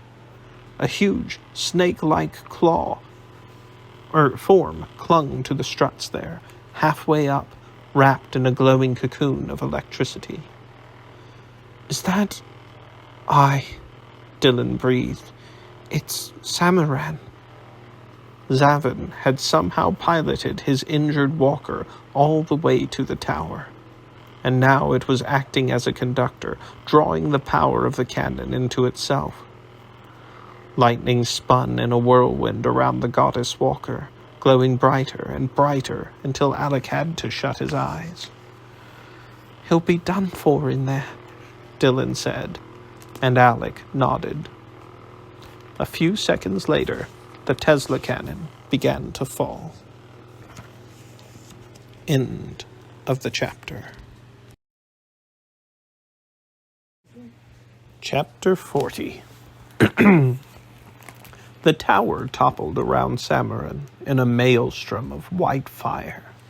Tendrils of lightning leapt out in all directions, dancing on the frozen Jinn and elephant, on the other fallen walkers, and along the wreckage of the Orient Express. The metal walls of the engine car crackled with sparks and spiderwebs of flame. As the lightning faded, the roar of the tower's collapse filled the air. A falling strut struck the engine car. The ceiling dented inward, and the windows shattered all at once. Bending metal howled around them, and smoke and dust billowed through the car. Long moments later, a heavy silence settled over the battlefield. "Are you all right, Dylan?" Alek's words sounded muffled in his own ears. "Aye. How about you, beastie?" "Zavin," said Bovril softly. Dylan took the creature into his arms. "Listen, the Leviathan's still up there." It was true. The soft rumble of the airship's engines had settled over the silent battlefield. At least all this madness hadn't been in vain. "Leviathan," Bovril repeated slowly, rolling the word around in its mouth. Alek stepped closer to the window. The Tesla cannon stretched out into the distance, jagged and broken, like the unearthed spine of some huge extinct creature. The Jinn lay fallen beside the war elephant, both walkers battered by the cascade of debris. A cold shiver went through Alek. Most of the German soldiers had disappeared beneath the ruined tower. "We need to see if Lilith's all right," he said. "And Klopp and Bauer." "Aye." Dylan put Bovril on his shoulder. "But who first?" Alek hesitated, realizing that his men might be dead, as Zavin certainly was. "Lilith first. Her father." "Of course." They opened the door and stepped out into a hellish landscape. The smoke and spices and engine oil were choking, but the smells of burned flesh and hair were worse. Alek turned his eyes from where the cannon's last discharge of electricity from what it had done to the men outside. "Come on," Dylan said hoarsely, dragging him away. As they skirted the wreckage, Bovril raised its head and said, "Lilith." Alek followed the creature's gaze, squinting through the darkness. There, at the edge of the cliffs, was a lonely figure, looking out over the water. "Lilith," Dylan called, and the figure turned to face them. They ran to her, the cool sea breeze carrying away the smells of battle and destruction. Lilith's piloting gear was torn, her face pale in the darkness. A long canvas bag lay in the dirt beside her feet. As they drew close, she stumbled into Dylan's arms. "Your father," the boy said. "I'm so sorry." Lilith pulled away. "I saw what he was doing, so I cleared a path for him. I helped him do it." She shook her head, tears tracking the dust on her face, and turned to stare at the fallen tower. "Have we all gone mad to want this?" "He saved the Leviathan," Alek said. Lilith just looked at him, dazed and uncertain, as if every language she knew had been knocked from her head. Her stare made him feel foolish for speaking. "All gone mad," Bovril said. Lilith reached out to stroke the creature's fur, her eyes still glassy. "Are you all right?" Dylan asked. "Just dizzy and amazed. Look at that." She pointed across the water toward the city of Istanbul. Its dark streets sparkled with gunfire, and half a dozen gyrothopters hovered over the palace. As Alek watched, a silent tendril of flame arced through the sky, then disappeared with a rumble among the ancient buildings. "See, it's really happening," Lilith said, "just as we planned." "Aye, that's the barking strangest thing about battle, that it's real." Dylan looked out across the water. "The Behemoth won't be long now."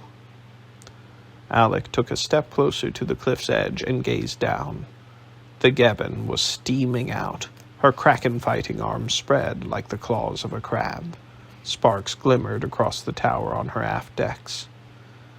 "Another Tesla cannon," Lilith whispered. "I'd forgotten." "Not to worry," Dylan said. "It's not as big and doesn't have the range. The Lady Boffin has timed this to perfection." As he spoke, a single spotlight lanced out from the airship's gondola, so bright that its beam sliced deep into the water. It slid toward the Gebbon, a column of light rippling through blackness. The gyrothopters above the palace moved toward the airship, and smaller spotlights from the Leviathan sprang to life, picking the gyrothopters out against the dark sky. From this distance, Alek couldn't see the hawks or bats, but one by one, the gyrothopters tumbled from the air. "They've had a whole month for repairs and refits," Dylan said, "and to make more beasties." Alek nodded, realizing that he'd never seen the Leviathan at full strength, only damaged and starved. Tonight it would be a different ship altogether. beasties, said Bovril, its eyes glowing like a cat's. The main spotlight reached the Gebbon, and for a moment the warship's steel guns and armor glowed a blinding white. Then the spotlight flicked from one color to the next, purple, green, and finally blood red. A pair of tentacles stretched from the water, spilling sheets of rain across the Gebbon's decks. It was the Behemoth. The ironclad's kraken fighting arms swung about, their snippers slashing at the sea monster's flesh. But the tentacles didn't seem to feel the cuts, coiling like slow pythons around the center of the warship. A huge head lifted up from the water, two eyes gleaming in the red of the spotlight. Alek took a step back. Unlike a kraken's, the behemoth's tentacles were only a small part of the beast. Its long body was all bony plates and segments, a spiny ridge traveling down its back. It repulsed him, like something dragged up from the deepest ocean, ancient and alien.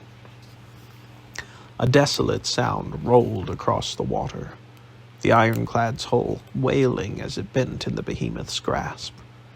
Her small guns were firing in all directions, the kraken fighting arms flailing against the massive tentacles. Men and spent ammunition slid across the warship's decks as she rocked back and forth. "Barking spiders," Dylan breathed. "Dr. Barlow said the beast was huge, but I never thought—" Something flared inside the Gebbon's broken hull, one of her boilers spilling flame. Hissing steam clouds shot from ruptures in the ship's armor plates. The Tesla cannon tried to fire, but its half-charged lightning barely leapt into the sky, then tumbled back to coil around the behemoth's tentacles and dance on the metal decks. Explosions flickered up and down the warship's length as fuel tanks and magazines were ignited by white fire. The searchlight turned a brilliant blue, and in one huge motion, the behemoth hauled its body onto the superstructure, forcing the warship down. The Gebbon resisted for a moment, but then her foredecks slipped beneath the waves. The aft end rose up, and the Tesla cannon climbed into the dark sky, still shimmering. With a metal shriek, the warship split into two, both halves sliding neatly down into the water. A lone kraken fighting arm reached up from the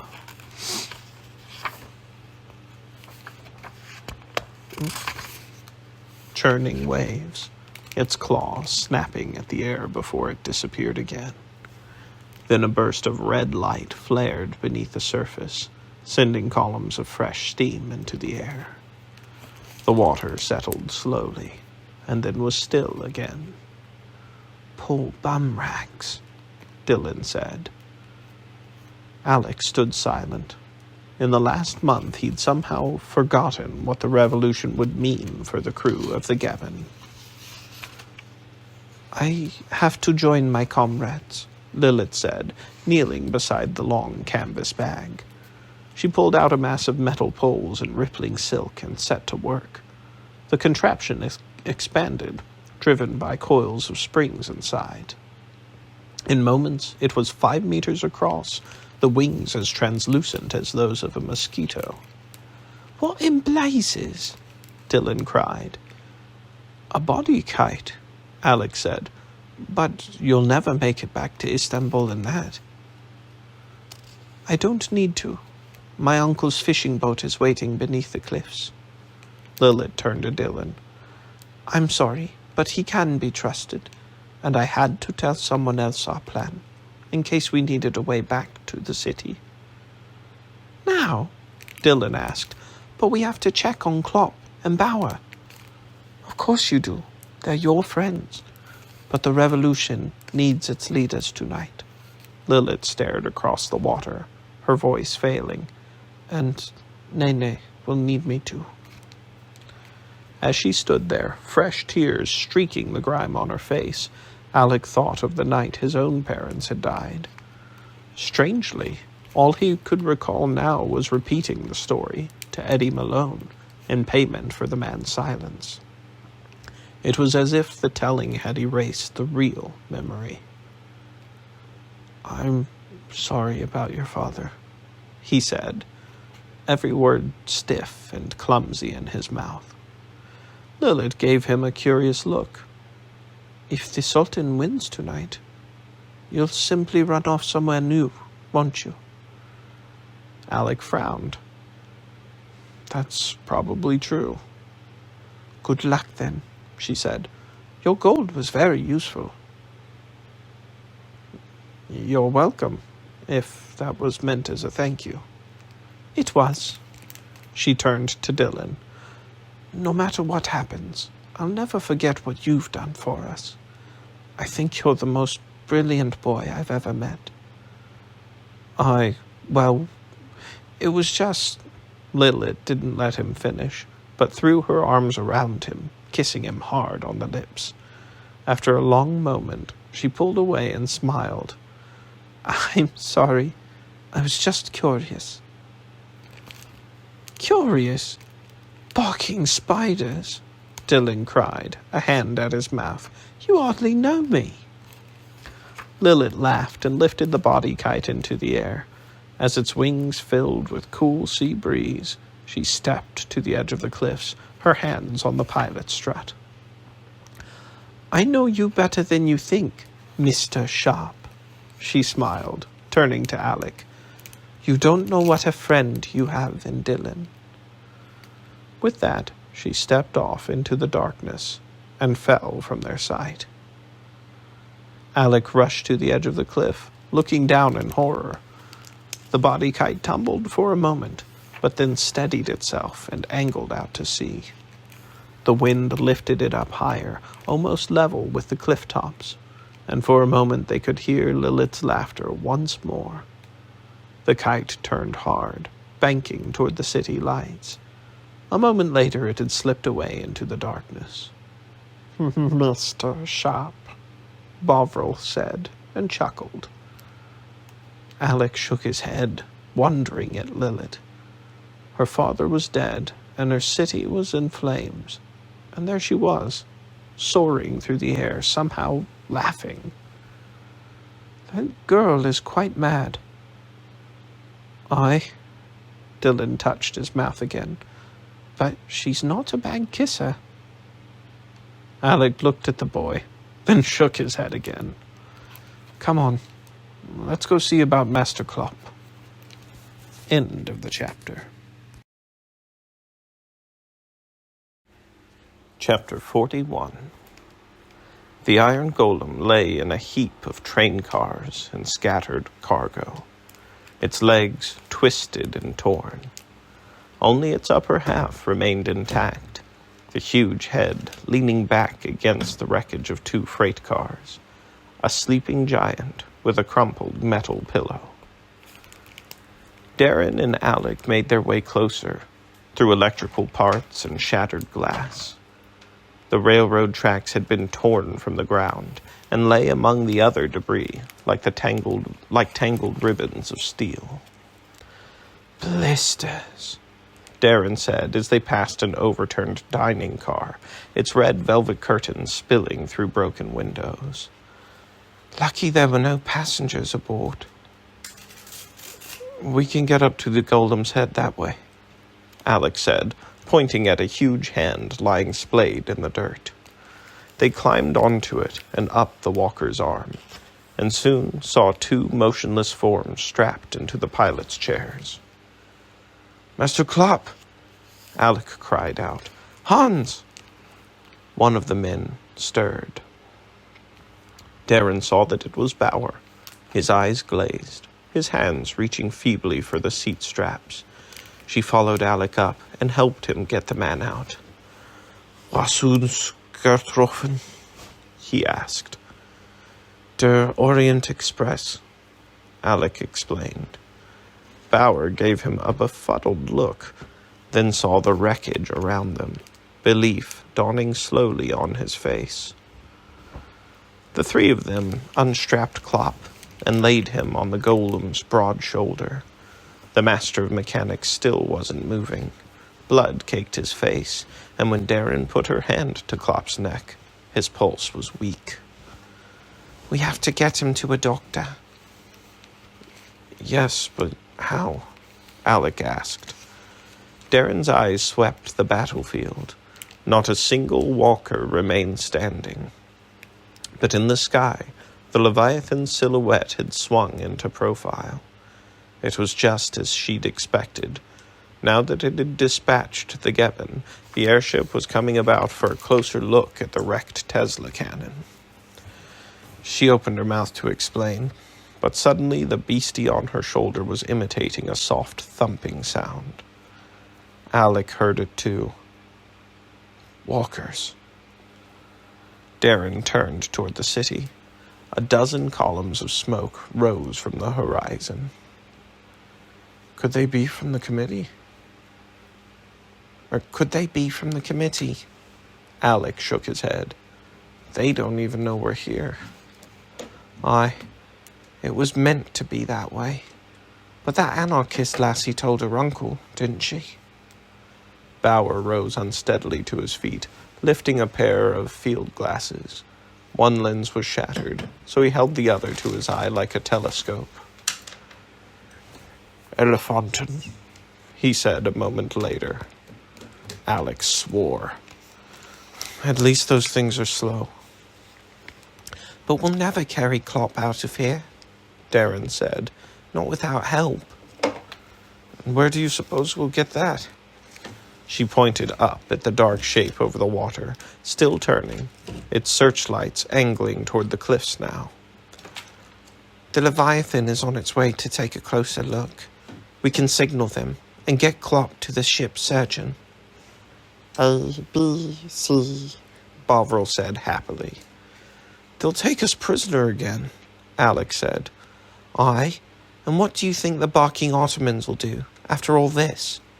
Darren swept her arm across the wreckage. At least with us you'll be alive. Ich kann bleiben mit Meister Klopp Bauer said. Darren's eyes narrowed. After a month working with clankers, her German was much better.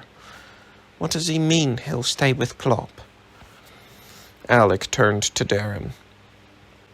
Your ship can pick Bauer and Klopp up, while you and I make a run for it. Darren's jaw dropped. Have you gone barking mad? The Ottomans will never spot us in all this mess. Alek clenched his fist. And just think, if the committee wins tonight, they'll throw the Germans out. And they owe us both a debt, Dylan. We can stay here, among allies. Not me, you daft prince. I have to go home. But I can't do this alone. Not without you. His eyes softened. Please, come with me. Darren turned from him, for a moment wishing that Alek were asking this same question, but in a different way. Not as some dumb cough of a prince who expected everyone to serve his purposes, but as a man. It wasn't his fault, of course. She'd never told Alek why she'd really come to Istanbul, not for the mission, but for him. She hadn't told him anything, and it was too late now.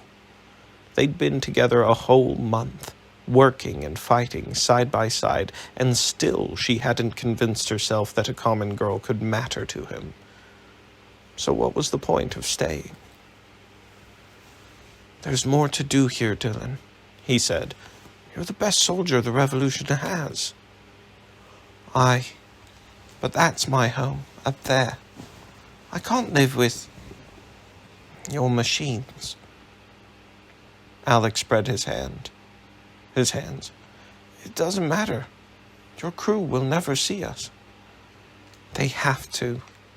Darren stared out across the battlefield, looking for something to signal with. But Alek was right. Even if she had 10-foot semaphore flags, no one would ever see her among the wreckage of the train. Then she saw them, the golem's arms stretched out in both directions. The right one was straight out, the left one at an angle, almost making the sign for the letter S. Can this contraption still move? What? The walker? A, B, C, Bovril said again. Aye, a giant sending signals would be barking hard to miss. The boilers are cold, Alek said, but I suppose the pneumatics might still have some pressure in them. Then take a look. Alek gritted his teeth, but climbed back up to the head and knelt by the controls. He rapped at 2 of the gauges, and then turned back, an uncertain look on his face. Can it work? She called. Don't lie to me. I would never lie to you, Dylan. We can signal perhaps a dozen letters. Then do it. Follow my lead. Darren held her right arm out straight, her left angled down. Alek didn't move.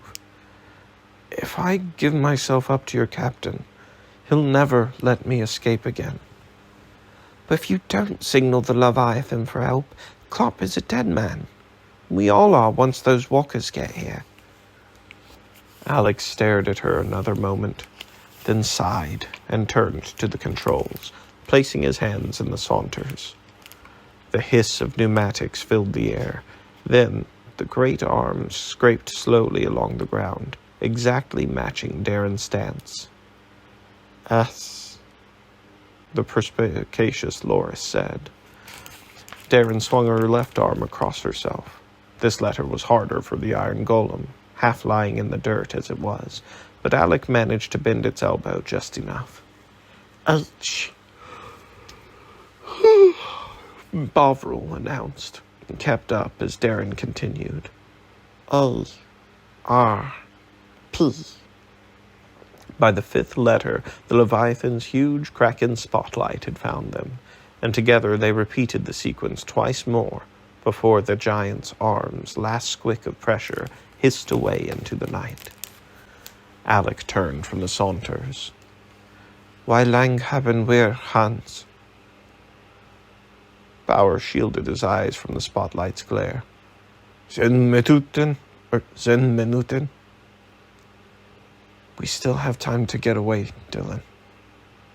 Not with only 10 minutes. And there's no need to run. Darren put a hand on Alek's shoulder.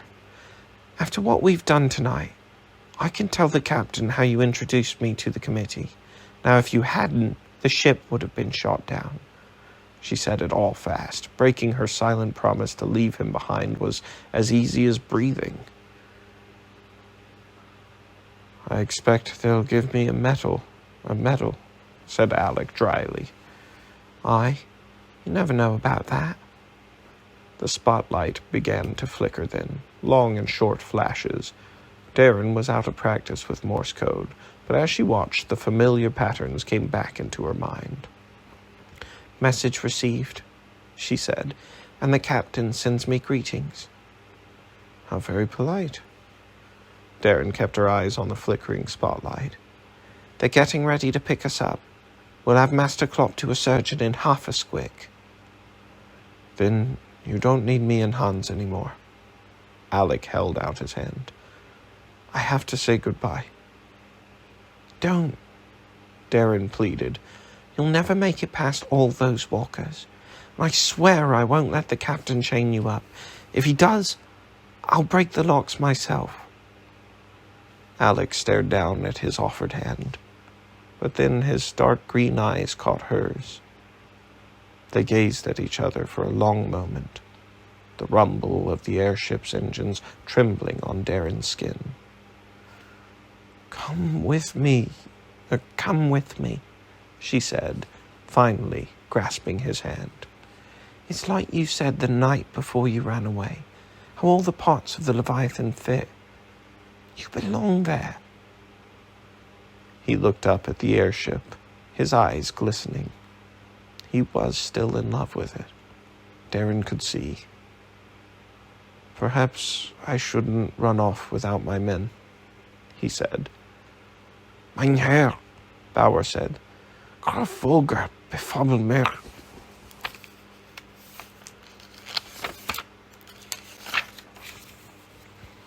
Volger, Alek spat. "If it weren't for his scheming, we'd have all kept together in the first place." Darren squeezed his hand harder. "It'll be all right, I swear." As the airship drew closer, a whisper of wings came from overhead, steel talons glinting in the searchlights. Darren let go of Alek's hand and breathed deep the bitter almond of spilled hydrogen, the dangerous, beautiful smell of a hasty descent. Ropes tumbled from the gondola's cargo door, and seconds later men were sliding down them.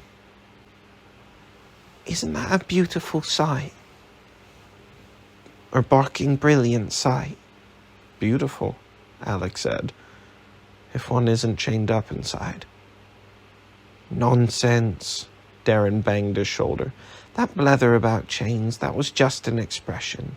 They only locked Count Volger in his stateroom, and I had to bring him breakfast every day." "How luxurious." She smiled, though the thought of Volger sent a squick of nerves through her. He knew her secret. The man could still betray her to the officers, or to Alek, any time he wanted. But she couldn't keep hiding from his countship forever. It wasn't soldierly. And besides, she could always toss him out a window if it came to that. As the airship came to a rumbling halt, Bovril clung tighter to her shoulder. "Breakfast every day?" it asked. "Aye, beastie," Darren said, stroking its fur. "You're going home." End of the chapter.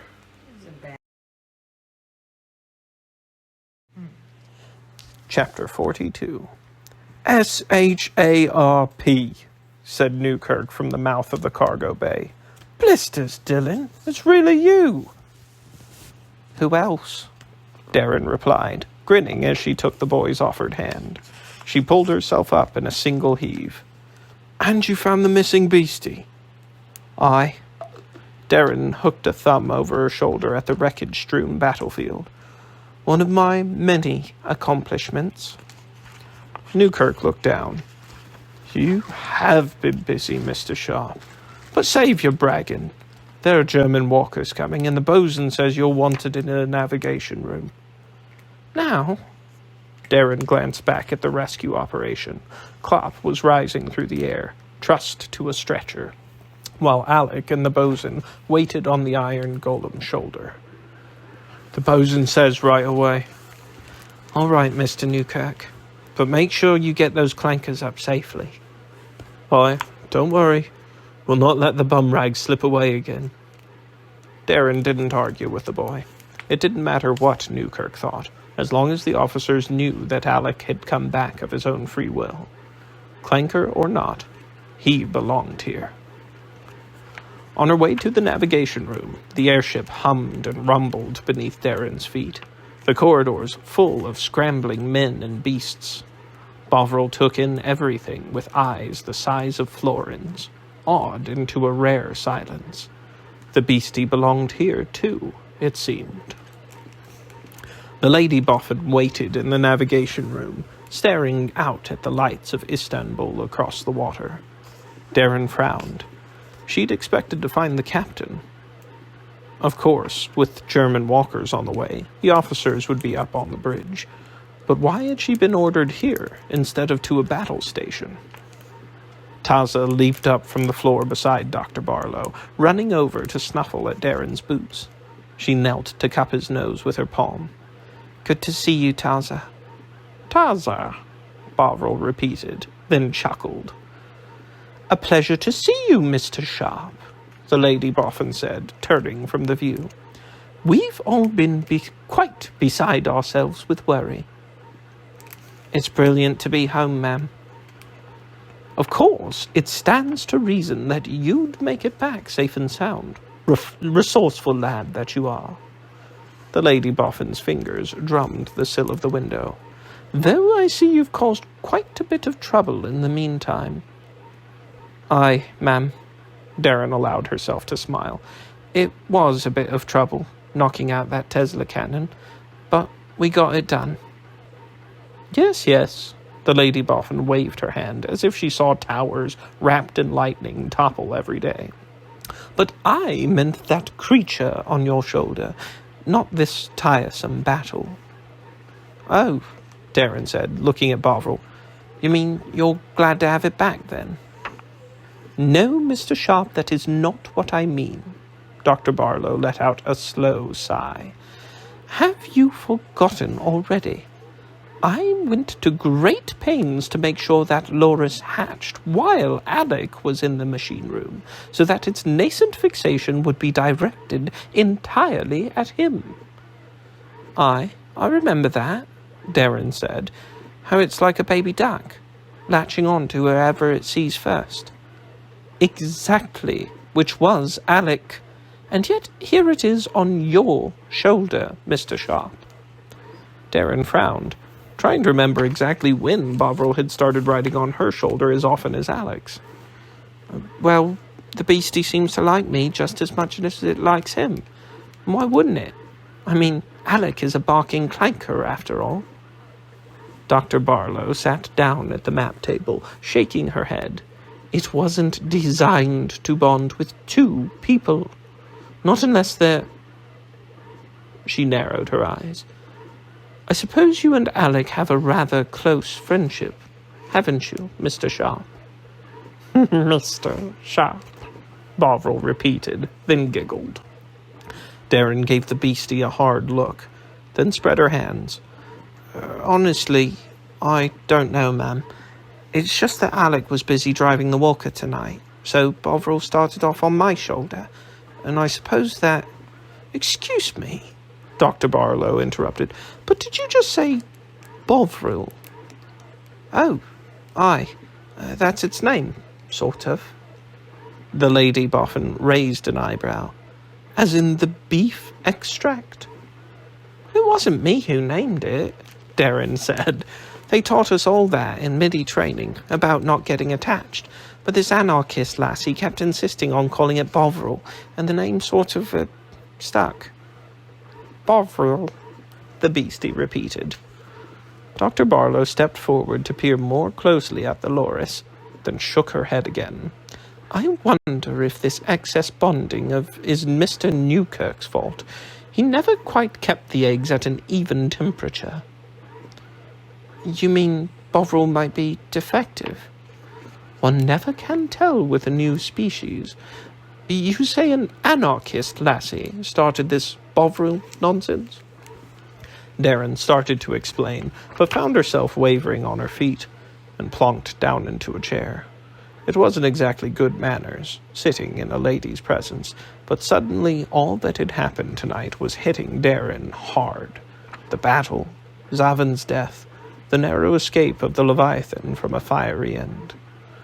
More than anything else, it was a relief to be home, to feel the ship beneath her feet, real and solid, and not burning horribly in the sky. And Alek aboard by now as well. "You see, ma'am, when I found him, Alek had taken up with this Committee for Union and Progress, who were dead keen to overthrow the Sultan. I didn't approve of them, of course, but then we found out there was a Tesla cannon being built. Knowing that it could destroy the Leviathan, I had to make sure it came down, even if it meant joining up with anarchists, or revolutionaries, whatever you want to call them."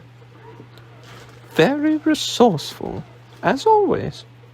The Lady Boffin sat across from her, reaching down to scratch Taz's head. "Count Volga wasn't far wrong, was he?" "Count Volga?" A squick of panic went through Darren at the name. "If you don't mind me asking, ma'am, what exactly wasn't he wrong about?" "He said that Alek had fallen in with unsavory elements, and also that you would be able to find our missing prince." Darren nodded slowly. Volger had been sitting right there, of course, when she'd heard the clue about Alek's hotel. He's a clever boots, that one. Indeed. The Lady Boffin stood up again and turned to stare out. Though he may be wrong about this committee. However unsavory their politics, they have performed a valuable service to Britain today. Aye, ma'am. They helped us save the barking ship. They seem to have toppled the Sultan as well. Darren hauled herself up and joined Dr. Barlow at the window. The ship was underway again, heading back across the water. In the distance, the streets of Istanbul were still alight with gunfire and explosions, and Darren could make out swirling clouds of spice dust in the war elephant's searchlights.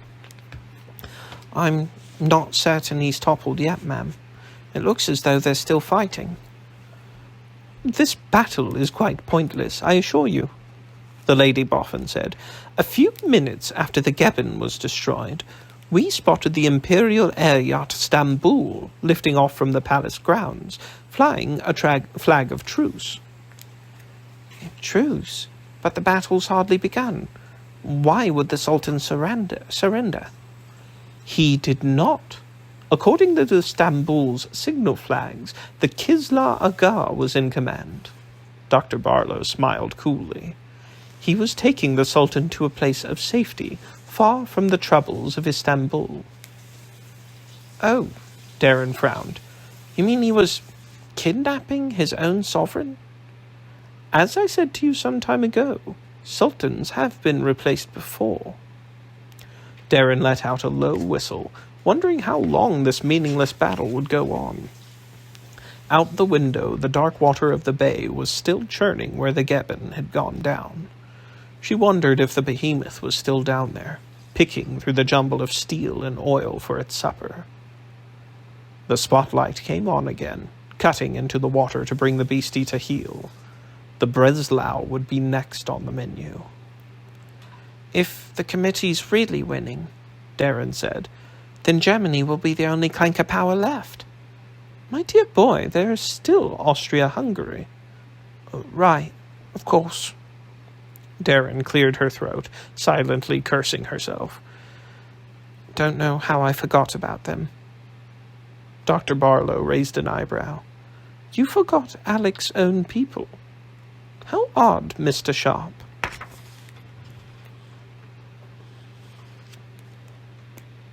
Mr. Sharp, came a voice from above them.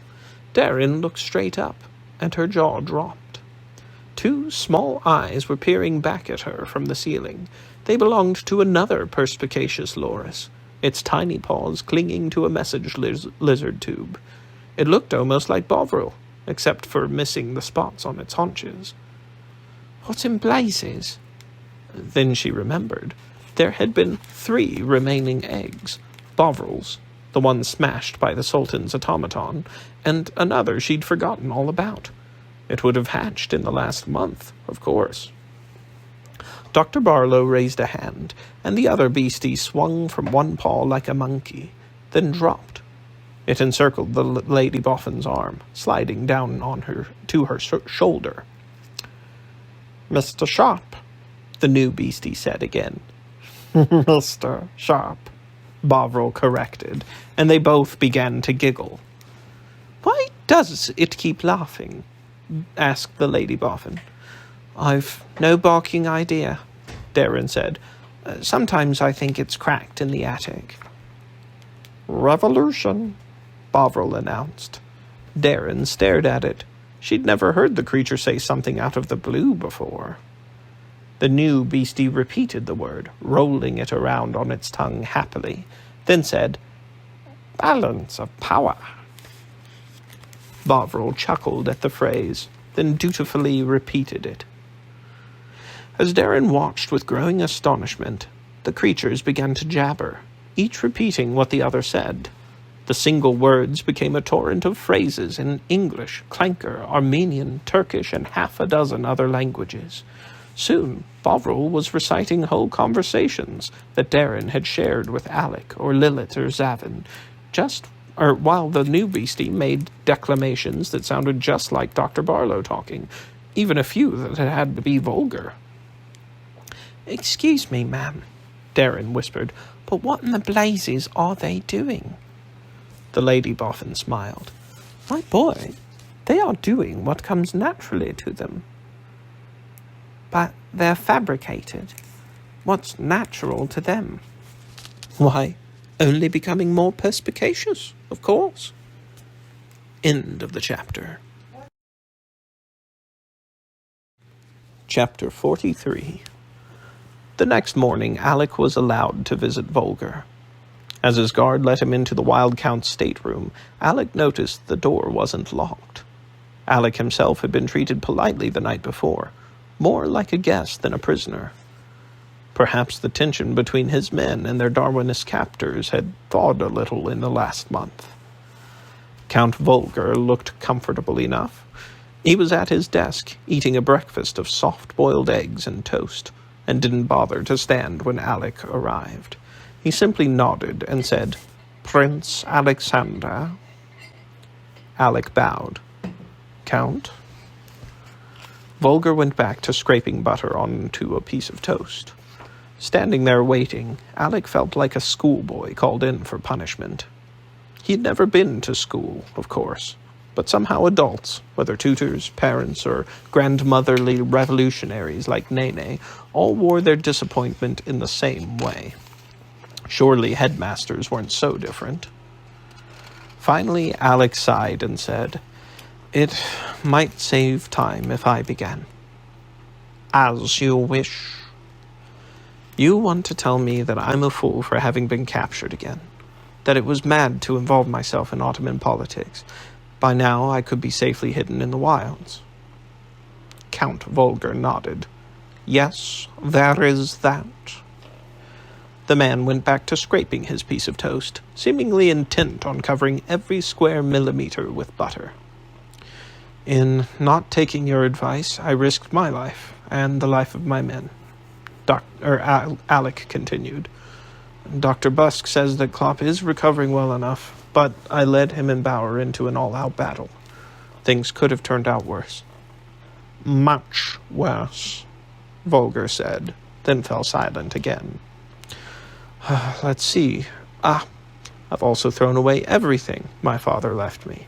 The castle, all your plans, and finally his gold. Alek reached inside his piloting coat and felt for a hard lump sewed into the corner of the lining. He tore the fabric, pulled out what remained of the gold, and tossed it onto the table.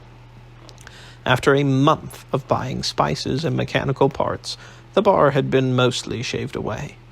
All that was left was the round Habsburg crest stamped at its center, like a thick, roughly made coin. Volgar blinked, and Alek let himself smile. At least he'd finally provoked a reaction. Did you finance this revolution entirely on your own? Only the finishing touches. A little spice on top. Alek shrugged. Revolutions are expensive, it seems. I wouldn't know. I avoid them on principle. Of course, Alek said. That's what you're really angry about, isn't it? That I overturned the natural order and deposed a fellow royal? That I forgot that revolutionaries want to overthrow all aristocrats, including me and you? Volgar took a bite of toast and chewed thoughtfully, then poured himself more coffee. There is that, too, I suppose. But there's one thing you've forgotten. Alek wondered for a moment what his final failure might be, but then gave up. He took a cup from the windowsill, filled it with coffee, and sat down across the desk from Volgar. Enlighten me. You also saved my life. Alek frowned. I did what?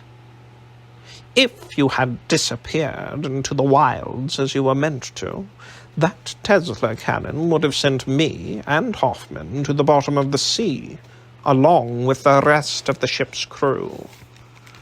The Count stared into his coffee cup. I owe you my life. Quite an annoying turn of events. Alek hid his surprise by taking a sip of coffee. It was true. Count Volger had been saved along with the Leviathan. But was the man really thanking him for joining the committee's revolution? This doesn't mean that you are any less of an idiot, of course, Volger added. Of course not, Alek said, a bit relieved. And there is also the matter of your newfound celebrity. Volger opened a drawer, pulled out a newspaper, and dropped it onto the desk. Alek picked it up. It was in English. New York World, read the masthead, and there on the first page was a photograph of Alek above a long article by Istanbul Bureau Chief Eddie Malone. Alek let the newspaper fall back onto the table. He'd never seen a photograph of himself before, and the effect was distinctly disagreeable, like looking into a frozen mirror. Are my ears really that large? Almost. What on earth were you thinking? Alek lifted his cup, staring at the glimmering black reflection on the coffee surface. He had steeled himself to face any amount of scorn from Volger, but not for this. As the newspaper's name declared, the whole world was gawking at him now. His family secrets were out there for anyone to read. That reporter, Malone, he knew too much about the committee's plans. An interview was the only way to distract him. Alek dared another glance at the photo and noticed the caption, "The Missing Heir." So that's why the crew have been so polite to me. They know who I am now. Not just the crew, Alek. Britain has a consulate in New York, of course. Even their bumbling diplomats could hardly have missed this. Lord Churchill himself sent that newspaper to Captain Hobbs, carried by some sort of beastly eagle. But how in blazes did you get it? Dr. Barlow and I have been sharing information for some time now. The Wild Count leaned back in his chair.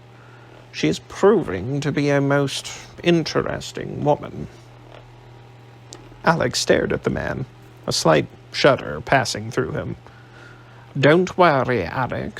I haven't told her all my secrets. How is your friend Dylan, by the way? Dylan? He's quite astounding at times. Alek sighed. In a way, it's because of him that I let myself be captured again. Volger's coffee cup froze halfway to his lips. What do you mean by that? Dylan convinced me it was safer to give myself up than to escape. There were a dozen Ottoman walkers headed toward us, I suppose, but it was more than that. He seems to think that I belong on this ship. Alek sighed. Not that it matters. Once we're back in Britain, they'll put me in a cage. I wouldn't worry about that just yet. The Wild Count glanced at the windows. Haven't you noticed? Alek looked out the window.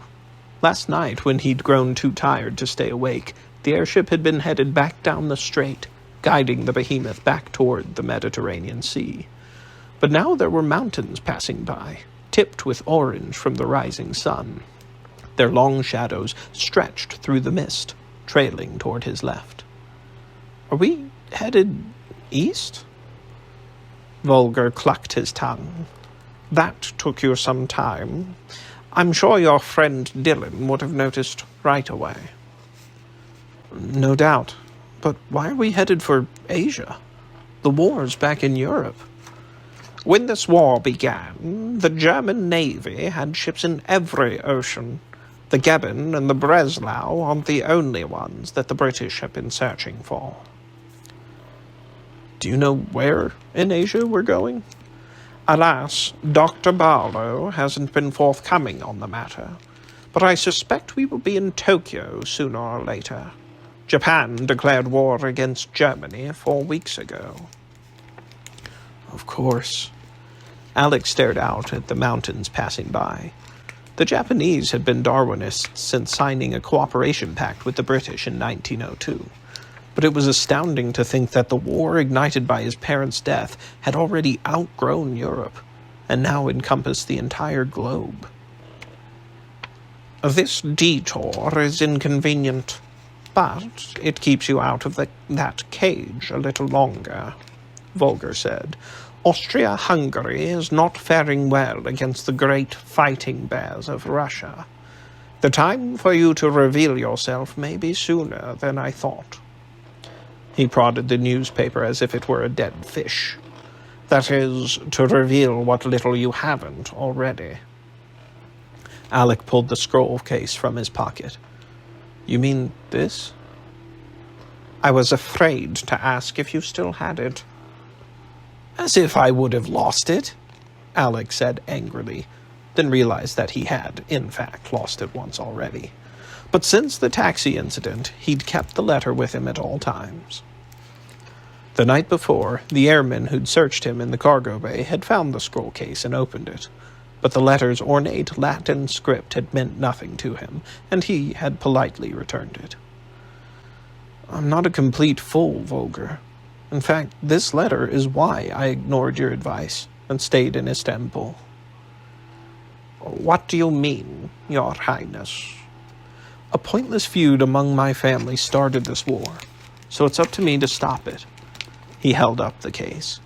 This is the will of heaven, which tells me what I'm meant to do. Not skulk in hiding, but take my rightful place and put an end to this war. Volger stared at him for a long moment, then steepled his fingers. That letter is no guarantee that you'll take the throne. I know that, but the Pope's word must count for something. Ah, I had forgotten. The wild count turned away. You've been in the land of heathens and heretics. You haven't since heard the news from the Vatican. News? The Holy Father is dead. Alek stared at the man. They say the war was hard on him, Volger continued. He wanted peace too much. Of course, what he wanted doesn't matter now. But this letter represents the will of heaven. The Vatican will still confirm that it's real, won't they? One would think so. Of course, someone there told the Germans about your father's visit. The man spread his hands. We must hope that this someone doesn't have the new Pope's ear. Alek turned to stare out the window, trying to make sense of Volger's news.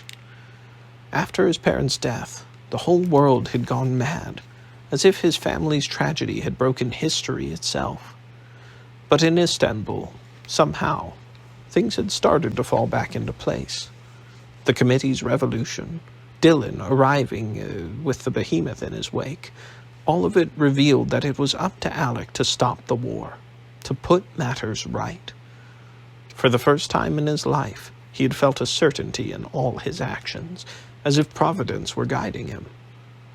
But now the world was turning upside down again. Fate was taking him not back toward the center of the war, but away from his homeland and his people, away from everything he had been born to do. And the letter in his hand, the only thing his father had left him that Alek hadn't thrown away, might now be worthless.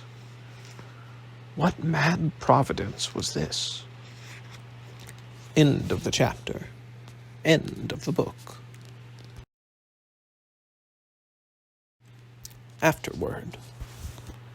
Behemoth is a novel of alternate history, so most of its characters, creatures, and machines are the author's own inventions. But the historical locations and events are modeled closely on the realities of World War I.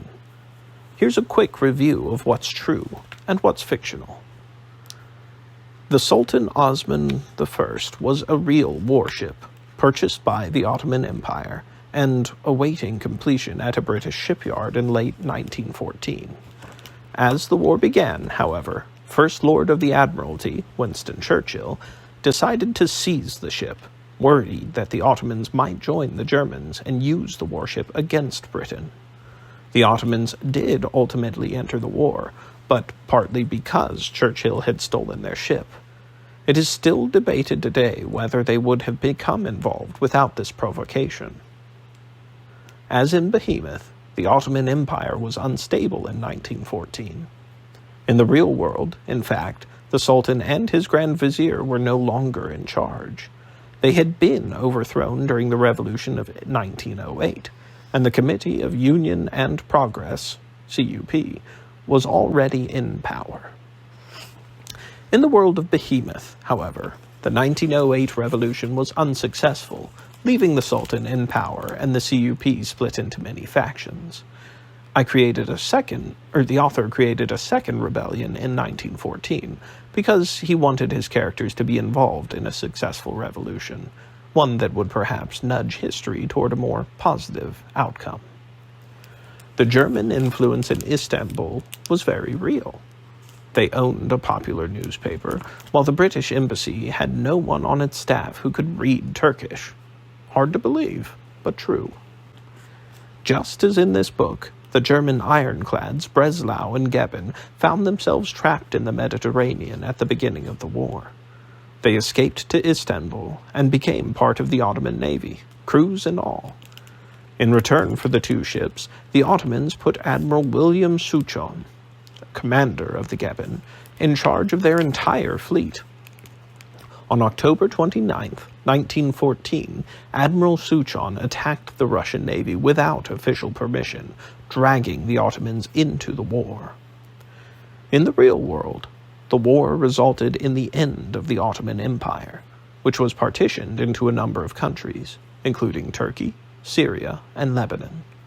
The author wanted to create a history in which the empire remained intact, and Istanbul retained its cosmopolitan nature as a model for the rest of the world. And yes, you really should call it Istanbul, not Constantinople, though the Ottoman aristocracy used the name Constantiniye for many centuries, and many Westerners cling to the name in story and song. Istanbul was a more common name among its people. Actually, most of them just called it the city. In any case, the Turkish post office stopped delivering mail marked Constantinople in 1923. The Orient Express was a real train, of course, running along various routes from Paris to Istanbul since 1883. In its heyday, the Express symbolized all that was elegant and adventurous about travel. On December 14th, 2009, a few weeks after the author finished this book, it ran for the last time. There is not yet such a thing as a Tesla canon, but Nikola Tesla was a real inventor, famous for discovering the basic principles of radio, radar, and the alternating current. He spent decades working on the so-called death ray, and in the 1930s he claimed it could shoot down 10,000 planes at a range of 250 miles. He offered the device to several governments, but no one took him up on it. Maybe that's a good thing. End of the Afterword. At this time, I'd like to take a moment to say thank you to my Patreon supporters in the honorable mentions category. So, extra special thanks to Brennan McDevitt, Jones, Karen Stiegel, Kyle Stiegel, Kaya Hemmer, Lone Raven, Milady, Noah Bumgardner, One Small Gobbo, and Ty Miller. Thanks again, guys. I really appreciate your support. Have a great day.